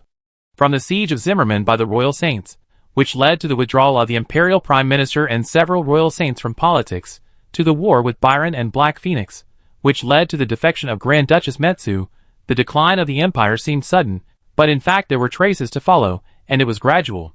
It can be said that the Axel dynasty has too many shortcomings and has reached its end. Even without Brittany, it will end sooner or later. After all, Duchess Mezzo may not rebel. Duchess Mezzo is tall and stands on the deck of the Fontainebleau, looking at Thessa. Her heart is surging. If she takes Thessa back, she can regain control of the north and restore the glory of the family before it left the north. Only by controlling the north can the Mezzo family's north fleet be worthy of its name. As long as I take over Thessa and control the north, the Mezzo family will be able to rise again. With the Fontainebleau, I can explore the Sea of Rage again. If I can grasp that secret, no other family on this continent can compare with the Mezzo. The Duchess of Mezzo was in high spirits. She did not think that Thessa would stop her. Not to mention that the Mezzo family's Merimée was originally guarding the place. Even if Merimée had any ulterior motives, it would be impossible for her to fight against the full-scale northern fleet. Duchess Mezzo even thought that after occupying Thessa, she would command the fleet to land and seize as much land as possible. Although the north could not unite with Duke Mezzo, it was possible to travel through the fleet. A saint descended from the sky and whispered, "My Lord Duke, Thessa has changed its flag." Duchess Mezzo raised her eyebrows slightly and asked, "Whose flag is it?" The saint replied, "It is the flag of Earl Charlotte Mechlin." Duchess Mezzo frowned slightly and said, "It's the son-in-law of the Brittany family. Adosa, go and tell Charlotte to get out of here. Caesar is my target." A young girl agreed, "Yes, mother." Her full name is Adosa Mezzo. She is the daughter of Duchess Mezzo and her only daughter. She was loved by Duchess Mezzo, and was taught martial arts by herself since she was a child. When she grew up and entered school, she made rapid progress and her grades were not inferior to those of geniuses such as Zimmermann and Mittelmann. However, she was 4 or 5 years younger and her growth period was intertwined with the two. Adosa was very curious about Charlotte. After all, Charlotte was now a famous man in the continent. She didn't even carry a weapon, and didn't think Charlotte would fight her. After all, they were friendly forces. Charlotte looked ready to fight the northern fleet. If time went back a few months, how could he have the ability and confidence to fight against Grand Duchess Mezzo? If time went back more than a year, back to the magic item auction, he was still a small shrimp. In the eyes of Grand Duchess Mezzo, there was no such a small person as Charlotte Mechlin. Even now, Grand Duchess Mezzo probably didn't know that she had met Charlotte before. But now Charlotte is full of courage. He is also a powerful person with more than 10 saint-level people. Although he is still a little short of that, and is currently at the 17th level, he is not afraid to go to war with any noble. Adosa turned into a black stream of light, and flew to the top of the city of Ceases. Charlotte was slightly surprised, because Adosa practiced dark fighting spirit, and only people from Sheffield University would practice dark fighting spirit. He couldn't help but shouting habitually, "Which senior is it?" Sheffield University, Black Moon 33rd year graduate Charlotte Mechlin is here. Adosa didn't expect that the two would start with this. She stopped on the top of the city wall of Thessa and said, "I am really your senior. Call me Senior Adosa." Charlotte called out obediently, "Senior Adosa, are you here to negotiate on behalf of Duchess Mezzo?" I explain in advance that His Majesty the Emperor of Brittany said that all conquered territories will be incorporated into the Earldom of Mechlin. I will never give up such a large territory. If Duchess Meza has any inappropriate thoughts, please withdraw them as soon as possible to avoid being scolded. Adosa was not angry. She smiled and said, "We have 13 saints in the Meza family." Charlotte raised a finger and shouted, "Everyone, stand up and show it to senior sister Adosa." The 10 saints under Charlotte and the 4 new nobles took off together, and he said with a little pride, "I just happen to have one more." Adosa was really surprised. Although she had heard a lot of rumors about Charlotte, after all, Meza's family had left Fars and joined Byron, so they were not so well informed. She really didn't know that Charlotte actually had such a large group of holy ranks. Adosa's face showed surprise. After a long while, she said, "Even if you have so many holy ranks, we have the Fontainebleau. You are also from Fars. You should know the power of the Fontainebleau, especially when it is in my mother's hands. No one can compete with my mother." Charlotte took off the golden ring in his hand and threw it into the sea with all his strength. He was already a high-level extraordinary person of the 17th level. This throw was full of force, and the golden ring flew very far. For a moment, Adosa didn't understand what Charlotte wanted to do, but then her face changed, because the golden ring thrown by Charlotte fell into the sea, stirring up huge waves. The waves were hundreds of meters high, just like throwing a mountain into the sea. The mountains and the sea were surging, as if a god punched the sea open. Even the northern fleet in the distance was affected, and the waves pushed back several kilometers. It took several saints to stop the waves together. A legendary warship appeared in the surging waves as high as a mountain. That's right, this is the Holy Light Kingdom. Chapter 441. Charlotte pointed and said, "Senior Adosa, isn't it a legendary battleship? I have one here too." Adosa covered her mouth, her heart pounding like a deer. She suddenly understood why this man was said to be favored by the Engrima Empire's eldest princess, May Guillaume, and even a woman like Melman Sume, who was arrogant and gorgeous, had all kinds of rumors about Charlotte. Adosa even heard that Strasbourg Rose also had an ambiguous relationship with Charlotte. She suddenly understood everything. Such a man is indeed very attractive. After graduating from Adosa University, he followed his mother and joined the family's northern fleet, traversing the 7 seas, and even participating in the exploration of the raging sea. Although he has been through hundreds of battles, has rich sailing experience, and has extraordinary martial arts, he is definitely not a 19th level saint like Vigo, but because he has been on the sea for many years, his reputation is not loud. She now regrets a little. Why didn't she leave some legends in Strasbourg before going to sea to attract the attention of this junior? Adosa wore a magic robe commonly seen on the ocean. This was a high-level alchemical artifact with functions such as water repellency. This magic robe wrapped around her curvy body made her look like an ocean fairy, riding the waves. She covered her mouth. Not only did she not look heroic as usual, but she looked like a little girl. Charlotte didn't know that she had hit the heart of this Adosa senior with one blow. She thought she had failed to show off, but the other party didn't say anything for a while. He thought to himself, "It's a cold scene. I just felt that I was already the best at showing off in my life. Why didn't senior sister Adosa react?" That's right. After all, she is the daughter of the Meza family, and is well informed. A mere legendary warship is not enough to shock people. Do you want to show off more? How can I use the blood spirit to achieve the best effect? It's not that I want to show off. If I can scare off the Duchess of Mezu, it's better than fighting. We are all more than a dozen saints. If a few of them die in a melee, it would be too painful. Even if Vigo falls, I can't bear it. Charlotte was just daydreaming when she saw a ray of light rising into the sky. A tall, extraordinary woman with a queen-like aura landed beside Adosa. It was Grand Duchess Mezu. Charlotte wanted to say long time no see, but it seemed vulgar, so she simply kept silent and smiled slightly, but secretly let the golden goat Rolf get closer to her, so as to prevent Grand Duchess Mezu from attacking her and stabbing her directly. Grand Duchess Meza looked at the Holy Light Kingdom with a complicated expression and whispered, "I didn't expect that someone could actually repair this legendary warship." She didn't know that Charlotte hadn't repaired this legendary warship yet. Charlotte still lacked 3 things to completely repair this legendary warship. Now she could barely summon it, and it looked like it was real. Grand Duchess Meza passed her daughter and landed directly on the top of the city of Thessa, saying, "We meet again, Count Mechlin?" Charlotte was slightly surprised, but heard the Archduchess say, "Last time, you and Anne attended my auction together." Charlotte was even more surprised and asked, "I was still a nobody at that time." Archduchess Meza chuckled and said, You can seduce the precious daughter of that old man in Brittany. How can you not be a nobody? You should know that at that time, at least 3 dukes, 6 earls, and countless low-ranking nobles in the empire paid attention to you. After all, the empire was in turmoil at that time, and many people suspected that you were a spy for Byron. He wants to start with, and then break the power of the Count of Brittany, Charlotte said in a low voice with an embarrassed look on her face. Not really, not really. Grand Duchess Metsu said. Later, the Count of Brittany went to Seagull City and investigated your past, and then he dispelled this doubt. Charlotte was shocked and shouted, Your Majesty, did he send someone to inquire about my past? Duchess Metsu smiled faintly and said, What's so surprising about this? I have also inquired about it. Count Mechlin, your past is really colorful. Adosa also landed on the top of the city wall of Thessa and asked, Mother, what kind of person was Count Mechlin before? Charlotte hurriedly said, Duke Mezu, let's talk about serious things. Grand Duchess Mezu glanced at Charlotte, and really didn't say anything. In fact, she also knew that if she talked about Charlotte Mechlin's embarrassing things, although she could gain the upper hand in words, and even make the other party embarrassed, she would also offend this person.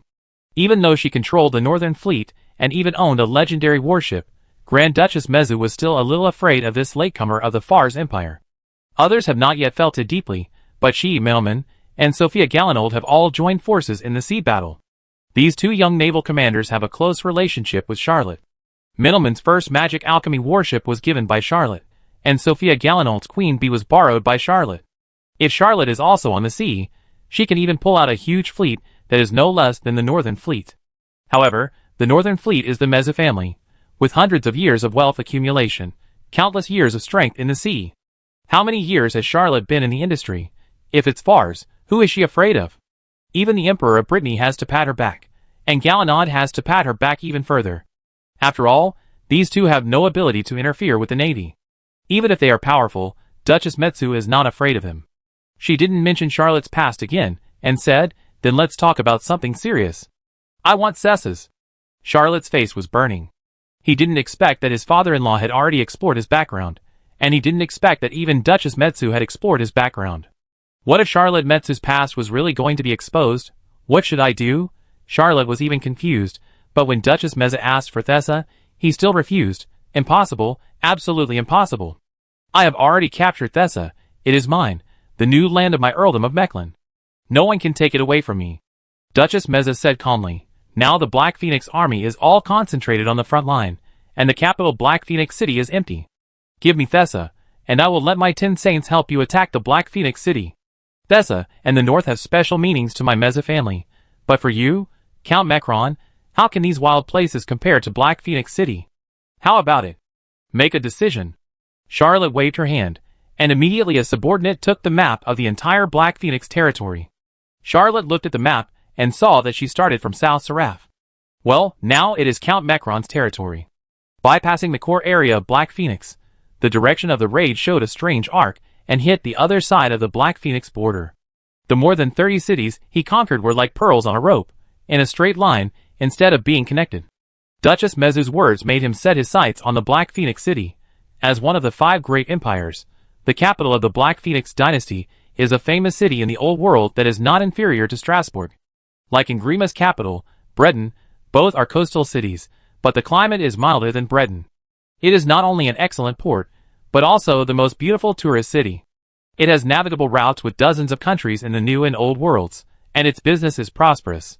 Because the Black Phoenix dynasty was founded late, the navy is not strong enough, and it lacks overseas territories and overseas vassal states. But it is precisely because of this that the Black Phoenix's maritime trade is developed. Charlotte has now gone around to the rear of the Black Phoenix City, the capital of the Black Phoenix dynasty. As Duchess Mezu said, the main forces of the Black Phoenix dynasty are all in the front to resist the 4-nation coalition forces, and the side close to him is extremely empty. Earl Nobinhan, Earl Barnett, Viscount Angeloi, and Baron Exxon, who could have formed a resistance force, if they joined forces with the nearby nobles, Charlotte would really find it difficult to break this line of defense, but who made Viscount Constantine betray the country like Duchess Mezu? The surrender of these 4 nobles without a fight left the last line of defense of Black Phoenix City open. If Charlotte could lead the army straight down, even without the help of Grand Duchess Mezu, there would be a certain probability of conquering Black Phoenix City. If there was the help of Grand Duchess Mezu, Charlotte would be able to gather more than 100 saints in her hands. Even in Felendon, Fars and Byron did not invest such a strong force for a long time. Charlotte looked at the map carefully for a while, and said, "Let's unite our forces. Duchess Mezu, we had some unpleasantness before, and you betrayed Fars, but in the face of war, these are trivial matters that are not worth mentioning. We will join forces to win the biggest victory of this war. And fight, form an alliance, advance and retreat together, and protect our territory. What do you think?" This time it was Grand Duchess Mezu's turn to be silent. Adosa saw Charlotte, who was full of vigor and vitality. She never thought that there would be such a young man who could compete with her mother and not lose. Every word he said was full of ambition, and what they discussed was to destroy the capital of a great empire. Adosa decided that she would paint this scene herself. She took painting as an elective in college, and painting is still her favorite. Well, Count Mechlin meets Duchess Mezu. This painting was later included in the new edition of the biography of Sherlock. Adosa gave the copyright to Anne for free. There are a few small stories here. For example, how did Anne and Adosa know each other, and completed this transaction? I won't go into details here. Chapter 442. Charlotte and Duchess Mezu signed a treaty on the top of the city wall of Thessa, which had a great influence on later generations, the covenant between Count Mechlin and Duchess Mezu. The two agreed to be friendly allies, and to keep consistent positions on all sides, except for the national war between Fars and Bron. If one of them encounters war, the other will provide all necessary assistance including material support and military force. The two families will cooperate closely in various fields, including economy, trade, shipping, culture, art, handicrafts and other industries. Charlotte also prayed to the Serpent of Fate, and received the blessing of this righteous god, leaving a circle of silver snake marks on the covenant book. This action also surprised Duchess Mezu secretly, and she became more vigilant toward Charlotte, thinking secretly, "Is it the one favored by the Serpent of Fate?" The Serpent of Fate is the most elusive and unpredictable among the 9 righteous gods, and the next era is the Destiny era. The Brittany family and the Mechlin family are both favored by the Serpent of Fate, and their future is limitless. At least before the end of the Destiny era, they cannot be enemies with it. After the two families signed the covenant, Charlotte withdrew from Thessa as promised. When he withdrew from Thessa, he took away all the fleets of Thessa, as well as the knights that originally belonged to Baron Merime Mezu, and also packed up the property of the Baron, which was cleaned up quite cleanly.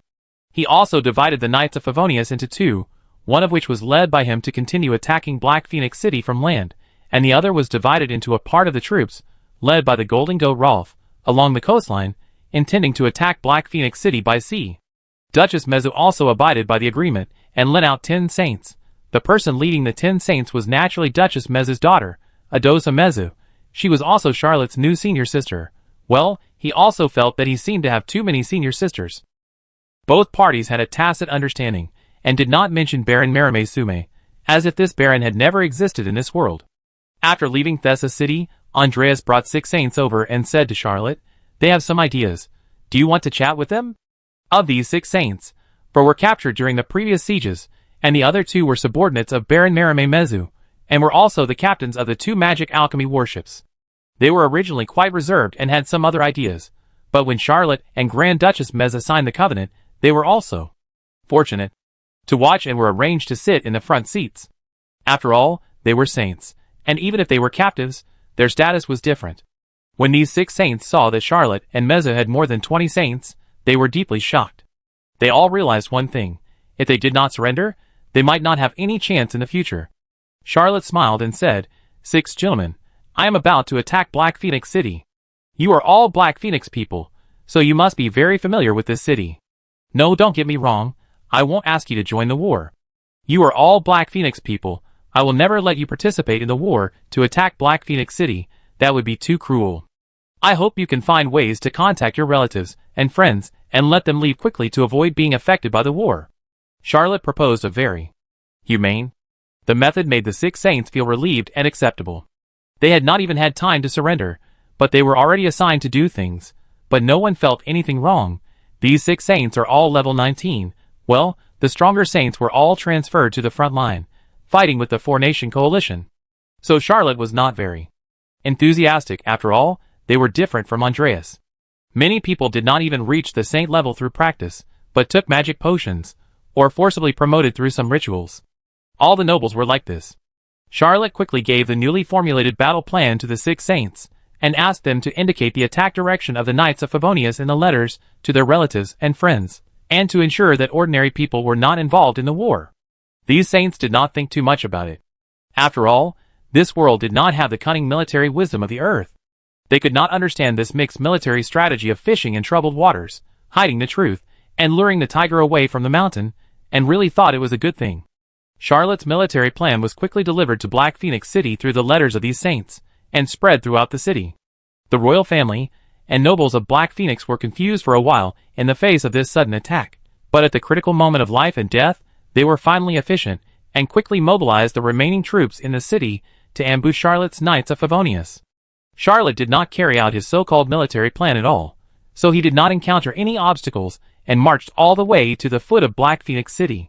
Theoretically, Black Phoenix City, like Strasbourg, is protected by the 9 righteous gods, and there are also many miraculous buildings of the 9 righteous gods in Black Phoenix City. Any invading enemy will find it difficult to break through this strong city that is rare in the old continent. However, Charlotte gathered a lot of local troops of the Black Phoenix dynasty along the way, and even prepared a batch of normal clothes for the Black Phoenix people. At this time, people kept fleeing Black Phoenix City, so he just let his Knights of Favonius disguise themselves as Black Phoenix people and gradually enter the city. Charlotte did not expect that his half-baked plan would actually work well. He sent the Knights of Favonius into Black Phoenix City in batches, and actually sent more than 10,000 people in one go, and Black Phoenix City did not respond. Charlotte calculated that the troops were enough to start a war, and immediately brought all the saints, including his 10 saints, for nobles who surrendered, 6 newly surrendered saints, and 10 saints supported by Duchess Mezu, and followed the ordinary people into the city, and mixed into Black Phoenix City. It has been more than a year since Charlotte came here, and she has been to many countries on the continent, such as Breton in Ingrima and Asaberg in the Lionheart dynasty, but this is her first time in Black Phoenix City. Black Phoenix City is a typical trading city, and there are even people from overseas countries. These people have different customs and behaviors from the residents of the old continent. Most of them are for business, and they also bring a lot of goods from overseas. These goods are not available in the old continent, and look very novel. Charlotte suddenly remembered the small task given by the Destiny Snake, sending people to all the righteous buildings in Black Phoenix City, secretly leaving the mark of the Destiny Snake in the hidden corners. Well, Charlotte wants to earn more Destiny joy in one go. Chapter 443. When the Orc army attacked Strasbourg, Charlotte once wondered why the Orc saints didn't sneak into the city first, and then start the war. At least the miraculous buildings of the 9 gods could not play their powerful defensive role. So when he attacked Black Phoenix, he first used a trick to transfer the last defensive force in the city, and then did not attack directly, but first let his soldiers disguise themselves and sneak into Black Phoenix City, and then brought all his saints disguised as ordinary people, and sneaked into the city. When Charlotte was leaving the traces of the Serpent of Destiny on the miraculous buildings of the 9 gods, his holy ranks had already arrived near the Black Phoenix Palace. The Black Phoenix Emperor Giannis Hadrian had been unable to sleep at night, and had no appetite recently. He was worried every day about how to resist the 4-nation coalition. He had already gathered all the troops in the country, and vowed to fight the 4-nation coalition to the end. Recently, it was reported that a Fars man from Charlotte Mechlin wanted to bypass the front line and attack the Black Phoenix City. He got the other party's military plan first, and immediately sent out the last army to ambush this daring enemy army halfway. The Black Phoenix Emperor Giannis Hadrian even ordered the massacre of the army that dared to offend the capital of the Black Phoenix dynasty, leaving no prisoners. Even so, he was still very angry, and even issued a special decree to capture Charlotte alive, and bring her back to Black Phoenix City to kill this bastard with his own hands. He was so bold that he wanted to attack his Black Phoenix City. How could he tolerate this? Charlotte looked at the most magnificent building in the city, and felt deeply moved. Last time, he broke into the palace of Fars, and killed the fake King Hongmir. Is it the turn of the Black Phoenix Emperor this time? Charlotte was even a little worried that she would leave behind an indecent nickname of a regicide in the history of this world. You must not kill Giannis Hadrian yourself. It doesn't matter who kills him. I think Vigo is a good choice. He is not a Black Phoenix.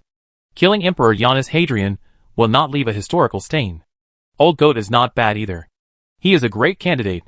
The patrol troops, who maintained order in the square in front of the palace, seemed to feel something was wrong. There were too many people coming today. They were driving the crowd away. There was even a team of patrol troops rushing toward Charlotte. Charlotte smiled and said, "Let's start the carnival. This place is undefended today. The Black Phoenix City has already dispatched the last of its troops, and even called up the patrol troops that usually eat empty salaries. For the West Wind Knights, which is more than 30 saints, it is indeed the same as being undefended." After the order was issued, dozens of saints took off together, and in just a moment, they broke into the Black Phoenix Palace. The West Wind Knights, who sneaked into the city, also showed their weapons and rushed to the palace. Those patrol troops did not expect that the enemy would appear in the capital of the Black Phoenix dynasty. In a hurry, they could not organize an effective resistance and soon collapsed. Charlotte, on the other hand, was not in a hurry. She walked towards the Black Phoenix Palace at leisure. When she entered the Black Phoenix Palace, the battle was over. Kratos lifted an old man in the air with one arm. The old man's clothes were messy. He must have been a little injured. His legs were kicking, but how could he struggle to get out? His face was red, and he made a hoarse sound, but he couldn't curse. Almost all members of the Knights of Favonius would kneel on one knee when they saw Charlotte, and shouted. The entire Knights of Favonius welcomed Count Mechlin to his loyal Black Phoenix Palace. Dozens of saints were divided into several teams. The saints directly under Charlotte were the most relaxed and just nodded. The subordinates of Grand Duchess Mezu were also quite respectful to Charlotte, and would perform an imperial salute. The Black Phoenix saints who surrendered were the most humble, and would kneel on one knee like ordinary knights to welcome Count Mechlin. Charlotte looked around and saw that all the royal family members of the Black Phoenix should have been captured, kneeling on the ground. Although he was not a person who would get carried away, he couldn't help but feel, the land is under my feet, and the national affairs are in my hands. Who dares to say more? The mood was surging, and it was beyond words. Seeing Charlotte's ambitious face, Black Dragon felt that he had a great responsibility, and should step forward to teach Charlotte not to do so. He hurriedly said, "Master Mechlin, we have not occupied the entire Black Phoenix City." Charlotte nodded and said, "All members of the Black Phoenix royal family will be escorted to Strasbourg and presented to His Majesty Brittany. Kratos, you are responsible for guarding the palace. Black Dragon, you go open the city gate and let our army in. Senior Adosa, take a group of people to kick the doors of every noble in Black Phoenix City, and ask them if they want to recognize me as their master. Those who are willing will not be harmed, and those who are unwilling will have their property confiscated. All of them will be imprisoned and escorted to Strasbourg with the Black Phoenix royal family." Charlotte kept giving orders, and soon the saints and high-ranking cadres of the Knights of Favonius went their separate ways, and began to occupy various parts of Black Phoenix City. By the evening, the Knights of Favonius had completed the occupation of Black Phoenix City, and teams of knights began to attack everywhere, trying to connect Black Phoenix City and the original occupied areas and connect them into one. Charlotte tried it. The condition for the labyrinth of Black Phoenix City was also 18 taxes. He spent 7 or 8 days to labyrinthize Black Phoenix City 3 times. Then he escorted the captives, who refused to surrender to Machupi, in an endless stream. In Machupi, they would be reloaded and sent to Strasbourg. As the rebellious nobles were sent away by their families, Black Phoenix City soon became quiet. For the residents of Black Phoenix City, Charlotte Mechlin was the one who resisted the devil. All the people who resisted were evaporated, and their whole family disappeared completely. Charlotte did not take it lightly. He was preparing to welcome the army that was ambushing him back, but after waiting for a long time, he did not wait for this army, but waited for the battle report from the front line. This battle report was earth-shattering. When Charlotte received it, his hands were shaking. The four-nation coalition was hit hard by the Black Phoenix Count Georgiadi Hadrian in the famous city of Black Phoenix, Sahan Ramagan. This earl used a unique military strategy that only appeared in the history of Xia. He gathered all the Black Phoenix saints and formed an assault team. Within one day, he continuously attacked the camp of the four-nation coalition, won 4 battles and 4 victories, killed 11 saints, repelled the four-nation coalition, and even severely damaged the traitorous Viscount Constantine in front of the 2 armies. The four-nation coalition was forced to temporarily withdraw. Georgiadi Hadrian was unknown throughout his life. He was only granted the title of Earl because of his royal bloodline, but overnight, he became the most famous general on the continent, and his reputation was comparable to that of Zimmerman Axel Robin. Chapter 444. When the country is facing its fate, some people will protect themselves, some will be angry and helpless, some will choose to sit back and do nothing, or even surrender to the enemy, but some will stand up and turn the tide. Georgiadi Hadrian has been unknown all his life, never made any splash, and never done anything amazing. No one in the old world may remember him. Just like Charlotte will always forget Vigo, But it was this unknown Count Georgiadi Hadrian who calmly came out and formulated a simple, bold, crazy, but very effective strategy when facing the four-nation coalition, and everyone was in despair, and even many people shirked their responsibilities and were unwilling to serve as the commander. Taking advantage of the gap between the four countries' coalition forces fighting separately and not yet joining together, all the Black Phoenix Saints gathered and attacked the Engrima army that came from afar. Count Lamrock misjudged the situation and thought that the Black Phoenix army wanted to break through and escape, so he did not invest all his troops. Moreover, he did not want Engrima to fight to the death with the main force of the Black Phoenix army, allowing the armies of other countries to take advantage. It was this strategic mistake that Count Georgiadi Hadrian seized, and he defeated the Engrima army and then turned to attack Fars. Although His Majesty Brittany also led the army in person, he was not at the front. Antonio was not there that day either. Georgiadi Hadrian defeated the 7 knights of Fars in half an hour, and then turned his full strength to Byron. This was a tough battle. Juno Arthur did not accompany the army, but Constantine was. The two fought fiercely, but the former Black Phoenix's strongest man was defeated. The unknown Georgiadi Hadrian won a great victory and defeated Baron's army. At that time, the Lionheart King Baldwin Ace aside and chose to retreat the entire army when he saw the Black Phoenix army, which had defeated 3 armies in a row and was in high spirits and fighting desperately. This battle was the first time that Georgiadi Hadrian led troops. But it was this war that made the Black Phoenix Earl famous all over the world, and everyone in the old continent knew him. It really fulfilled an old saying on Earth: if you don't make a sound, you will be amazing. If you don't fly, you will soar into the sky. Even the Emperor of Brittany couldn't help but sigh afterwards and said, from today on, Georgiadi Hadrian is the first military god in the old continent. There is one biggest premise for Charlotte to attack Black Phoenix City, which is that the four-nation coalition can hold the main force of Black Phoenix tightly, leaving the rear empty. But he could never have imagined that the battle situation could change like this. Georgiadi Hadrian can repel the four-nation coalition and may return to Black Phoenix City at any time. What can he do to resist such a fierce god of the army? Charlotte read the battle report, took a deep breath, and issued more than 10 orders in one breath. The first order was to let the old lizard man go to Machupi and bring back the Giannis Hadrian. He sent out dozens of reconnaissance teams to investigate the front line at any time, but he also knew that this was better than nothing. Although Georgiadi Hadrian had only fought one battle, he liked to gather the saints together as a commando, which was a famous tactic on the continent. If he still used this tactic, a saint-level team might appear in Black Phoenix City within a few days. Even if the ordinary reconnaissance team found the Earl's team, they would have no chance to send back information. Charlotte defeated the capital of the Black Phoenix dynasty. In terms of fame on the battlefield, he was not much inferior to Georgiadi Hadrian. However, Charlotte was not in the mood to compare with the first general of the old continent. At this moment, he hoped that Count Georgiadi Hadrian would continue to fight against the four-nation coalition and not return to the capital Black Phoenix City. Although Charlotte had dozens of saints under his command, facing a fierce man who could defeat Constantine, he could only be defeated. There was no second possibility. As for leaving Black Phoenix City, well, it is an option. In the next few days, Charlotte received dozens of war reports. After occupying Black Phoenix City, he had dozens of sets of magic alchemy communication equipment.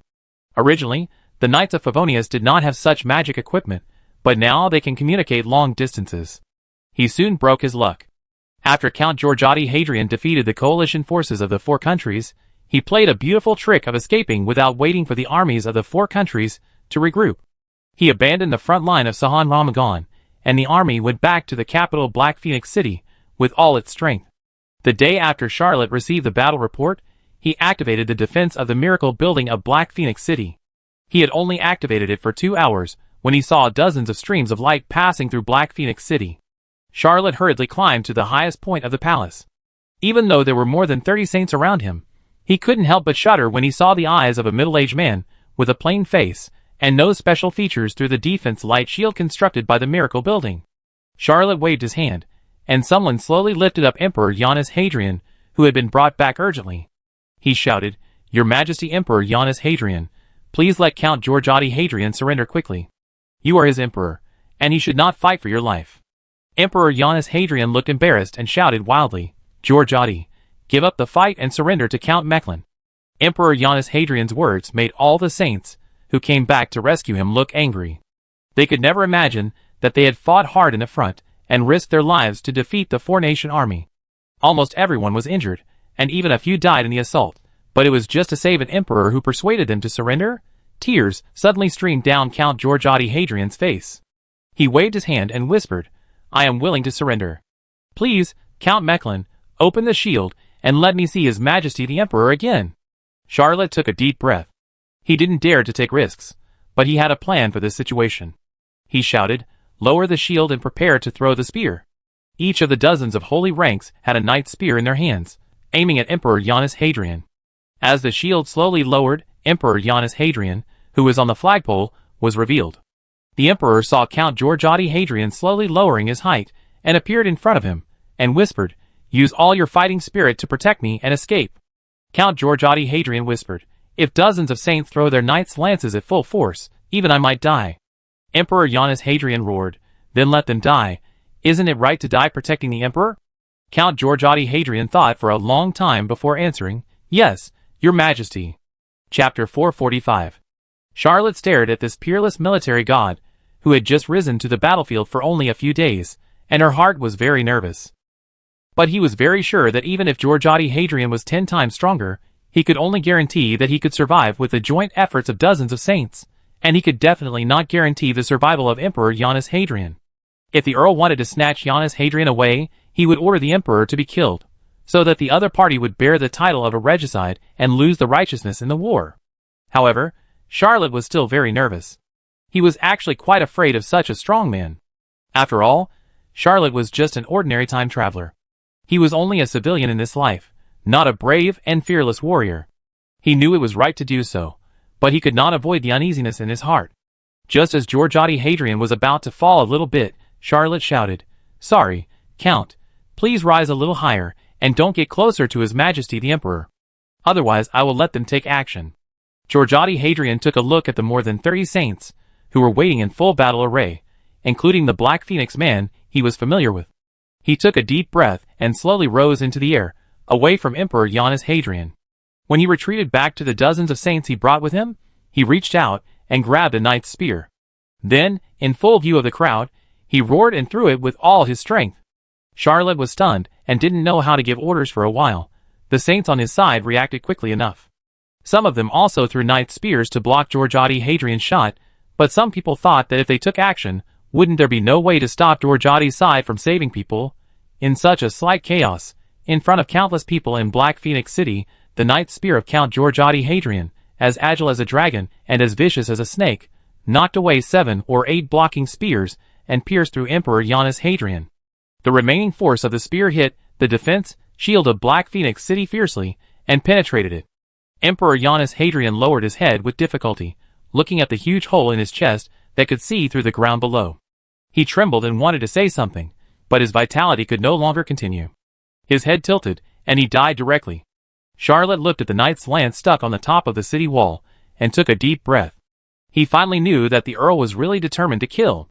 The shot just now was just to kill the Emperor, not for any other purpose. At the same time, he also knew that the protective shield formed by the Miracle Building actually had its limits. Count Georgiadi Hadrian took another knight's lance and shouted, "Attack the city." Charlotte shouted, "Kratos." Kratos took a deep breath and shouted, "I know." He slowly floated up, with countless bright lights wrapped around his body. Charlotte had already released the Holy Light Kingdom. Although this legendary warship had not been repaired and could not sail, it could be used as a battle fortress. Kratos was definitely not as good as Count Georgiadi Hadrian, but with the blessing of this legendary warship, he might not be unable to fight. What's more, there was a protective shield of a Miracle Building in the sky. Then Charlotte heard a loud rumble, and dozens of saints crashed into the Miracle Protective Shield together, with a fierce momentum. The holy orders on Charlotte's side also took to the air. Some of them were captains of 10,000 knights. They quickly combined the momentum of their own knights, and relied on the protective shield of the Miracle Building to fight fiercely, with the holy orders on Georgiadi Hadrian's side. This time, it was no longer a tender battle. It was not the tacit war that Charlotte was used to fighting. There was no one crushing the other. Only a few minutes after the battle began, Charlotte heard a scream. Baron Exon's whole body was burning with flames. His protective fighting spirit was broken, and he fell from the sky with a scream. This was the first saint who died. Charlotte had no good feelings towards Baron Exon, but this was his first noble retainer. It made him a little emotional. Soon, a saint of the Black Phoenix under Georgiade Hadrian fell. He was attacked by the Black Dragon, pierced by a flaming spear, and his whole body was burning with flames. He fell from the sky and died, just like Baron Exxon. No one knew that the knight's spear in the old lizard man's hand was actually the blood spirit. Charlotte thought that she was not strong enough to participate in the battle of the holy level, so she naturally lent the blood spirit to the Black Dragon. The blood spirit was blessed by the goddess, and embedded with the incarnation of the evil god Anuyulu. The second weapon it could transform into was a holy level knight's lance of the highest grade. Holding this knight's lance, he could borrow some of the evil god Anuyulu's power. The Black Dragon was flying all over the sky and fighting bravely. He had borrowed the blood spirit several times. He injected all his bloodthirsty fighting spirit into this knight's lance made by the incarnation of the fire evil god Anuyulu. He felt that his strength was constantly increasing, and in a blink of an eye, he knocked down another holy level. But in the next moment, two Black Phoenix saints, who had just joined Charlotte, were also killed. One was chopped in half, and the other had his head smashed. Less than 10 minutes after the battle began, 5 saints fell one after another. In any battlefield before, including Felendon, so many saints had never died in a battle. Charlotte's heart was bleeding. These were his future team? 3 saints died in such a short time. How many would die in this battle? Charlotte only hated that he was only level 17, and could not join such a battle. He could only release 8 flaming hands, and shoot continuously into the sky. All the extraordinary gunners and archers of the Knights of Favonius also shot into the sky. Although they could not help their allies, they could consume a little more energy of the enemy's Saint Order, which was also a victory. The Battle of Black Phoenix City was later called the Blood Rain War, because every few minutes, a Saint Order would fall from the sky and sprinkle blood. The battle was fierce, which was the first in this war in the Old Continent. No one knew the influence of this battlefield. No one knew that this war represented the end of the Black Phoenix dynasty, and was also called the last war of the Black Phoenix. Charlotte stared at the sky, his eyes were full of bloodshot. Every time a saint died, his blood boiled. These were his subordinates that he had worked so hard to recruit after traveling through time. Each of them was extremely precious to him. Charlotte was a commander who was reluctant to sacrifice even ordinary soldiers. How could he bear to see his own saint being slaughtered like pigs and dogs? All the blood in his body, every bit of bloody glory, was roaring in anger. Unconsciously, the 12th bloody vortex in his body was impacted, and the power stuck in the 17th level broke through the 18th level. Chapter 446. Kratos exchanged a move with Georgiade Hadrian. Although his hands were numb from the shock, he managed to keep the fight going. With a long roar, he resumed the counterattack. Kratos is known as the Holy Mountain of Light. He is one of the only 2 among the top 5 who, through his own hard work and practice, has caught up with the 3 heroes of the Empire. If it weren't for the fact that the old Earl of Brittany was so amazing. Well, above Brittany, there is an even more amazing Zimmerman. Later, there was Antonio, a rising star. And he was a very good one. Not only Kratos, but even a crazy person like Miniphus Axel was suppressed and lost all his glory. In any other era, both Kratos and Miniphus would have been famous figures. But they were born in the wrong era. Kratos felt the endless power in his body. This was the surging energy provided by the Holy Light Kingdom. He no longer thought about anything. He just wanted to defeat the opponent in front of him, defeat this terrible enemy, defeat this man who could rival Brittany, and even surpass Zimmerman in fame in recent times. After defeating Viscount Constantine, Georgiade Hadrian's momentum has reached its peak. He is confident that he can defeat all opponents, even enemies that have landed on a legendary warship. In addition to them, the most eye-catching person on the battlefield is the Black Dragon. He has killed 3 saints, and is currently being entangled by 2 saints of the same level. However, the old lizard man is not afraid at all. He deliberately leads the battle and drills in other directions, constantly accumulating advantages, and slowly changing the situation. Every time the saints on Charlotte's side lost a battle, they would hide in the divine light of the miracle building. They were marked by Charlotte, and could enter and exit the protective shield freely, but Georgiade Hadrian and his saints no longer had such marks. The battle between the 2 sides lasted until the evening. Georgiade Hadrian had no intention of stopping the war. He vowed not to retreat until he killed these enemies. Facing the city that could be called his hometown, the Black Phoenix Earl, who was born in the royal family, let out a long whistle like a phoenix and shouted, "Charlotte Mechlin, you destroyed Black Phoenix City, occupied my hometown, and killed my emperor. I must kill you today. Although your life is far from enough to compensate for all this." Since the beginning of the battle, Georgiotti Hadrian's eyes had never left Charlotte. For him, he must kill Charlotte today. No one can stop him, not even the gods. Charlotte clenched his fists. If he was also a saint, even if he was the 19th level, he would fly into the sky and fight Georgiotti Hadrian to the death, but he was not a saint, and he couldn't even leave his feet off the ground. Charlotte growled in a low voice, "Sooner or later, I will make you regret killing so many of my men." But Georgiotti Hadrian did not answer him, because he was back in battle. Vigo suddenly screamed and fell from the sky. Charlotte could not help but run over and stretched out her arms to help the fire paladin. Vigo was seriously injured, but there was still a glimmer of hope. Charlotte slowly put him on the ground and said, "Don't be afraid, I will let you save you." Vigo looked ashamed and whispered, "I won't die, I'm not seriously injured." Charlotte waved her hand and asked the medical officer to carry Vigo down. At this time, at least 10 figures were missing in the sky, including his men and Georgiotti Hadrian's men. The losses of both sides even exceeded that of a major battle. On the battlefield, although the Saint Order decided the outcome, the Saint Order rarely fought to the death. In most cases, the Saint Order would choose to retreat when facing a battle that was bound to be lost. After all, the Saints can fly, and their mobility is too high. Even if they are stronger, it is not easy to kill the opponent. Moreover, most of the Saints are either acquaintances or relatives. Even Saints from different countries can be more or less related. Not many people are willing to kill in a Saint battle. If it is not a battle of life and death to destroy a country, such a tragic scene will never happen. Dozens of rays of light, crisscrossing in the sky, for ordinary people in Black Phoenix City, this is more beautiful than the fireworks on the festival. After all, fireworks are only a moment, but the fighting spirit of the Saints is close to eternal. The battle soon continued into the night. Even though Charlotte couldn't see the battle in the sky clearly with his ability, he refused to relax. He asked people to move every enemy saint rank that fell to the Holy Light Kingdom. This legendary warship was extremely eager for the blood and vitality of these saint ranks.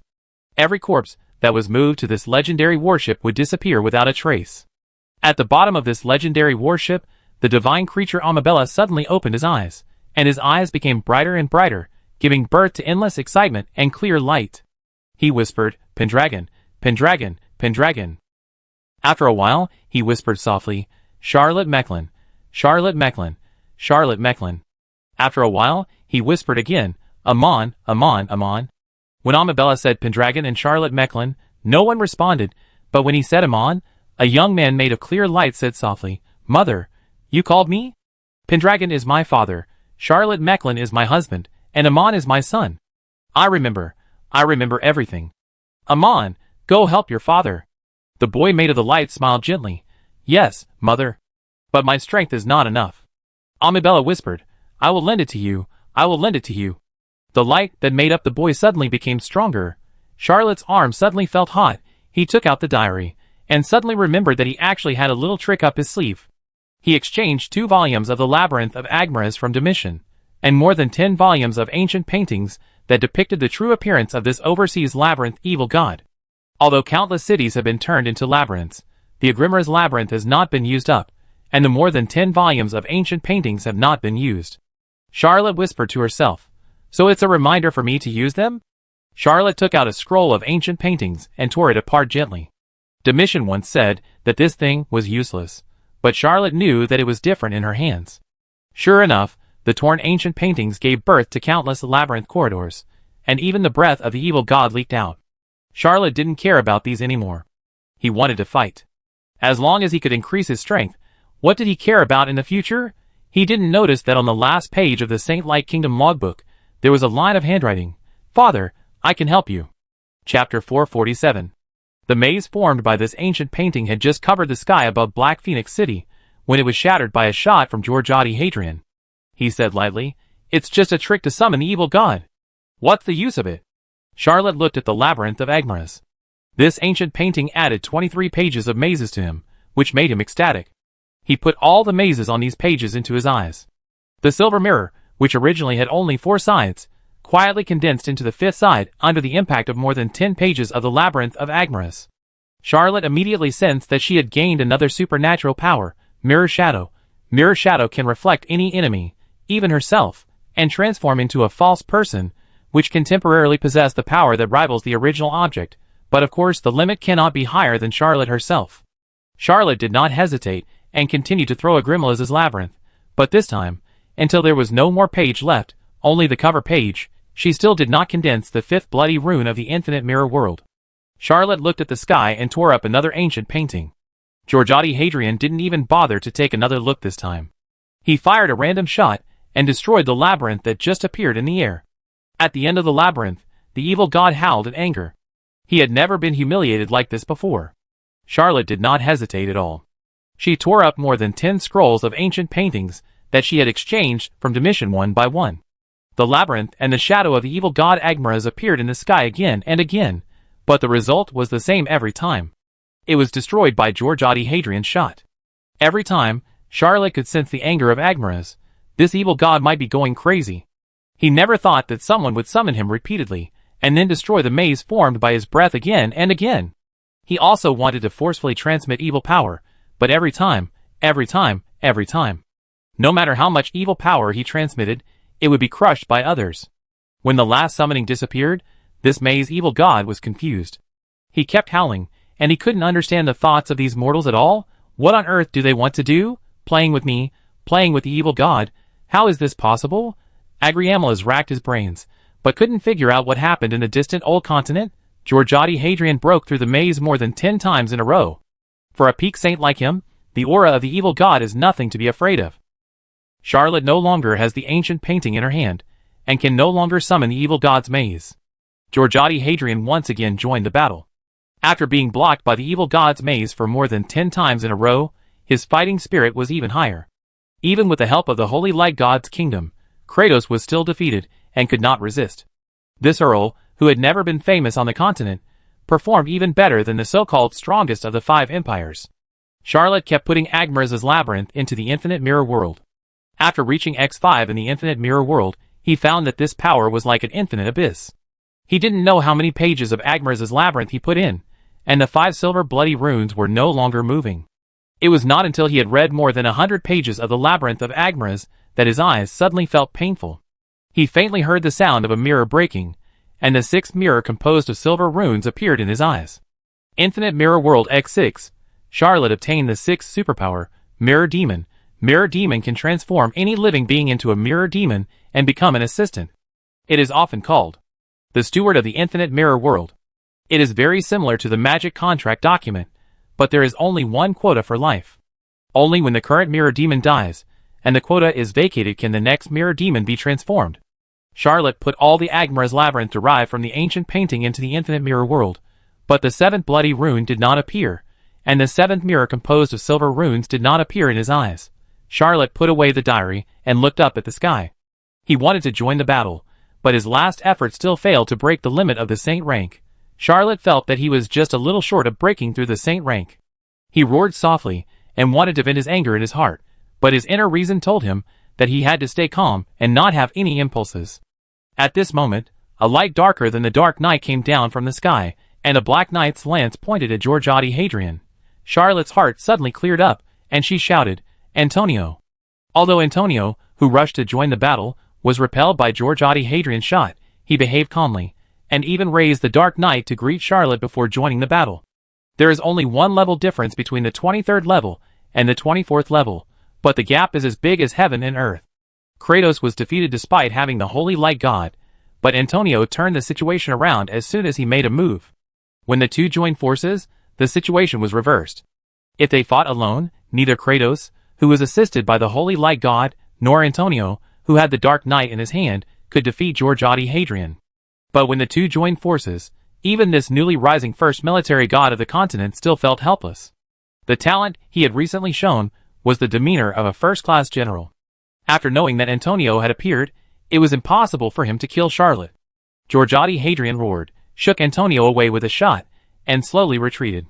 When he withdrew from the battle circle, Kratos naturally had no way to pursue, because the Holy Light Kingdom could not move at all.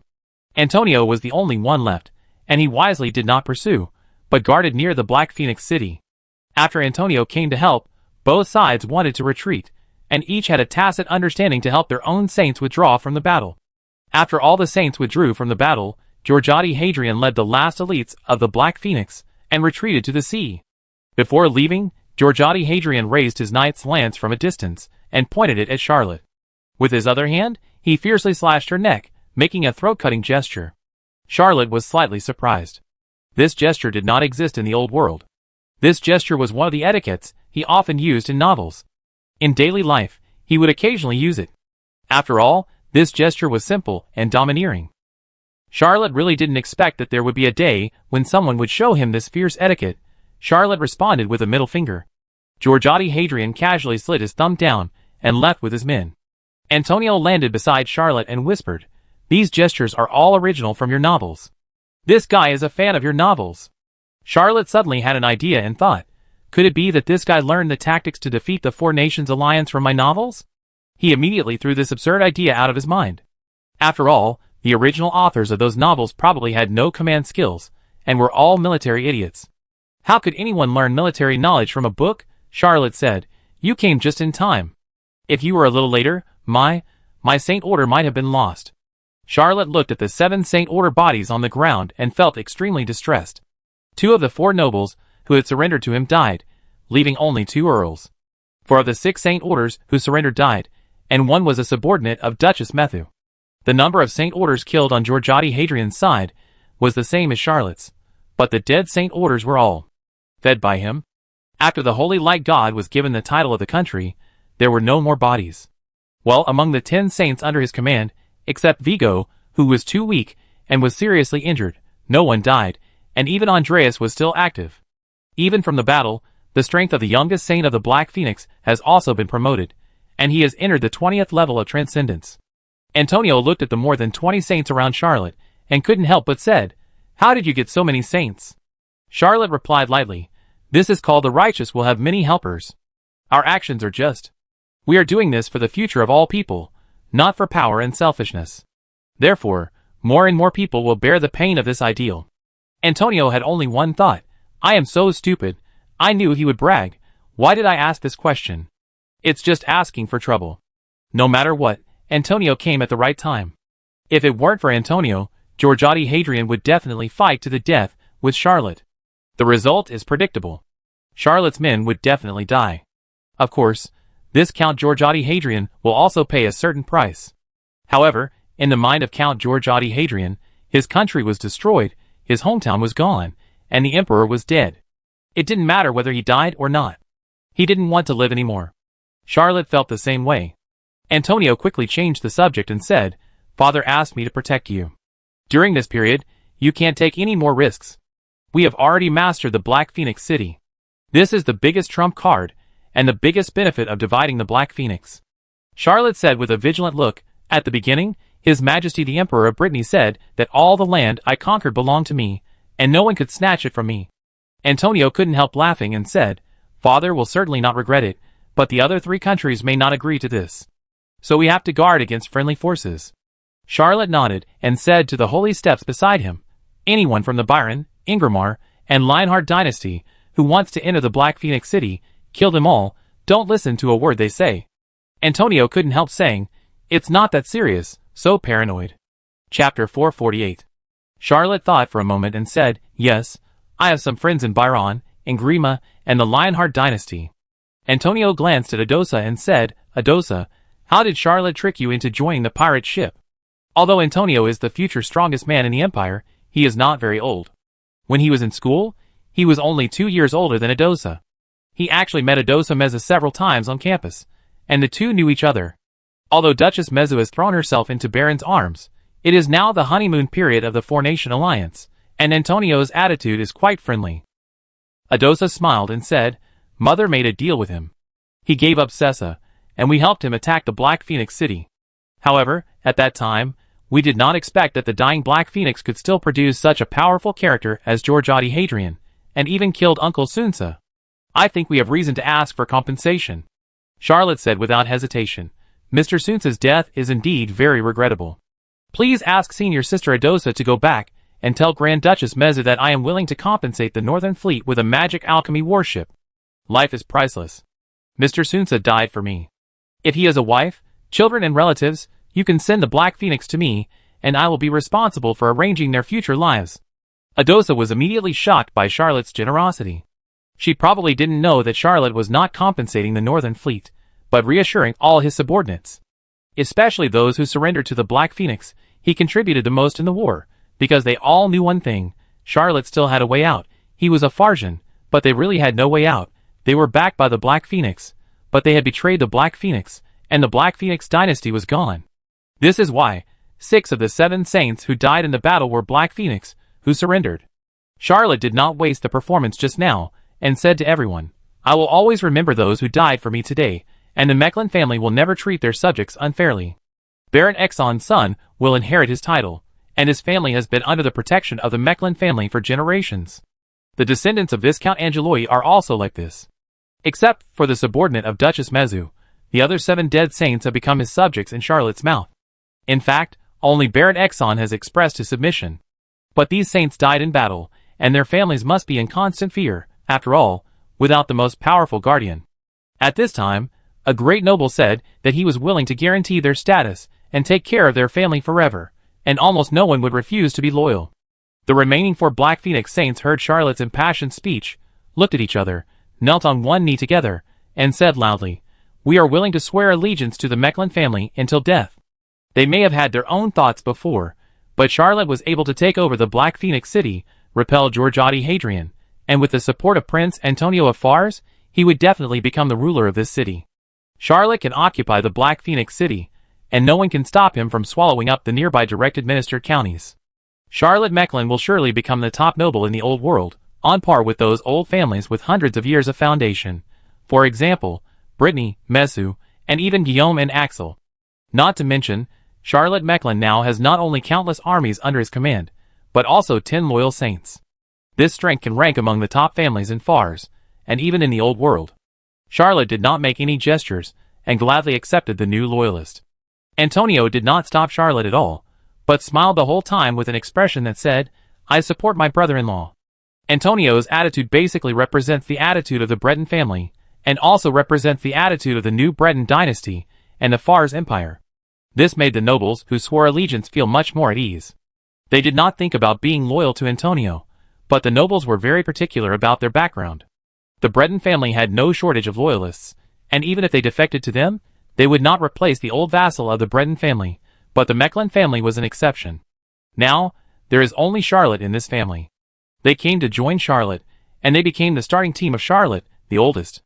Subjects, Charlotte appeased all her subordinates, retained Antonio, and waited patiently for a few days, but she did not wait for Count Georgiade Hadrian to come to raid again. She only got the news that the Count had seized the control of the last navy of the Black Phoenix, set sail on the sea, and left the old continent. Before leaving, Georgiade Hadrian sent a letter to all the Black Phoenix nobles. "I have shed the last drop of blood for His Majesty the Emperor. From today on, I am no longer a Black Phoenix man. I will lead my followers to establish a new country." Georgiade Hadrian defeated the Four-Nation Alliance in one battle, and then returned to support Black Phoenix City frantically. He fought a shocking battle in Black Phoenix City, and has won great prestige in the hearts of Black Phoenix people. And the Four-Nation Alliance immediately made a comeback, but Count Georgiade Hadrian, who was able to resist the Four-Nation Alliance, had already left Black Phoenix. So next, Black Phoenix nobles brought the wealth accumulated by their families for hundreds of years, and took a fleet to catch up with Georgiade Hadrian. The 12 core counties of Black Phoenix even saw the spectacle of thousands of sails entering the sea. When Charlotte learned about this, she immediately began to seize territory. The Knights of Favonius launched a massive attack, seizing all the places they could. If they encountered any obstacles, they would announce that they had captured the nobles and planted their flags first. Relying on the geographical advantage, Charlotte seized 11 of the 12 core direct counties of the Black Phoenix before the Four-Nation Coalition forces. When the Four-Nation Coalition forces captured Sahan Ramagan and marched all the way to Nodak County, what was waiting for them was not the remnants of the Black Phoenix army, but Charlotte's Knights of Favonius. Although the Emperor of Brittany was embarrassed, he quickly made a choice to merge with his future son-in-law. Earl Lamorak, the commander of Ingramar, immediately initiated a diplomatic note to convene a four-nation meeting to divide the territory of Black Phoenix. The Lionheart dynasty and Byron also expressed the same attitude. They could not sit idly by and watch Fars swallow up the most fertile core land of Black Phoenix. The Emperor of Brittany also did not want a three-nation coalition to attack Fars, so he agreed to hold a meeting and asked the 4 countries to leave their troops in place and only let the nobles who participated in the meeting go to Black Phoenix City for the meeting. Chapter 449. Adosa's identity was awkward. After all, Duchess Meza had betrayed Fars and thrown herself into the arms of Byron. So when Charlotte and the Fars Royal Knights joined forces, she ran to Charlotte to say goodbye. Charlotte was quite nice to the senior. First, the Micran family and the Meza family had agreed to be friendly allies. Second, his territory would definitely border the northern territory of the Meza family. There would be a lot of exchanges in the future, so they had to build a good relationship. Not only did he hand over a magic alchemy warship to Adosa as agreed, he also gave away 10 warships and a group of Black Phoenix Navy who were unwilling to surrender to Fars. Although Adosa was very interested in Charlotte, he also knew that it was not a good time to make a move, so he only agreed with Charlotte to meet in the future and gave him a gift. A sculpture of the evil god she got overseas. Although everyone had a tacit understanding that no one said anything and dared not leak out the fact that Charlotte had torn up more than a dozen ancient paintings in a row and summoned the labyrinth evil god Agmaras, everyone thought that Charlotte might like this thing after seeing that scene. In fact, many nobles also like this thing, but no one dares to do it too blatantly. After all, the 9 gods do travel around the world. Adosa took his subordinates, Saint Level, away, and Charlotte was relieved for no reason. He soon got a new appointment. This appointment was not appointed by Fars, but appointed by the Four-Nation Coalition.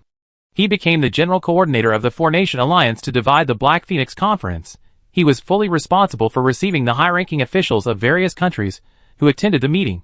Although His Majesty the Emperor of Brittany participated in the war, it was obviously not appropriate for him to attend this kind of meeting, so Fars was convenient for the Minister of Foreign Affairs, Count D'Artagnan, and the Minister of War, Count Garanord, to participate in this meeting. The lineup was luxurious.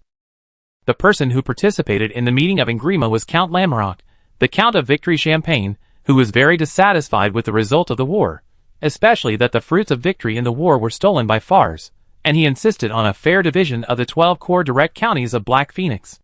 The people who came to participate in the meeting in Baron were all old acquaintances of the Emperor of Brittany and Charlotte. One was Juno Arthur, the strongest man in Baron, whom Charlotte had to call a teacher, and the other was Count Constantine, the newly promoted Count of Baron and the former strongest man in the Black Phoenix dynasty. Well, the former Black Phoenix's strongest man, who was defeated by Georgiade Hadrian. The people from the Lionheart dynasty were very coincidental. Charlotte also knew them, and was even quite familiar with them. The representative of the Lionheart dynasty, who was of excellent status, was the Crown Prince of Lionheart, Brunhild Asa. Brunhild's adjutant, who was also an acquaintance of Charlotte, was Conro. Because there were so many acquaintances, even Count Lamorak, although he had never met Charlotte, had a good impression of him because of Ben Lamorak. After being defeated by Charlotte, Ben Lamorak closed himself off for nearly a year and successfully broke through the Saint rank. Compared to his son's promotion to the Saint rank, losing a duel and a whale-killing pole are trivial matters.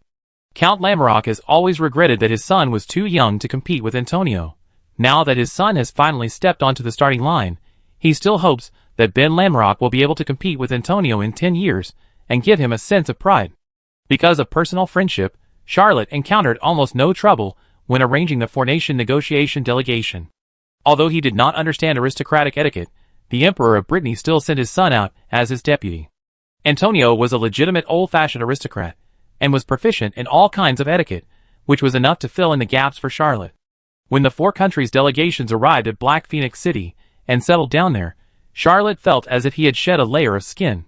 He had to face the top masters of each country every day, and the pressure was really great. Although he had some friendship with the representatives of each country, and even had a very close relationship with the representatives of some countries, such as Juno Arthur and the Crown Prince of Lionheart, Brunhild Asa, the pressure was not relieved at all. You know, when the interests rise to the national level, personal relationships are like small things on the roadside. Before the meeting, all countries must communicate privately and reach various tacit understandings. When the meeting really takes place, many things must have been decided. So before the meeting, Charlotte will have some rest time. He took some time to give himself a vacation and go to see a legendary warship. Well, Black Phoenix also has its own legendary warship, and it is docked at the port of Black Phoenix City. Because Black Phoenix City is empty, Charlotte attacked and broke the city in one go, resulting in the legendary warship Dalmabas and 6 magic alchemy warships of Black Phoenix falling directly into Charlotte's hands. This is the last foundation of the Black Phoenix Navy. This legendary warship has a nickname, the Shame of the Legendary Warship, Because the legendary warship built by Black Phoenix with all the strength of the country is not a battle fortress on the sea, but a palace on the sea built for the Emperor's tour. In terms of luxury, it is the first in the history of the old continent. Even the legendary warships in ancient times cannot compare, but in terms of combat capability, well, it was captured before. And it was on the front battlefield. The person who captured it was the first military god of Fars 100 years ago, the previous generation of Duke Robin, the father of the current Duke Robin. Although it was later recaptured by the Black Phoenix's brave navy, it has been given this nickname ever since. Even in the war on the old continent this time, the Black Phoenix did not dare to send this legendary battleship to the battlefield, because its actual combat power was only slightly better than that of an ordinary magic alchemy battleship, and it would not be able to withstand the siege of 2 or 3 magic alchemy battleships. For Charlotte Mechlin, this was certainly not a big deal. He finally had a legendary battleship that could be driven out. What else could he ask for? When Charlotte stepped on the Dalmabas, she was quite excited. This legendary warship was huge, not inferior to the Holy Light Kingdom, and magnificent everywhere. The towering ship tower was majestic, not inferior to any palace on land. It was also the palace of several generations of Black Phoenix emperors. Every summer, the emperors of Black Phoenix would board the Dalmabas to escape the heat on the sea. Charlotte thought about it for a long time. He would hand over this legendary warship to the Flame Paladin Vigo to command. The Dalmabas itself was not strong in combat power. Even if it was handed over to a strong saint, it would not be able to play much role. Vigo was also injured. The living environment of this legendary warship was impeccable, and he happened to be recuperating on this legendary warship. Well, Charlotte definitely did not dislike Vigo's combat power was too weak. Chapter 450. Charlotte boarded the tallest ship of the Dalmabas ship, looked out over the Black Phoenix city, and suddenly said, "I will rename this city the City of Destiny, and build a... No, let's build 9 largest temples." Charlotte originally wanted to build the largest temple for the Serpent of Destiny, but then he remembered the ancient wisdom of the Xia Kingdom, and immediately corrected his mistakes, and planned to build 9 temples. He even had a plan in mind. Charlotte's main purpose for doing this, in addition to hoping to please the gods, was to erase the traces of the Black Phoenix. He even plans to promote Farsi in the renamed City of Destiny. Of course, he will not take tough measures, but will adopt Farsi education in universities, and promote free Farsi literacy classes for the lower classes. He will even promote the Beast God transformation in such literacy classes for the lower classes, just like he did in the Red Dragon Sea. A place where the main language is Farsi, and the secondary language is Inglamar, popularizing the Beast God transformation, eliminating the characteristics of residents from different sources, and forming a new cultural heritage, the Earldom of Mechlin. It is the main naturalization of Charlotte's future. Charlotte believes that she can do this well. Charlotte is enjoying the future after the war. His arms feel slightly warm. He took out his diary, and turned to Agmara's Labyrinth. It was originally only the title page, but now there is one more page. A thought came into his mind. Charlotte Mechlin has played Agmaras 15 times, summoned him, and shattered his breath, and made enemies with Agmaras, the evil god of the labyrinth of the Aglar's Sea. He has completed the drawing of 99 labyrinths and mastered them skillfully, and obtained the real Agmaras Labyrinth map. Please go to the Aglar's Sea immediately to challenge Agmaras. If you fail to go to the Aglar's Sea within 28 days, 3 hours, and 19 minutes, and 17 seconds, you will be forced into the evil god arena. Charlotte was slightly surprised, and flipped through the new page. The real Agmaras Labyrinth was not a flat plane, but a 3-dimensional labyrinth with 99 floors, and there were countless time and space corridors, making this 99-story labyrinth confusing. Even with the map in hand, Charlotte still felt dizzy. This was because he had mastered part of the power of the labyrinth evil god. If ordinary people saw this map, even their souls would be sucked in. Charlotte muttered in a low voice, "Only 28 days left?" When he came here, he brought the buff of the evil god's arrival, and until now, he has not been able to remove it. Although Charlotte tried hard, he only made the evil god's power in his hand stronger and stronger, and did not get rid of the crisis. As Bloody Glory progressed, the time for Karnstein's arrival became farther and farther away, but the time for the arrival of the labyrinth evil god Agmaras has always been swinging back and forth. Charlotte has now completed all the requirements of Agmaras' labyrinth, but there is no chance to delay anymore. Just as she was about to take back the diary, Charlotte suddenly had an idea and opened the Saint Light Kingdom navigation log and saw Amon's message. However, it was unknown how long ago this message was left. It was a bit lonely and pitiful. Charlotte was very wary of the title of father. She raised her eyebrows and thought, Amon is my son, and Omi Bella is my wife? I don't have such a weird family. What kind of mistake has caused Amon to have such an illusion? Charlotte decided to take some time to release the Holy Light Kingdom, and ask carefully what was going on. But forget about it now. It was already the limit for him to come to Dalmabas to relax. He still had to preside over the Four-Nation Conference later. He immediately announced that Flame Paladin Vigo would be the captain of Dalmabas, which made the only saint in South Seraph extremely grateful. Although he had a high status in South Seraph, he had never imagined that he could own a legendary warship. Charlotte did not hand over all the fleets to Vigo at the same time, but handed over the fleets to Black Dragon. The saints under Charlotte were not professionally trained naval officers, and were not suitable to be the captains of magic alchemy warships. Sailing is an industry that requires professional knowledge and experience. He planned to recruit captains from the Far's navy and expand his power. Charlotte held a simple banquet in the banquet hall of the Dalmabas, inviting only the saints and main officers under his command. After the banquet, he returned to Black Phoenix City. Although Black Phoenix City was calm on the surface, the envoys and representatives of the four countries, as well as the nobles, and even the royal families of each country, had countless correspondences. They argued endlessly for various interests. There were quarrels every day. Some representatives, with extremely high martial arts values, would even fight directly when the quarrel reached a fever pitch. Even Antonio participated in 2 duels, one with Count Constantine and the other with Count Lamorak. Fortunately, this duel was still controlled within the scope of exchange.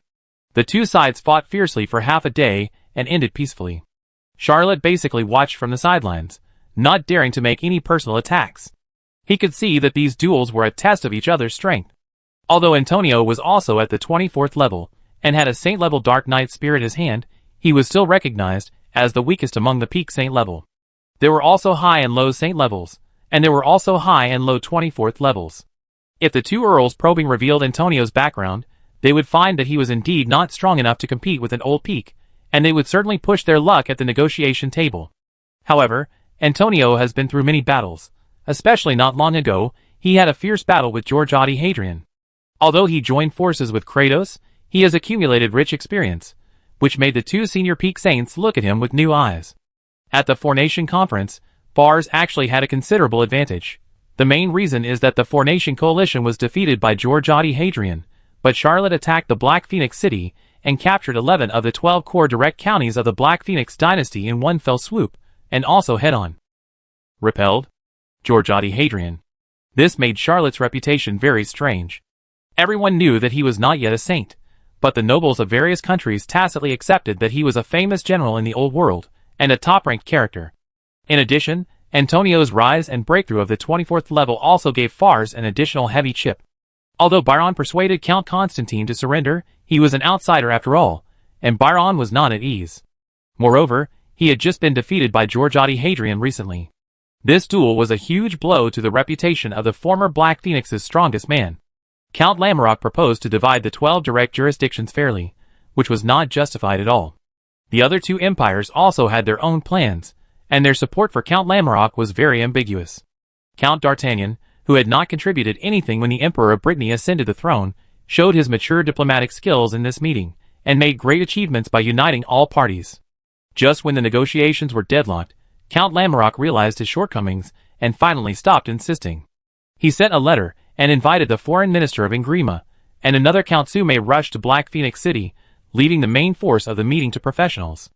After the foreign minister of Ingrima, Earl Sume, arrived, Byron also called the ministers from the country, but the Lionheart dynasty remained unmoved and still took the Crown Prince of Brunhill as the main force.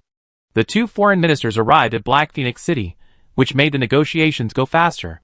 In fact, the 4 empires united to divide Black Phoenix, mainly because the war lasted for so long, and the economies of Fars and Byron could not support it. Ingrima was slightly better, so the attitude at the negotiation table was also higher. The Lionheart dynasty had not participated in the war before. Although it joined the Four-Nation alliance in the later period, it did not invest many resources. Even when facing the surprise attack of Hadrian of Georgia, the Lionheart dynasty's army deliberately avoided it. It suffered the least loss among the 4 countries, so Crown Prince Brunel had the most moderate attitude. After more than 10 days of intense arguments between representatives of all parties, there was finally a breakthrough. Fars took away 9 of the 12 core direct counties of Black Phoenix, and the other 3 were divided among the other 3 empires. The rest of the Black Phoenix territory is based on the actual occupied area, but it supports the exchange of land between countries to avoid the emergence of enclaves. Fars made concessions on the rest of the territory. The Emperor of Brittany even invited Crown Prince Brunhild to visit Strasbourg and reached a secret agreement with the Lionheart dynasty. Soon, Ingrima also announced that he agreed with the new plan, but hoped that Fars could compensate for the military expenses. The Emperor of Brittany inquired about this request. Baron actually did not suffer any loss. Grand Duchess Mezu occupied the northern border, which was almost more than half of the area of the Black Phoenix dynasty. It was just that although Grand Duchess Mezu was nominally a baron, her independence was too strong. But since the 3 countries were all planning to stop quarreling, Byron could only try his best to gain a benefit and agree to the latest plan. Soon, the representatives of the 4 empires, the 3 foreign ministers, and the emperor of the Lionheart dynasty, Tiburon Hill, signed a series of important documents such as the Four-Nation Covenant and the Four-Nation Territory Definition Agreement on the Dalmabas, completely dividing the Black Phoenix dynasty. Although at this time, the Four-Nation Coalition had not yet completely occupied the entire territory of the Black Phoenix dynasty, and there were still resistance forces in many places, but that was no longer important to the 4 countries. Dividing the Black Phoenix dynasty and swallowing up this former empire will allow Fars, Byron, and Ingrima, who participated in the war, to take a breath of fresh air, and will also allow the Lionheart dynasty to flourish and its national strength to grow day by day. After the Four-Nation alliance was reached, the Emperor of Brittany announced on the Dalmabas that Charlotte would be promoted to Duke Charlotte Mechlin, and according to the agreement, the Black Phoenix territory occupied by Charlotte and the former South Seraph territory were assigned to the Dukedom of Mechlin. From then on, Charlotte Mechlin officially had a VIP seat on the stage of history. Chapter 451.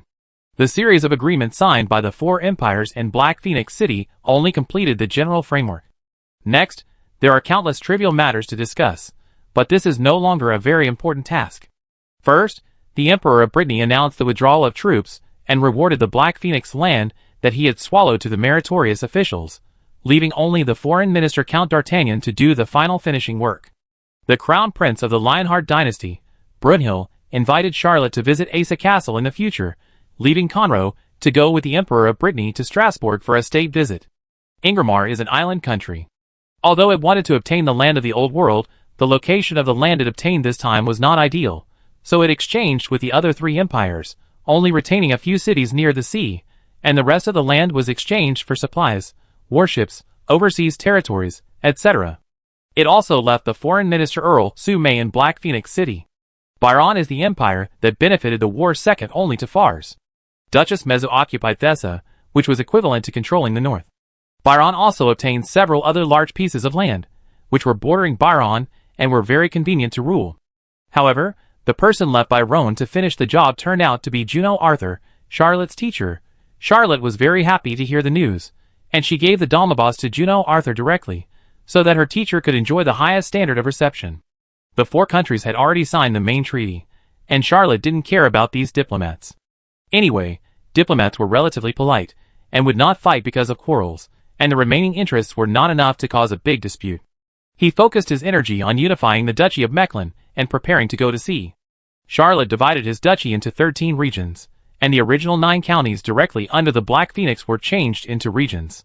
Although counties and regions are almost the same thing in administration, changing to regions can erase the traces of the Black Phoenix. The rest are the noble territories under his command. Charlotte did not expect that his reputation in the Black Phoenix was actually quite good. Nearly 100 nobles expressed their intention to join him after the Four Nations Conference. Charlotte accepted everything and maintained a conciliatory attitude towards the nobles, making almost no changes. After making a rough plan, he left the old lizardman Black Dragon behind and prepared to embark on a new journey. A few days before departure, Charlotte tossed and turned every day, feeling uneasy. Although he made countless preparations, he was still very worried. After all, he was going to face the evil god. In the end, he decided to consult a teacher. After all, the ancestors of vampires were also evil gods, and they should not mind such things. When Charlotte found Juno Arthur, the strongest person in Ron, smiled and said, "Are you planning to go to the Agra Sea?" Charlotte was shocked and asked, "How did the teacher know?" Juno Arthur said calmly, "The blood energy in your body is about to overflow. To reach this level in such a short time, You must have completed 99 mazes. There is no other possibility. Charlotte couldn't help but flatter him. The teacher is really discerning. Juno Arthur smiled and said, Agramires, the evil god of Labyrinth, is also a very famous evil god in the New World. His labyrinth magic is spread everywhere, and you never hide the fact that you can turn the city into a labyrinth. What's so strange about seeing through this? Ever since Charlotte learned from Grand Duchess Mezu that her future father-in-law had investigated her background, she didn't have much hope that she still had some secrets. He really didn't hide the fact that he could turn the city into a labyrinth, and most people who knew this didn't express surprise, because this was common in the New World.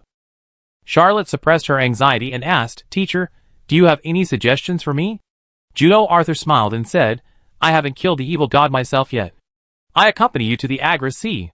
Charlotte was shocked and said, Master, is it convenient for you to leave Black Phoenix City? Juno Arthur smiled and said, What's inconvenient? The rest here are just trivial matters. Besides, in this war, Byron has obtained Constantine and Mezu, and is already the biggest winner. Let them fight for the remaining petty gains. Charlotte took a deep breath. He understood what Juno meant. The war in this world is always a war between the strong. In this battlefield, no matter how many people, materials, and warships are lost, as long as the number of saints can be maintained and there are peak saints in charge, it cannot be considered a loss. Charlotte saw that Juno was not worried at all. When she met the evil god, she was also a little curious and asked, Teacher, aren't you afraid of the evil god? Juno said lightly, If I want, I can become an evil god at any time. It's just that I haven't found a safe way yet. Besides, if you go to the Agra Sea, you will only challenge an avatar of the labyrinth evil god Agmaras, and you won't encounter his real body. The holy level is the upper limit allowed by this world. Well, this world is a bit weird anyway.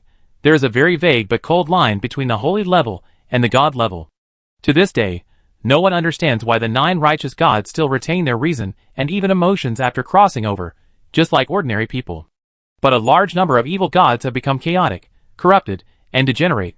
They not only have no emotions and reason, but they can't even keep their normal bodies.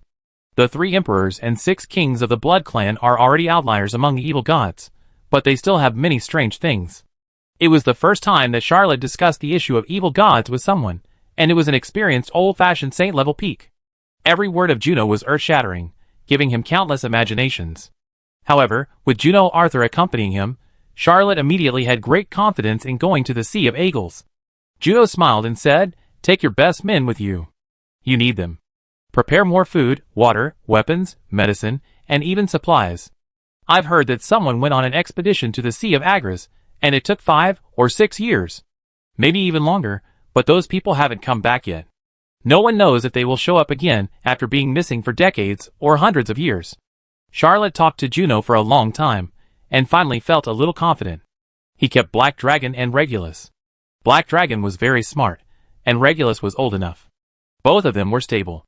If they worked together, there wouldn't be too many conflicts. An orc and a human could balance various interests. After 2 days of preparation, Charlotte organized a fleet and quietly left the Black Phoenix City. Chapter 452. Although this world has extraordinary power, and the saints even have the power to split mountains and seas, it has not yet been fully explored by humans. Currently, human footprints have only reached the old and new continents and 7 oceans. Among them, the Agula Sea is an ocean between the old and new continents. As long as you cross the Sea of Giant Whales, you will encounter a sea area that stretches for thousands of kilometers, and has at least tens of thousands of islands of various sizes. These islands are called the Agulhas Islands, and the ocean where the islands are located is called the Agula Sea. However, the Argel Sea is closer to the New World. It takes about 3 months to sail from the Old World to the New World. Starting from the Old World, it takes about 1.5 months to reach the Argel Sea. It only takes more than 20 days to cross the Argel Sea to reach the New World. Well, crossing the Argel Sea is very dangerous, and takes at least half a month. Originally, Charlotte only had 28 days left, and wasted more than 10 days in the Black Phoenix City. According to the normal voyage, it was definitely not enough to reach the Argel Sea, but Charlotte's fleet was different. He had a legendary battleship as the flagship, and a fleet of 7 magic alchemy battleships, without any ordinary ships. The speed of the magic alchemy warship is more than 3 times that of an ordinary sailing ship. Although time is a bit tight, Charlotte has enough time for his calculations. He is a math teacher after all, so there is no problem with calculations. Charlotte left 2 saints behind, and did not bring the Black Phoenix nobles who defected, so there were only 9 saints in the fleet. Holy Mountain of Light Cresto, former first deputy leader of the Far's Royal Knights Aspros, Golden Goat Haralf, Silverback Chiu de Luo, Elephant Agon, Good Son Gareth Mekran, former Black Phoenix's youngest Saint Antonio Constantine and Flame Paladin Vigo, plus his teacher Juno Arthur. This camp can really kill gods. Charlotte handed over the 7 magic alchemy warships under his command to Cresto, Aspros, Rolf, Chidero, Agon, Gareth Mekran, and Antonio Constantine. He stayed on the Dalmabas with his teacher Juno and Vigo. This time, he also specially recruited a group of experienced sailors, most of whom were from the Black Phoenix Navy, and also brought a large number of Maze guards, including the Old Goat's men. Although Charlotte herself had no sailing experience, there was no shortage of sailing veterans. This unprecedented fleet, not long after leaving Black Phoenix City, went deep into the sea of giant whales. Along the way, Charlotte saw many huge whales passing by the fleet, and some of them even followed them for a while out of curiosity. Princess May and Sabastini both had their own giant whale pets, and Charlotte was also very interested in this kind of pet, but he rarely went out to sea, and he couldn't afford to keep one, so he was only slightly interested, but not impulsive. Charlotte originally wanted to repair the Holy Light Kingdom, and then sail on it, but this legendary warship still owed the last 3 items: the fangs of the sea serpent Basuji, the tears of the giant whale king, and the branches of the ancient Madora tree. Charlotte did get the coordinates, but he never understood why the coordinates of the 3 items were in the same place. According to the common sense of Earthlings, creatures at the top of the food chain, such as the sea serpent and the giant whale king, are generally not in the same place, otherwise the 2 sides will definitely fight. The day before Charlotte set out, he told all his subordinates that he was going to fight the labyrinth evil god Agmaras. Just as he expected, almost no one backed down. However, this time, Charlotte did not bring Dubin and other old subordinates. There are 3 reasons. They are just ordinary extraordinary people, and they have no sailing experience. They are not very useful in the battle of the expedition to the Aglar Sea. Charlotte thinks that these old subordinates should enjoy their peace, and there is no need to take risks with him. His dukedom of Mechlin is in great need of reliable people to manage it. For him, there is no one more reliable than this group of old subordinates. Charlotte stood on the highest deck of the Dalmabas, looking out at the sea. In the first few days of sailing, he felt very fresh, as if he was traveling on a luxury cruise ship. On Earth, he was just an ordinary math teacher, and his salary was not enough to support the enjoyment of riding a luxury cruise ship. Now he has the Dalmabas, which is much more luxurious than a luxury cruise ship, and he is the owner of this fleet, so he is very excited. But after sailing for several days, he could only see the endless sea every day, which makes life a bit boring. He wanted to see something different from the waves of the sea, such as passing ships, but unfortunately, after leaving the Black Phoenix City, he never saw any human ships again. Charlotte was about to go back to practice for a while. When Georgiadi Hadrian raided the Black Phoenix City, he broke through to the 18th level, and even through all the Agmaras labyrinths and the ancient paintings that recorded the true appearance of this evil god into the bloody vortex of the Vango clan, raising the infinite mirror world to X6, but still fell short, and failed to advance to the holy level. After Charlotte went to sea, he had been working hard, hoping to break through the Saint level before entering the Agras Sea, but the bottleneck of the Saint level has not been loosened so far. Charlotte asked Juno, but Juno smiled and said nothing, only telling him that he needed to be more patient. The cabin where Charlotte lived was where the Black Phoenix emperors of all generations lived. There was no other country in the old continent that would leave a cabin for the emperor on a legendary battleship, because the legendary battleships of other countries were for war, and only the legendary battleships of the Black Phoenix were for the emperor's enjoyment. This room, which is more than 1,000 square meters, has 2 bedrooms, one for the emperor and one for the empress, as well as a study, a living room, a piano room, 2 dining rooms, and 2 viewing platforms. Charlotte wanted to give this bedroom to Juno. After all, the strongest man in Baron was his teacher, but Juno declined politely and told him, "Your status will be different in the future, and you need your own dignity." Charlotte returned to the bedroom and looked at the view outside the porthole. She felt a little bored, so she reached out and wiped it, and the porthole suddenly dimmed.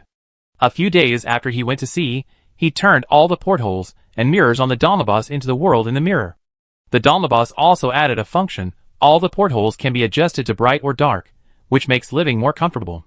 Charlotte was lying on the palace sofa where the Black Phoenix emperors of all generations had sat, preparing to practice hard for a while, when he heard the copper bell in the room ring. He knew that if there was no emergency, Vigo would definitely not disturb him, so he could only rush to the captain's room. When he arrived at the captain's room, he saw a huge fleet in the distance, with more than 10 times the number of their fleet, and every ship had the Black Phoenix noble emblem. Chapter 453. Vigo said solemnly, "It's the Black Phoenix fleet." Charlotte nodded and said, "Georgiotti Hadrian should be in front." Georgiotti Hadrian raided the Black Phoenix city, and was repelled by Antonio, so he chose to set sail.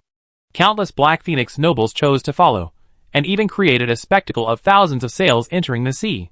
The fleet in front was so large, and all of them were the emblems of the Black Phoenix nobles. There was no other possibility except Georgiotti Hadrian's fleet. This fleet only had nearly 100 ships, and was obviously not the main force of Georgiotti Hadrian, so it could only fall behind the fleet behind. Charlotte was not interested in defeating this fleet, as he still had to go to the Agris Sea, and had no time to waste on the way. Charlotte said, "Our ship is fast, so we can bypass this fleet and continue to sail towards our destination." Vigo agreed and hurriedly used the magic alchemy communication device to send a message to the remaining 7 magic alchemy warships, and then accelerated. When their fleet passed by the Black Phoenix fleet from a distance, Charlotte could even see countless Black Phoenix nobles boarding the deck with desperate faces. He couldn't help but say, "Vigo, go over and tell them that those who return to the Black Phoenix will be forgiven for their past mistakes, and can still keep their titles and territories and maintain their old wealth." Although Charlotte was not interested in naval battles, she was very happy to give Georgiotti Hadrian some eye drops. Vigo really flew into the air, but in a moment, he was surrounded by 3 saints in the sky and beaten up fiercely. Charlotte had to ask Juno to help rescue Vigo. The only saint of South Seraph came back with a bruised face and said angrily, "They have no moral principles. 3 of them attacked me alone. If it weren't for Mr. Juno's help, I would have perished in the sea of giant whales." Vigo was actually sighing. When he was in the South Seraph Restoration Army, he was like a stabilizing force. He would only take action occasionally in very difficult wars. But since he joined Charlotte, he became a Zaku and no longer had the opportunity to take action at decisive moments. Even in daily wars, he was not a very important role. Charlotte comforted this loyal subordinate and said, "I had good intentions, but I didn't expect these Black Phoenix remnants to be so ungrateful. When I return from the Agris Sea, I will catch them all in one fell swoop." Charlotte's fleet was 3 times faster than the ordinary Black Phoenix fleet, and soon left this fleet behind. On the 3rd day, Charlotte encountered another Black Phoenix fleet. The scale of this fleet was much larger, and there were even many saints, with 7 saints vacating the air. But after Kratos floated into the air, the 7 Black Phoenix saints never dared to approach again. Kratos is a 23rd order saint. Even if there are more than 10 people besieging ordinary 19th and 20th order saints, it is difficult to win, and they may even be killed one by one. Charlotte has confirmed that Georgiotti Hadrian also wants to go to the New World. Although the New World is now in chaos with evil gods, there is no better choice for these people who have lost their country. In the subsequent voyage, Charlotte let the fleet deviate slightly from the route. He not only wants to avoid unnecessary battles, but also to go to the mysterious coordinates to find the last 3 treasures to repair the Holy Light Kingdom. Charlotte was originally quite worried, but since they were almost at the mysterious coordinates, he felt that it was no longer necessary to continue hiding it, so he found his teacher Juno again. He had been asking Juno for advice recently, and Juno was not surprised by his arrival. Seeing Charlotte's expression of stepping on dog shit, Juno Arthur couldn't help but laugh and said, "What else do you want to tell me now that you haven't told me before?" Charlotte breathed a sigh of relief and said, "There is indeed one thing that I didn't dare to tell my teacher before." Juno waved his hand, and a beautiful blood servant brought coffee to the 2 of them. Juno had instructed Charlotte in the Dreamland last time, but this time he brought his own team, with more than 10 blood servants, including combat type and night use type. Well, maybe day and night use type. Charlotte didn't dare to delve into her teacher's blood servants. Charlotte took a sip of coffee and said, "I once got a legendary battleship." Juno said lightly, "Queen Bee, I know." Charlotte took a deep breath and said, "It's not the Queen Bee." Juno took a sip of coffee and almost spit it out, and asked, "Do you have another legendary battleship?" Charlotte nodded and said, "I have another one, the Holy Light Kingdom." Juno was very surprised and said, "Didn't this legendary battleship disappear a long time ago?" "It's the first large version of the legendary battleship. It is said that." Juno suddenly realized and said, "Is he really made of the body of Lord Amabella?" Charlotte nodded and said, "Yes." Juno said, "I want to see it." Charlotte replied, "Okay." Juno pointed a finger and said, "No need to bother. Charlotte fell asleep at the glance of the strongest vampire, but the dreamland he appeared in no longer had land, but a vast ocean. Juno floated in the air and said, "Let the Holy Light Kingdom out." Charlotte stepped on the vast ocean and threw out the golden ring. The golden ring fell, and the huge hull of the Holy Light Kingdom floated out of the water. Juno Arthur landed and reached out to press the top of Amabella's head. The divine creature opened its eyes and saw Juno. Its face was distorted, and it howled loudly, but it was blocked by an invisible protective shield and did not affect Charlotte. Juno looked at the divine creature with a complicated expression, but did not withdraw his palm. 7 or 8 hours passed before Juno Arthur withdrew his palm. Amabella, the divine creature, seemed very tired, as if a lot of things had been taken away from her. Charlotte was very curious and asked, "Teacher, what's going on?" Juno said to Charlotte, "Have you heard of the extraordinary loss of control?" Charlotte said, "I have heard of it." "He has heard of it more than that?" In order to enter the extraordinary, Charlotte Mecklin summoned the evil god, and was completely destroyed. This is the standard extraordinary loss of control. Juno said lightly, "The extraordinary loss of control of humans is not serious, and the probability of failure is only 30%.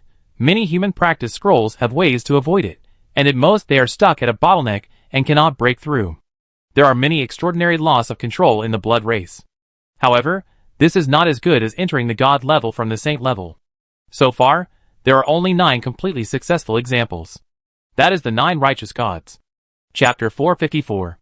You know, all the evil gods whose names we have heard of have lost control. Even those who we have dubbed as great philosophers have become incredible, unimaginable, and indescribable after entering the god level. No one knows why.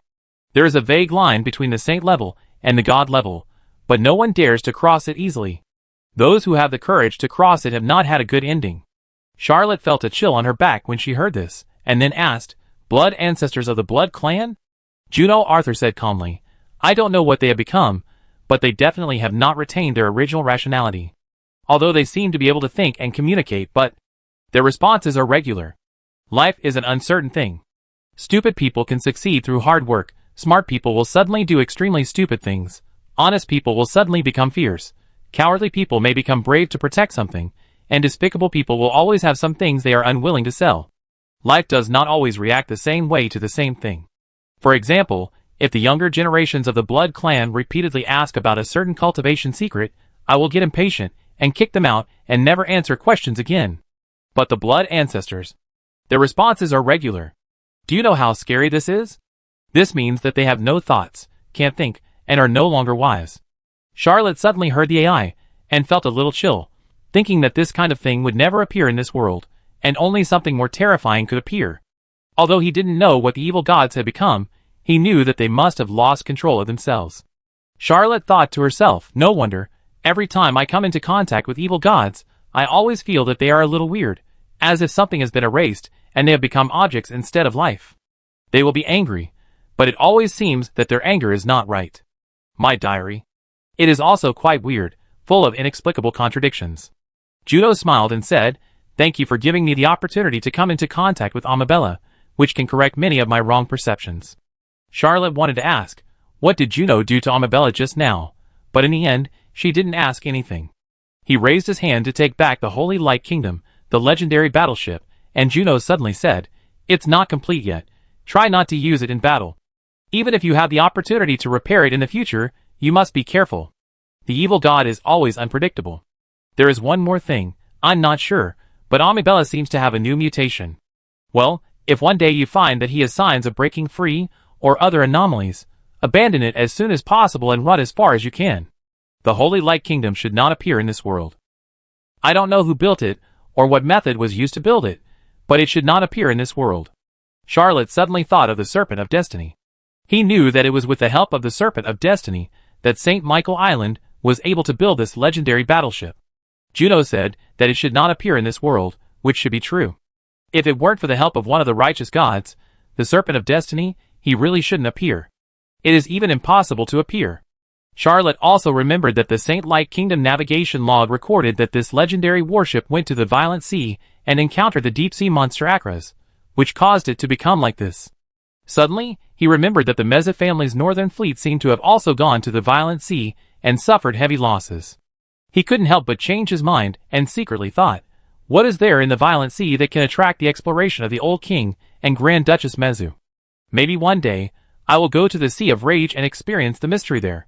This thought only came up for a second, and Charlotte killed it. What Sea of Rage? You'd go there if you were sick. As long as he could solve the crisis of the evil god, he would never participate in any dangerous events, never get involved in wars, never take risks, and stay in the dukedom of Mechlin, living a law-abiding life with Anne. Charlotte looked a little dazed, and then she reappeared in the real world, leaving Juno's dreamland. Juno put the coffee to her lips, smiled and said, "Today is very fruitful. Charlotte, you are my best student, no doubt about it." Charlotte was about to say something humble, but she heard Juno change the subject and whispered, "After you and have been married for decades, your lover will grow old or even die. Have you ever thought about turning her into an immortal?" Charlotte was about to answer, but Juno said, "Don't answer me. This is a question that requires long-term thinking. At least you have to think for decades before you can get the right answer." Charlotte took a deep breath and said, "I consider it." He glanced at the beautiful blood servant in the room. Junio Arthur has 3 blood servants of the same type. Each of them is extremely beautiful, gentle and aristocratic. He couldn't help asking, "I recently accepted a blood servant, but the training is very slow. Does the teacher have any tricks to teach me?" Juno shook his head. Of course he had seen the blood servant. He was not an ordinary person. Even if he had heard of his name, Duke Moser's younger brother, Gareth Mose Red, was a famous strong man in the old continent. Although he was not as good as him, he could be ranked in the top 20 among the strong men of various countries in the old continent. He casually asked Charlotte how this big boy came from. Charlotte told Juno about the battle that day. Juno listened with relish and finally said, "It turns out that Antonio was promoted to the 24th level because he was favored by Lady Black Moon. He is really lucky. Both the Bretons have so much luck. A family favored by the Snake of Fate is indeed enviable." Charlotte thought about it, as if she was also favored by the Snake of Fate, and whispered, "I should be quite enviable too." Juno smiled and said, "More than that. If envy could be turned into a spear, you must be riddled with holes now." Charlotte hurriedly said, "I don't think I am very enviable. For example. For example. For example." Juno couldn't help laughing again and said, "If you keep giving me examples, I will shoot you. What an enviable guy." Chapter 455. Then it was time to sail, and Charlotte never encountered the Black Phoenix fleet again.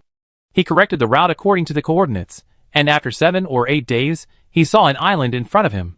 This island had obvious signs of human habitation, and even on the southeast side, there was a port.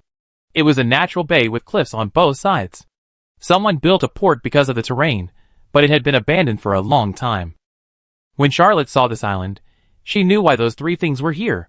He didn't need to look for Vasuji, the sea serpent, or the king of the giant whales, or the ancient Maduro tree, because someone had already collected the snake teeth, the giant whale's tears, and the branches of the ancient tree and hid them on this mysterious island. There should be a mysterious treasure here. I don't know who occupied this place, and why it was abandoned. Charlotte had already told Juno Arthur the purpose of this trip, but Juno Arthur had no interest in going ashore, so he only brought Odon, Gareth Mechlin, and Andreas to the island. Although Charlotte was only at the 18th level, with his agility X12, he looked like a master of light kung fu in ancient martial arts novels on Earth, much more handsome than the spiders crossing the water, and the elephants crossing the river in modern martial arts novels. Charlotte stepped on the waves and reached the island without the help of 3 subordinates. He confirmed with the Golden Goat Rolf that this island had never appeared on any sea chart, nor in any pirate legends, let alone any documented records. Even the documents and materials that Charlotte moved from St. Michael's Island did not record this island. Observing from a distance, this island is not small. It should be several hundred square kilometers, enough to accommodate a small town of humans. It's just that it is too far from the land, and there is a shortage of various living materials. If a town is built here, it will definitely be a very bad town. When Charlotte thought of this, he thought of the labyrinth of Agmaras. He no longer has any pages of the labyrinth. Although there are abandoned ports and traces of human habitation on this island, there is no city anymore. Even ruins cannot be found, and it is unlikely to be maze-like. Otherwise, it would be an excellent target for maze-like. Charlotte stood on the island, looking around, and was about to go deeper into the island. The 3 men who followed him slowly landed, especially Andreas, whose face turned red. After his feet touched the ground, he whispered, "It's a bit strange that you can't fly here."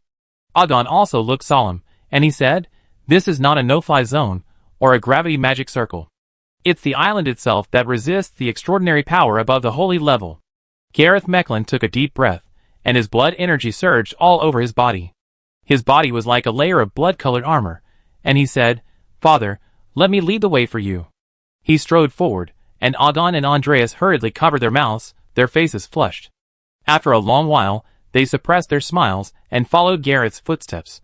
Charlotte shrugged. He didn't want to do this. The four climbed the cliff beside the island, and from the cliff they could see 8 warships slowly entering this natural harbor. The Dalmabas was the first to dock, but no one got off the ship. This was Charlotte's order, not allowing others to set foot on the land of this island before he had initially explored the island. At present, this order is very wise. This island is indeed a bit strange. Charlotte was protected by 3 saints, but he was still very alert. He suddenly sensed that something was passing through the bushes next to him, took out the withered rose, and fired a shot. This blood-sucking pistol bought from Julian has not been used for a long time as Charlotte's strength has improved. But when exploring the island, this pistol is obviously more suitable. It can be hidden in the blood-sucking vortex like the blood rose, and the power is moderate. It can also replenish blood-sucking bullets at any time, without worrying about the lack of ammunition. Charlotte had been trained by Juno for so long that her marksmanship had improved by leaps and bounds. Even with a low-level supernatural pistol, she still managed to hit the thing with 1 shot. Charlotte felt that there were suddenly more than a dozen bullets in the withered rose, but the thing in the bushes just shook for a moment and tried to dodge quickly, which surprised him. The 3 saints around him took out their weapons one after another. Andreas shouted and swept his sword across. A transparent air blade cut off countless plants and trees, allowing them to see the thing.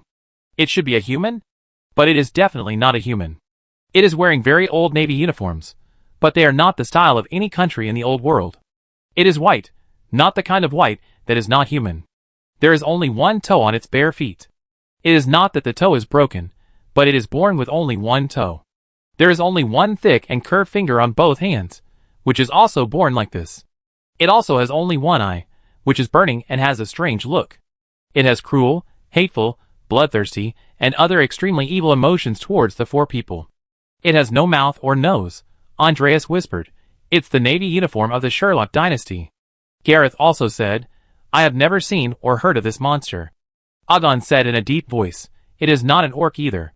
Facing the 4 people, the monster showed naked malice, but it was obviously a little afraid, especially afraid of the withered rose in Charlotte's hand. It was shot just now, and it would not feel good. Charlotte thought for a while and said, kill it. The monster seemed to understand Charlotte's words and roared to the sky, but it had no mouth, so it could only make gestures and could not make any sound. Gareth made a false attack, and a huge energy swept over, and the monster completely disappeared from this world. Although the monster was killed, Charlotte was still a little uneasy. He whispered, let's be careful. Agon shrugged his shoulders and muttered, it's just a monster, not an evil god. Charlotte smiled dumbly. He also felt that he was too nervous. Agon and Gareth were both strong holy stages of the 22nd level, and Andreas had already broken through the 20th level. With this combination, the incarnation of the evil god could be resisted for several rounds, let alone a mere monster. Even if he himself was a high-level extraordinary person of the 18th level, it would be difficult for him to meet an opponent below the saint level. Charlotte and his team circled the cliff. The original facilities of this abandoned port were quite complete. Many buildings were carved out of the cliff and led to the other side of the cliff. The project was very large. If a large number of people were not used, there must be extraordinary people involved in the construction. Charlotte did not plan to explore this port carefully. He was looking for extraordinary objects to repair the Holy Light Kingdom, not to explore and adventure here, so he quickly took the 3 saints and walked into the depths of the island. Although this island seemed to resist the extraordinary power above the saint level, it was difficult to fly.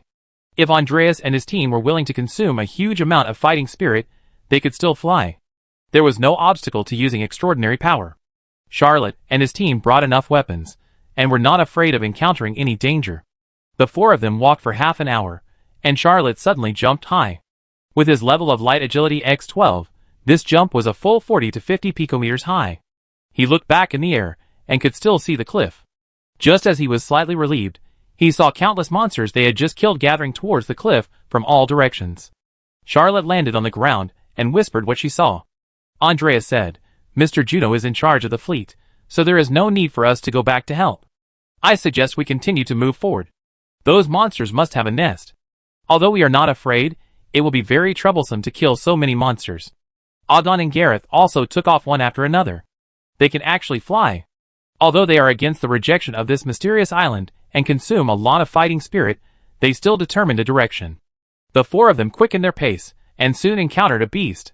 This beast was huge, even comparable to an elephant on Earth, but it looked like a wolf with a king's head. It was extremely ferocious and pounced on them as soon as it saw them. Charlotte fired 18 shots in a row before killing this ferocious beast. However, the beast killed by the Withered Rose also charged the Withered Rose with hundreds of blood energy bullets. This shows that its vitality is strong. Charlotte could even feel that this strange-looking beast was even an extraordinary demon beast, but its level would not be very high, probably about the second or third level. Several people were not interested in exploring the beast. Only Andreas tried to cut it with his sword, but found that his fighting spirit was as easy as cutting tofu, so he lost interest in the beast. He wanted to see if the beast had anything and collect it. After encountering the beast, Charlotte and his friends gradually encountered some life. The life on this island was very strange, almost all of which were rare in the old continent, and some even did not exist at all. Charlotte did not want to kill more people. He came here to find things and repair the Holy Light Kingdom, not to explore. Besides, what good adventures could there be here? Charlotte calculated the distance, and they were almost deep in the center of the island, when they suddenly heard a hoarse cry, and a group of blue-skinned, slender, and over 3 meters tall giants rushed out of the woods and aimed at them with very crude bows and arrows. Charlotte couldn't help but shout, "Is there another rare intelligent species here?" A blue giant, obviously female, called a few times, and Charlotte actually understood it. These guys were speaking the language of the Sherlock dynasty, which he happened to have learned in college. Chapter 456. Charlotte said in Fars, "This female blue giant, let us put down our weapons and follow them." Andreas shrugged his shoulders and said, "Do they think we are afraid of these bows and arrows? Unless they are extraordinary bows and arrows, the power of ordinary bows and arrows is not as good as that of standard guns. Not to mention facing the saint rank, even extraordinary people can use energy to protect their bodies and resist the arrows." The female blue giant was very angry and shot an arrow at the feet of the four people, with a very obvious warning. Charlotte could kill monsters, but she didn't have such a strong desire to kill intelligent creatures. Besides, these blue giants were obviously not belligerent. They only came to search because they had entered their territory. Of course, he didn't expect too much from the civilization of these blue giants. Charlotte said loudly in Sherlock, "We are adventurers passing by. We don't have any hostility. It's impossible for us to lay down our weapons, but we are willing to communicate in a friendly manner." The female blue giant didn't expect Charlotte to say what they said. She said, "This is our territory. Outsiders are not welcome." Charlotte smiled and said, "You must be in great need of supplies from outside, such as weapons, on the island? We are willing to give you a batch of weapons, made of metal, in exchange for your status as a guest. Although these blue giants have bows and arrows, they are just ordinary branches bent and tied with ropes. The power is very weak, and the arrows they use are also very rough. There are not even iron arrowheads. They are just sharpened tips of hard branches. They also have some spears. Some people's spears have metal heads, but they are all rusty, and it is obvious that they have been passed down for a long time. This is a tribe that has a civilization heritage, but should be very isolated from civilization." Charlotte's words moved the blue giant slightly. Charlotte took out the blood rose and shook it casually, chopping a small tree beside her into 16 or 17 pieces. This swordsmanship, in the martial arts world, can also be called a grandmaster level. Of course, what made the blue giants envious was not his superb swordsmanship, but the sharpness of the blood rose. The female blue giant said, "If you are willing to give us 5 metal weapons, we are willing to treat you as guests." Charlotte smiled slightly, opened her left hand, opened a magic mirror, took out 5 rapiers from it, and threw them to the female blue giant. These blue giants were quite simple and honest. After getting 5 ordinary rapiers, they quickly regarded Charlotte and the others as friends. The female blue giant kept 1 rapier and gave the other 4 to the people around her, saying, "My name is Singelina. I am the daughter of the chief of the Blue Sky tribe. We are the only residents of Solomon Island, and no outsiders have come here for a long time. On behalf of the Blue Sky tribe, I welcome you. You are guests of the Blue Sky tribe. Adon is an orc, and Gareth has almost forgotten everything, but Andreas is a serious nobleman who has also been to Black Phoenix University. Although he is not particularly proficient in Sherlock, he can barely speak a few words. He said loudly, "We were just attacked by a kind of monster. Do you know what they are?" Singelina's face suddenly showed worry and panic, and she shouted, "That's Ling Mo. Let's go quickly. As long as we return to the tribe, we won't be afraid of him." Andreas wanted to say that even if they didn't go to any tribe, they wouldn't be afraid of Ling Mo. But Charlotte smiled and said, "Okay, we go with you." These blue giants were quite kind. After receiving the gifts, they never asked them to give up their weapons. And Charlotte Mecklin and the other 4 people didn't actually have any obvious weapons on them. They all had ways to hide their weapons, and they didn't look fully armed. Even Charlotte only held an alchemical pistol, the Withered Rose. No one knew that he had at least 10 weapons hidden on him, and he could even open the infinite mirror realm to take out more weapons. Even Charlotte didn't know how many weapons the other 3 saints had. Adon might even have a saint-level dragon hammer. As Singelina hurriedly led the way, she said, "The Lingmal are a terrible monster on the island. Each of them is equivalent to a supernatural being, and they can also imitate our appearance and change into our appearance. Fortunately, our Blue Sky tribe has developed some methods over the years to distinguish the Lingmal. Otherwise they would always want to change into our appearance and blend into the tribe." Charlotte was quite surprised and asked, "These Lingmal can also change? How smart are they?" Singelina said, "In their original form, Lingmal are cruel and very irritable, and they cannot communicate, but after becoming our people, their words and deeds are almost the same as ours. They should have high intelligence." Charlotte pondered for a while and thought, "Why does it sound? These blue giants are no different from the spirit demons. If the spirit demons become like them, they will be no different from them. Doesn't that mean there is no difference?" Charlotte asked, "How do you distinguish the spirit demons that have changed into your appearance?" Singelina said, "They have no gender." Charlotte took a look at the group of blue giants, and suddenly thought of an inappropriate detail. She thought to herself, "The spirit demons cannot change their gender. I'm afraid I have never seen it. Maybe they can become the same after seeing it. It's a pity that I didn't bring a few foreign movies with me when I traveled here. Otherwise, if I played them for these Lingmos, maybe there would be a group of respected teachers in this world." Charlotte and the others followed the group of blue giants, and ran for more than an hour before they saw a giant tree. The trunk of this giant tree is more than 10 acres in size. From the branches, countless aerial roots have grown and rooted in the ground, making this giant tree look like a sky curtain. Under this giant tree, there were about a few hundred blue giants, and even a dozen children. However, the height of these blue children was not much different from that of ordinary strong men.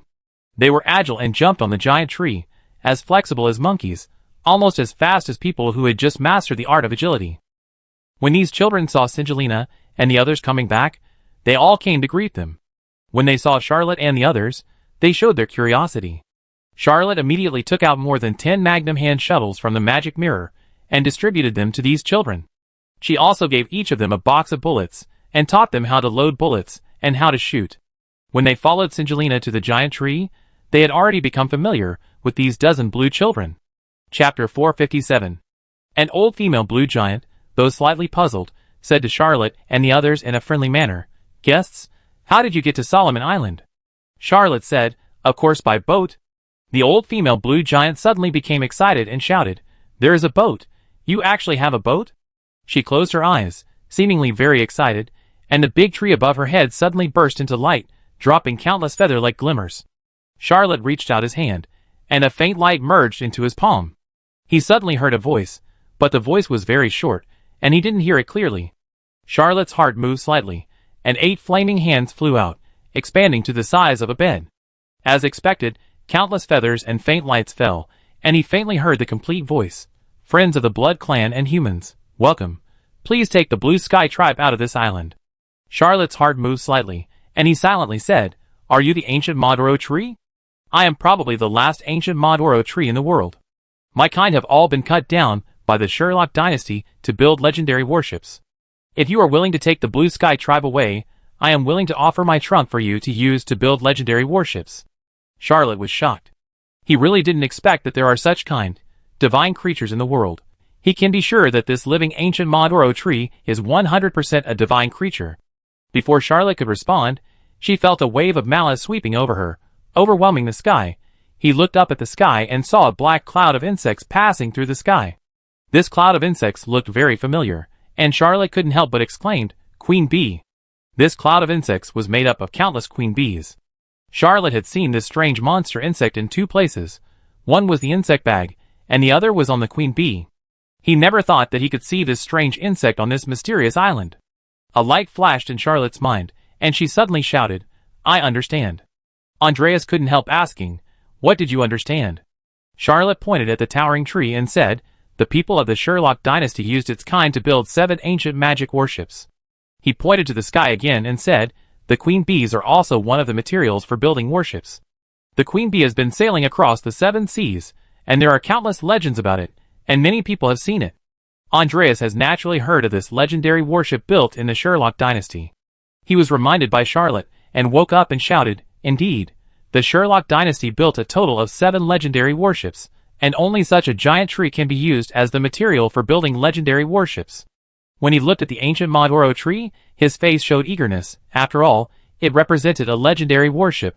Legendary warships are much more powerful than magic alchemy warships. Owning one means you can travel across the 7 seas, and the golden goat Haralf was so arrogant back then. Charlotte nodded and thought, the Sherlock dynasty must have cut down 7 ancient Maduro trees, and built 7 legendary warships. The Holy Light God's kingdom was probably also built with the ancient Maduro tree, otherwise they would not have required branches from the ancient Maduro tree when repairing it. The giants of the Blue Sky tribe seemed to be very afraid of the insect clouds in the sky, and they all showed a look of fear. Even the female chief of the tribe shouted loudly, asking the tribesmen to hide under the ancient Maduro tree and stare at the sky nervously. Agon said, "Should we help disperse the insect clouds in the sky?" The elephant man Agon is the 22nd level. Although the insect clouds are numerous, they can't scare him. Just like a person with a full body, these queen bees would be shocked to death if they landed on him. Gareth was also eager to try. After he changed his training to Blood Butcher, his desire for blood and vitality became stronger and stronger, but he was usually suppressed by Charlotte, and could not absorb it to his heart's content. Charlotte shook her head and said, "No need to do this." He took out the insect bag, grabbed it with a flaming hand, and flew high into the sky. These queen bees, like insect clouds, felt the breath of the insect bag and tried their best to drill into it, but the number of insect clouds this time was too large, and the small insect bag had no way to swallow them all in a short time. As the cloud of insects swirled, the insect bag swallowed up countless queen bees. Suddenly, a faint thought emerged. Charlotte keenly caught this faint thought. He tried to communicate with it, but found that this thought was very strange. Charlotte almost subconsciously put in a mathematical model. After accepting this mathematical model, this thought became orderly. Charlotte found it interesting and input some basic mathematical concepts, theorems, and calculation rules. The feedback he got was like a very slow computer system. It could respond to every instruction he gave, but very slowly. Charlotte didn't understand why the insect bag had this wisp of thought. After a while, he was surprised to find that the reaction of the insect bag had actually improved a little. He thought of a possibility, but he didn't believe his guess at all. He input his mathematical knowledge one by one, and repeatedly used mixed operations of 4 arithmetic operations to verify it. Soon he confirmed one thing, which he couldn't believe at all, but it was almost true. When the insect bag contained enough queen bees, a faint thought would be generated. When the number of queen bees jumped to another level, this faint thought could even produce thinking. When he input the mathematical knowledge, this thought could even give feedback. Charlotte had an absurd idea. Could each of these queen bees be considered a computing unit? If countless queen bees gather together, the computing power can be greatly improved, thus giving rise to consciousness? Are these little things neurons or something like that? Charlotte was inputting various calculation problems, testing the number of calculations of the insect bag after it contained several times the number of queen bees it could hold, when suddenly an idea flashed in his mind. He immediately abandoned mathematics and input the Blood Clan's mantra instead. After trying for who knows how many times, suddenly hundreds of queen bees exploded and turned into a black bat. Charlotte was overjoyed. He finally knew that a single queen bee was not very powerful. Hundreds, thousands, or even tens of thousands of them were not a threat to mid- and high-level supernatural beings. But once the number exceeded a certain level, it was no longer a swarm. The weak thoughts of all the queen bees could be linked together, thus giving birth to a strange consciousness. As the number of queen bees further expanded, this strange consciousness could even use supernatural powers, and possess various supernatural powers. It all depended on how the master trained it. Chapter 458. The cloud of insects was so huge that the bag of insects seemed to have not reduced after swallowing for dozens of minutes. Charlotte also understood why the giants of the Blue Sky tribe were afraid of this cloud of insects, because after the number reached a critical point, this cloud of insects could even burst out with power above the saint level. He finally understood why this group of queen bees could drive a legendary warship. The cloud of insects in the sky suddenly burst into a sharp whistle, and a force burst out, forcibly repelling the bag of insects. Charlotte quickly stretched out his hand and took back the strange object. He did not dare to use it to devour the queen bee. The cloud of insects in the sky clearly reacted. The cloud of insects suddenly stagnated slightly, and then a force like a landslide came down from the sky. The ancient Maduro tree released a faint light. Except for the place protected by this ancient tree, all the trees and gravel on the ground seemed to be stirred by an invisible big hand, with a power comparable to a natural disaster. Even the three saints around Charlotte changed color slightly. The power that this cloud of insects could explode was beyond imagination and completely unreasonable. After the insect cloud launched a shocking attack, countless queen bees moved and formed a group of new insect clouds. Then, meteor showers fell from the sky, and countless fireballs ravaged the earth, exploding large pits of varying depths everywhere. In an instant, the insect cloud changed its arrangement and combination 7 or 8 times, and released 6 or 7 kinds of power. Fortunately, the Blue Sky tribe was protected by the ancient Maduro tree and was not damaged. However, the ground around the ancient tree looked horrible, as if it had been ravaged by an evil god. The cloud of insects flew around in the sky for a while, and suddenly disappeared, as if they had never appeared. The giants of the Blue Sky tribe came out from under the ancient Maduro tree with lingering fear. Singelina asked curiously, "What did you use to collect so many queen bees?" Charlotte smiled slightly and said, "It's a secret treasure called the bag of insects." Singelina was very envious and said, "If we also have a bag of insects, we won't be afraid of the cloud of queen bees. They are really too scary, even scarier than the Lingmo." Charlotte couldn't help asking, "Apart from the swarm of demons and queen bees, are there any other dangers on Solomon Island?" Singelina said, "Of course there are many. There are dozens of dangers on this island. The swarm of demons and queen bees are not the most powerful. Those more terrifying dangers."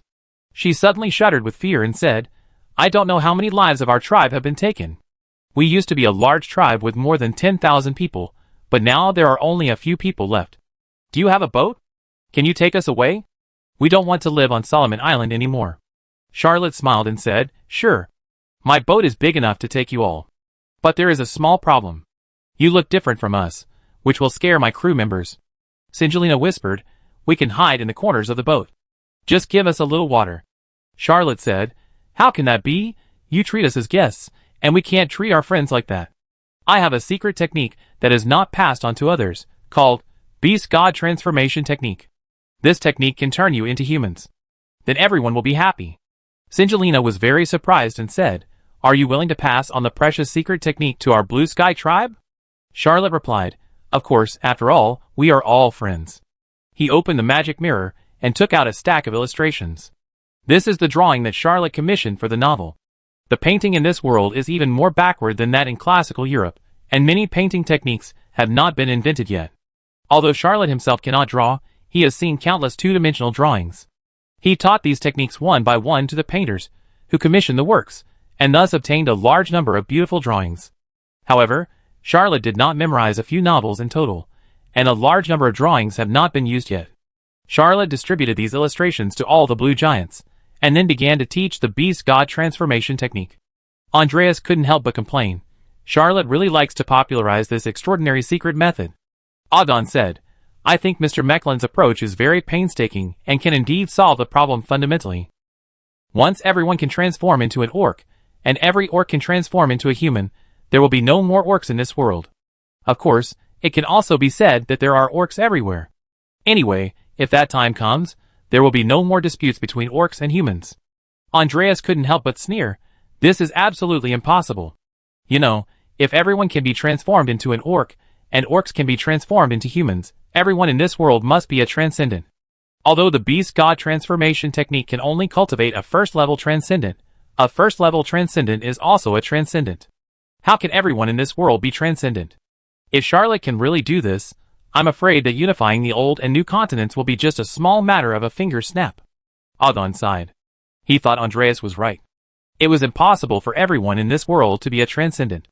Even if only 1% of people, or even 1,000 of people, were transcendent, it was almost impossible. He whispered, but that's always a direction. Andreas didn't have the heart to say anything. He knew the situation of the orcs. Black Phoenix was far away from the southern continent, and had not been attacked by the orcs. So he sympathized with the orcs. He could only say, I also hope Charlotte can succeed. As soon as he finished speaking, he saw Singelina's body glowing and transformed into a charming girl with incredibly long legs, a plump figure, and a delicate face. He immediately felt dry in his mouth. Charlotte didn't expect that this female blue giant would have such a talent in the beast god transformation technique, and even practiced the secret technique at a speed that was almost catching up with the saint level. Of course, Antonio's practice of this technique was just like this. However, when he saw that the old female blue giant also transformed into a graceful and beautiful young woman with a mature style, his previous speculation suddenly emerged in his mind. Ling Mo, these blue giants should be the same as the monsters we saw. They are all spirit demons. Singelina said that spirit demons can change into other people's appearances. The blue giants can learn the beast god transformation so quickly. It can only be a racial talent. They are the same existence. What exactly is Solomon Island? Why are there so many strange existences? Chapter 459. Georgiadi Hadrian floated in the air, staring at the 8 warships for a long time, but without any action. He didn't know how many saints were hidden in Charlotte's fleet, but with 1 legendary warship and 7 magic alchemy warships, even the rising military god of the old continent was not sure of breaking through the defense of such a fleet. Georgiadi Hadrian turned around with all the magic alchemy warships after learning that Charlotte's fleet was chasing them, intending to fight Charlotte to the death at sea. He took away almost all the warships of Black Phoenix. He had 15 magic alchemy warships under his command. His strength was still above Charlotte's fleet, but this was the last of Black Phoenix's assets, and he did not want to use it to exchange with Charlotte.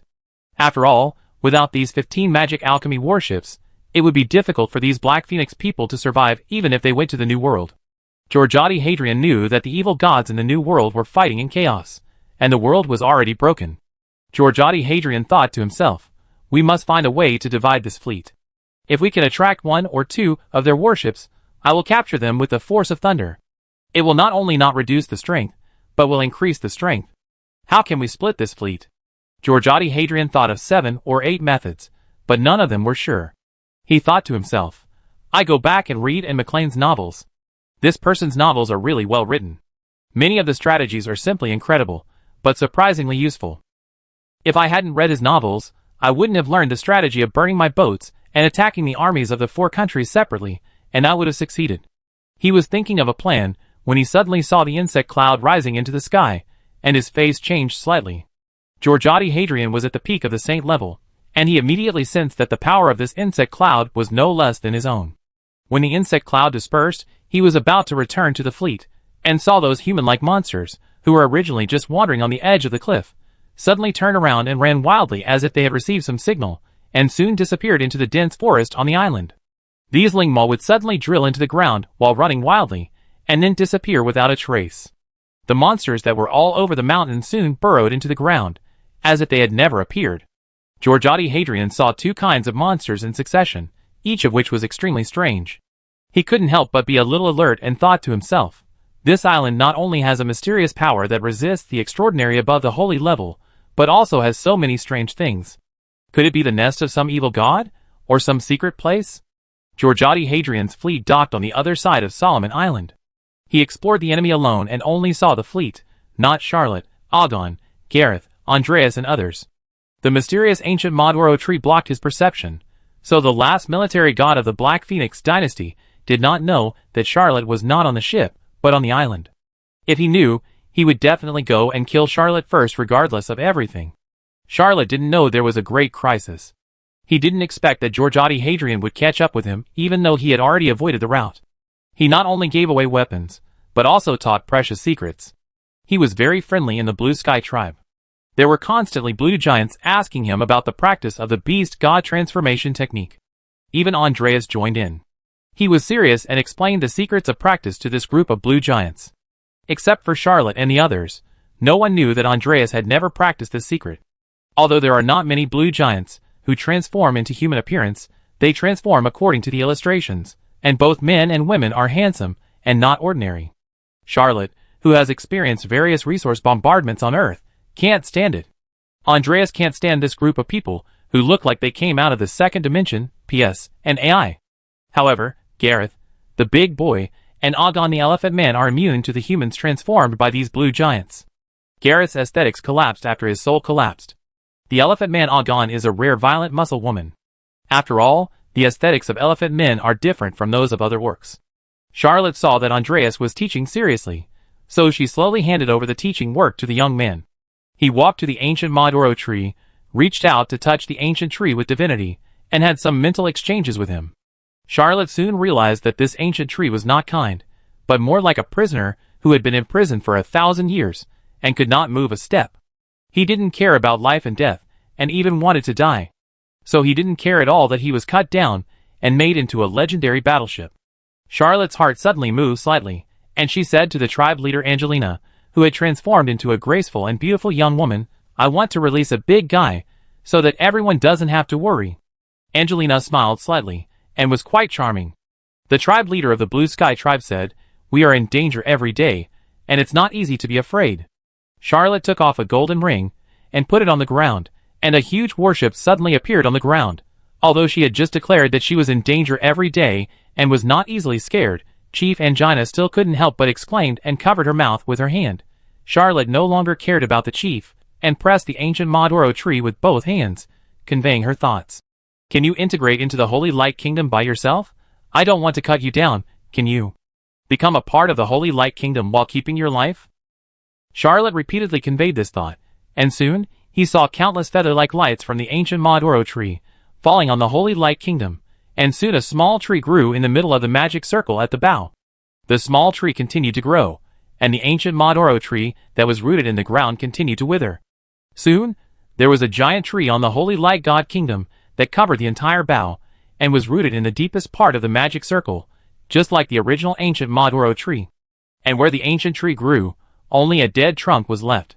Charlotte collected the trunk and said to the stunned blue giants, "There is no ancient Maduro tree to protect you here. It is not safe enough.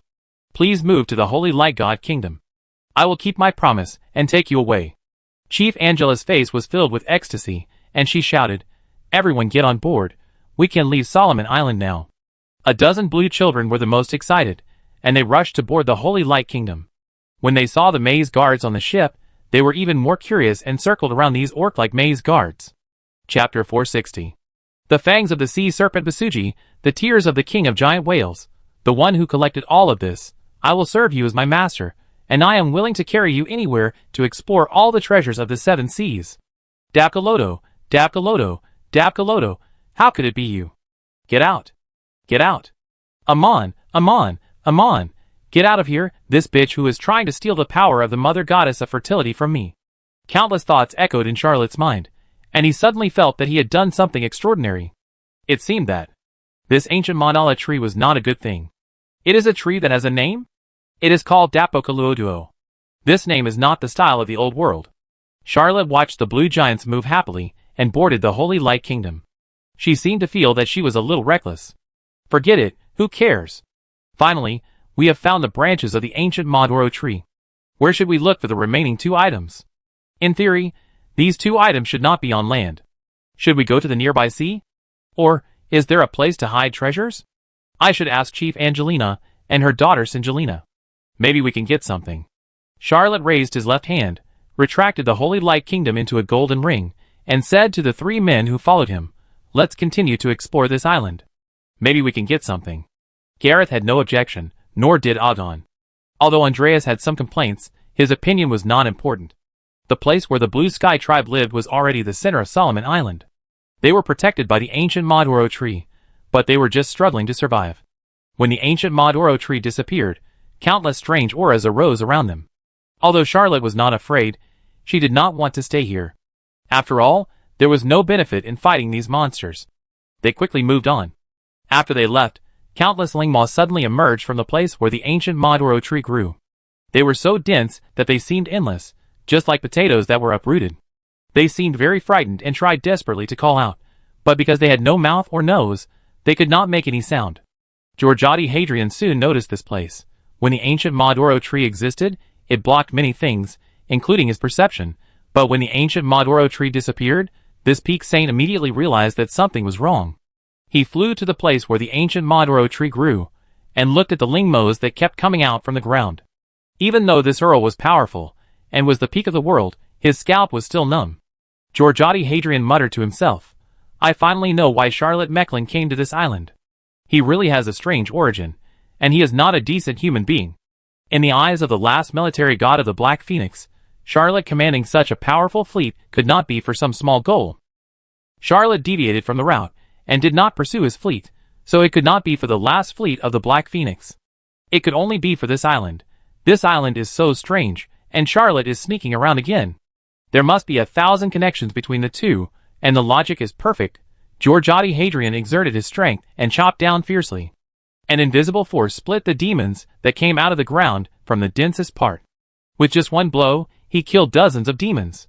He chopped down with both hands in succession, and in an instant, he cleaned up all the demons that came out of the ground. Charlotte was exploring forward, and suddenly felt the energy fluctuation. Looking back, she saw Georgiotti Hadrian, who was showing his power. She couldn't help but be surprised and whispered, Why is he here too? Hurry up and turn invisible. Charlotte's red rattlesnake has 6 attributes: speed increase, agility x6, devour life, activate bullets, anti-space, invisibility, and venom. But he rarely uses attributes other than the agility bonus. He even rarely uses 2 rattlesnakes. Agon hesitated for a moment and whispered, I can't turn invisible. Andreas pressed their shoulders with both hands to help the two hide their shadows. Invisibility is not an advanced spell, and it is not difficult to learn, but for extraordinary people, invisibility is quite useless because they have too many ways to sense movement, and invisibility can only block the sight of ordinary people. But now they were far enough away from Georgiotti Hadrian that the invisibility spell could still work a little. Charlotte whispered, What is Georgiotti Hadrian doing? Why did he bomb the site of the ancient Maduro tree? Agon said, After he leaves, we will go and see. Charlotte nodded and agreed with this opinion. After a while, Georgiotti Hadrian flew over their heads, and flew to the other end of Solomon Island. The 4 people turned back, and saw the countless demons killed by Georgiotti Hadrian, and they all gasped. Andreas said, These demons seem to have drilled out from the ground. Agon said, They look like plant tubers. Charlotte also broke out in a cold sweat. He had a preconceived notion that those blue giants were offspring of different sexes, but when he saw these demons that drilled out from the roots of the ancient Maduro tree, he could only think of the most likely inference. Whether it is Lingma or the blue giant, they are actually the product of the ancient Maduro tree, growing from the roots of this ancient tree. As for why they split into 2 races, only the evil god knows. Charlotte thought of the magic circle on the bough of the holy light god kingdom. Every time he approached, the whisper of fate would warn him, but the ancient Maduro tree took root on it, and he couldn't help but shudder. Charlotte could only comfort herself like this. It doesn't matter, the holy light god kingdom is also very evil. He was about to suggest going back to the fleet. After all, with teacher Juno on board, there was no need to fear Georgiotti Hadrian anymore. For Charlotte, although Solomon Island was strange, the biggest threat was still Georgiotti Hadrian. Andreas suddenly said, There seems to be something down there. Charlotte looked down, and the place where the ancient Maduro tree took root was dark and deep. He stopped Gareth, who was about to jump down. Although Gareth was strong and not afraid of any danger, there was no need to take risks. Charlotte opened the 6 magic mirrors, and 12 mirror shadows walked out of them. This is the awakened ability when the infinite mirror realm is upgraded to X5. It can reflect any enemy, even oneself, and turn into a false character. It can temporarily have the power to match the original object. Of course, the limit cannot be higher than Charlotte herself. When the infinite mirror realm is upgraded to X6, Charlotte also awakened the mirror demon, but he has not found a suitable target yet. These mirror shadows are all enemies he encountered in the Black Phoenix battlefield. Their original strength is above the Saint level, but due to Charlotte's strength, they can only exert the strength of the 18th level. These shadows can last for about a few minutes. If there were only 1 or 2 mirror shadows, the duration would be many times longer, but Charlotte now wanted to explore what was underneath in the shortest possible time. A few minutes was enough, which was more efficient. Charlotte handed each of these shadows a few mirrors. Charlotte had ordered a batch of mirrors in large quantities, and opened a mirror world in each of them. No matter where she went, she would immediately install one to expand her mirror world. Agon, Gareth, and Andreas all knew that Charlotte was proficient in bloody glory, but they did not expect that his ability had reached such a weird level. They all had a strange feeling when they saw the 12 Black Emperor warriors, who looked just like their former master, jumping into the cave below. Andreas whispered, "You look even more vampire than those vampires of Byron. I never saw the people of the Vengo clan until the end of the war, but I saw the infinite mirror realm in you." Charlotte smiled and said, "I can't help it, who let me have a good teacher." It was all taught by teacher Juno Arthur. Juno only taught him the vampire mantra, but Charlotte didn't mind, and put the rest of her abilities under the teacher's instruction. At this time, Juno Arthur was on the Dalmabas, leisurely reading a novel. He said to the blood servant beside him, "Charlotte is talented in cultivation, but I have seen a few young people of similar quality in my life, but his literary attainments are simply unprecedented and open up the future. It's a pity that he is too busy. The manuscripts he publishes are not stable. Several novels have not been completed, and the serialization is intermittent. People are worried whether he will finish it." The red-haired Drusinia said calmly, "Why don't you open up a special dreamland for him to write? When Mr. Mecklin sleeps, part of his consciousness will enter the special dreamland for writing, and he will keep writing. We can go in and copy the manuscripts he wrote in his dream, and give them to his quick clerks." Juno clapped his hands and praised, "Drusinia is worthy of it. This is a great idea." He suddenly looked up at the sky. Georgiadi Hadrian only saw the fleet, but he didn't know that the strongest man in Baron was on the Dalmabas. But Juno discovered his existence. Juno Arthur smiled and said, "I'm sorry, this method can't be used for the time being. Little Charlotte is in trouble." Drusinia whispered, "Do you want me to go out and pick up Mr. Mecklin and the others?" "Don't worry, I won't do anything bad, I just bring them back." Juno smiled and replied, "Okay. But you can't be a match for Georgiadi Hadrian, take my gun." Chapter 461. Juno Arthur is the best fighter in Byron, but his power and status are far higher than the Earl of Brittany and the Earl of Lamorak. He has a total of 7 holy level famous guns, which he either funded, bought, or obtained through adventures. On this trip to the sea, he only brought a blood demon. This is a pistol. Juno grabbed the air and took out a dark red pistol. Its shape was simple, and no one could have imagined that it was a holy level alchemical firearm. Juno handed the blood demon to Drusinia and said, "Make sure you return safely." The beautiful red-haired woman took the blood demon and flew out of the Dalmabas, then merged into the air. Charlotte waited for a while, at the deep pit left by the ancient Maduro tree, and then lost contact with the 2 mirror shadows. He shook his body, and appeared a few hundred steps away, exactly where the 2 mirror shadows lost contact. He stretched out his palm, and slapped it hard, and a dark erosion power rushed down, but it penetrated the ground for more than 10 meters, and was dissolved by an invisible force. Seeing this, Andreas said, "I do it." He drew out the rapier from his waist, and thrust it into the ground. A pleasant bird song was transmitted to the ground. After a few minutes, the youngest saint of the former Black Phoenix said solemnly, "There is a force below that offsets my fighting spirit. Unless we go down there ourselves, we can't find the guy." Charlotte said, "Wait a little longer." After a while, his 12-headed mirror shadow ran out of power, and dissipated on its own. He flipped his hand, and a magic mirror appeared, showing the situation underground. Under the roots of the ancient Maduro tree, there are countless mazes, and in the mazes there are countless flesh sacks. In each flesh sack there is a demon, but some have grown up, and some have not yet fully developed. The picture in the mirror kept changing, and suddenly it froze. Charlotte, Agon, Gareth, and Andreas all saw that in a huge flesh sack there was a blue giant. Although it was only in its young state, it was completely different from the other demons. The 4 of them were silent for a while, and Andreas asked, "Charlotte, there will be no problem with the ancient tree you collected, right?" Charlotte said, "It's okay, my ship has a lot of problems." Andreas thought about it carefully. "It's true, the Holy Light Kingdom is also quite weird." Gareth said, "I'd better go down. There must be something special down there, otherwise my father's 2 mirror shadows wouldn't suddenly lose contact, but I don't believe that the weird things down there can hurt the Saint Order." Charlotte was about to refuse when she heard a whistle, and a huge monster with wings fell down. He quickly pulled out the red and blue rattlesnake, and was about to shoot when the monster folded its wings and turned into a red-haired beauty. Charlotte recognized the other party as one of Juno's blood servants. She lowered the gun and asked, "Why are you here?" Charlotte was not worried that Lingmo would transform into one of their people, because this kind of transformation cannot increase the strength accordingly, it just looks the same. Juno Arthur of the 2nd or 3rd level, how could he be the real thing? The blood servants, who can be brought by Juno, are all extraordinary in strength, and it is impossible for Lingma to impersonate them. But Charlotte was still quite surprised, because the strength displayed by Drusinia was actually above the saint level. This red-haired beautiful blood servant ignored Charlotte and the others, but looked at the deep pit left by the ancient Maduro tree, and suddenly jumped straight down with all her strength. Charlotte was shocked and was about to save people, but then she woke up. Juno's blood servant didn't need him to save her at all. Instead, Drusinia's behavior was a bit strange and worthy of vigilance. Agon suddenly whispered, "She may be from the Sherlock era."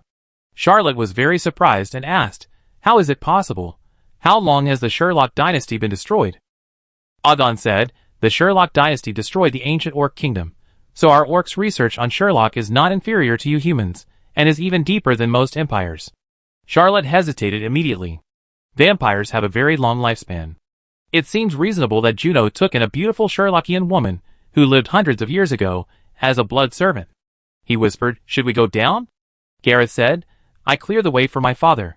He jumped down this time, and Charlotte didn't stop him. He was also curious about what was down there. Besides, their team now has 4 saints, plus he is an 18th level person. If they really encounter any danger, they can handle it. As long as it's not an evil god, no monster can do anything to this team. Even if it's an evil god, they can resist for a while. Well, it's just that Charlotte may not be able to do it. He's not a saint yet. If a battle above the saint level breaks out, he will definitely die first. Gareth jumped into the cave, his breath suddenly soaring. Charlotte's face changed slightly. He taught Gareth to practice blood butcher. The more people killed with this secret method, the more blood and essence he devoured, and the faster his strength increased. However, he always restricted Gareth from devouring lives. Now there are countless Lingma below, and no one restricts Gareth. This good boy is probably like a fish in water. Charlotte sighed, and said to Agon and Andreas, "Let's go down too. Don't leave me too far." Andreas couldn't help but chuckle, then covered his mouth. There were always some particularly funny things around Charlotte, but most of the time, he had to hold it back, which was too hard to bear. After Charlotte jumped into the cave, she released 8 flaming hands, which not only gave warnings but also illuminated the darkness. Sure enough, the spirits in the flesh sacks almost all became bloody and dry, losing all their vitality. Neither Drusinia nor Gareth were anywhere to be found. Charlotte sensed it, and after a while, the breath of both of them disappeared. He called out twice, but there was no response. Andreas pointed and said, "In other directions, the meat sacks a little further away are intact, but there is no living demon in that direction. Your mirror shadow also lost contact in that direction. They should have gone there." Charlotte nodded and said, "We will go there too." He showed the red and blue rattlesnakes, and each of them pressed 20 rounds of magic armor-breaking bombs into them. He checked the energy magazines again. The 2 high-level alchemical pistols had sufficient energy magazines. Then he followed behind Agon and Andreas and explored forward. Along the way, almost all the meat sacks were destroyed, and the demons inside were also drained of their vitality. However, Gareth has this ability, and Drusinia also has this ability. It is hard to say who made the move, or whether both of them made the move. Chapter 462. Under the roots of the ancient Maduro tree, no one knows how many Lingma are bred. Among hundreds or even more Lingma, there will be a blue giant cub. As for why the Blue Sky tribe does not think that Lingma are of the same race as themselves, Charlotte guessed that when Lingma reach maturity, they will be released directly and spread all over Solomon Island through the underground passages, but the blue giant will be extracted and born somewhere in the ancient Maduro tree. He was now certain that he had made a wrong judgment. The ancient Medalluo tree was not kind, but completely crazy. This divine creature should look quite normal, but in fact it has lost all its sanity, and may have a tendency to self-destruct. Anyway, he, Amabella, and Amon, 3 evil things, are on the same boat, so it should be quite lively. Drusinia was running all the way. She suddenly stopped, without looking back, and said coldly, "Come out." Gareth was full of blood and energy, and walked slowly out of the darkness. He moved his body and said, "I have condensed the certificate of the 8 knights and re-entered the ranks of the 10,000 knights. I don't care who you are, but you are a threat to my father. I must get rid of you." 8 visions appeared behind Gareth, including the god of war, documents, flags, hills, oceans, storms, etc. Every time he took a step, one of the visions behind him would disappear. When the last vision of the knight's certificate disappeared, a blood-red flagpole slowly emerged from the void. Guardy growled and held the blood-red flagpole. Drusinia couldn't help but curse, This dog is really troublesome. She raised the blood demon and pulled the trigger. The blood-colored flagpole in Gareth's hand rolled up, wrapped a ball of blood light, and threw it out casually. Drusinia's spearmanship was also passed down by Juno. The blood demon fired continuously, and the 6 blood energy bullets were divided into 2 groups. Each group was in a triangular shape, blocking all of Gareth's attack routes. The blood-colored flagpole in Gareth's hand was a supernatural weapon that was fused and alienated by the 8 knight certificates. It had no other supernatural powers, only blood-sucking and solidity. He swept the flagpole in his hand, and a strong blood-slaughtering fighting spirit detonated the 6 blood energy bullets in advance. The 2 exchanged several moves in the narrow cave, but neither of them got the upper hand. Drusinia had various abilities, varied methods, and extremely fast speed, and she also had the blood demon in her hand, but she could deeply feel that Gareth's strength had recovered to the peak of the 22nd level, surpassing her by more than a hair's breadth. The blood servant had never had such a high-level blood butcher. Drusinia didn't want to fight. She was finally able to leave Juno, and didn't want to waste time. So she shook her body, turned from real to virtual, and disappeared from Gareth's sight. Gareth chose a direction without hesitation and chased after it. There is a small reason why the blood butcher is called the dog of the vampires. That is, the blood butcher is very sensitive to blood energy fluctuations, and can find hidden vampires by perception. Along the way, Charlotte saw countless Lingma being destroyed, and he felt more and more bad omen in his heart. Drusinia is one of Juno's 3 night-use blood servants. Although Gareth has some problems, he is also on his side. But he doesn't understand why Drusinia ignores him at all, and Gareth seems to be out of control. When he passed by the cave where Drusinia and Gareth had fought, he couldn't help but frown. Of course, he could see that the 2 people who broke out in the fight here were both bloods.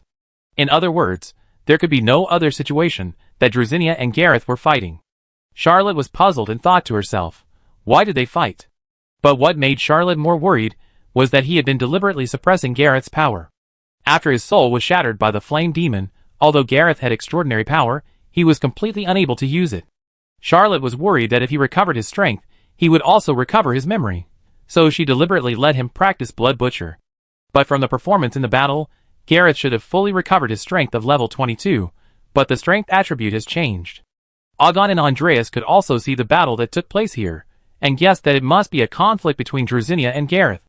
The blood energy was too strong, and they both didn't understand why Gareth wanted to kill Drusinia. The situation became complicated, and the 2 of them became more cautious. After all, they all knew the origin of Gareth, Charlotte's eldest son. Maybe Gareth suddenly awakened? Charlotte suddenly heard a sound like the sound of the wind.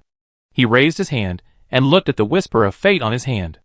This golden snake ring, intentionally or unintentionally, led him to a passage that no one had ever been to. Charlotte did not hesitate and immediately gave up tracking Drusinia and Gareth, and turned into a slightly narrower cave passage. Agon and Andreas did not ask either. They knew that there were many dangers here, so they kept silent and just paid attention to protecting Charlotte. After Charlotte changed to a new passage, every time a fork in the road appeared in front of him, the whisper of fate on his hand would give a slight reminder. He walked for more than 2 hours, and suddenly the view in front of him was clear. He actually walked out of the underground passage, and came to a very small valley. There was a clear and transparent pool in the center of the valley. The pool was clear and bottomless. There was nothing to see. There was no fish, and there were no plants like duckweed. It was so clean that it was a little unnatural. Charlotte squatted down and reached her hand into the pool. The whisper of fate stopped moving, but the other golden ring suddenly produced a strange power and kept sucking water from the pool. Charlotte was startled, but soon came to her senses and whispered, "Tears of the king of giant whales." He waved his hand hastily to stop Agon and Andreas from rushing over to save people, and stared at the 2 golden rings on his hands. The one that sealed the name of the holy light god was originally the exquisite curves of Amabella, but now there are 3 more things on it. A tree with lush roots and branches, a cute whale, and a little boy hidden under Amabella's skirt. For different images make up this strange golden ring. He could even sense that this golden ring had become even more weird. Seeing that Charlotte Mechlin was fine, Agon sat down cross-legged and said to Andreas, "I have never experienced so many adventures in my life. Following Mr. Mechlin, life is really too exciting." Andreas also sighed and said, "I didn't expect that after the war life would become more exciting. There are so many weird things on such an island. You know, we are not here to explore this island. We are going to challenge the evil god. I even have a little illusion that even if we challenge the evil god, It should be like this. Chapter 463. The water in the pool was sucked out by the golden ring. Charlotte could even sense that there seemed to be some mysterious resonance between him and the Holy Light Kingdom. He stretched out his finger and gently turned the golden ring, saying, "Let's go!" He was now very sure that the last rare item to repair the Holy Light Kingdom, the fangs of the sea serpent Vasuki, must also be on Solomon Island, and there was a high probability that it was in this underground cave. Charlotte touched the whisper of destiny again, but the ring was completely silent. She had no choice but to plan to leave the valley first. Andreas suddenly shouted, "Look, there's a person under the pool." Charlotte then noticed that there was a piece of clothing in the mud at the bottom of the pool. Agon jumped down, stretched out his hand, and indeed pulled out a person from the mud at the bottom of the pool. But he should have been dead for a long time. His face was pale, and he was wearing an ancient Sherlock-style warrior suit, with a sword at his waist and his eyes closed. Andreas pulled out the sword from the man's waist and said, "An ordinary magic rapier is probably worth 100 or 200 crowns. Charlotte shrugged and said, "It's in good condition, worth at least 180 gold ECU.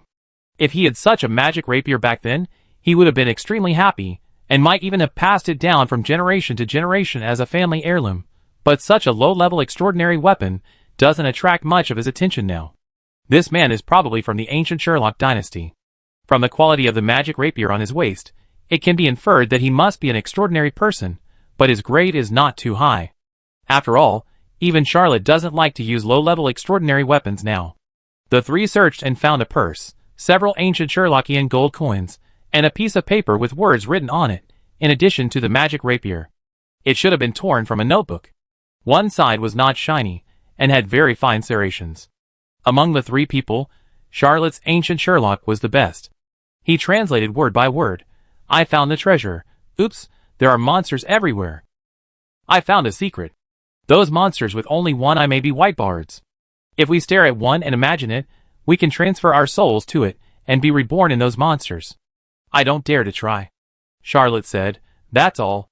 Andreas shrugged and said, "Who would want to be reborn in those monsters?" Charlotte thought for a while and said, "Maybe it's just a memory transfer, not rebirth. Those monsters are not without wisdom, but without memory. If they can obtain some memory, they will have a completely new change." Agung whispered, "How did they appear?" Charlotte and Andreas were silent for a while. Charlotte said, "Maybe a god created them." Andreas said, "If it was a god, it could only be an evil god. I have never heard of any good god doing such a thing." Charlotte agreed and said, "Anyway, I found something and left here immediately." He paused, feeling that there was no need to hide it from the two, and said, "I also need the fangs of the sea serpent Vasuki." Agung was surprised and asked, "Don't you know that Vasuki is a descendant of the dragon god?" Charlotte was surprised and asked, "Is Vasuki a descendant of the dragon of eternity and illusion?" Agung said, "The dragon god is different from other gods. He has bred hundreds of descendants, most of whom are sea monsters. They have divinity, but almost no wisdom, are cruel and violent, and have power beyond all mortal creatures. The sea serpent Vasuki is a very powerful monster among the descendants of the dragon god. It is said that his body exceeds thousands of picometers, and can easily stir up huge waves like a mountain. Unless it is a legendary battleship, human magic alchemy battleships are not his opponents. How could you possibly obtain his fang? Besides, Vasuki lives in the raging sea, and won't come to the giant whale sea at all." Charlotte hadn't thought that the orcs would actually spread such a secret. Of course, it might be more appropriate to call it gossip. She couldn't help but ask, "Is the deep-sea monster Akras also a descendant of the dragon god?" Agon said, "Of course, he, like Vasuki, is one of the most powerful seven-headed sea monsters in the raging sea. Even among the descendants of the dragon god, there are not many giant sea monsters who can rival him and Vasuki." Charlotte said, "Maybe someone has got his tooth and hid it on Solomon Island?" Agon said, "This is simply a myth. No one can pull out the tooth of Vasuki, the sea serpent. Unless—" Andreas suddenly interrupted, "Unless another god takes action. For example, an evil god?" Charlotte also thought of this possibility. Although Agon was brave, his face changed slightly and said, "This matter is not suitable for joking." Andreas pointed around and said, "This is no joke. Look at this underground cave. Think about the ancient tree and the monsters it gave birth to." Agon was still reluctant and said, "Mr. Mecklin, you already have the Dalmabas. Why do you have to repair the Holy Light Kingdom?" Charlotte took a deep breath and said, "Let's look for it first." If there are really some obstacles, I can give up looking for the teeth of the sea serpent Vespucci. The three ignored the Sherlock knight, who had died many years ago. Andreas took the antique rapier, and Ogon took the ancient gold coins. Charlotte didn't want anything. After all, he had taken the tears of the king of the giant whale. This extraordinary object was much more valuable than the antique rapier and gold coins. Charlotte, Ogon, and Andreas left the valley and returned to the underground cave. They had no direction for a while, and the whisper of fate was silent. Charlotte suggested to continue to catch up with Gareth, and Ogon and Andreas agreed. At this time, Gareth and Drusilla had fought at least 20 times. Drusilla relied on her many tricks and changes to escape easily every time, but she could also feel that Gareth had become stronger and stronger after absorbing the blood and vitality of countless spirits. This made Drusilla panic slightly. She was indeed the princess of the ancient Sherlock kingdom, as Ogon guessed. Although she fell into the hands of Juno Arthur and became his blood servant, Drusilla always wanted to regain her freedom and had enough power to rival Juno. When she set foot on Solomon, Drusilla knew where this place was, and she also knew that her chance had come. Chapter 464. Charlotte and her group soon lost their target. The battle between Drusilla and Gareth destroyed a large area of the underground cave passage. Although Charlotte and her group could still find ways to re-enter from the ground, after all, the three of them were extremely powerful, and it was not difficult to blast a big hole, but after a few times, they could not tell where the fresh traces were. Charlotte was getting more and more worried about Gareth's changes. To be honest, even the real Blood clan would not allow the Blood servant to be stronger than themselves, and would deliberately limit the Blood servant's strength, but Gareth's power was obviously growing rapidly. There were too many demons left by the ancient Maduro tree, and the vitality of these demons was too strong.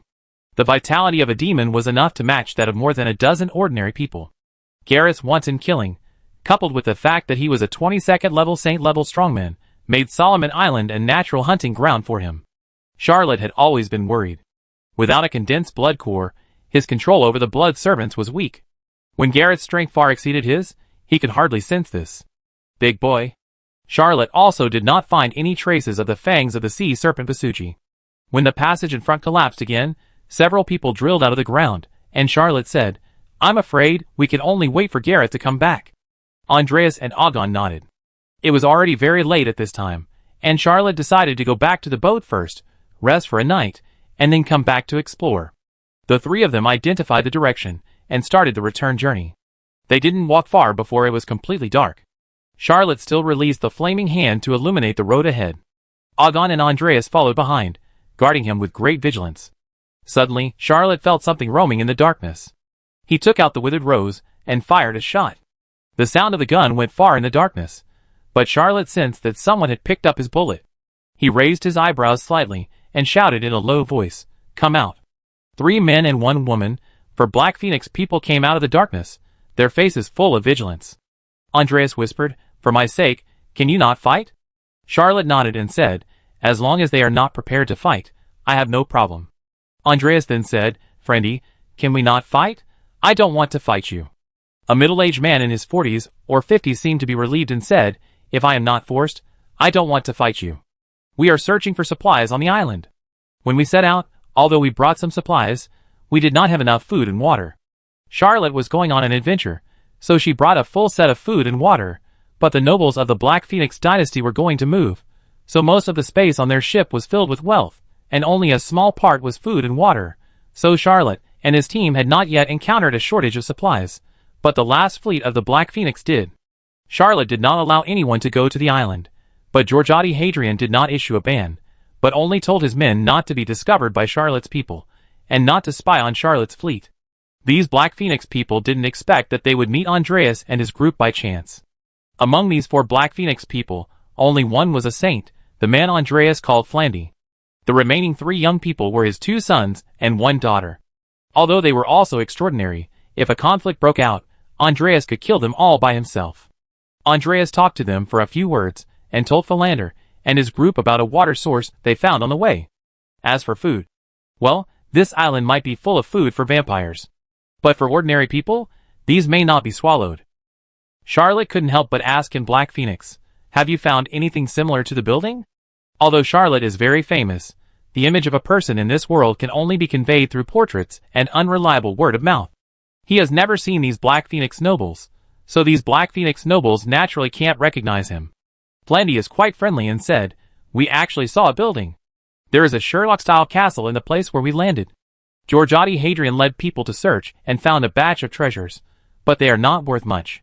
Charlotte had not searched yet because of Georgiade Hadrian's appearance. She approached the direction of the Black Phoenix fleet. When she heard this, her eyes tightened slightly, and she asked curiously, "What did you find?" Ferlandi said, "Some ornaments from the Sherlock era, some weapons, and hundreds of ancient Sherlock gold coins. That's all." Charlotte was just slightly relieved. It sounded like he had no target, and then she heard Ferlandi say again, "The only special thing is a strange giant beast tooth. It is as long as 2 or 3 people, and thicker than 2 people hugging it. No one knows where it came from." Charlotte's eyes tightened slightly. He was 60% sure that it was the tooth of the sea serpent Vasugi, and it was also the last target of his trip. It would be very difficult to get this thing back if it fell into the hands of Georgiade Hadrian.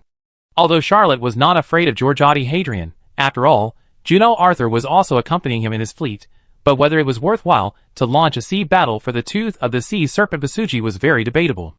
Last time, in the battle in the Black Phoenix City, 7 of his saints died. Every time Charlotte thought of it, he still felt distressed. He didn't want another saint-level battle to happen, and a few more saint levels to fall, because they were all his future team members. Although without the tooth of the sea serpent Vasugi, the Holy Light Kingdom was missing this extraordinary artifact and could not be repaired, but it was not unacceptable that this legendary warship could not be repaired.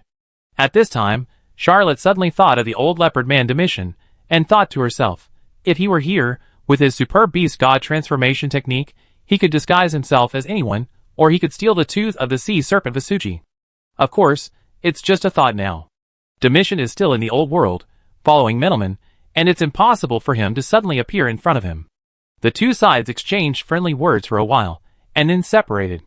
The young girl exhaled a long breath, breathed, and then said a little worriedly, "Fortunately Andreas didn't want to kill us." Her 2 brothers said with some dissatisfaction, "Father may not be afraid of Andreas. The 3 of us may not be afraid of the other 2 people." Blandy stopped the argument of his children and said, Let's go back to the ship too." He didn't want to encounter the holy steps of Fars again. This island was getting more and more weird. After nightfall, the risk factor increased sharply. He was not afraid, but he was worried about his children and decided to conceal the matter. After all, the identities of both parties were too sensitive. Chapter 465. Charlotte returned to the Domabos, and went to see Juno first. Juno listened to Charlotte's description of Drazinia's performance, but did not make any response. She just said "I know," but her face looked a little ugly. Charlotte then summoned all her subordinates, and told them about their experiences on the island. It was a very stupid thing to conceal information, so Charlotte did not conceal anything to prevent these loyal subordinates from being in danger because they did not understand the situation on the island. Some of the 5 saints, including Crestos, Aspros, Rolf, Chidero, and Vigo, had already noticed the appearance of Georgiade Hadrian, but some, such as Vigo, were unaware of it. They were all surprised to hear that the island was so treacherous and began to discuss. Crestos said, "We have Mr. Juno and the Dalmabas, so we should not be afraid of Georgiade Hadrian.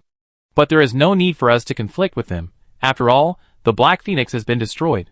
I suggest finding an opportunity to negotiate with them." Rolf snorted coldly and said, "I have already deviated from the course, and Georgiade Hadrian still chased us. It is clear that he wants to fight to the death with us. I am not optimistic about the negotiation. It is even possible that Georgiade Hadrian will play a trick during the negotiation, pretending to agree to us first, and then suddenly attack." Charlotte felt that what Kratos said made sense, and that what the Golden Goat Rolf said made sense. If he could avoid a desperate duel with the last fleet of the Black Phoenix, it would be the best, but he was not sure about Georgiade Hadrian's attitude. After all, the 2 sides had a blood feud, and the hatred of destroying their countries, and there was no basis for peace at all. During the negotiation, Georgiade Hadrian is likely to play some tricks, such as detaining the negotiators or ambushing them. In fact, if it were Charlotte, she would probably do the same.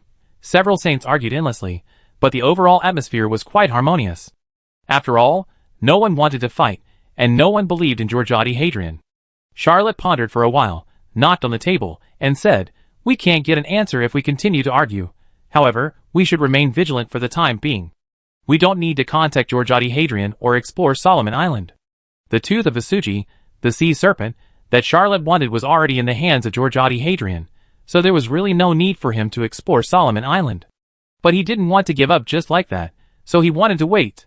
Kratos suddenly said, "Since we don't plan to continue exploring Solomon Island, should we give Georgiade Hadrian a notice to express our goodwill by not landing on the island before they leave?" Charlotte nodded and said, "Okay. Although this shallow kindness is likely to be useless, maybe Georgiade Hadrian will take advantage of the situation and return the kindness, and then suddenly attack." However, he also reminded, "Let my maze guards go to deliver the letter, don't let ordinary people go." Kratos originally wanted to let his capable men communicate, but after hearing Charlotte's words, although he felt that he was a little too worried, he also agreed with his opinion. Charlotte announced the adjournment of the meeting, and he also returned to his room.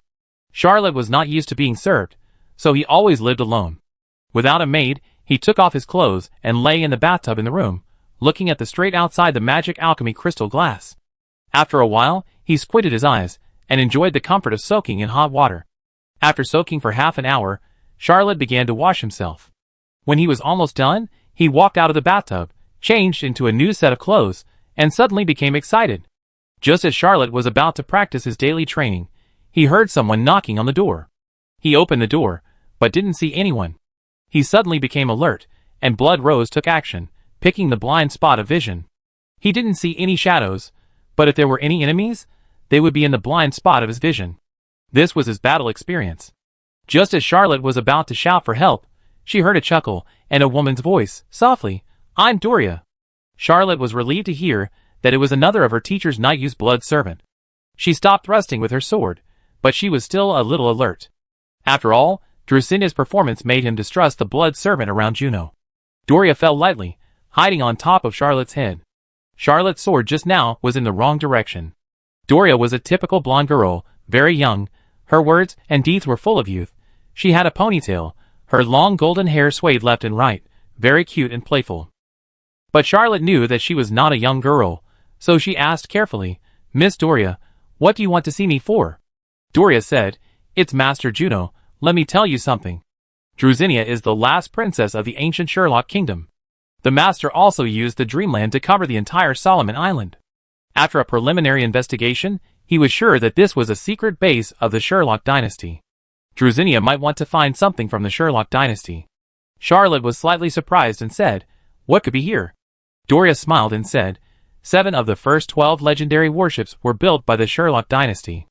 But there are only 5 legendary warships left in the second version, and 2 of them are missing. If the kingdom of St. Michael had not found the Queen Bee, it would have been one of the missing ships. Charlotte shouted, "Are there 2 ancient magic warships hidden here?" Doria shook her head and said, "I don't know, and Master Juno doesn't know either." Charlotte nodded to show that she understood. Doria said these few words, and did not stay for long before floating away. Just as Charlotte was about to go back to her room, she heard someone calling her in a low voice. Charlotte was slightly terrified when she saw Andreas. He said unhappily, "What are you yelling for?" Andreas chuckled and said, "I think the people of the Blue Sky tribe should be quite depressed, and they don't have any food. Should we go see them?" Charlotte thought, "You want to see those blue fairies that can change, right?" Although the appearance of the blue giants changes is very consistent with the aesthetics of Earthlings, because many templates are provided by Charlotte herself, and there are even classic beauties on the internet, but Charlotte is really not interested. He said, "I'm going to rest. I can release the Holy Light God Kingdom. You can go and comfort those blue ladies yourself." Andreas whispered, "After they change into humans, they are no longer blue." Chapter 466. Charlotte actually released the Holy Light Kingdom quietly. This time, he did not use such a rough method as throwing, but placed it on the water surface, allowing this legendary warship to appear silently without making a big noise. Charlotte originally thought that Andreas was the only one, but she did not expect that at least more than 100 people came out from the 8 warships. Charlotte shook his head. This time he really went to practice, and was ready to rest. The next day, when he woke up in the morning, Charlotte felt that the atmosphere was not right. The Domabos was a little too quiet. He got up, put on his clothes, and went on deck.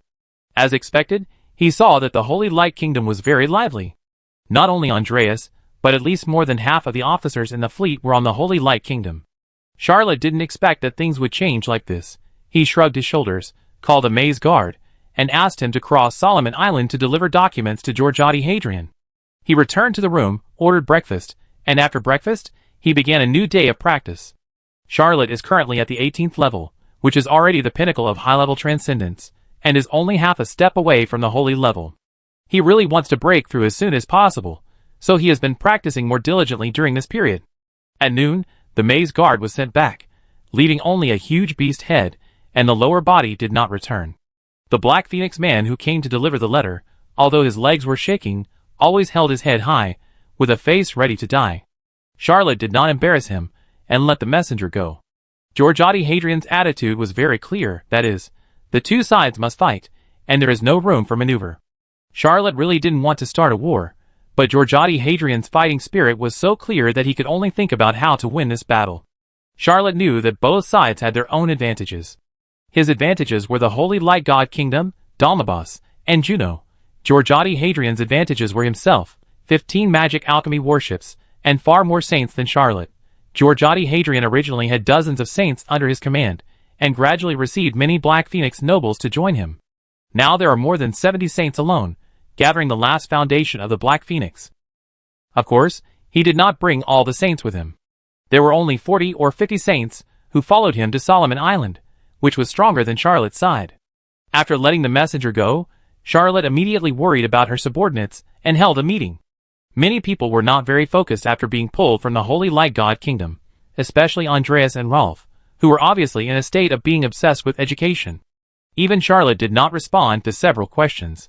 Charlotte was helpless, and could only remind everyone that Georgette Hadrian killed his messenger, and could launch an attack at any time, and was ready to take back the Holy Light God Kingdom to prevent anyone from losing their ambition. Nothing was discussed in this meeting. After the meeting, Charlotte asked people to call down everyone on the Holy Light Kingdom to prepare to take back this legendary warship. When all the fleet officers got off the Holy Light Kingdom, Charlotte suddenly felt the sun in his arms getting slightly warmer.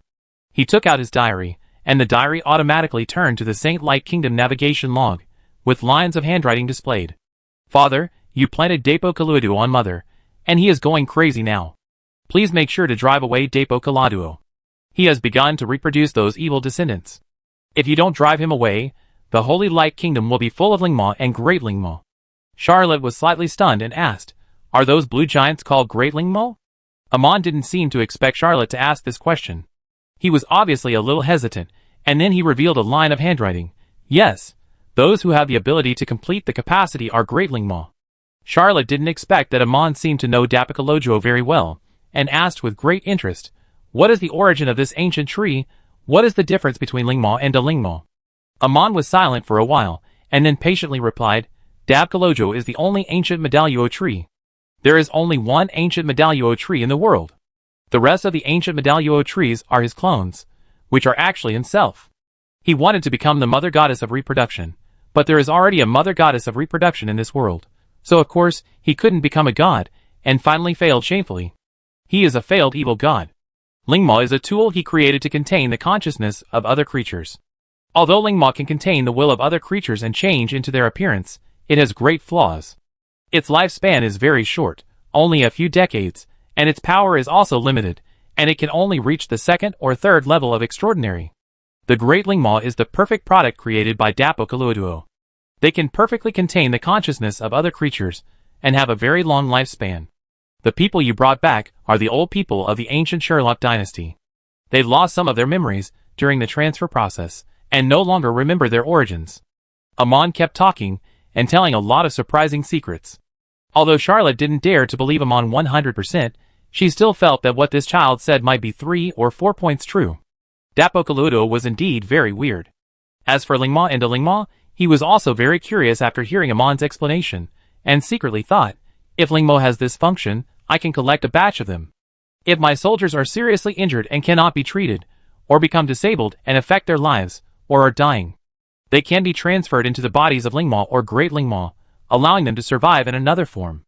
Although according to Amon, this kind of memory transfer must have great flaws, those blue giants don't remember their identities and origins at all, and have no idea that they were once ancient Sherlocks. But for those who are seriously injured and cannot be treated or are about to die, it is still a very good choice. As for whether they are still the same person after the transfer, this matter is not important. Charlotte would not deny those who are incurable, disabled, or dying to make a choice. If they choose to keep their original appearance, Charlotte will only respect their choice. As Charlotte was communicating with Amon, a thought exploded in her brain. Charlotte Mecklin. Charlotte Mecklin. Charlotte Mecklin. Get that bitch away. I don't want to be in the same boat with this bitch. She is still rooted in my body, and wants to reproduce her disgusting offspring. I can't stand it anymore. I'm going to be corrupted. Chapter 467. Charlotte opened her hand, and took back the Holy Light Kingdom. He had no way to solve this problem. The Holy Light Kingdom needed the paper from the ancient Maduro tree. He had already got the ancient Maduro tree. Could he just fold a few pieces of paper, and then throw the tree away? Although this thing was weird, its value was inestimable. When the golden ring returned to his finger, all thoughts disappeared, and even the Holy Light Kingdom log was silent. Charlotte took back the Holy Light Kingdom, which disappointed many people, but these people could understand it. After all, with a powerful enemy at hand, it was not appropriate to continue to be extravagant and debauched, and they all blamed Georgiade Hadrian for their hatred. Seeing Charlotte taking back the Holy Light Kingdom, Kratos walked up to him and whispered, "I suggest leaving Solomon Island." Charlotte was slightly surprised. He was indeed still thinking about the tooth of the sea serpent Vasugi, but this extraordinary object fell into the hands of Georgiade Hadrian, and he certainly couldn't get it back. Then, after reading about Vasugi's tooth, it would be meaningless to stay in Solomon Island. Kratos continued, "Although our fleet is powerful, this island is too strange. If we continue to stay, we will be in danger sooner or later. What's more, we are anchored in the canyon, and there is only one exit. If Georgiade Hadrian leads the warships to block the exit, we will be trapped to death." Charlotte was shocked and suddenly reacted. This canyon is a natural harbor, but the fleet hiding in it is too easy to be caught. Georgiade Hadrian has far more magic alchemy warships than them, and he is really capable of blocking the exit of the strait. Thinking of this, Charlotte no longer cares about the teeth of Vasugi, the sea color, and the Solomon Island. As for Drusinia, who is still staying in Solomon, and the good eldest son Gareth, who has not returned yet, he is not in his consideration. He shouted, "Set sail, we leave this canyon." Charlotte gave the order, and first the 7 magic alchemy warships left the port one by one, and then the Dalmabas. When the fleet just sailed out of the canyon, a fleet came on the sea, riding the wind and waves. Charlotte felt a chill on his back. If it weren't for the reminder of Kratos, the former Grand Master of the Royal Knights, who was old and experienced, his fleet would definitely be blocked in the canyon by Georgiade Hadrian. Then, he could only fight bloody battles, and no tactics could be used. Georgiade Hadrian had just personally scouted Charlotte's fleet, and made a plan after returning. This time, he killed Charlotte's messenger, and immediately commanded the fleet to come over. Unexpectedly, Charlotte actually reacted and sailed out of the port first.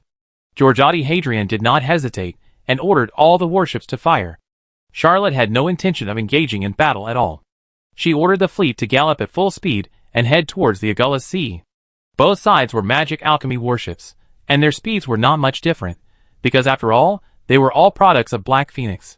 Even the batch of warships in Black Phoenix City were the latest ones, and the quality was slightly better. As soon as the two fleets left Solomon Island shook violently, and a black wave gushed out from the island. The wave became more and more fierce, and chased the two fleets. Charlotte was shocked when she saw this, and ordered her 8 warships to go all out. Georgiade Hadrian did not dare to stop at all, and ordered the warships to sail at full speed. After the black wave surged, Solomon Island shook slightly, and sank to the bottom of the sea. Charlotte witnessed this scene on the highest ship of Dalmabas, and her heart was slightly chilled, because neither the surging black wave nor the disappearing Solomon Island was a natural event. Although he didn't know what happened on Solomon Island, there must be a very powerful force that was enraged. Charlotte and Georgiade Hadrian's fleet was 3 times faster than ordinary ships, so the black waves from Solomon Island did not catch up with them. At the closest time, they only caught up to within a few kilometers.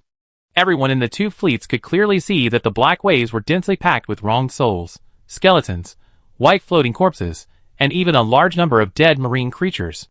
As the two fleets sped up and got further and further away from the black wave, everyone on the two fleets couldn't help but breathe a sigh of relief.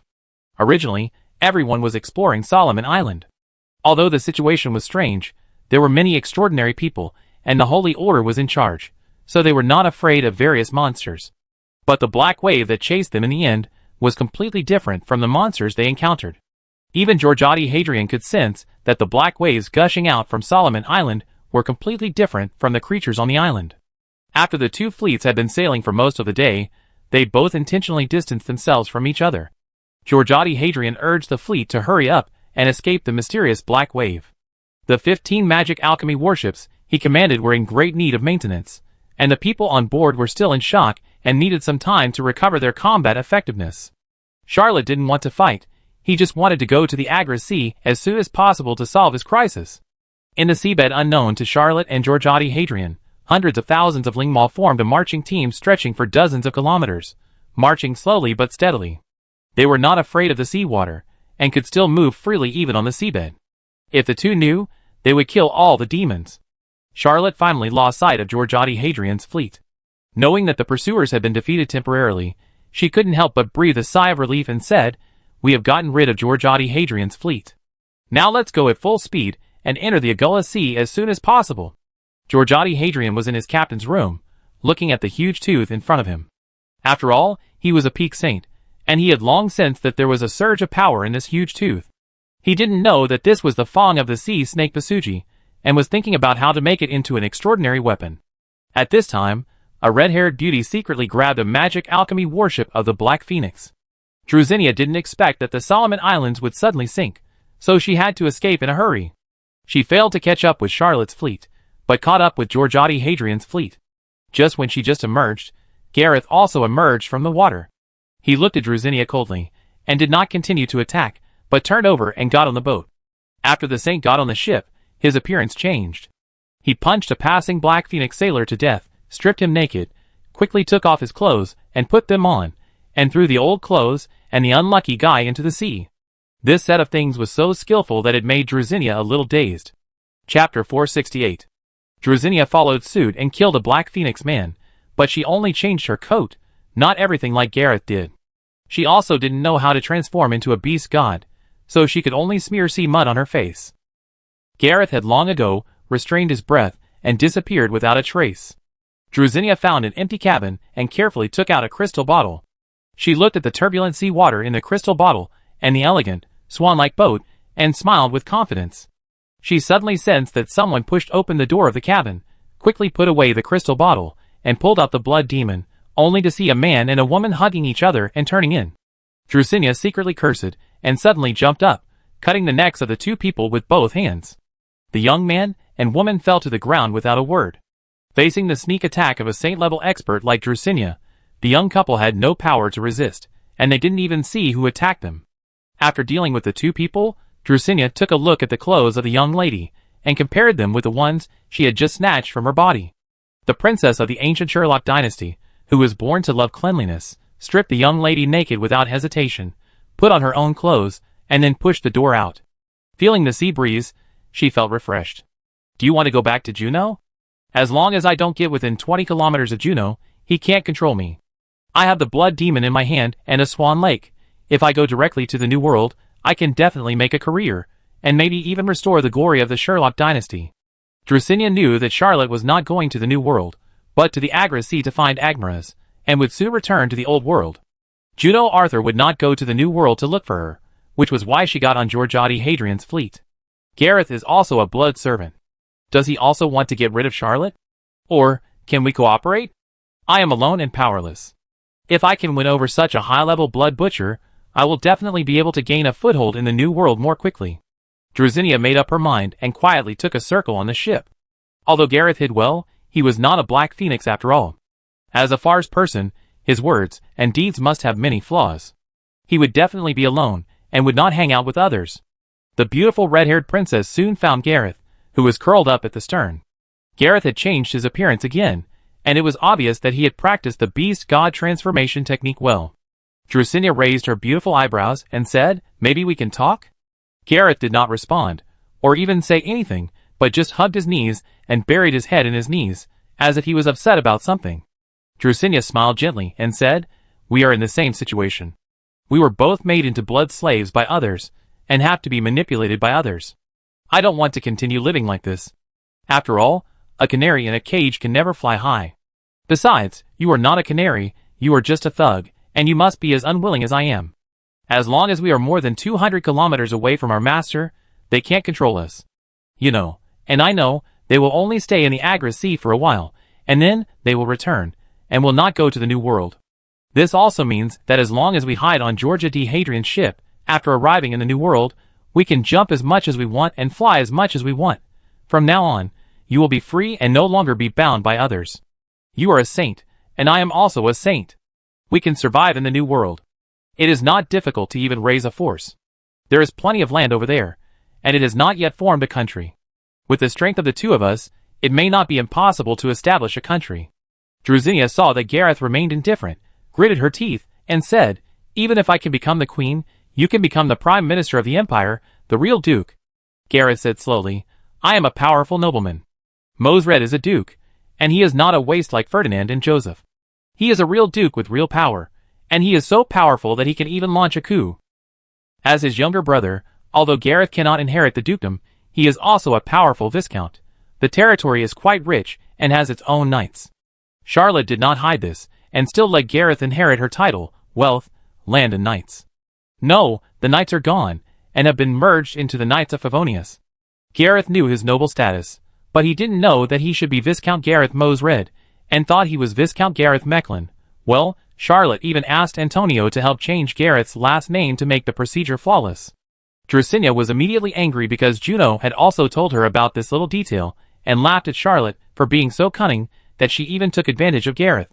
She didn't want to talk to Gareth anymore, so she turned around and left, thinking bitterly, "I must kill this guy when I get a chance."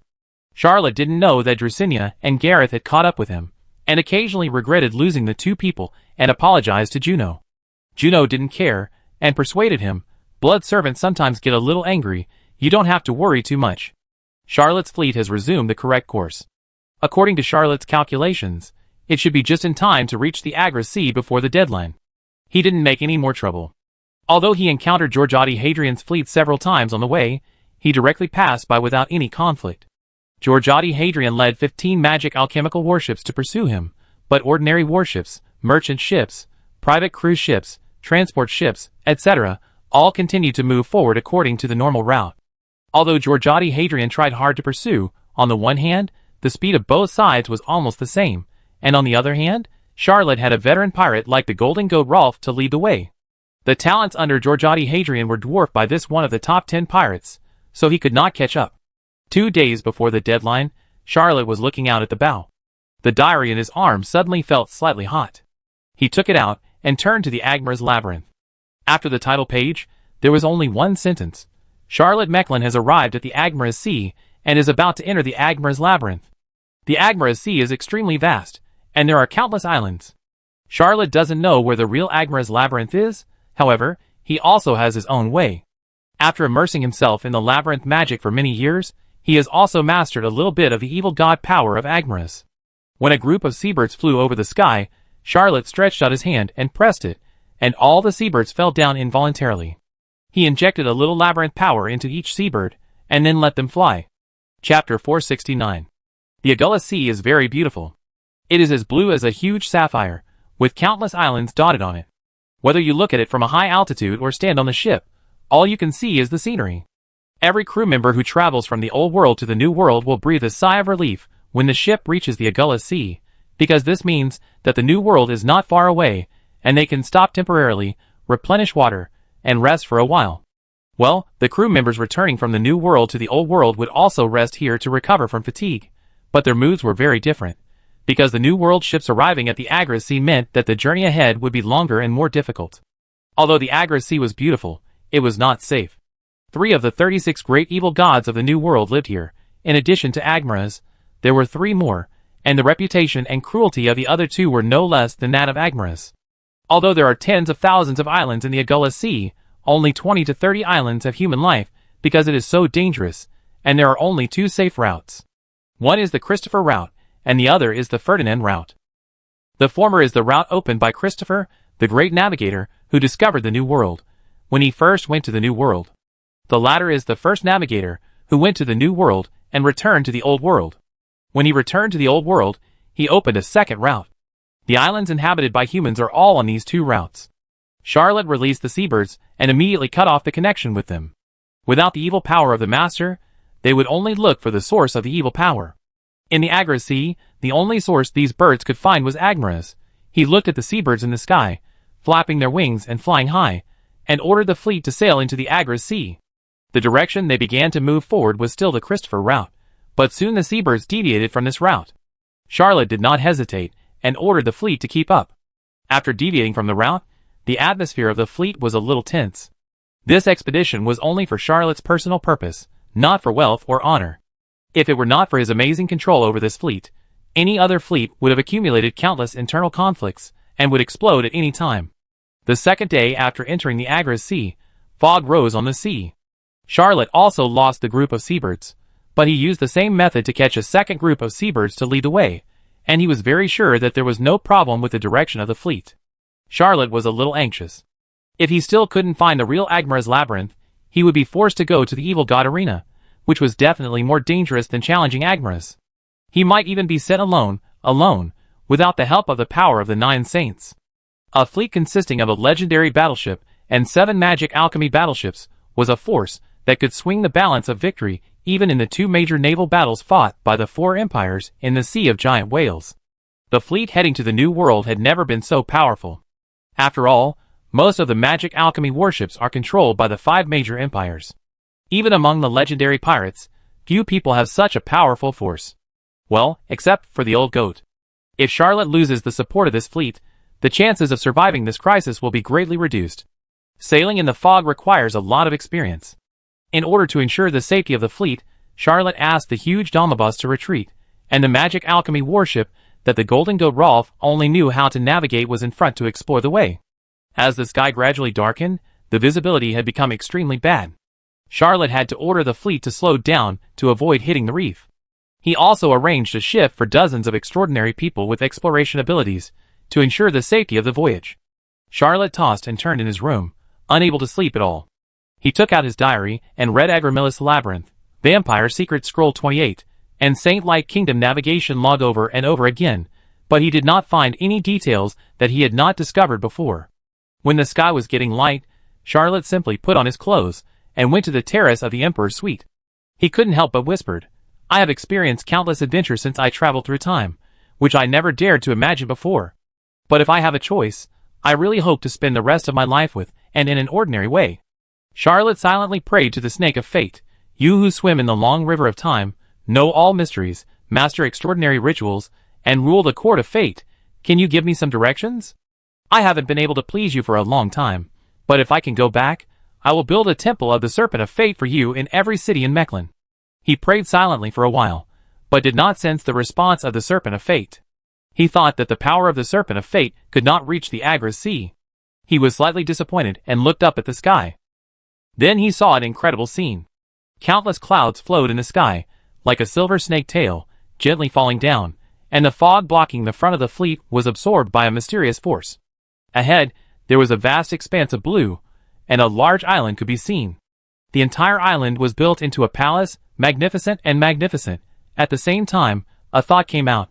Charlotte Mechlin had arrived at the real Agmara's labyrinth and was about to challenge the evil god. There were 99 Agmaras in total, and the first labyrinth was in front of her, the Golden Goat Palace. Charlotte looked carefully for a while, and couldn't help shouting, "Isn't this St. Michael's Island? How could it be the first labyrinth?" Charlotte jumped down from the terrace, and after a few leaps, she reached the meeting room and sent a magic communication to ask all the holy orders to come to the meeting. In just over 10 minutes, all the holy orders appeared on the Dalmabas. The face of the Golden Goat Rolf was strange, and he looked doubtful. Charlotte said, "We have arrived at the real Agmara's labyrinth. The first labyrinth is in front of us, the Golden Goat Palace. As long as we complete this evil god challenge, we can go back to the dukedom of Mechlin and enjoy a long-term peace. Now, who will go with me to explore this labyrinth?" The old goat spoke first, saying, "I will accompany you." Andreas said, "I am willing to do so." Charlotte nodded and said, "You two are enough. Since there are 99 labyrinths in Agmaris, the first Golden Goat Palace will not be too dangerous, and there will not be so many people. Besides, if there is any danger, Juno can take action at any time." Chapter 470. Charlotte did not let the fleet approach, but only lowered a small boat, took the Golden Goats Rolf and Andreas, and 8 sailors on the small boat, and rowed towards the Golden Goat Palace. Not long after rowing, Charlotte felt that human rowing was too slow, walked to the stern, pressed her palms into the sea, and activated the star battle spirit. The small boat suddenly shot up, riding the wind and waves, and in just over 2 hours, it was close to the maze in the sea. It must be said that although it seemed to be close at hand, the fleet was actually quite far away from the Golden Goat Palace. Whether it was Charlotte or the Golden Goat Hrolf, the more they looked at the Golden Goat Palace, the more it looked like St. Michael's Island. However, when they got closer, they found that the Golden Goat Palace was very lively. There were thousands of believers in white robes kneeling and praying, reciting scriptures to their gods. Golden Goat Hrolf pointed to a statue on the largest square of the Golden Goat Palace and said, "There is no statue of this evil god on St. Michael's Island." Charlotte nodded. He recognized the statue, and even looked directly at the statue. The whole body was red, holding a huge hammer, like a monster without skin. He is the evil god Agmaras of the labyrinth of the Agras Sea. This Golden Goat Palace is full of his statues, and the thousands of believers are sincere. Except that there shouldn't be so many humans here, there is no flaw. Andreas asked, "What should we do?" Ask them how to challenge Agmaras. Andreas also thinks this idea is unreliable, but he doesn't know how to follow the formal process to challenge the evil god. There may be few people in this world who know this kind of trivia. A thought came out of the diary in Charlotte's arms.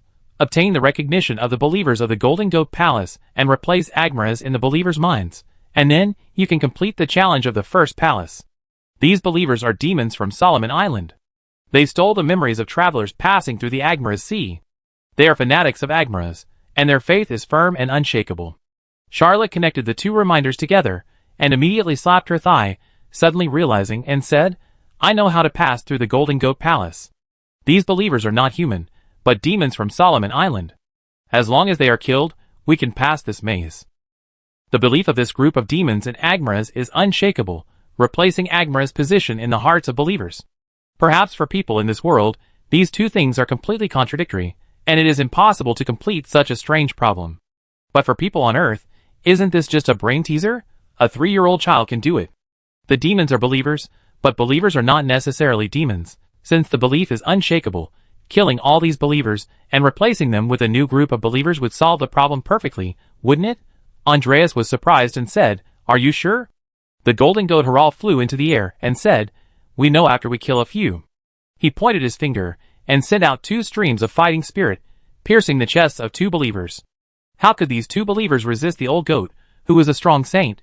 He died on the spot, and his body gradually changed after death, becoming taller and revealing an ugly face with 1 eye, 1 finger, and 1 toe. Andreas had nothing to say, so he drew out the rapier in his hand and said, "It's really hard work for the 2 of us to kill so many Lingma." Charlotte took out the red and blue rattlesnake, threw it to the 2 of them, and said, "Use this. It will be much more efficient." Golden Goat Hrolf and Andreas were not polite, and took an alchemical pistol respectively, and shot at the group of demons. As a high-level extraordinary weapon, the power of the red and blue rattlesnake is much greater than that of the withered rose. Basically, it can kill one with 1 shot, and the blood energy bullets converted by killing demons are enough to replenish consumption. This group of believers were shot and killed for no reason. Dozens of them immediately panicked and ran around the island, but Golden Goat Hrolf was very familiar with St. Michael Island. No matter where these human believers transformed by demons hid, he could easily find them. Soon the Golden Goat Palace was covered in blood. Charlotte stretched out his hand and pressed his forehead. Although he was a killing demon, he was not used to it. He could only say silently in his heart, "You should not appear in this world. Although destroying you is not my choice, because I have no choice, but if you are resentful, you should first resent the evil god who created and used you, and then give me some of the rest." Several demons rushed toward Charlotte with resentment on their faces. The Golden Goats Hrolf and Andreas felt that there was no danger here, so they did not protect him. Charlotte didn't take these demons seriously.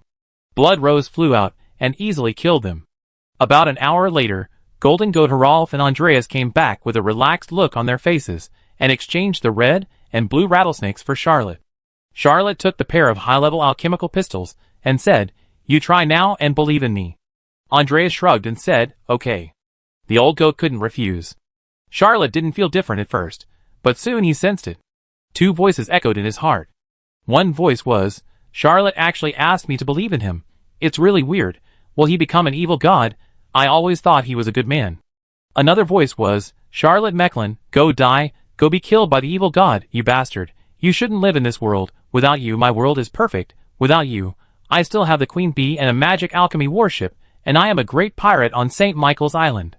Charlotte smiled slightly, and was about to remind the old goat to change the lines of faith, when he heard a slight rumbling sound. He raised his eyes, and saw that the evil god sculptures all over the Golden Goat Palace were bursting, and under the peeling gravel skin, a new image was revealed. Not long after, the entire Golden Goat Palace was filled with statues of Charlotte Mecklin. Each statue had a different image. Some statues were in a hurry, and wearing coats. Some statues were holding magic alchemy canes. Some statues were half crouching and shooting with anti-space, long-range rifles, and some statues were holding blood roses. Each statue represented a period of Charlotte. Since he traveled to this world, there would be a corresponding statue to match each period. This Golden Goat Palace is filled with Charlotte statues. If these statues are arranged according to a certain mysterious rule, they are almost all of Charlotte's experiences since she traveled through time. Charlotte secretly smacked her lips and thought, there are really no secrets in front of the evil god. But this should be considered as passing through the Golden Goat Palace, right? A rune surrounded by black smoke suddenly jumped out of his eyes. This rune gave birth to countless thin lines, some of which penetrated into the Golden Goat Palace, and some extended to the distance. Those were all the cities that Charlotte had once maze-like. Charlotte had an epiphany. He finally truly mastered the power of the labyrinth. This rune with black smoke was the labyrinth. It was also the core of the evil power of Agmaras. This labyrinth rune with black smoke gave Charlotte Mecklin the power to maze a city at will and to remove the maze. But its power was not infinite. It needed to be accumulated before it could be released. Currently, this labyrinth rune only had the power to maze 6 times, which was equivalent to 6 pages of Agmar's labyrinth. Charlotte's heart moved slightly, and she decisively mazed the Golden Goat Palace. When the mazed Golden Goat Palace was completed, a new channel appeared, leading to the depths of the Agras Sea. Charlotte had no intention of staying in the Golden Goat Palace, so she called the Golden Goats Rolf and Andreas and said, "Let's go back to the ship. Keep sailing forward and complete the task of challenging the evil god this time." At this time, the Georgiadi Hadrian fleet, relying on its fast speed, had already caught up with several waves of the Black Phoenix fleet. Every time Georgiadi Hadrian passed by a fleet, he would appease these followers and inquire about Charlotte's news. When he learned that Charlotte had sailed into the Agras Sea and entered the Christopher route, he hesitated for a moment and then plunged into this route. He didn't know that there were 2 stowaways on the ship. During this period, Drusilla often came to see Gareth, and the two gradually developed a tacit understanding. Seeing that Drusilla almost exposed her whereabouts several times, Gareth also taught her the Beast God transformation technique. Drusilla returned the favor and taught Gareth the Blood Shadow technique. This secret technique can transform the whole body into a faint blood shadow, flying in the sky and hiding in the ground, and is omnipotent. Moreover, as long as it pounces on the enemy, it can devour the opponent's essence, blood and vitality. It is an extremely vicious spell. Juno is not stingy with secret techniques, and has taught many secret techniques to his blood servants. Charlotte has not learned the Blood Shadow technique yet, because she has not practiced enough. Gareth is a strong stage of the 22nd level of the Holy level, so it is not difficult for him to learn the Blood Shadow technique. When Drusilla mastered the Beast God transformation technique, Gareth also practiced the Blood Shadow technique. After the fleet entered the Agulhas Sea, Gareth suddenly stood up. He saw Georgiadi Hadrian take off, leave the flagship, and fly forward. Drusilla whispered, "He should be exploring the way." Gareth dived into the sea without hesitation. Drusilla hesitated for a moment, and followed him into the sea. She watched Gareth swim to the bottom of Georgiadi Hadrian's flagship like a big fish, and then perform the Blood Shadow technique, sticking to the hull, and sneak into the ship. Drusilla didn't follow him.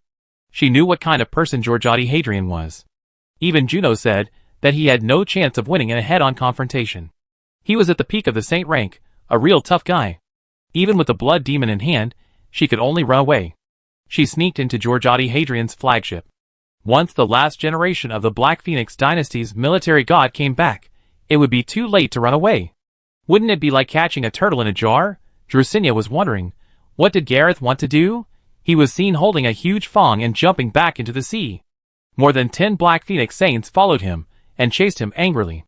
Drusilla didn't know that it was the fong of the sea serpent Vasuji.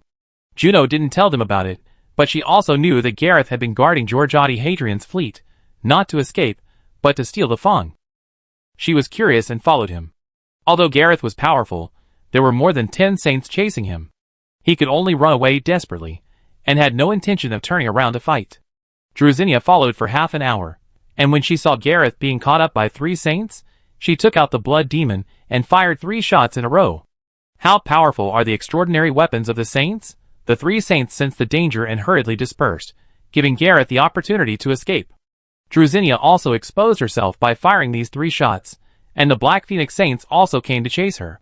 The two sides cruised and fought in the vast ocean of the Agra Sea for several hours.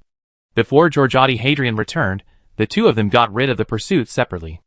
Drusinia did not find Gareth's trace, but she knew that this guy must be chasing Charlotte and the others. Drusinia hesitated for a long time, and finally gritted her teeth, opened a mysterious talisman in her body, sensed Juno's position, and then resolutely chased after him. She did want to leave Juno, but her determination was not unbreakable.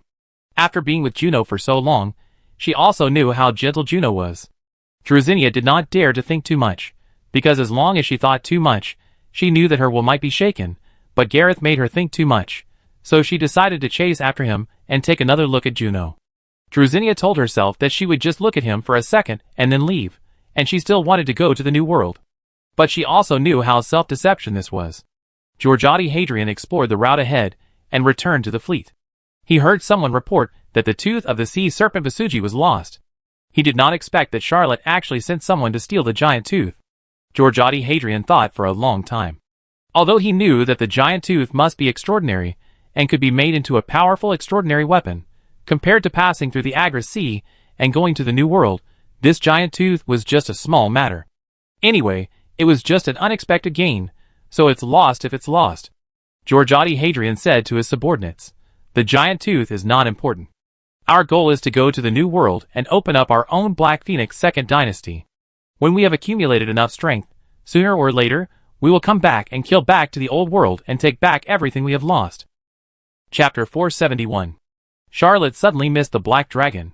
This old lizard man often came up with some reliable ideas. Although his ideas were often simple and plain, and not as ingenious and well thought out as those wise men in various legends, they were very practical every time. After passing the Golden Goat Palace, Charlotte sailed for a long time, and did not see the second maze, which made him a little confused. He asked his teacher Juno Arthur, but the old strong man of Byron just smiled and said, "I believe you." But he didn't come up with any ideas, obviously wanting to train his abilities. Well, Charlotte didn't really want to train her abilities. She just wanted to break through the shackles of the evil god as soon as possible, so that she could relax and go back to the Duchy of Mechlin to live a quiet life with Anne. Charlotte held 5 rounds of meetings with several of her subordinates, and the most valuable suggestion she got was that she hoped he would release the name of the Holy Light God. Well, without any surprise, Andreas, the person who proposed this suggestion, strongly supported it, accounting for most of his saints, including a group of middle and lower-level officers of the Knights of Favonius. Charlotte didn't bring Dubin and the others, but there were still a group of old people who had been with him for a long time. These people strongly requested some amateur programs, which was not a big deal. Especially, they had deviated from the normal route, and should not fight with Georgiade Hadrian. Charlotte was still a little hesitant. After he announced the adjournment of the meeting again, he boarded the highest deck of the Dalmabas. This legendary warship was like a palace, with more than a dozen ship towers, and between these ship towers, there were more than a dozen decks of varying heights. He looked at the sea ahead, feeling indescribably anxious. Just as Charlotte was groaning in the sea breeze, trying to grasp the confusion in his heart and crush it, a white lion suddenly appeared in the sky behind him. He suddenly became energetic and shouted, "Kratos, there is an enemy attack." Charlotte's most trusted bodyguard now is the former Grand Master of the Royal Knights, the 23rd level Glorious Paladin. After all, Kratos is strong enough. Moreover, Kratos has been connected to the aura of the Dalmabas Guard magic circle. If he stays where he is, even if Georgiade Hadrian comes, he may not be able to defeat this strong man from Fars in a short time. Kratos did not float in the air, and whispered, "It's Gareth." Charlotte was surprised and said, "Gareth? Why is he back again?" Charlotte always thought that Gareth, like Drusinia, took the opportunity to escape. Even if she met him again, she was afraid that he would be an enemy. She never thought that he could come back. To him, Gareth was a lost Samoyed. Definitely not a lost golden retriever. Charlotte was cautious and said, "Be ready to protect me at any time." Kratos agreed. He was also a little curious. Soon, Gareth fell from the sky. Before he could say anything, Charlotte stared at the giant tooth he was holding, and said with a smile on her face, "Come back if you want. What else do you want to bring?" He rushed over and hugged the tooth of the sea snake Basuji, comforting Gareth and saying, "You have worked hard. Gareth knelt on one knee and said, "For the cause of my father, Gareth will die." Charlotte ordered, "Take Gareth to the bath and prepare a good meal for him. After you finish your meal, I will send 2 big demons over, or you can pick one yourself and find one that suits your eyes." Charlotte did not even mention why Gareth ran away, whether it was a betrayal or other nonsense.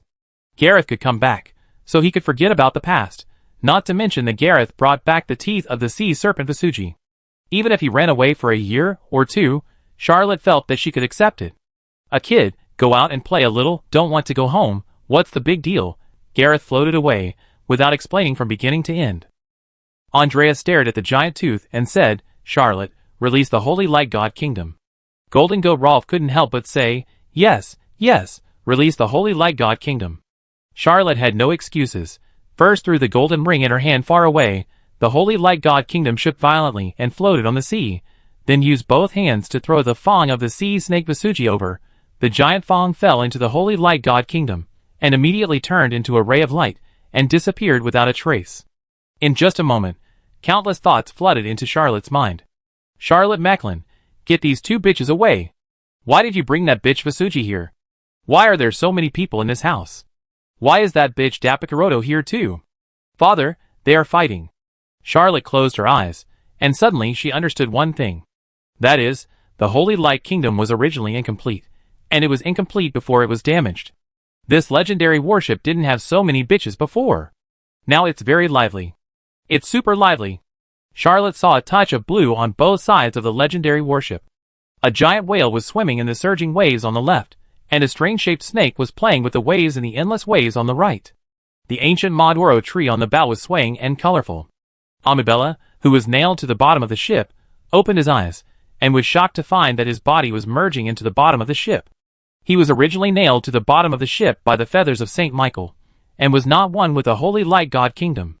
But when Charlotte completed, the fangs of the sea serpent Vasuji, the tears of the king of giant whales, the branches of the ancient Maduro tree, the evil power of the god of the labyrinth, the breath of the blood ancestor, the favor of one of the 9 gods, the jealousy of the beloved, the fate of the divine creature, the blood of the peak holy rank, the grace of the red dragon emperor, the reward of the lionheart king, and the indifference of serving the monarch, these 12 incredible requests are completely integrating him into this legendary warship. "Charlotte Macklin, you can't do this. We had a contract. We had a child. Amon, beg your father to stop. I will be trapped in this broken ship forever. No, I will become this broken ship itself." Charlotte's mind seemed to be stirred by something. He was about to take back this legendary warship, but he heard Andreas excitedly say, "You have repaired the Holy Light Kingdom. You don't have to put it away anymore. Let it be your flagship. Let's go over and help you see what's changed about this ship." When Andreas said this, the Golden Goat Haralf cheered loudly, and several saints took off together. Some officers under Charlotte, relying on their own extraordinary powers, jumped into the sea, ran on the waves, or simply swam over. Soon, the Holy Light Kingdom became lively. Charlotte hesitated for a moment, and did not take the legendary warship away. He felt that his bond with the Holy Light Kingdom had deepened a little. He could even feel every corner of this legendary warship, including places that had never been explored before. There seemed to be more blue giants on the ship. It was obvious that the ancient Maduro tree had reproduced again. He even tampered with the memories of all the great demons, making them think that there were only so many people in the tribe. Juno Arthur also came out to watch the fun. He looked at the legendary warship, smiled slightly, and said, "I remember you have a holy weapon called Blood Spirit." Charlotte nodded, and Juno said, "Why don't you try to throw the Blood Spirit in? I guarantee that this ship will be very lively."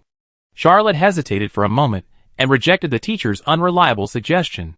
The Blood Spirit is quite useful, and it may not be compatible with the Holy Light God Country. The Holy Light God Country is already so chaotic, so don't make it more chaotic. Juno joked with Charlotte for a few times, then suddenly tilted his head slightly, laughed, and said, "My lost cat has returned home." He pretended to pinch, and a mermaid was caught out of the sea. Drosinia struggled hard and shouted, "Let me go." Juno threw her on the deck and said lightly, "Why would you want to come back?" Drosinia shouted angrily, "I didn't want to come back, I just got lost." Juno shrugged and said, "Then go." Drosinia turned around and jumped into the sea. Charlotte was surprised and asked, "Are you really going to let her go? Even if you let her go, you have to get your blood demon back. Or if you don't want it, you can give it to me." Before Juno could speak, Charlotte heard someone spit at him. Drusinia jumped out of the sea again, turned over, stood on the deck, and said, "You don't have to worry about the Master's blood demon gun." Charlotte shrugged and said, "I don't lack holy weapons for the time being." Juno snapped his fingers, and Doria appeared out of nowhere, and handed Drusinia a towel. Drusinia wrapped herself up, and followed Doria back to Juno's cabin. Charlotte didn't know what this was, and whispered, "Aren't you going to punish her?" Juno smiled and said, "Are you going to punish Gareth?" Charlotte said flatly, "He returned the teeth of the sea serpent Visugi, and he has made great contributions. I have no reason to punish him." Juno said calmly, "How do you know that Drusinia didn't bring me any surprises?" Charlotte chuckled, thinking that the old man was really stubborn. He decided not to continue this topic, and said to Juno, "Teacher, let's go to the Holy Light Kingdom to visit it. This ship should have many secrets."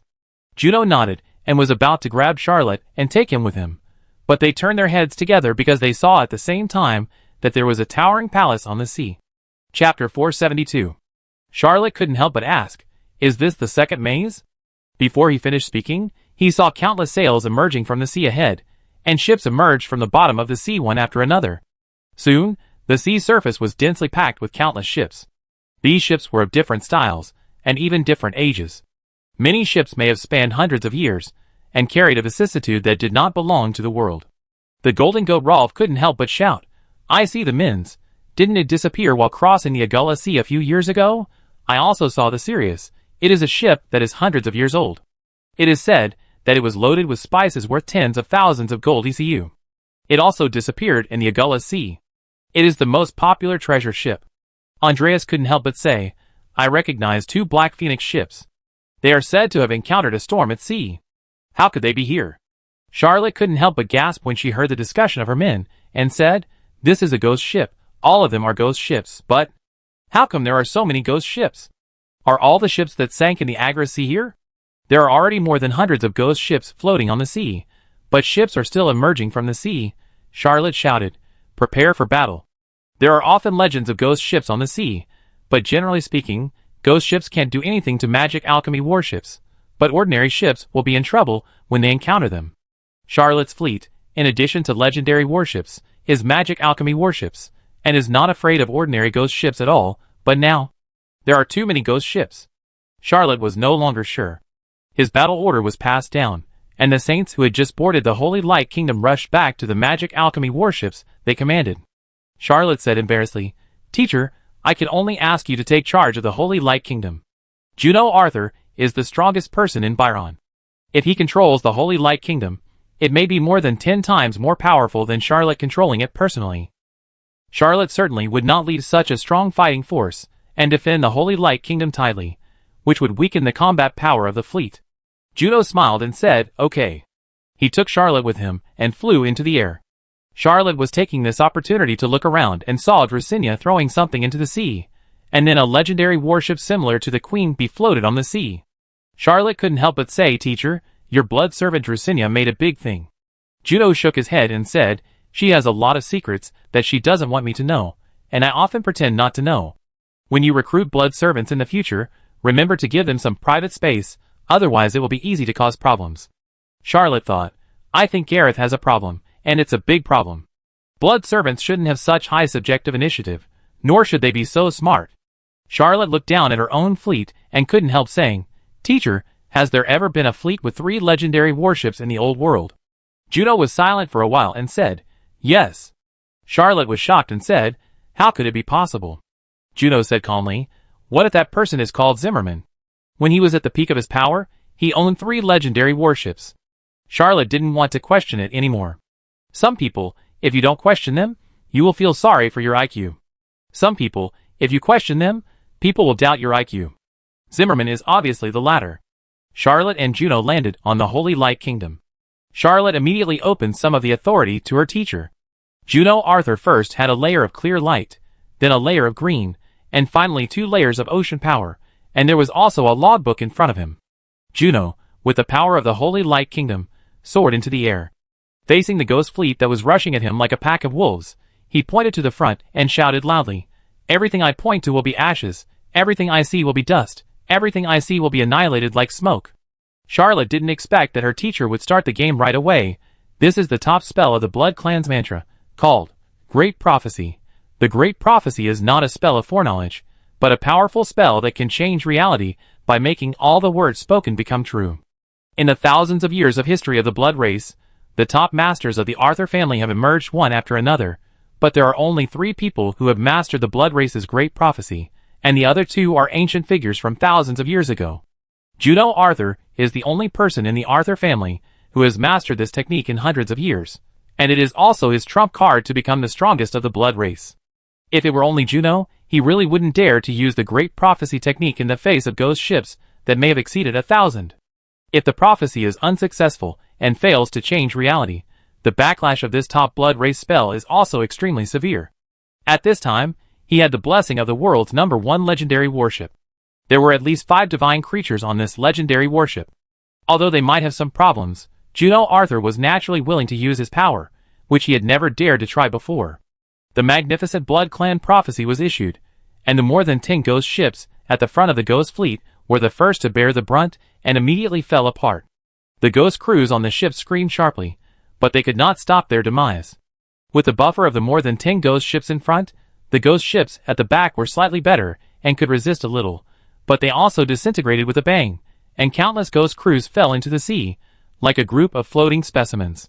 Charlotte didn't expect that Juno Arthur's move would shock everyone. 70 or 80 ghost ships were destroyed by this great prophecy, and it was not until the last remaining power hit a warship that was obviously different from others that it was resisted by this warship. The warship shook slightly, and the hull remained motionless, even protecting the ghost ship behind it. Charlotte's eyes tightened slightly, and she said, "Legendary warship?" Juno Arthur smiled slightly and said, "No. It's just an ordinary ancient magic warship." Before the rise of classical alchemy, the old continent was popular with classical alchemy, and the more ancient magic creation. There were no magic alchemy warships in that era, only magic warships.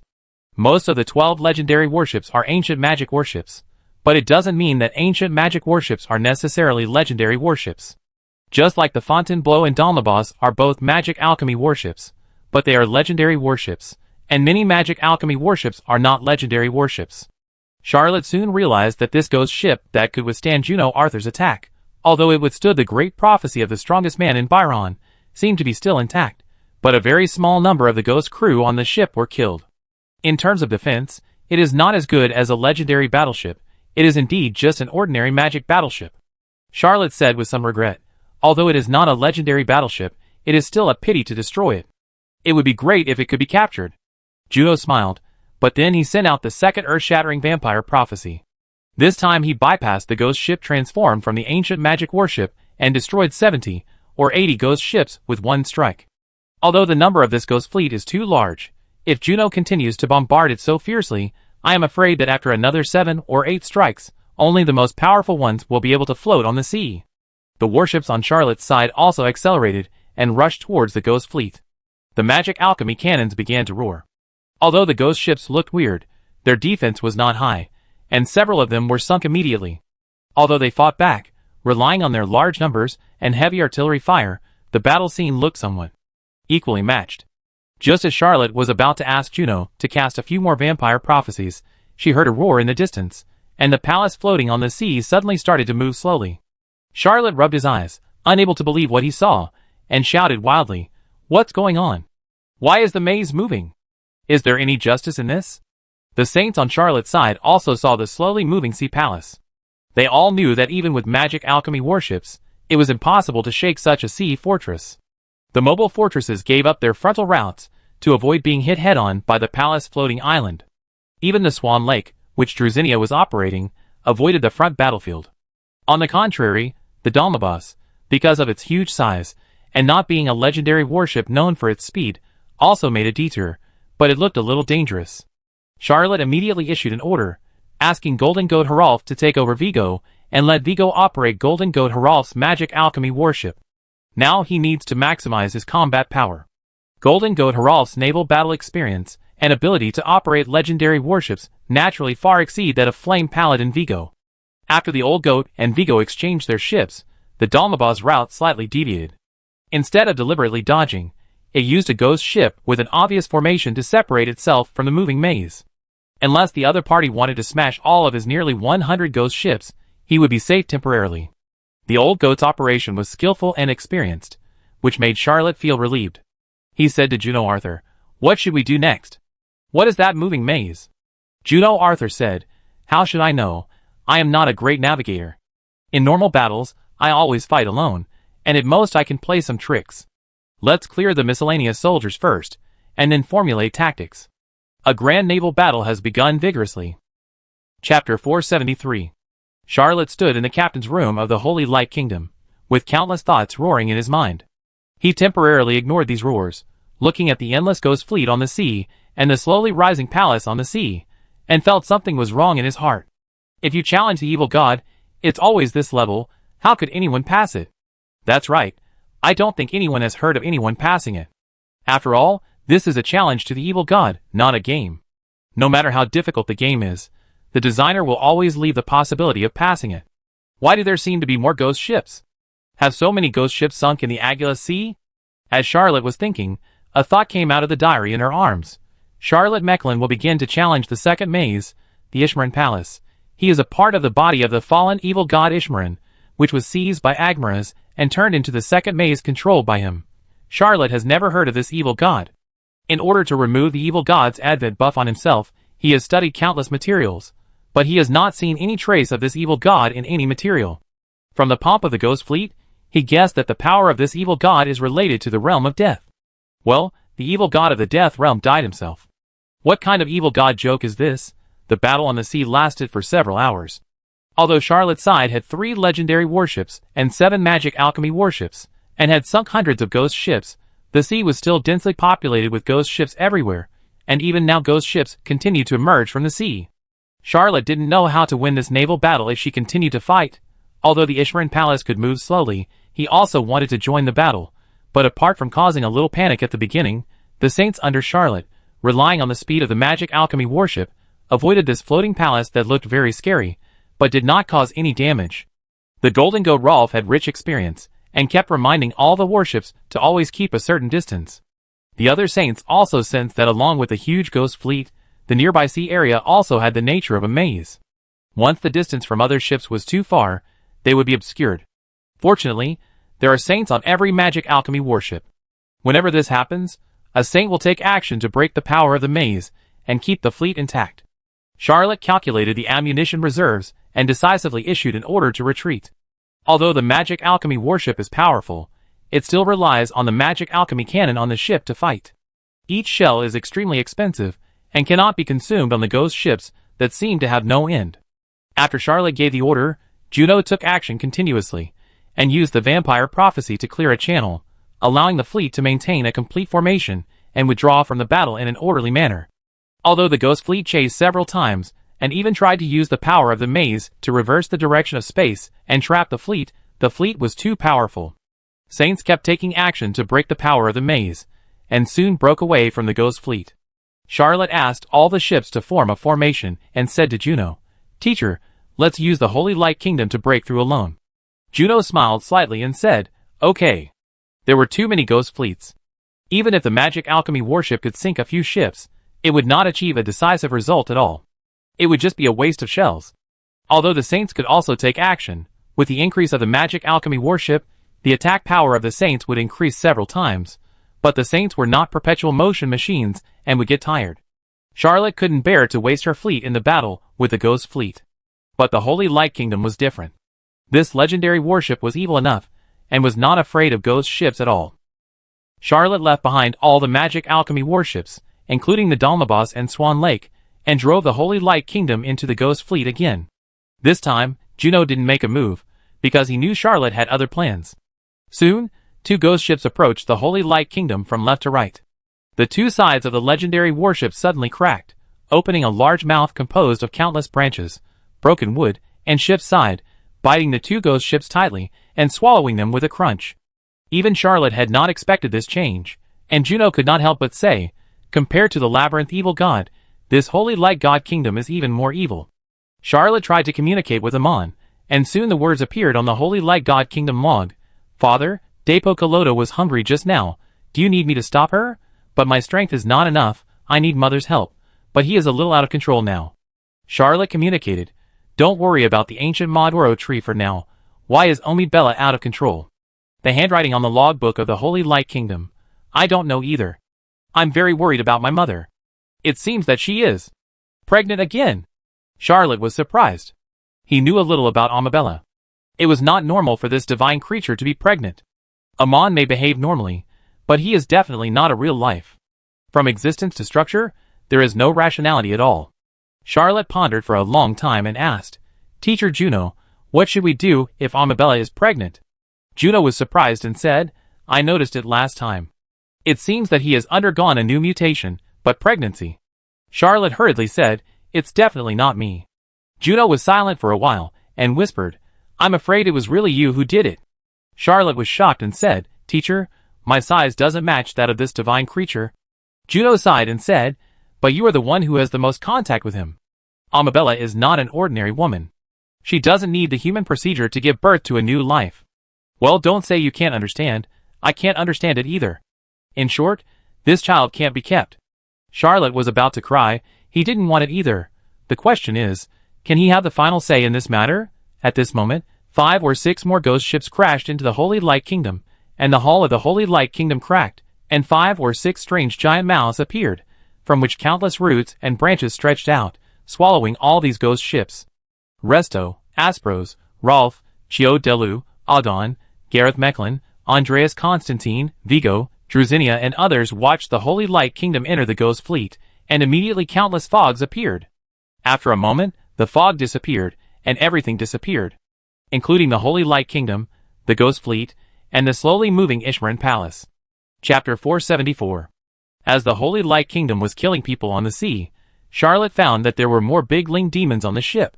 These blue giants had never appeared in this world not long ago, but now they greeted him very familiarly, and he even took it for granted that Charlotte should be familiar with them. The batch of illustrations Charlotte sent was obviously not enough. He even saw 7 or 8 men who looked very similar, but with slightly different heights and weights. Well, the illustrations he prepared for the novel were mainly portraits of women, and there were few illustrations of men. So, for the time being, this phenomenon has not yet occurred for female Greatling Maw. It must be said that under Charlotte's guidance, the painters of Fars made up for the backwardness of skills, and the characters they drew were quite beautiful. As long as the female Greatling Maw could transform into humans, almost all of them were top-level 2-dimensional beauties. Except for the strange proportions of their facial features and their bodies that were a bit unnatural, everything was extremely perfect. Charlotte is now very curious, how many ghost ships can the Holy Light Kingdom swallow? But she is also a little distressed, because the number of bigling maw on the ship is increasing too fast. Although the Holy Light Kingdom is huge, its sailing speed is almost as fast as the Queen Bee.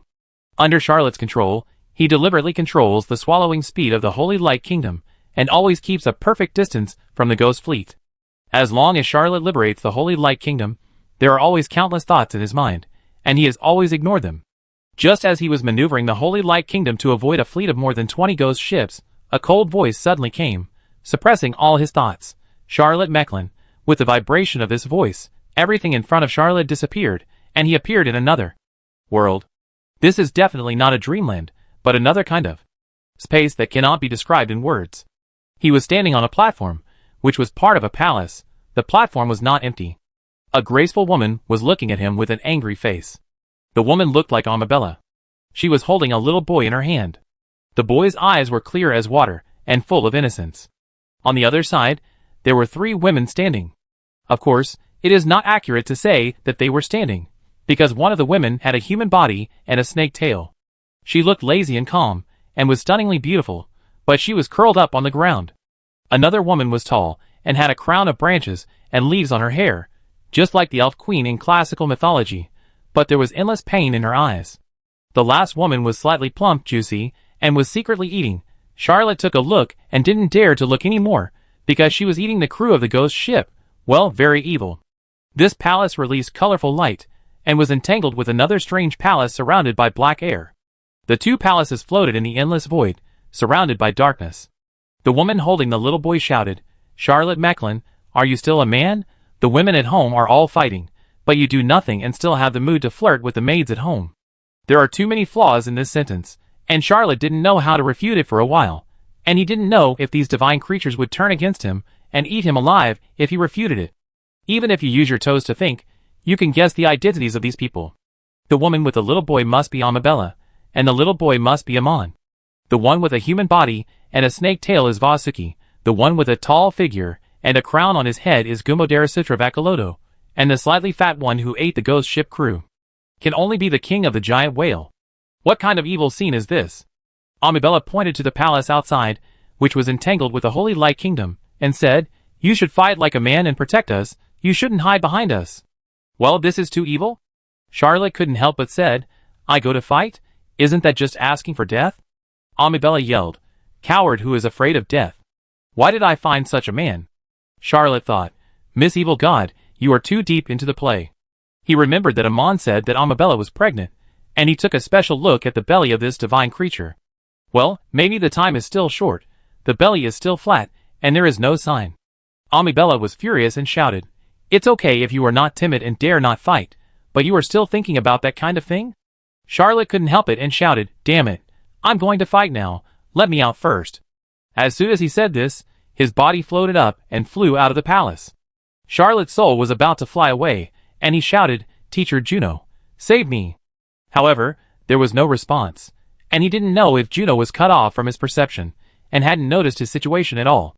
In front of Charlotte, a large sea ship appeared, breaking through the void and heading towards him. He stretched out his hand, and pulled out a chain from his arm. He shook it casually, and it turned into a knight's lance burning with flames and black smoke. This is the second transformation of the blood spirit, which has the power left by the fire evil god Anuilu. Charlotte's bloody glory circulated, and after several attempts, it finally turned into the blood flame of Adonis. Other powers are not compatible with the power of the fire evil god Anuilu. He crashed into the oncoming ghost ship. Although the ghost ship was majestic, the hull was not strong enough to withstand a blow from a holy level extraordinary weapon. Charlotte blasted the hull of the ghost ship with a shot, and rushed all the way. No matter what he encountered, he shattered it with a shot. When he killed from the bow to the stern, he heard a loud bang, and the ghost ship shattered, and the black smoke it turned into was calmly swallowed by the holy light god kingdom. Before Charlotte could look back, 3 more ghost ships appeared around him. He fired a spear, but this time a rapier blocked his attack. A man covered in black smoke jumped off the ghost ship, performed an imperial salute gracefully, and then attacked with a sword. After the two sides exchanged 7 or 8 moves, Charlotte was shocked to find that this ghost crew member was actually a saint. But he was dead, no longer as wise as he was before, and his strength was far less than before. He was in a state of decline, so Charlotte was not at a disadvantage for a moment. After the two sides exchanged more than 10 moves, a pure white feather flew over and pierced the man's chest. Charlotte quickly fired another shot, turning the holy level ghost crew member into a ball of black smoke. He glanced and saw that the black smoke was also swallowed by the holy light kingdom, and jumped onto the second ghost ship. Although Charlotte didn't know why he appeared here, since he had to fight, he would fight. Chapter 475. Charlotte is an 18th level transcendent, and he is not afraid of anyone below the saint level. He destroyed 18 ghost ships in a row, and even killed 3 saint level ghost crew members. Although these crew members no longer have the power they had in their lifetime, they only have some characteristics of the saint level. Suddenly, he sensed that the power in his body has changed slightly, and there is an additional blood rune of Adonis. When he first came into contact with bloody glory, he put the most effort into the power of Adonis, condensing 5 blood runes: blood flame chi, blood flame transformation, burning hand, blazing bomb, and magic flame horse. But later he turned to the power of Asilo, and recently he worked hard on the power of the Vango clan and Arthur, and neglected the secret method of Adonis. The newly condensed blood rune brought Charlotte Mecklin a brand new superpower, the blood flame magic gun. This superpower can condense a supernatural gun with pure blood energy. The Adonis clan is one of the 6 royal clans of the vampire clan. Its main fighting method is medium range and long range plus control, but its gun fighting skills are actually quite strong, second only to Arthur. The Adonis clan even has 2 superpowers, which are mainly developed in conjunction with gun fighting skills. One is the blazing bullet, and the other is the blood flame magic gun. Charlotte had not received authentic Adonis combat training, but under Juno's training, his spearmanship was already first-rate. However, both the blazing bullet and the blood flame magic lance were very powerful skills in mid and high-level battles, but they were not enough to deal with the intensity of the battle at the level of the ghost ship. He felt a little regretful, and did not think of activating the Blood Flame Magic Lance. He still used the Flame Knight Lance to destroy the enemies he encountered. A tall figure suddenly appeared, roared vigorously, and then punched down. With the power of insight, Charlotte sensed the power of this punch and chose not to take it head-on, but to float away. If he took it head-on, he could have shot through the enemy with one shot, but he would have been seriously injured, and it was not worthwhile to trade injuries with a ghost crew member. Charlotte saw this ghost crew member and was slightly surprised and asked, "Are there still orcs working as sailors?" This was a huge orc. If nothing unexpected happened, he should be an elephant man like Agon. Although he was dead, his body remained intact, and his bloodthirsty fighting spirit was thick and solid, and he did not look weak at all. Charlotte took out the red rattler and fired 7 or 8 times. The blood energy bullets shot at the ghost elephant man, but only caused ripples. They could not cause any damage. They were all blocked by the bloodthirsty fighting spirit that protected it. The ghost elephant man roared and rushed forward with big strides. If Charlotte had a choice, he would definitely retreat a little further, and then use guns to resolve the battle, but from his previous attempt, he already knew that his opponent was not an ordinary saint. He was probably a strong saint when he was alive, so he could maintain such a strong fighting power after death. He didn't want to fight at all. He jumped off the ghost ship with all his might. Before he could choose another target, his body seemed to be pulled tight by something, and he was back on the Holy Light Kingdom. In this mysterious space, the Holy Light Kingdom was a huge palace. The light it released was sweeping across the sky and the earth. Every time it approached the Ishmaran Palace, it would have a momentum that would collapse the sky and split the earth with just a little friction. It was like Mars hitting the earth, or like the Nanchaman hitting Mount Shumi. Amabella was excited and shouted, "Charlotte, you are great. The battle just now was great. I am proud of you, and Amon is proud of you too." Dapchiloto didn't even know where he got a crown from, and put it on Charlotte's head with a smile. Charlotte didn't dare to put it on her head, and took it off in a hurry. She could feel that the crown was twisting and screaming in her hand, but the others didn't seem to notice it. Charlotte threw the crown away in a hurry, and Dapchiloto didn't seem to care, still maintaining the temperament of the elf queen. Amon did make a gesture to Charlotte, but the other two did not move. Vasuji, who had a human body and a snake tail, was still lazy. However, the food that the king of the giant whales was eating looked familiar. It was the ghost elephant man that Charlotte Mecklin had just fought fiercely. It seemed to struggle hard, but it was still hastily stuffed into the mouth of this slightly plump woman and swallowed without chewing. Charlotte didn't know whether to change it to a moment of silence for this ghost elephant man. It was obviously fighting back and forth with her, but it was still regarded as a snack by the evil god, and it was swallowed in big mouthfuls without savoring it carefully. Charlotte whispered, "Can I go back?" Omibella screamed, "How can I? How can you leave us? Amon, your father is leaving us?" Amon looked helpless, but still made the same gesture to Charlotte. Charlotte followed the gesture and looked at it. It was a strange gap. He did not hesitate and jumped out. The next second, Charlotte reappeared in Holy Light Kingdom. On. Everything was the same as before, only Juno's face was slightly strange. Charlotte asked, "Teacher, what happened to me just now?" Juno said, "You were called over by some evil gods to chat just now. Don't you have any memory?" Charlotte said embarrassedly, "What did I do here?" Juno said, "I didn't feel any changes in you at all. Your words and deeds were all normal.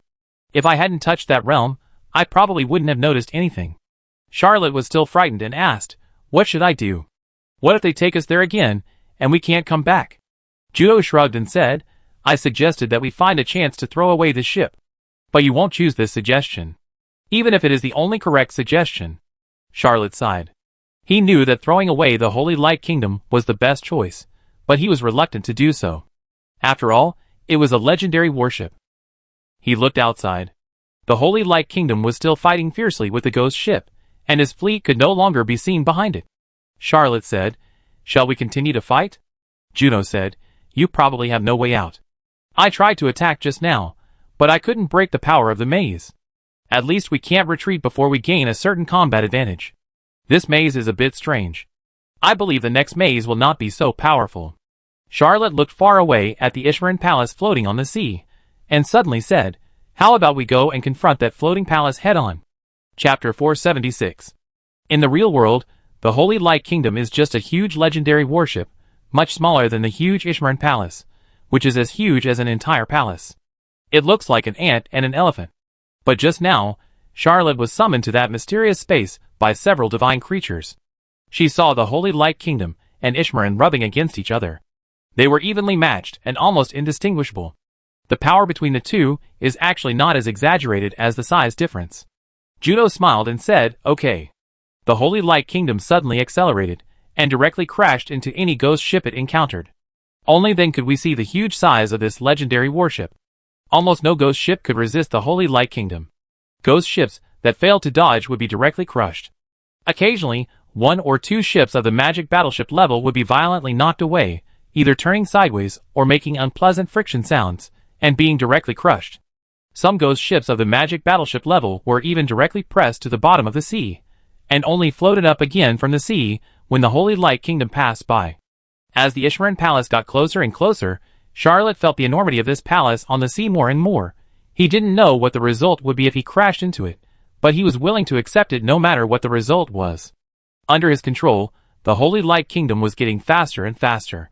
The entire legendary warship was shrouded in several layers of mysterious thoughts, and Amabella at the bottom of the ship was shrouded in a layer of clear light. Charlotte was slightly nervous, but Juno was still relaxed, but he was ready, and he took Charlotte away. The Ishmael Palace did not react at first, but soon, he summoned the ghost ship, rushed towards the Holy Light Kingdom, and turned to avoid the Holy Light Kingdom. Charlotte did not give the floating palace any chance. After all, the Ishmael Palace moved slowly, but the Holy Light Kingdom was much faster. He watched the Holy Light Kingdom crush dozens of ghost ships, catch up with the Ishmael Palace, and then speed up again.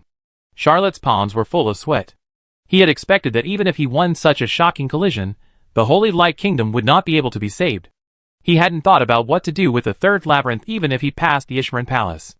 Well, maybe the Agmar's labyrinth is about challenging the evil god, but it doesn't require a successful challenge? Anyway, after this level is passed, let's talk about other things. The collision that Charlotte expected did not occur. The Ishmael Palace turned from real to virtual, like a dream bubble.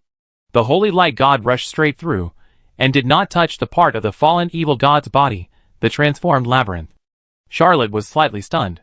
In his eyes, 8 runes with black smoke appeared, just like the collision just now, although it didn't hit the Ishmael Palace, it knocked down something else. When these maze runes appeared, the maze power that lingered on his body seemed to have a foundation to rely on, entwined with each other, allowing Charlotte to quickly manipulate these maze runes freely. Among the 8 newly appeared maze runes, Charlotte was very familiar with one of them, the Mind Channel. After truly mastering the Mind Channel, Charlotte could arbitrarily build channels between herself and the maze, and between mazes. Just like the maze rune, its power is not infinite, it also needs to be accumulated before it can be released. The third maze rune is also a rune that Charlotte is very familiar with, the Maze Guardian. It can not only create a maze guard, but also manipulate it, and even grant it various permissions. The fourth maze rune is something Charlotte has never come into contact with. It is called fog.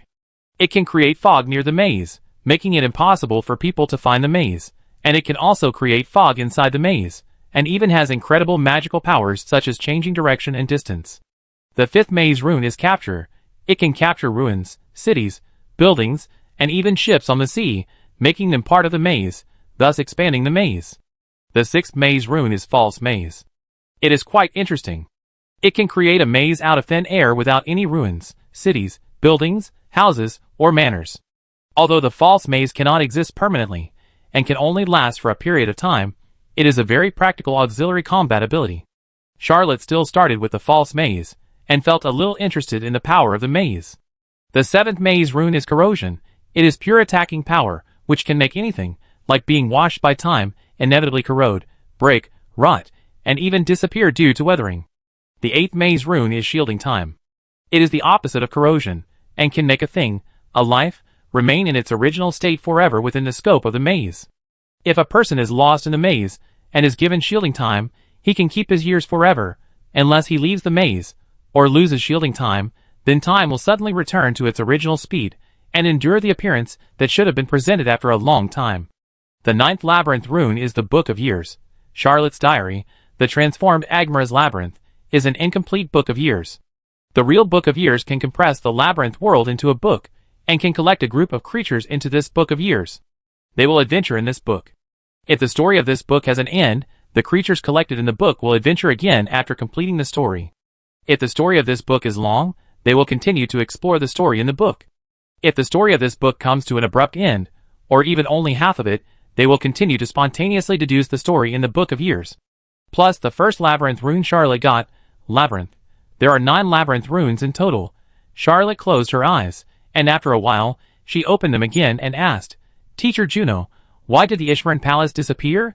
I just gained several labyrinth abilities. What's going on? Juno was also very surprised when he saw the Ishmaran Palace disappear. Hearing Charlotte's inquiry, he smiled bitterly and said, If it was just the Ishmaran Palace that disappeared, I'm afraid I can't answer you. But you also gained several labyrinth abilities. I roughly know what's going on. Do you remember what I said? The blood ancestors of the blood race? Do their responses have a pattern? Charlotte nodded and said, I remember you said that. Juno said, Yes, the evil gods all have some mysterious rules, which is also what many people rely on when dealing with evil gods. You should have triggered a rule of Agmaras just now. He didn't want the Ishmaran Palace and the Holy Light God to collide and both suffer losses, so he chose to summon the Ishmaran Palace. He violated his own rules and had to abandon the maze ability. Chapter 477. Charlotte was very surprised and said, It can be like this? Juno shrugged and said, Who said it wasn't? How do you think I found out that the blood ancestors have become regular? Charlotte looked at the ghost ships floating on the sea, which were still in the thousands, and suddenly felt it was ridiculous. Well, of course this is very evil. He jumped off the Holy Light Kingdom, ran wildly on the waves, and broke into a ghost ship. With a little effort, he knocked all the ghost crew members into the sea, and then cast a maze on the ghost ship. The ghost ship was transformed into a labyrinth smoothly. When the transformation was completed, the crew members who climbed back onto the ghost ship one after another naturally became labyrinth guards. In fact, they were also labyrinth guards, but they were not Charlotte's labyrinth guards. What surprised Charlotte was that he used the power of labyrinthization once to transform the ghost ship into a labyrinth, but he also gained 5 additional labyrinthization powers by transforming the ghost ship into a labyrinth and transforming the ghost crew members into his own labyrinth guards. This is the power of the labyrinth left by Agmaras, and now it has become Charlotte's wealth.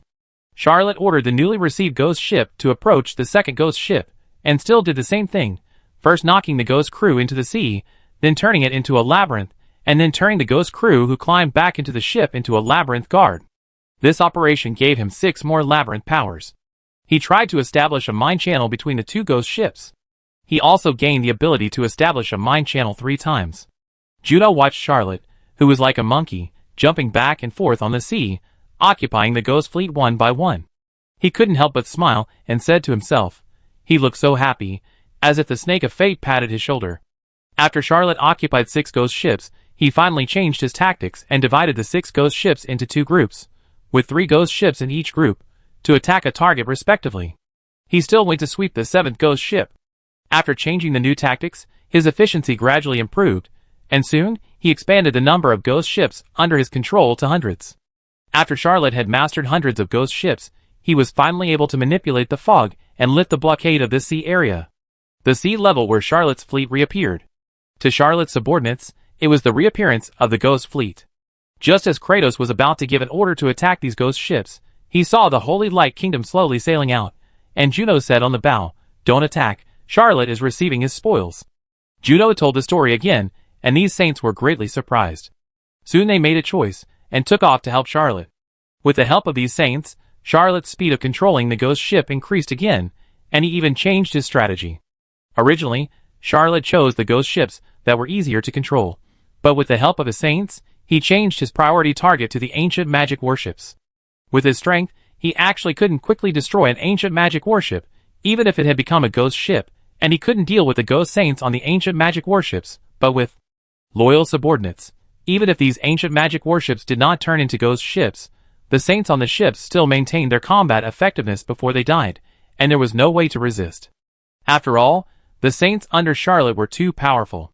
Charlotte had just turned an ancient magic warship into a maze, when he saw a ghost ship in the distance suddenly flipped over and sank into the sea.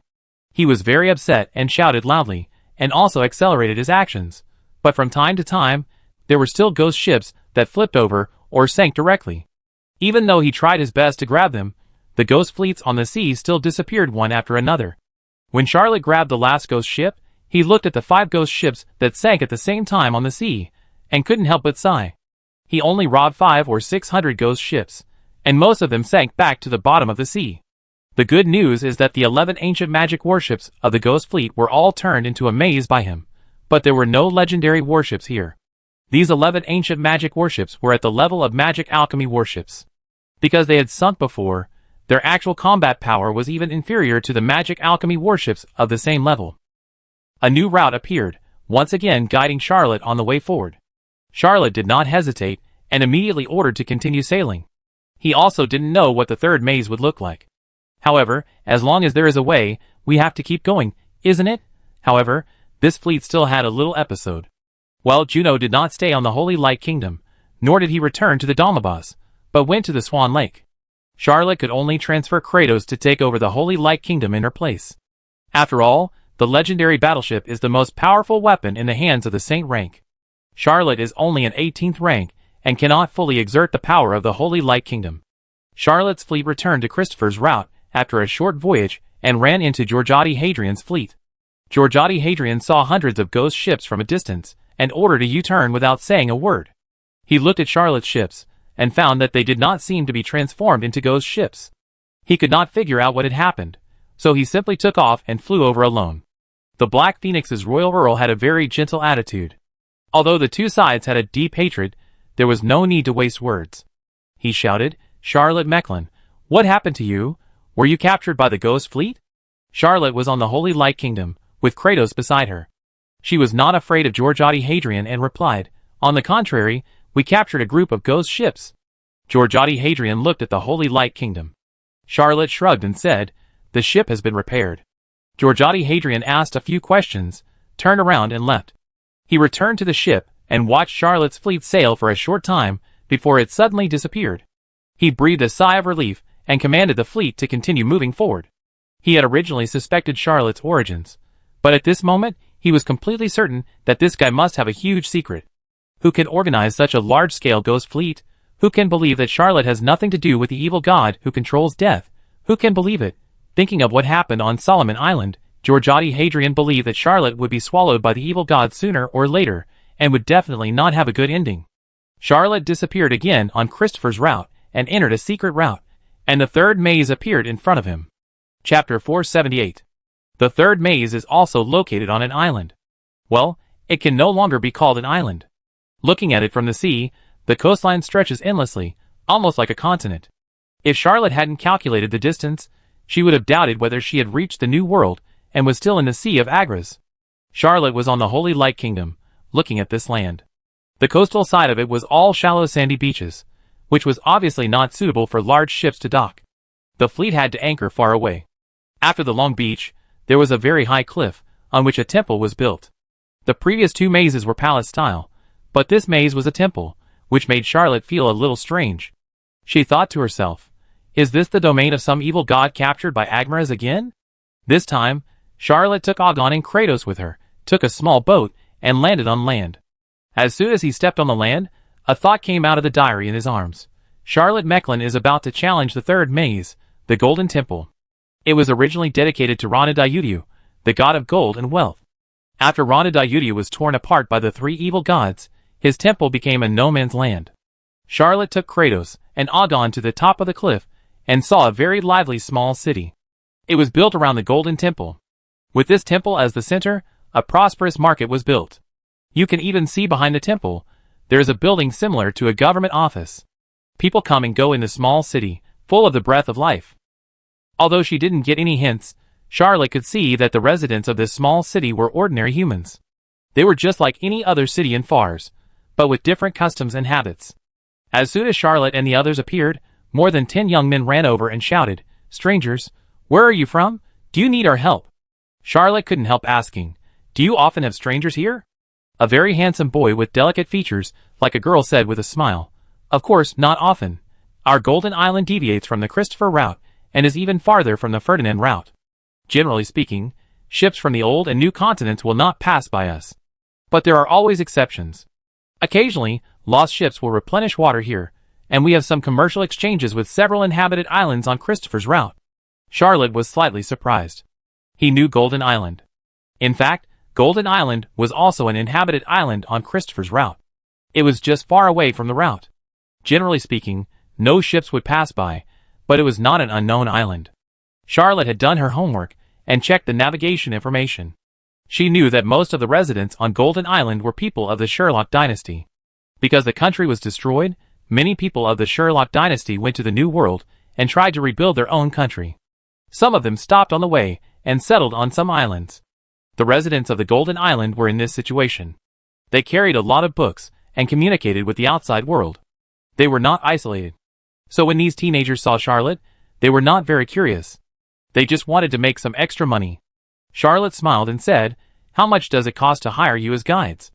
The young man with beautiful features, like a girl, said, "You can exchange our money at the temple. It only costs 1 centime to hire us." Charlotte was very curious and said, "Okay, take us into the city first." After entering the city, a thought came out from the diary in Charlotte's arms. Rebuild a faith in the true God in the Pale City, and you can complete the challenge of the third maze. The Pale City originally believed in the god of gold and wealth. After the death of Ranadayudu, Agmaras stole the authority of the Golden Temple.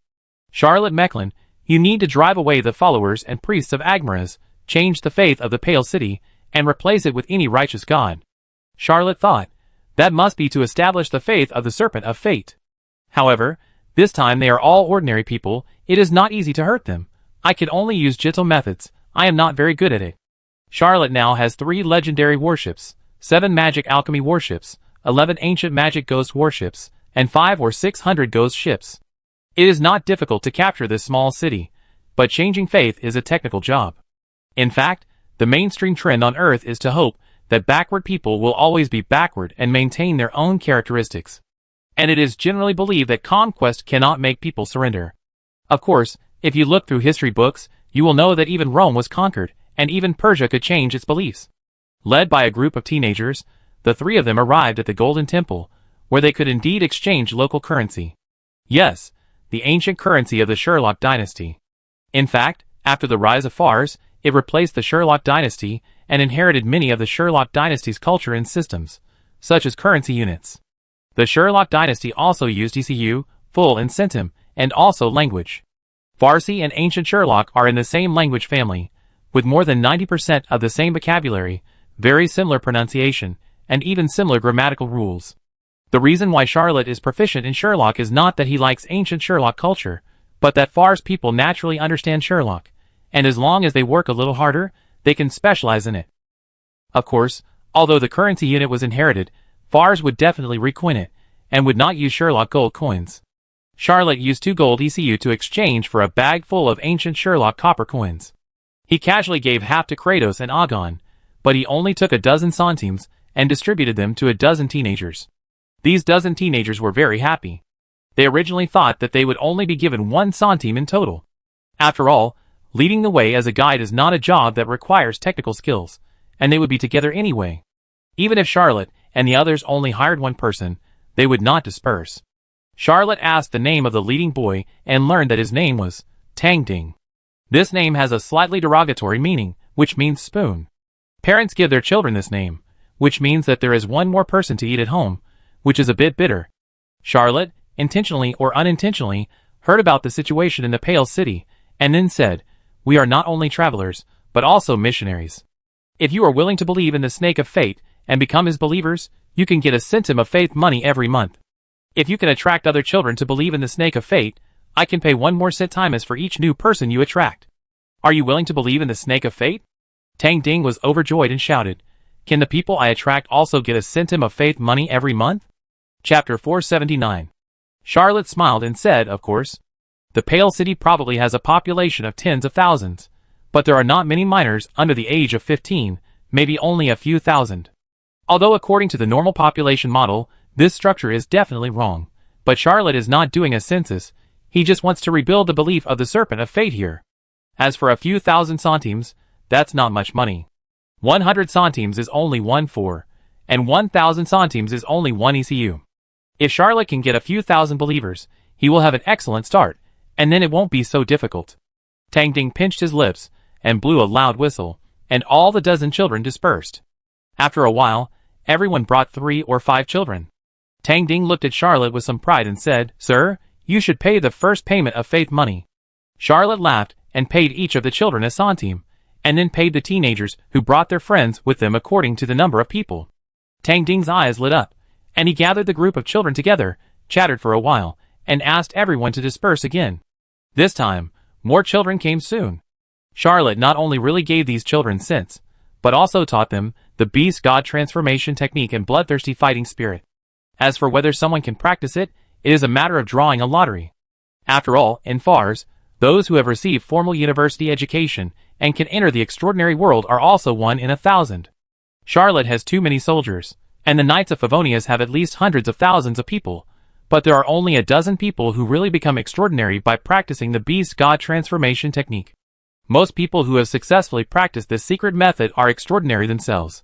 The children did not expect that Charlotte would not only give them money, but also teach them the secrets of the supernatural. Some children were greedy for money, but some children had an incomparable desire to step into the supernatural, so a group of children quickly gathered in front of Charlotte. Some of them kept running out to find more friends, and some sat on the ground to listen to Charlotte's explanation of the supernatural knowledge that was worth a fortune. There was an open space near the Golden Temple, and hundreds of children gathered there, which did not seem abrupt. Moreover, this city was far away from the world, and the residents were all familiar with each other. They were relatively simple, and there was almost no crime. The soldiers patrolling the city did not care about anything at all.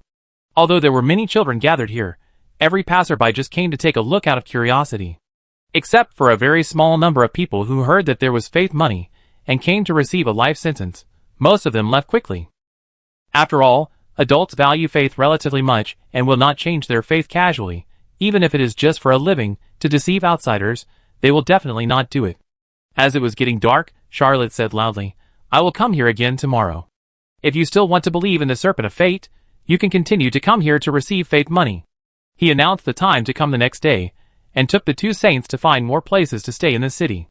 There are very few travelers from outside the Pale City, so there are no institutions such as inns, but Charlotte also has a way.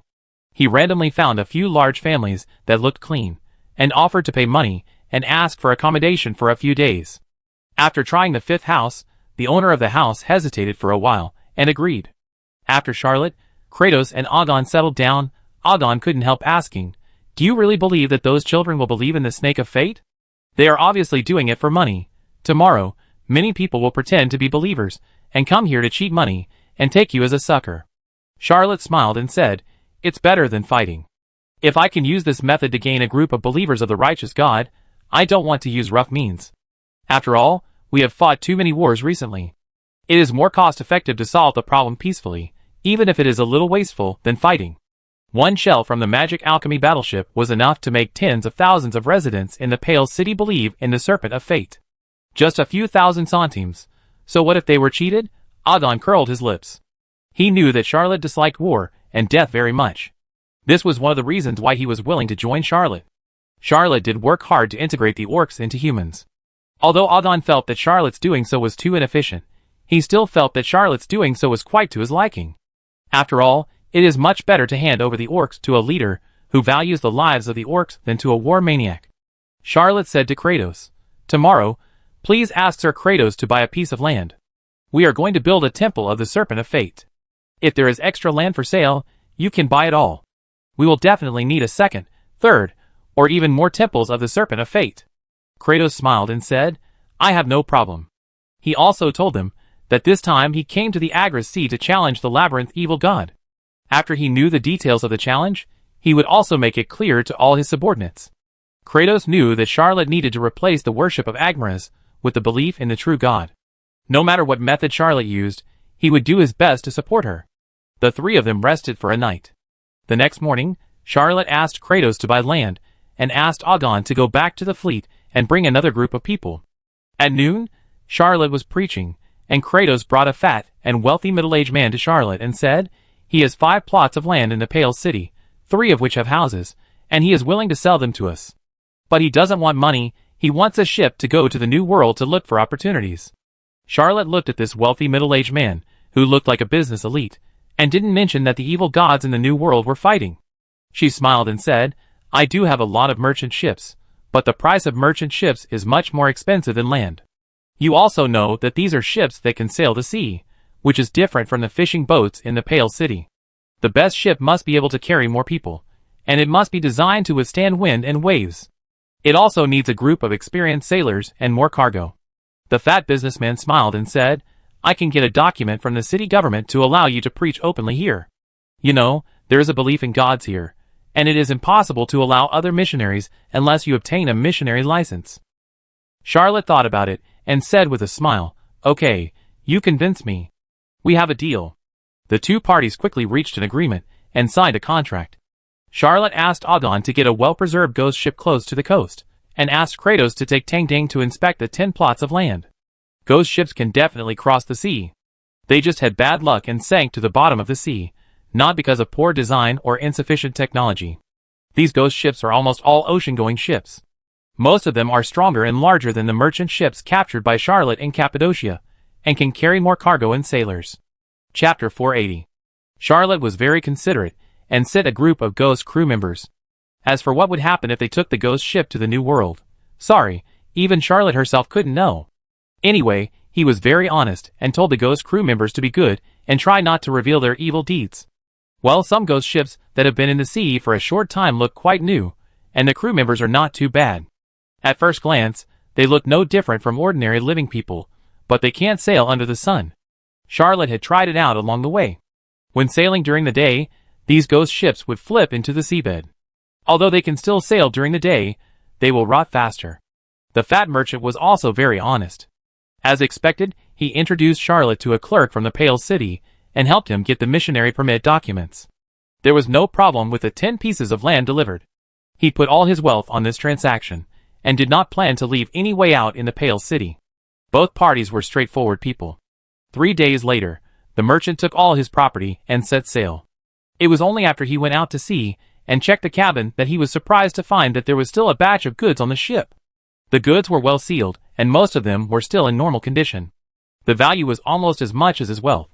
Not to mention how happy this brave businessman was, Charlotte also quickly recruited a group of people and began to build the first temple of the Serpent of Fate.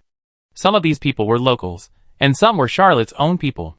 The locals were mainly responsible for fishing, and his own men were mainly responsible for building the temple. The people who were called to work were all maze guards, and almost all of them were extraordinary. They were all extremely strong and fierce when working. The huge stones needed to build the temple could often be carried by one person, which was much more convenient than a crane. It took only 7 or 8 days to build the temple of the Snake of Fate. Charlotte even tried to pray silently, hoping that the Snake of Fate would open the temple. Well, the Snake of Fate was very considerate and really sent down divine glory. The temple, which was originally built with huge stones, had countless decorative murals, patterns, sculptures, and fancy columns under the divine light. There was even a sculpture in the middle of the temple, a statue of the Serpent of Fate. Charlotte was overjoyed. There were countless believers of the Serpent of Fate in his fleet. He found a volunteer to be a priest, and then began to recruit clergy.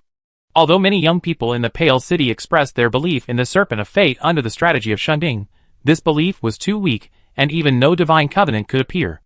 Charlotte could only pinch his nose to gather the number of people first, and slowly consider the issue of piety.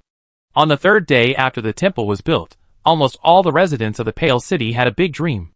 They dreamed of a god wearing golden armor, angrily calling on everyone to tear down the temple of the Serpent of Fate, and announced that he would bring disaster to the city. In the morning, countless residents swarmed into the streets and rushed to the temple of the Serpent of Fate. Of course, Charlotte did not have such a dream, but many of the clergy he recruited had weak faith and also had this dream. When he woke up in the morning, he realized that the atmosphere was not right. He randomly grabbed a few people and asked them, and he knew that this kind of thing had happened. Charlotte could only lead a group of maze guards, walked out of the temple, and formed a battle formation.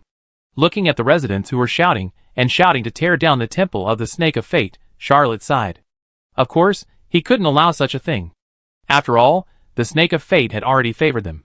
He said to himself, I wanted to solve it peacefully, but I didn't expect to have to fight again.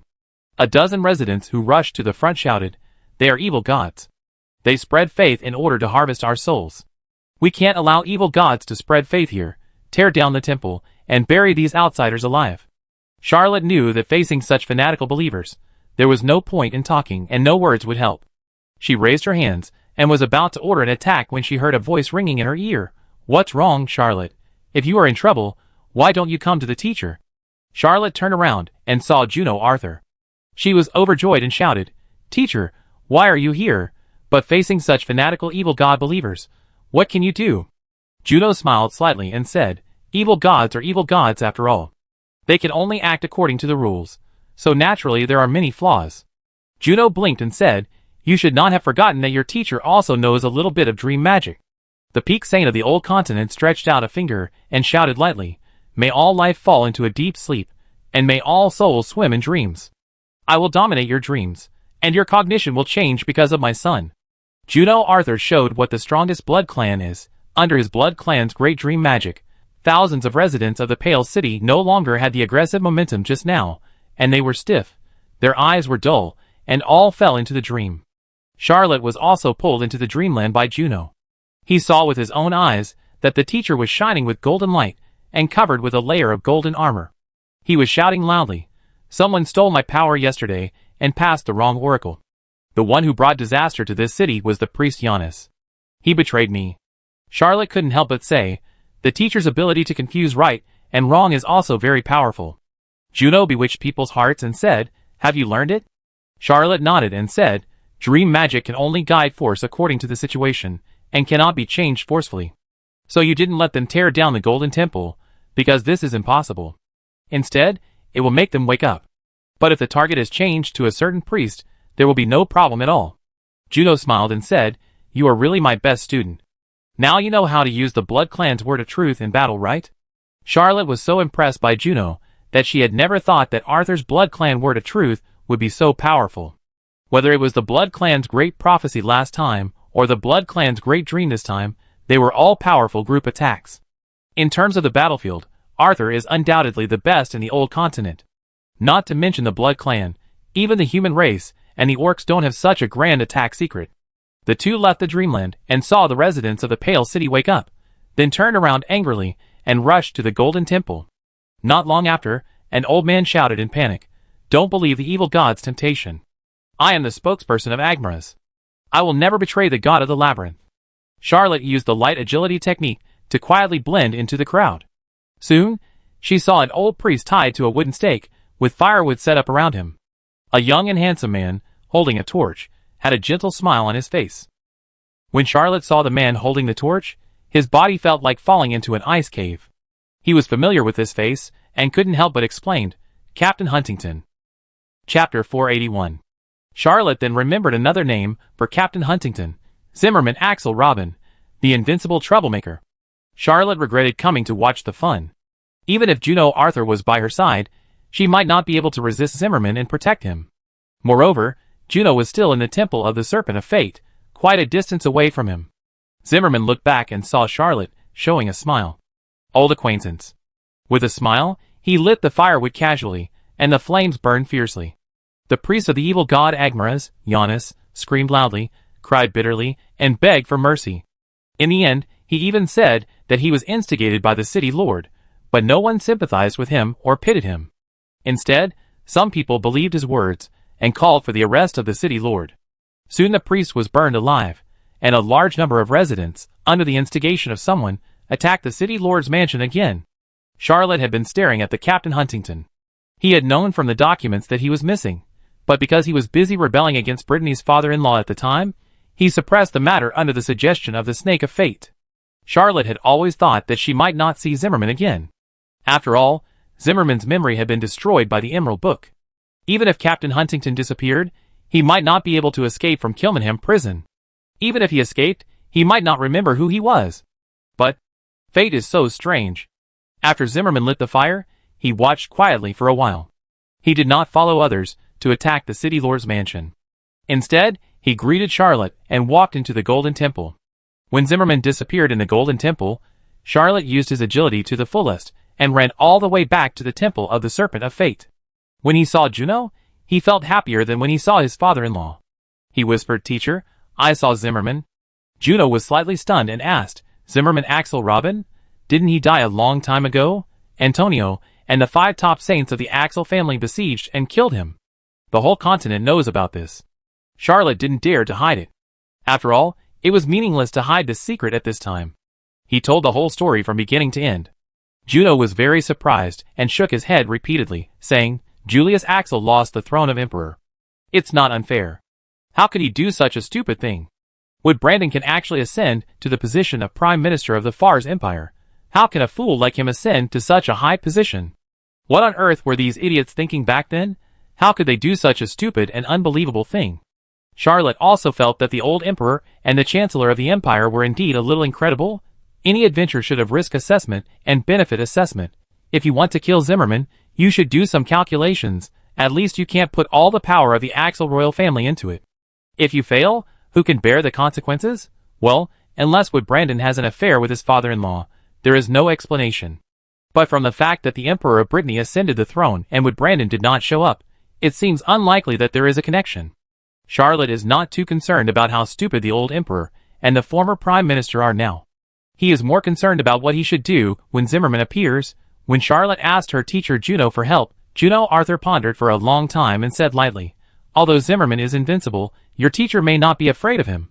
But if there is no way to compromise, I will definitely not attack him. You have nothing to do with this matter. You are not a member of the Axel family, and you have nothing to do with Wood Brandon. He may not embarrass you. Charlotte thought, but I am the son-in-law of the Breton family. Juno suddenly smiled and said, but if he hears the rumors about you and Miss Melman Sume, there is nothing we can do. Charlotte was shocked and said, there is nothing between me and senior sister Middleman. I have my own lover, and the whole continent knows about this. Juno smiled and said, yes, the whole continent knows that you have countless romantic stories all over the continent, and you have also won the hearts of these ladies. Oh, not only the ladies, but also a princess. Well, the list is quite long. But they were stopped by Miss N. Well, now Miss N of Brittany is also a princess and a duchess. Charlotte said bitterly, teacher, please stop joking. I am really loyal to Anne. Juno looked at me with a look of disbelief. He could give a legendary warship to Guillaume, build a fleet for Middleman, lend 2 cities, including several magic alchemy warships, and an island called St. Michael. This island is very famous, and has been occupied by pirates for many years. Even the Inglamar Royal Navy could not do anything about it. However, it was conquered by his student, and generously given to the Imperial Rose. You want to say that Charlotte has nothing to do with Princess May, the first rose of the Empire? At least his teacher absolutely doesn't believe it. Well, there is also a Miss Strasbourg Rose, whose fleet is now called the East Wind Fleet, and it is openly competing with the Knights of West Wind. Now there are 3 major fleets in the Fars Empire Navy. Charlotte Mecklen's fleet, Middleman's Imperial Rose fleet, and the third is Sophia Gallinon's East Wind Fleet. When Juno thought of these things, he was a little overjoyed. This student is really funny. As a Byron, he sometimes likes to make fun of Fars people. Charlotte didn't expect that the teacher had the potential to be a funny person.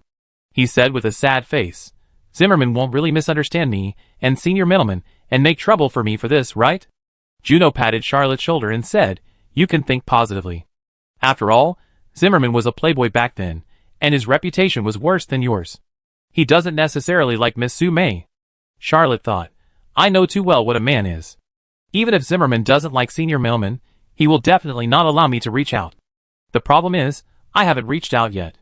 Damn it, if Zimmerman really attacks me, when I go back to Fars, I will promote a peripheral product for the novel. Buy a novel and get a green hat. I will name this hat Zimmerman Hat. Chapter 482. If you push me too far, I will really attack Senior Sister Middleman. Well, forget it. I can't let Annie down. Charlotte was worrying when she saw a miracle. A golden pillar of light shot up into the sky above the golden temple, and lasted for a long time. He suddenly came to his senses, and put his hand on the ground. Sure enough, this pale city could be turned into a maze. When Charlotte chose to turn the pale city into a maze, his maze power increased by more than 200 times, which was roughly equivalent to dozens of ghost ships. Charlotte said to Juno, Teacher, those people really killed the city lord. And I don't know what Zimmerman did, but this city no longer belongs to Agmaris. Juno sighed lightly and said, Zimmerman suddenly became crazy back then. I always suspected that he had seized the power of some evil god. Now it seems that he has indeed embarked on a certain evil god's path, but I don't know how he plans to cross the mysterious and obscure line between the holy level and the god level. I really want to discuss with him about the god level. Charlotte whispered, Teacher, you will definitely be able to ascend to God safely. Juno shook his head and said, I hope so. The strongest man in Byron suddenly said, The main reason I came with you is that I want to get in touch with more divine creatures, and find out where they went wrong so that I can avoid those wrong paths. Thanks to you, I have discovered a lot from the 5 divine creatures on the Holy Light Kingdom. I thought there was no problem before, but it was verified to be a wrong choice in them. Some time ago, I also met the fallen evil god Ishmael. These days, I have also explored the Golden Temple, and have learned a little about the god of gold and wealth. This road is difficult and dangerous, and the future is long. Sooner or later, you will also embark on this road. I will pass on all these experiences to you, but you should not believe them all. My exploration may still be wrong. Juno looked out for a long time and said, whatever Zimmerman planned to do, he has left now. Now you should try to spread the faith of the Serpent of Fate. It is no problem to pass this level of the maze. I have to go back to the Swan Lake first. Charlotte sent Juno away, summoned for help, and led a group of maze guards to break into the Golden Temple. The temple was intact, but all the lives inside disappeared, and the bodies of the priests and believers of the evil god Agmaras were everywhere.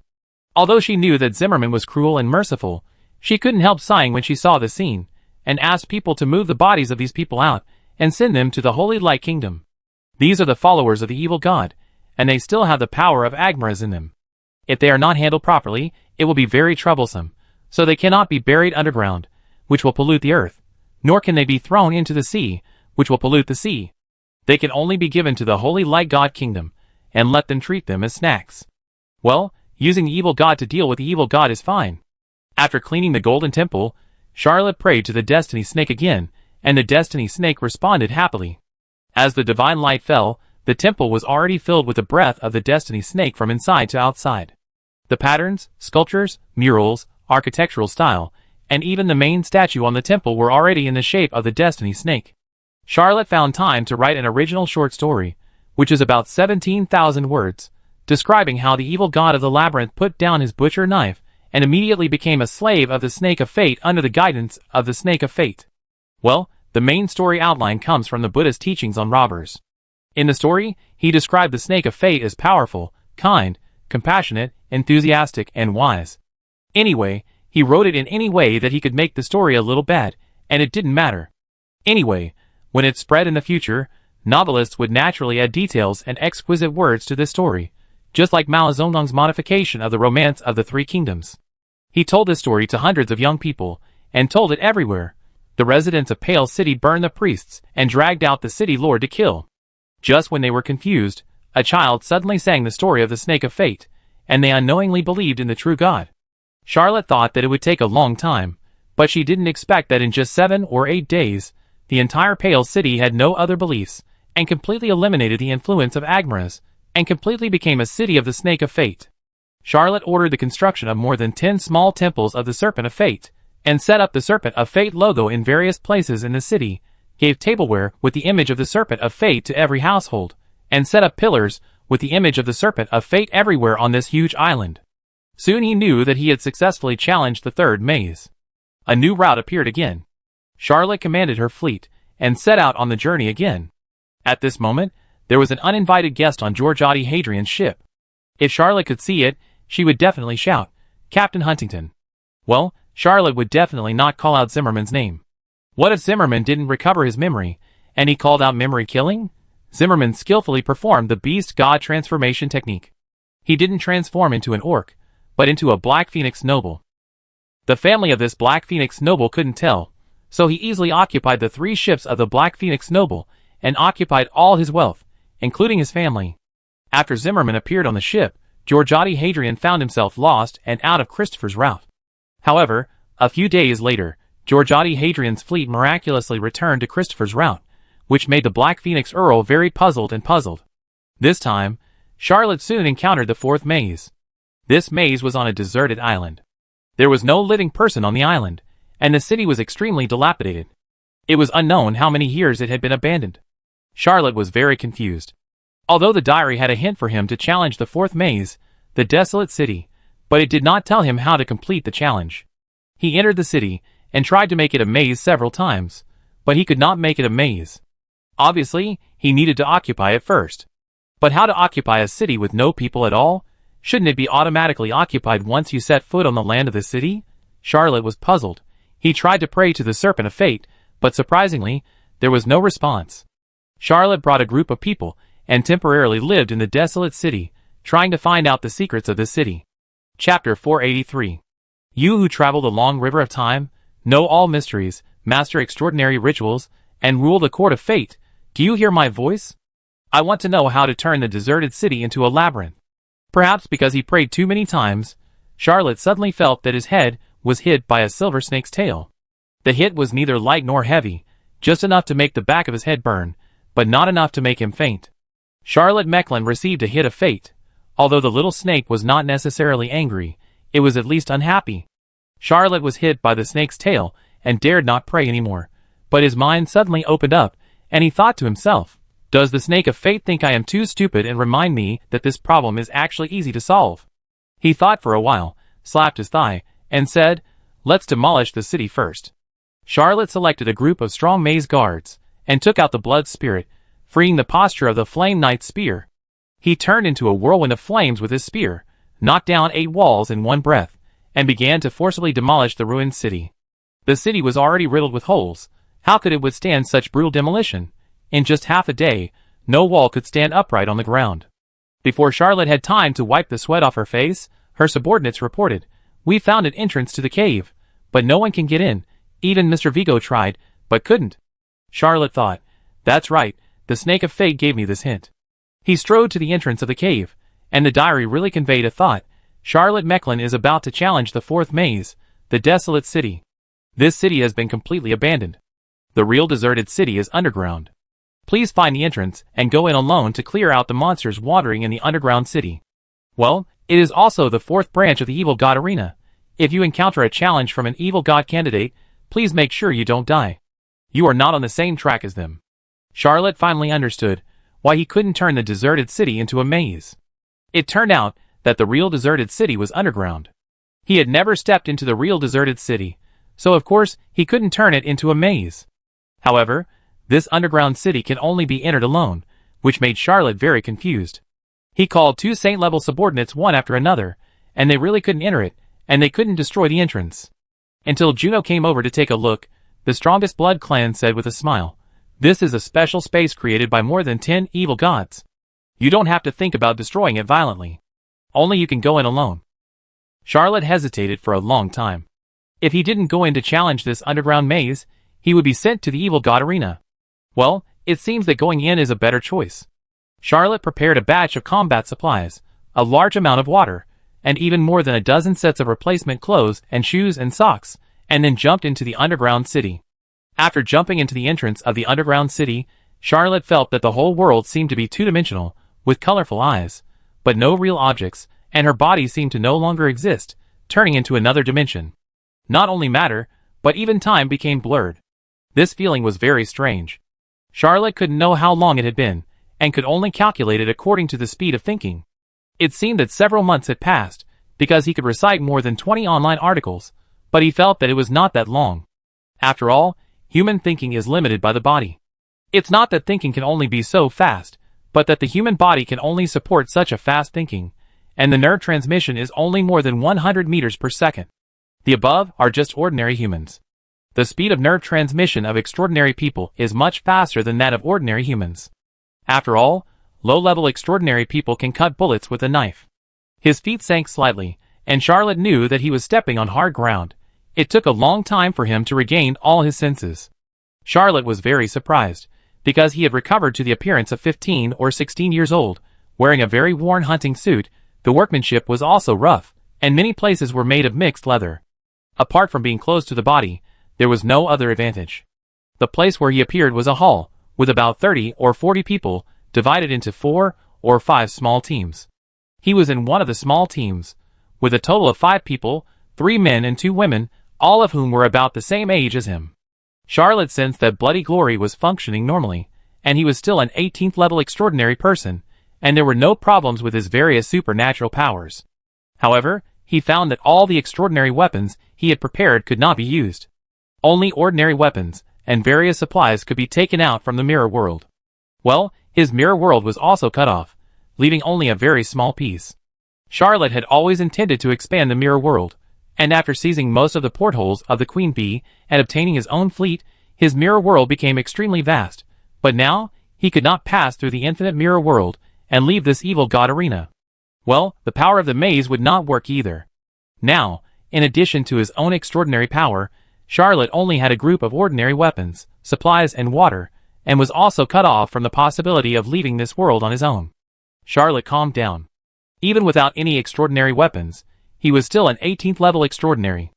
However, his most relied upon skill, light agility, dropped from X12 to the normal level of X5, which made him a little uncomfortable. After entering the evil god arena, he kept checking his status. After being called by his companion several times, he came to his senses. A girl whispered, "We must unite. This time it is a team battle. Only the winning team can get a divine fragment. The losing team will get nothing." Charlotte glanced at his 4 teammates and remained silent. He was not on the same side as these people. He came to challenge the 4th maze, and these people were participating in the evil god arena. Yes, the 4th venue. Although Charlotte didn't know what the divine fragment was, a team could only get one, so he definitely couldn't get it. Unless, he killed all his teammates. But he was really not that easy to kill. The 2 boys kept catering to the girl and said together, "Yuna, we all listen to you. You are the best in the academy, and you will definitely lead us to victory." Yuna glanced at Charlotte and said, "I know almost everyone in the academy. Why haven't I seen you?" Charlotte shrugged and said, "Maybe I am too unknown. My name is Qian Nan, and I am willing to cooperate with everyone."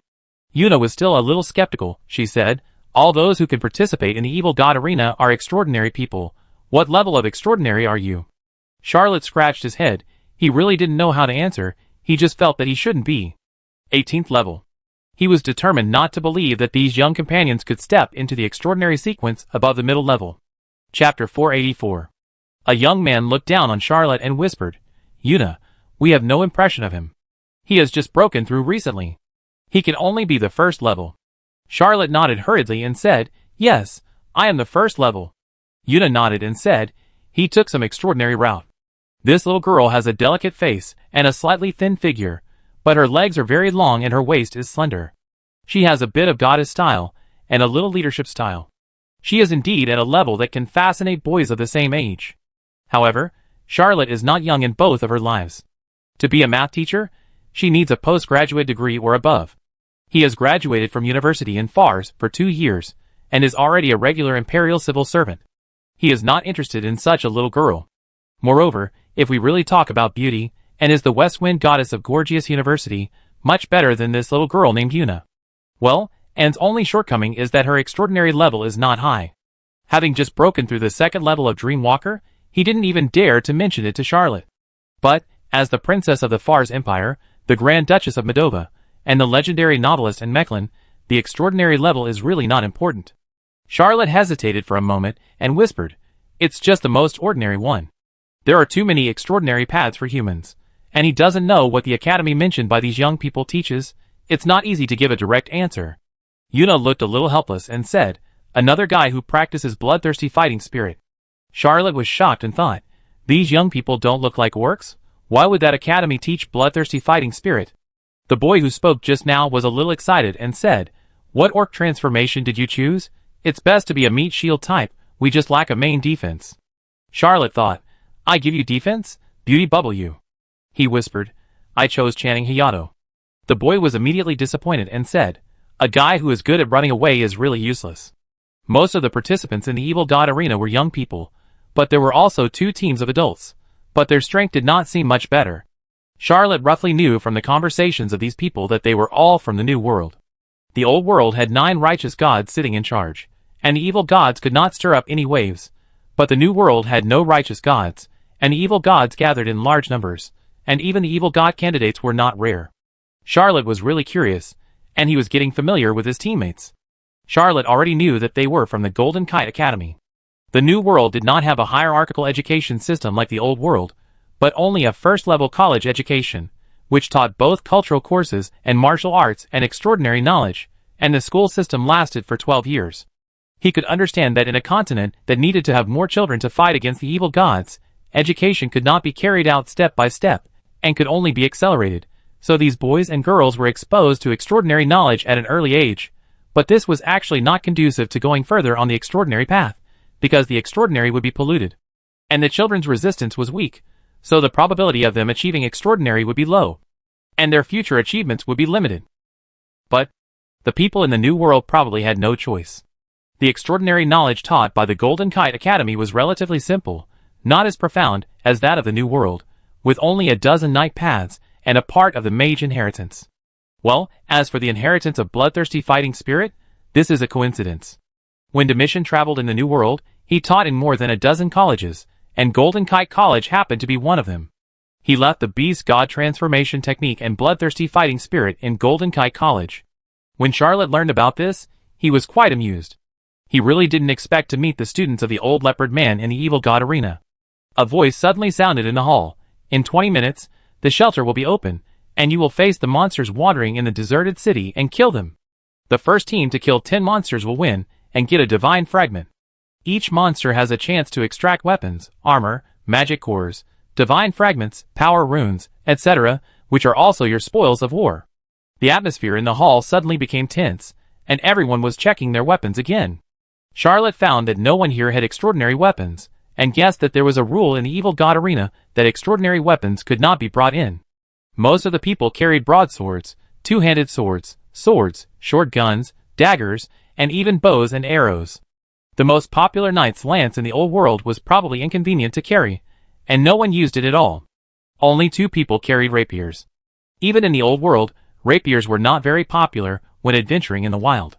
This was a problem of weapon applicability. Charlotte took out 2 magnum hand shuttles and pretended to check them. There was no other way. His weapons were all in the mirror world. He had no weapons on him. Taking out 2 magnum hand shuttles was already the limit. He couldn't take out 2 rapiers or knight's lances. That would be too eye-catching. Soon, a door appeared on the 4 walls of the hall, which originally had no entrances and exits.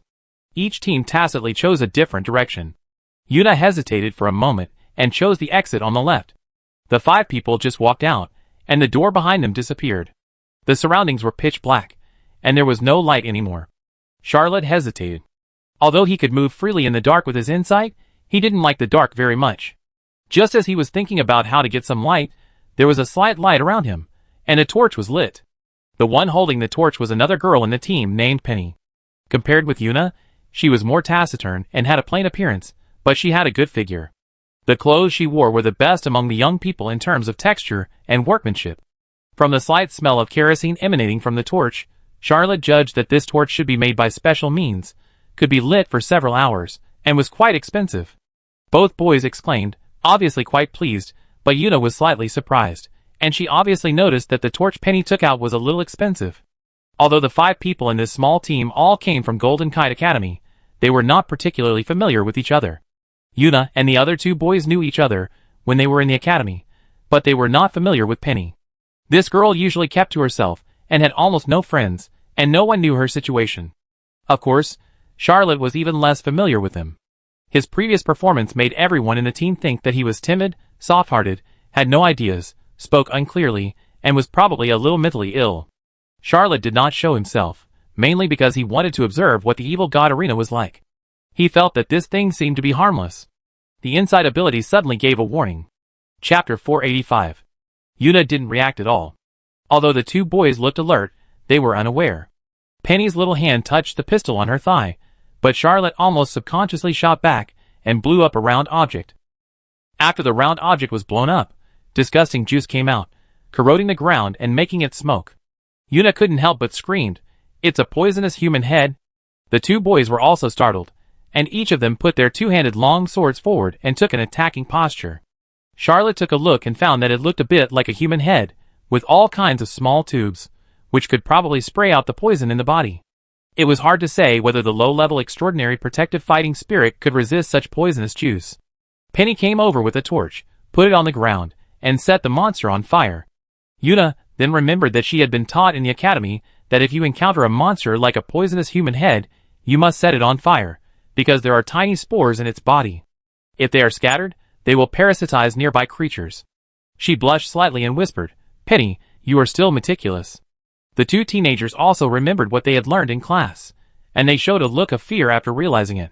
Charlotte didn't have time to care about these young people. A prompt appeared in front of him, 1/26942. Charlotte hesitated for a moment, His insight expanded, and he fired another shot, killing a short monster hiding 150 steps away on the spot. Sure enough, the number became 2/26942. He couldn't help but curse inwardly. How many are you going to kill? I don't have enough bullets. Well, forget it. I still have the blood flame magic gun. I can't just keep using the magnum hand spear. Well, if I don't use the gun, I might kill faster. The four young men were stunned. Under the light of the torch, they could hardly see a monster more than 10 steps away. Charlotte could actually kill a monster 150 steps away with one shot? What level is this? The shooting instructors in the academy don't have this ability. Charlotte noticed the expressions of the four teammates and could only fill in the gaps. I took the elective course of chanting Hayato and awakened the Hawkeye ability. Although several young people still felt that it was not reasonable, and that the eagle eye alone could not explain such a miraculous gun skill, right? But it seemed to be barely acceptable. After all, gun skills were a skill that could be achieved by chance. The poisonous head was quickly burned into a pile of ashes. Penny stretched out her foot and poked it, and actually found a short dagger in the ashes. She said, "This is the monster killed by Qian Nan. I suggest that this dagger belongs to him." Yuna and the two teenagers said they had no objection, but Charlotte said, "I don't know how to use a dagger, and this thing is not worth much, just throw it here." Well, he really didn't know how to use a dagger, and this thing was really worthless. But the eyes of the four young men still changed a little because, except for Penny, everyone actually didn't have much money. The residents of the New World are generally poorer than those of the Old World.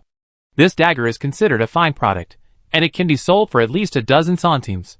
No one in the New World mints coins, and the currency in circulation is the same as that in the New World. Among them, the gold pounds, shillings and pence of Inglamar account for half of the currency in circulation in the New World, and the ECU, fork and centimes of Fars account for 40% of the currency in circulation. The currencies of these two empires are more accepted by the residents of the New World. The currencies of the other three empires are relatively unpopular because of their average naval strength and relatively few immigrants. Yuna couldn't help but say, "Why don't we collect them and calculate the harvest after leaving the arena, and distribute them according to the number of enemies killed?" This time no one objected. Charlotte didn't want to play with this group of kids anymore. He didn't come to participate in the Evil God Arena. He wanted to sweep the monsters in the entire dungeon and pass the fourth maze. Although according to the prompt, he might have to kill more than 20,000 monsters, but according to the two killed so far, the monsters here are so weak, it is estimated that it will only waste a little time, and it won't be too difficult. He thought to himself, "Help these kids kill 10 monsters first, then I will act alone." Charlotte is a time traveler after all, so for him, it's better to help if he can. Led by Yuna, the team first set the short monster on fire. This time, they didn't gain anything. They explored forward cautiously, but Charlotte just fired 2 shots. In this dungeon, the sound of gunfire can be heard far away. Soon, 5 or 6 monsters followed the sound. Under the illumination of the torch, these young people also found the monsters. Yuna whispered, "Everyone be careful, form a formation, and don't act alone." The monster that followed the sound was tall, charred all over, and even held a weapon, looking a bit like a little boss. Charlotte briefly assessed the level of the monster and fired 6 shots in a row. All 6 shots hit the monster, with the tallest and strongest body, who was obviously the leader. The first bullet hit the monster's forehead, and it screamed. The second bullet made the monster's forehead bleed. The gray-black blood looked unknown. The third bullet slightly cracked the monster's forehead bone.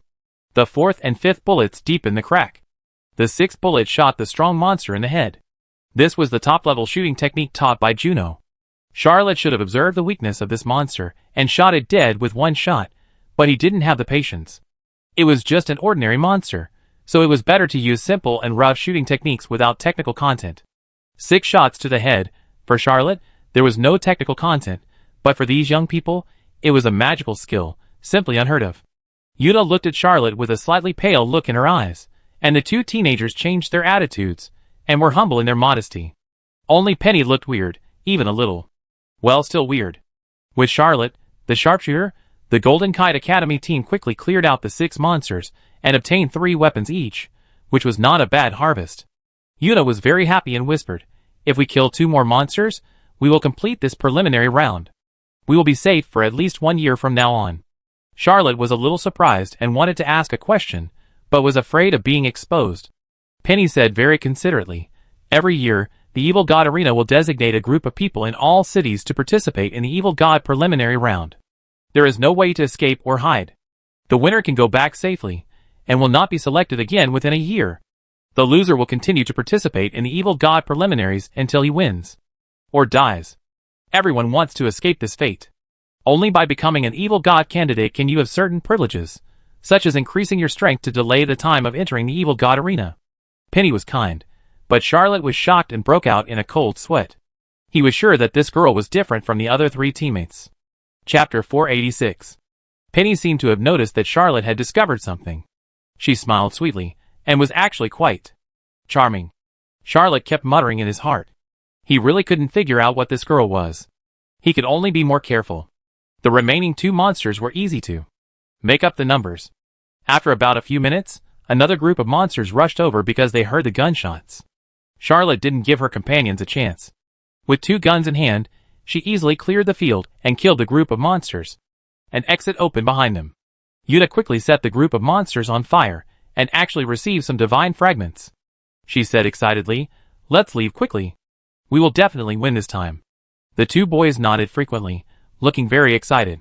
They had heard that participating in the Evil God Arena was very dangerous, but they didn't expect that with Charlotte's participation, it would be so easy. Charlotte smiled and said, "Let's leave." Yuna and the 2 boys took the spoils, and just stepped into the shelter. The exit behind them was closed. They were stunned for a long time before they shouted together, "Why didn't Qiannan and Penny come out?" This had never happened before, and the 3 young people were panicked, but they didn't stay in the shelter for too long, and were sent out of the Evil God Arena by a mysterious force. Yuna saw the teacher of the academy, and couldn't help but rush over and said, "Qiannan and Penny didn't come out. Teacher, what should we do?" The teacher in charge of this incident at the Golden Kite Academy couldn't help but say, "Only the 3 of you in our academy were chosen by the Evil God. And where did Qiannan and Penny come from in our academy? I've been a teacher for more than 10 years, and I've never heard of 2 students like this." Yuna and the 2 boys looked at each other, and they all felt a chill down their spines. They actually teamed up with, what on earth are those 2 people? Charlotte saw that Penny didn't leave either, and she felt a little wary. Penny smiled and said, "Let's get to know each other again. Hello Qiannan, I'm Zimmerman." Charlotte's eyes suddenly went dark. He would rather face the 10 evil gods than Zimmerman Axel Robin. He gritted his teeth to prevent himself from asking stupid questions like, "Why are you a woman?" He is now a teenager, using the beast god transformation technique and bloodthirsty fighting spirit. Charlotte doesn't know whether Zimmerman is familiar with him or not, but Zimmerman certainly doesn't know his true identity and what he has eaten. He doesn't dare to be stupid enough to expose himself. Don't look at Charlotte's heroic words. What about really attacking Middleman? If Zimmerman doesn't intend to force him to a dead end, Charlotte will definitely not commit suicide. Charlotte now had only one thought. "Hello, Qiannan, I am Qiannan, I am definitely not Charlotte Mecklin." Zimmerman? I have never heard of this name. Zimmerman smiled and said, "Now you have heard of it, right? Looking at your gun skills and transformation skills, you should have learned the true teachings of Domitian, but this old guy didn't teach you the secrets of the leopard tribe. He is still a little secretive." Charlotte really wanted to give Zimmerman a thumbs up. He didn't know that the old leopard man was also proficient in gun skills. In order not to show his toad feet, he whispered, "Teacher Domitian didn't tell me about his origins." Zimmerman said, "He is one of the 7 leaders of the Old World Orc Assassins Union, a saint-level assassin, and his assassination skills are unparalleled in the world." Charlotte thought, "You think highly of the old leopard man. I don't think he is that great." Zimmerman saw that Charlotte was still a little wary, smiled again, bit his lip, and said, "They have all left, so there is no need for me to keep up the disguise." He was glowing slightly, belonging to Penny's skin. The face was cracked, and a girl with a charming smile and a temperament like the most delicate rose in the garden appeared in front of Charlotte. Charlotte almost couldn't control herself, but she shouted in her heart, "Senior Middleman." Zimmerman didn't know how bad his taste was. He said there was no need to keep up the disguise, but he just changed into a cooler skin. "Middleman Sume is 100 times more beautiful than Penny. Is the title of the first rose of the empire a lucky thing? However, this middleman is younger than the senior schoolmate Charlotte knew, and has a different style. Well, not so cold, a little bit flirty. There is always a subtle temptation." Charlotte didn't think much about it, but after more than 10 seconds, sweat suddenly dripped down his forehead. He glanced at Zimmerman several times, and overturned his previous judgment. This lady is definitely not Middleman. Although her eyebrows and eyes are very similar to Middleman's, there are subtle differences, and there is a small teardrop mole under the left corner of her eye, which Middleman does not have. There was no need for Zimmerman to change these details unless... Charlotte said in her heart, he didn't become Middleman Sr., but his mother, Mrs. Shirley.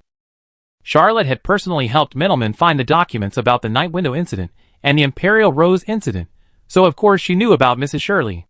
Although he was not good at gossiping, he had vaguely heard that the mother and daughter looked almost identical, equally beautiful.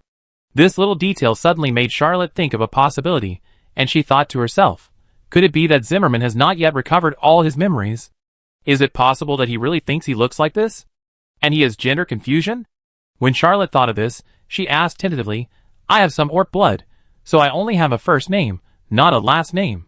But your name sounds like it only belongs to the nobility, so you should have a very powerful last name, right?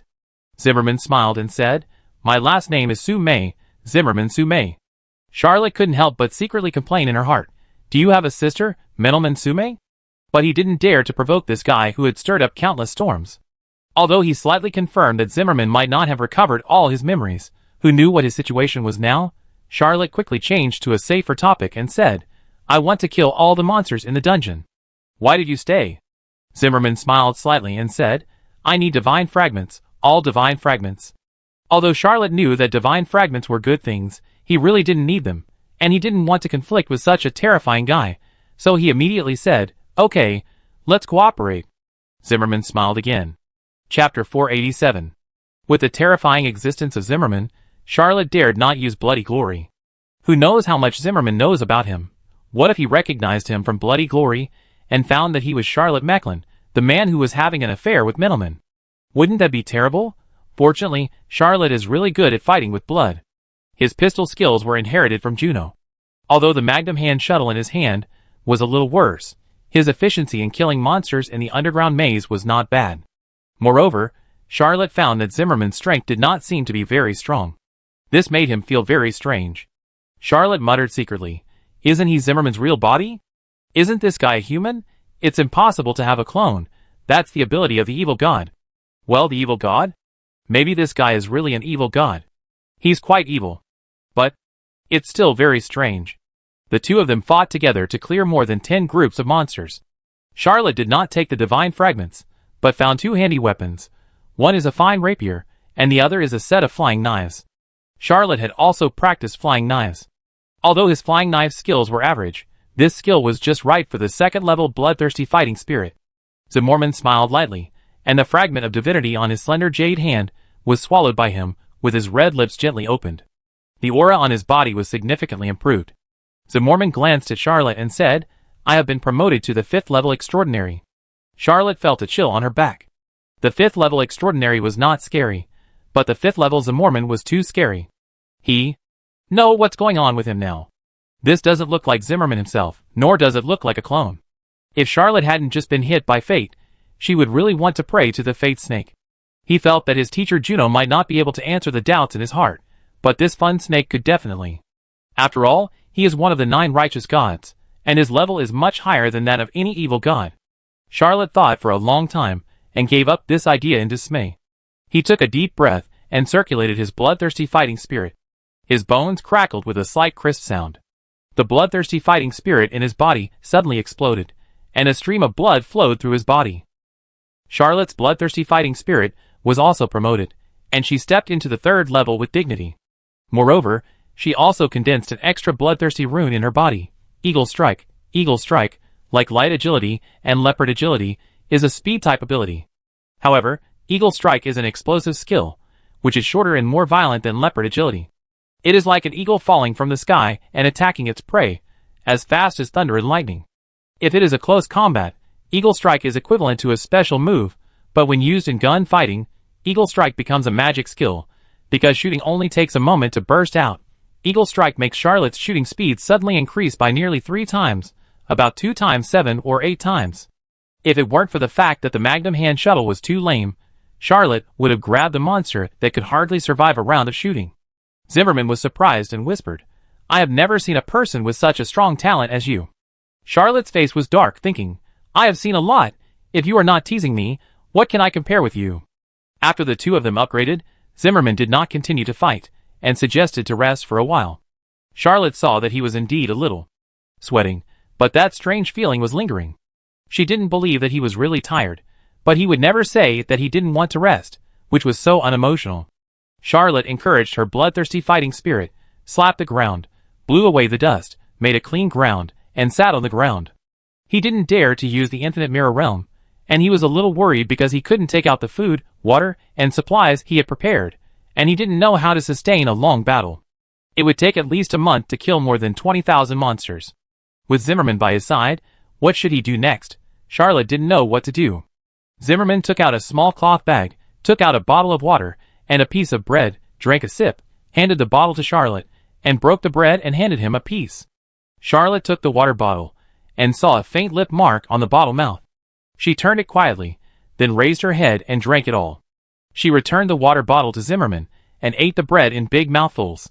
Zimmerman behaved very politely, just like a real noble lady, which was completely different from when she played Penny just now. Charlotte ate the bread and couldn't help asking, "Are you from the New World?" Zimmerman nodded and said, "When I was very young, my parents sent me to the New World. Aunt Murphy brought me up. I have never seen my father or mother, and I don't know their situation." Charlotte nodded and thought, "It turns out that there is still some problem with memory." He continued to ask, "The extraordinary path you are taking is a bit unusual." Zimmerman smiled lightly and said, "Of course, there are very few people who take this extraordinary path in the New World. I learned the extraordinary secret method popular in the Old World, which was also taught to me by Aunt Murphy since I was a child. I actually want to go to the Old World to take a look. I want to find my parents and ask them why they left me. However, with my strength, I probably can't reach the Old World. When I have collected enough divine fragments and become a mid-level transcendent, I will definitely go to the Old World to take a look." Charlotte thought, "You better not go back. Some time ago, you appeared in the Golden Temple and almost scared me to death. I believe that I am not the only one who was scared and had nightmares in the middle of the night when you appeared in the Old World. I am afraid that Axel, the former royal family of Fars, and Brittany now will be terrified. Even if my father-in-law is the strongest man in Fars, and my brother-in-law Antonio is the strongest man in Fars in the future, they can't stand your threats." Charlotte said tactfully, "The Old World is nothing good." Zimmerman hummed and did not continue the topic. The two of them used their secret methods and soon recovered their strength. Zimmerman suggested to continue, and Charlotte readily agreed. The two killed 4 groups of monsters again and finally encountered a strong enemy, a 6th-level extraordinary monster with more than 10 small monsters. In fact, most of the monsters in the dungeon are ordinary level. Except for their natural brute force and some skills, they are not extraordinary, but this monster with sharp spikes all over its body, like a wild boar, is obviously extraordinary. Charlotte tried to shoot several times, and found helplessly that the Magnum hand shuttle with ordinary bullets could not penetrate this level of monster. This was not a problem with gun fighting skills, but his weapon was really too bad. Charlotte could only put away the 2 Magnum hand shuttles, and pulled out the rapier he picked up. Chapter 488. Charlotte is most familiar with the swordsmanship of Asilo's Angel Thorn. This extraordinary swordsmanship has helped him achieve countless achievements and killed many powerful enemies. However, with Zimmerman by his side, he can only use the swordsmanship he learned in the Behemoth National Academy. However, his swordsmanship foundation is strong. Even if it is an ordinary swordsmanship, it can be used in Charlotte's hands with great momentum and aggressiveness. Although the 6th-level monster is powerful, Charlotte has Eagle Strike, which can attack at any time and trip the monster alone. Zimmerman did not come to help, but used the fastest speed to clear the little monsters. He was full of brilliant fighting spirit, and it was obvious that he had learned the authentic courses of the Royal Hogwarts University's brilliant breathing method and the Great Light God meditation technique. His fighting spirit was subtle and rich, and his meditation skills were authentic and magnificent. That's right, Zimmerman Axel Robin was a rare genius in the Royal Hogwarts University in a century. Just promoted Zimmerman, a 5th-level extraordinary, was proficient in controlling his new power, and definitely did not look like someone who had just been promoted. Well, even if the evil god came, he would not believe that Zimmerman was only at level 5. In just a few minutes, Zimmerman killed more than 10 monsters and obtained 2 divine fragments. At this time, although Charlotte was still at ease, it was really difficult to kill a level 6 monster with only level 3 bloodthirsty fighting spirit, especially since he did not dare to use all his superpowers and could only use Eagle Eye and Eagle Strike, and even his swordsmanship was just ordinary stuff. Charlotte now knew how big the difference in strength could be if the superpowers were different, and the weapons used were different, for the same level of extraordinary. If it was Bloody Glory, he would have defeated this monster long ago. If he had another extraordinary weapon, he could easily defeat 2 or 3 monsters of the same level. Zimmerman did not immediately join the battle, but first performed a few restorative brilliant breathings, checked his weapons, and tidied his shoes. Then he gave a light shout, and joined the battle with his sword. Zimmerman used a two-handed broadsword commonly seen in the New World, which was different from the rapier form popular in the Old World, and his moves were more fierce and violent. He cut off one of the monster's hind legs with one sword. It was obvious that Zimmerman had planned this sword for a long time. He was not only simply repairing it, but also observing the monster's weaknesses. This monster was a typical four-legged monster. Four-legged monsters meant that the lack of a leg would greatly reduce its mobility. Charlotte didn't even need Eagle Strike to be faster than this monster. He used his third-level bloodthirsty fighting spirit to go around the monster's back and cut off the monster's other hind leg with one sword. With its 2 hind legs cut off, the monster could only roll on the ground and scream at the top of its lungs. Although this rolling on the ground completely deprived the monster of its attack power, it also made it difficult for Charlotte and Zimmerman to attack. Both of them had experience and moved away. Charlotte shot the monster blind with 2 shots. Zimmerman stretched out 2 fingers and pressed them on her forehead. After a while, her forehead and fingers glowed with strange light. Charlotte knew that this was a killing move of the Radiant Secret technique, so she shrugged her shoulders and stepped aside. Sure enough, not long after, Zimmerman accumulated enough power and emitted a beam of light, piercing the monster's brain. This move took too long to accumulate power, so it was almost useless in actual combat, but this attack on a fixed target was almost 20% to 30% as powerful as the devil-breaking armor bomb. 2 divine fragments and a group of runes were extracted from the wreckage of the monster. Zimmerman collected the 2 divine fragments and handed the group of runes to Charlotte, saying, "What a coincidence, it's an orc's ability. I can't use it, but you really need it." Charlotte actually didn't need the orc's ability, he was practicing Bloody Glory, but after taking the bloodthirsty rune, he checked it and put it into his body. This bloodthirsty rune is the Evil Intention. It is an auxiliary ability, and it is not selective about race. Any orc can condense it. In other words, no matter what kind of orc he changes into, this rune can emerge and can be used. However, the scope of application of the Evil Intention is limited.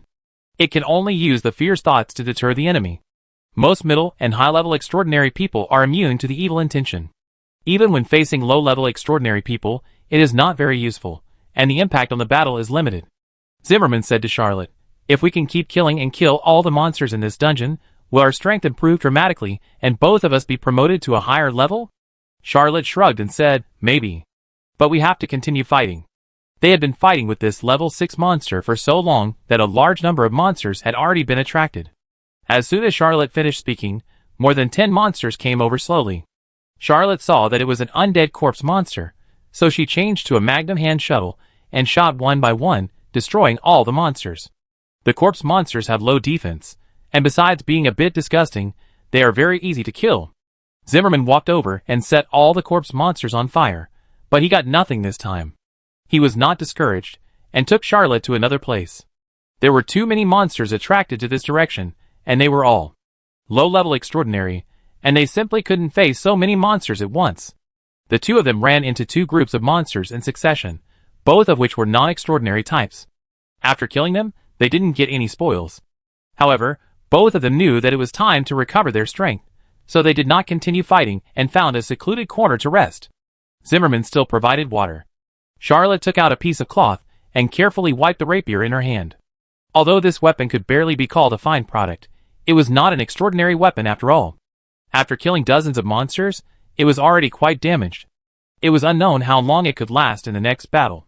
Charlotte thought secretly, "If this rapier is damaged, I can only use the set of flying knives." Charlotte didn't throw all the knives, just to have a handy weapon in case the weapon in his hand was damaged. The knife-throwing technique he learned not only includes throwing skills, but also close combat skills. The 2 rested for a while, and stepped into the battle again. Charlotte didn't notice that there was a silver halo on her back, as if a small silver snake was winding around. The little snake seemed to be overjoyed, just like sitting in the front row of a concert, where you can shake hands with the stars. Charlotte and Kim Mormon joined forces, and fought 7 or 8 more times. Camorman accumulated enough divine fragments and was promoted again, breaking through to the 6th level. Charlotte's bloodthirsty fighting spirit was cultivated through real practice. Although he was a high-level extraordinary person, he could practice much faster, but it was definitely not as fast as swallowing divine fragments. Although he was a little envious, he didn't think too much about it. Chapter 489. Magic Weapons. Charlotte and Zimmerman teamed up to kill a supernatural monster. This time, after they set the monster on fire, they got a supernatural weapon, a two-handed battle axe. Zimmerman's mouth slightly pursed, and said, "Neither of us is suitable for this weapon." Charlotte hesitated for a moment, and said, "I have actually practiced other orc transformations." He grabbed the two-man battle axe, roared, and his body gradually changed, turning into a crossback red bear warrior, and the bloodthirsty fighting spirit was seamlessly transformed, maintaining the 3rd level. Charlotte could feel another bloodthirsty rune taking shape in her body. Rage. Transforming into a crossback red bear warrior, Charlotte had 3 bloodthirsty runes: Bear Power, Rage, and Fierce Intent. Rage can be used for a burst, increasing combat effectiveness by 20% to 30%, and improving physical strength, speed, and power, but it will also make the brain hot. What surprised Charlotte a little was that the 2 bloodthirsty runes, Rage and Fierce Intent, mixed together, could actually transform into Super Rage.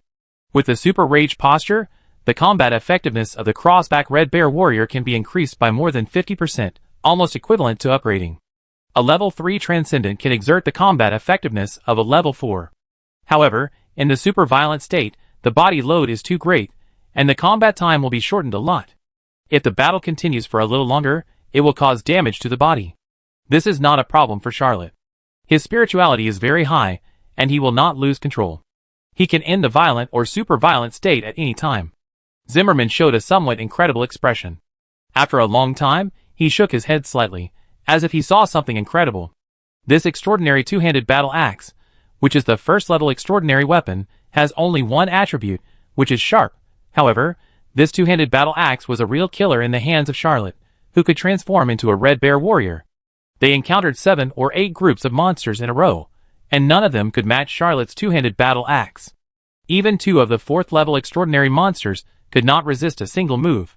Although Charlotte's bloodthirsty fighting spirit was only level 3, with bear power and super violence, he could only barely burst out the strength of level 4, but his real martial arts value was full level 18, and there was almost no opponent below the holy level. His martial arts skills were taught by Shiosi, Julian, Juno, and others, and they were honed by thousands of hammers. The flaws that ordinary low-level extraordinary people could not see were clear to him, not to mention all kinds of exquisite moves and rich experience in facing the enemy. After killing a monster wrapped in rags, Charlotte looked at the prompt, 2176/26942. He couldn't help but complain in a low voice. Why have you only killed so few, not even 1/10? He and Zimmerman have been killing in the dungeon for 2 or 3 days. At the current speed, it will take more than a month to get out. However, Charlotte also found that the monsters they encountered were getting stronger and stronger. Although most of them were ordinary monsters, the number of encounters with extraordinary monsters was also increasing. It is very likely that in a few days, they will encounter monsters that require a very difficult battle to kill, and they are more likely to encounter monsters that cannot be killed no matter what, and they may even have to run for their lives. The 3rd level extraordinary is too weak. Zimmerman's 6th level extraordinary is not much stronger than me. If I can get rid of Zimmerman, I can easily flatten this dungeon with my 18th level strength. Zimmerman once again expressed his desire to rest, and Charlotte could only accompany him to find a place to rest and recover his strength. Zimmerman provided Charlotte with food and water, as usual. Charlotte lifted the orc transformation, drank some water, ate something, and secretly practiced Bloody Glory for a while. He did not waste this time. He practiced Bloody Glory every day. However, it was difficult to make progress after reaching the 18th level. After practicing for a few hours, Charlotte was about to disperse Bloody Glory, but suddenly his eyes hurt slightly, and another silver rune condensed. After his infinite mirror realm condensed the 6th rune mirror demon, although he still invested a large number of Agmar's labyrinth pages, there was no movement. Although Charlotte had been practicing hard during this period, he did not have much hope. He did not expect that at this moment, the infinite mirror realm would break through. The 7th infinite mirror realm rune, Mirror Sage. Mirror Sage, a magical life created with endless knowledge, able to use magic, respond to various questions, become the best think tank, and even serve as a tutor. Charlotte was greatly surprised. He did not expect that the breakthrough of the infinite mirror realm would be in this direction. He quietly created a magic mirror, shook it slightly, and saw a hot, charming, sexy, and enchanting woman in the mirror. The magic robe on her body was exposed in a large area, which was a perfect interpretation of the bikini robe. Charlotte was slightly startled and thought to herself, shouldn't it be an old man? This kind of sage doesn't look like a serious sage. Maybe I'm not serious enough? No, it's impossible. I must be a serious person. Charlotte couldn't ask the mirror sage in front of Zimmerman. What's wrong with her? Why is the gender wrong? After dispersing the magic mirror in her hand, Charlotte felt that the mirror sage looked familiar. After a while, he suddenly remembered who this female sage looked like. Ms. Black Moon. She is like the Black Moon goddess. How can this be? What is going on? Is the sage in my mind like a goddess? Charlotte recalled the first time she saw Ms. Black Moon. No one could describe her appearance. All the words in the world pale in comparison to her. No one could depict her spirit. All the painting techniques of time would appear so crude in front of her. But Ms. Black Moon has a slender figure and is very petite. His mirror sage has a hot figure and is sexy and enchanting. The two are similar in appearance, but there is no similarity in temperament, figure, style, personality, gestures, and demeanor. The problem is that Charlotte has never thought of blaspheming God. This is really bad. Is there something wrong with me? Impossible. Absolutely impossible. I'm not an old pervert, and I've never had any fantasies about goddesses. It must be. Charlotte suddenly felt a chill on his back, and he dared not think about it anymore. The silver light circle behind him was originally condensed for a moment, and even began to emit a dangerous aura. When he decided not to continue thinking about it, the silver light circle began to turn slowly again, as if he had done something proud, and it turned very happily, very, very happily. Charlotte took a deep breath, and turned into a cross-back red bear warrior again. The bloodthirsty fighting spirit surged all over his body, and he inexplicably felt a little safe. For the first time, Charlotte discovered that if he continued to practice bloody glory, it was hard to say whether he would become an evil god, but he would definitely offend a righteous god. Chapter 490. Zimmerman swallowed 2 divine fragments, and his aura surged. He was promoted to the next level again, and entered the middle level extraordinary. Charlotte didn't envy him, but he obviously had more fear of this companion. He was also a high-level extraordinary, but he still had to follow the steps to cultivate bloodthirsty fighting spirit. Although it was much faster than ordinary orcs, he still couldn't skip the necessary steps. But Zimmerman could continuously improve his extraordinary level by swallowing divine fragments. This kind of thing was beyond his common sense. Even in the world of the supernatural, some common sense cannot be easily broken. Charlotte could only say that he was more and more certain that this Zimmerman was not a human, but was most likely him. Charlotte held a 2-handed battle axe, and made a flower with it. He had also changed the long sword at his waist, which was also a first-level supernatural long sword, not the standard of the old world, so he did not change the 2-handed battle axe. Zimmerman took a long breath and said, I finally became a mid-level supernatural. There was a strange look on his face, as if he was thinking of something in the past. Charlotte didn't dare to let him think about the past, so she interrupted Zimmerman's thoughts and said, We have cleared almost 1/5 of the monsters. If you clear all the monsters in the dungeon, you might become a high-level extraordinary. Zimmerman smiled and said, Is it unfair to you that I took all the divine fragments? Charlotte shook her head and said, There is no unfairness in things that have been discussed. I need to clear all the monsters in the dungeon, and you need a lot of fragments. We are just taking what we need. Zimmerman looked at Charlotte with a complicated expression, his eyes slightly resentful. Charlotte looked upright, and he didn't dare to play any tricks with her. If he couldn't get out now, Charlotte would have parted ways with Zimmerman long ago. He had to clear all the monsters, and then turn this underground deserted city into a maze, so that he could pass the 4th maze and find the exit. Zimmerman said lightly, Let's continue. Charlotte walked in front, leaving her back to Zimmerman, and soon they encountered a group of monsters. This group of monsters is extremely fast, and can spit out venom. They look like rats that have been magnified hundreds of times. When Zimmerman saw this kind of monster, his pretty face turned pale, but Charlotte was not afraid. He wielded his battle axe in both hands like the wind. He had been using this weapon for a long time. He learned the axe skills from his subordinates, the Red Bear Warrior, and had reached perfection. He swung 3 axes after 3 times, each axe faster than the last, and killed 3 monsters in a row. The remaining monsters chirped and fled in all directions. Charlotte did not chase them. There were too many monsters in the dungeon. It was not efficient to chase these monsters. Anyway, as long as he pushed forward, he would never miss monsters on the road. He planned to kill most of the monsters in the underground, and then clean up these scattered monsters. Charlotte looked back and thought, why is Zimmerman becoming more and more feminine? Did he suddenly realize the principle of yin and yang, the growth of all things, and open the door to a new world? Zimmerman's face turned slightly red, and he whispered, I'm a little afraid of mice. Charlotte hummed and didn't say anything. He didn't know how to answer such a topic. Should he go up and hug this big boss, who may have been promoted to the evil god, and gently comfort him not to be afraid? He is not that good at courting death. Now he is the one to be afraid of. Okay, can a mouse be as scary as an evil god?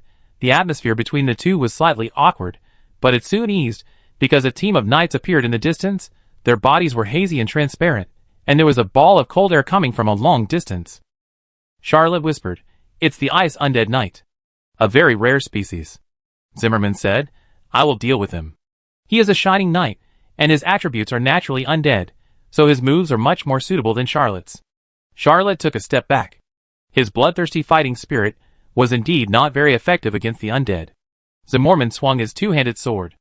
Although he looked like a slender girl, his swordsmanship was very powerful. The two-handed sword with the glorious fighting spirit was as fast as a gust of wind, and it cut an ice undead knight in half, just like crushing withered trees and rotten wood. This ice undead knight was immune to most physical damage, but it was vulnerable to the glorious fighting spirit with the opposite attribute.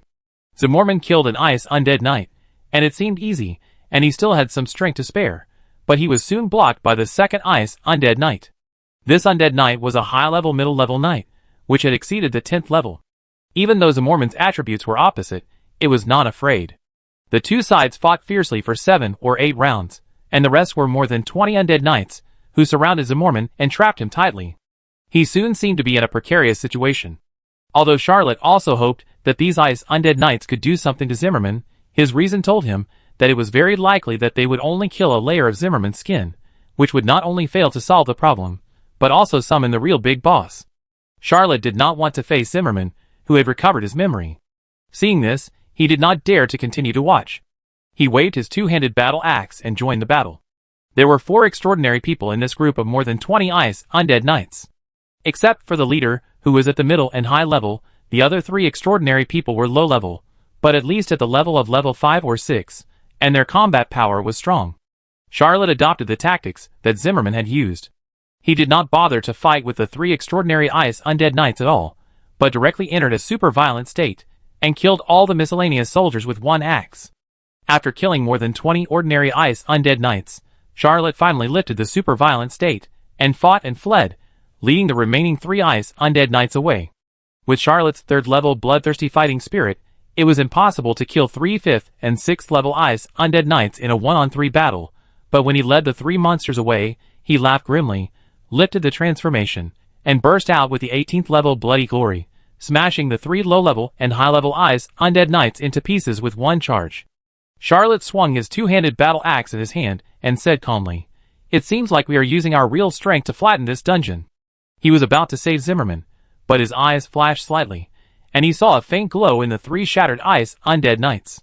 He walked over and found 3 divine fragments, and collected them without hesitation. Charlotte used this tactic to kill hundreds of monsters. When no one was watching, he would naturally not give the divine fragments that fell to Zimmerman. Charlotte has now collected more than 100 pieces of divine fragments. He has tried it. Although this thing can be used for cultivation, even with his high-level extraordinary strength of the 18th level, it will take 1 or 2 months to digest one, and it only slightly increases the speed of cultivation. It is impossible to absorb it directly like Zimmerman and get promoted immediately.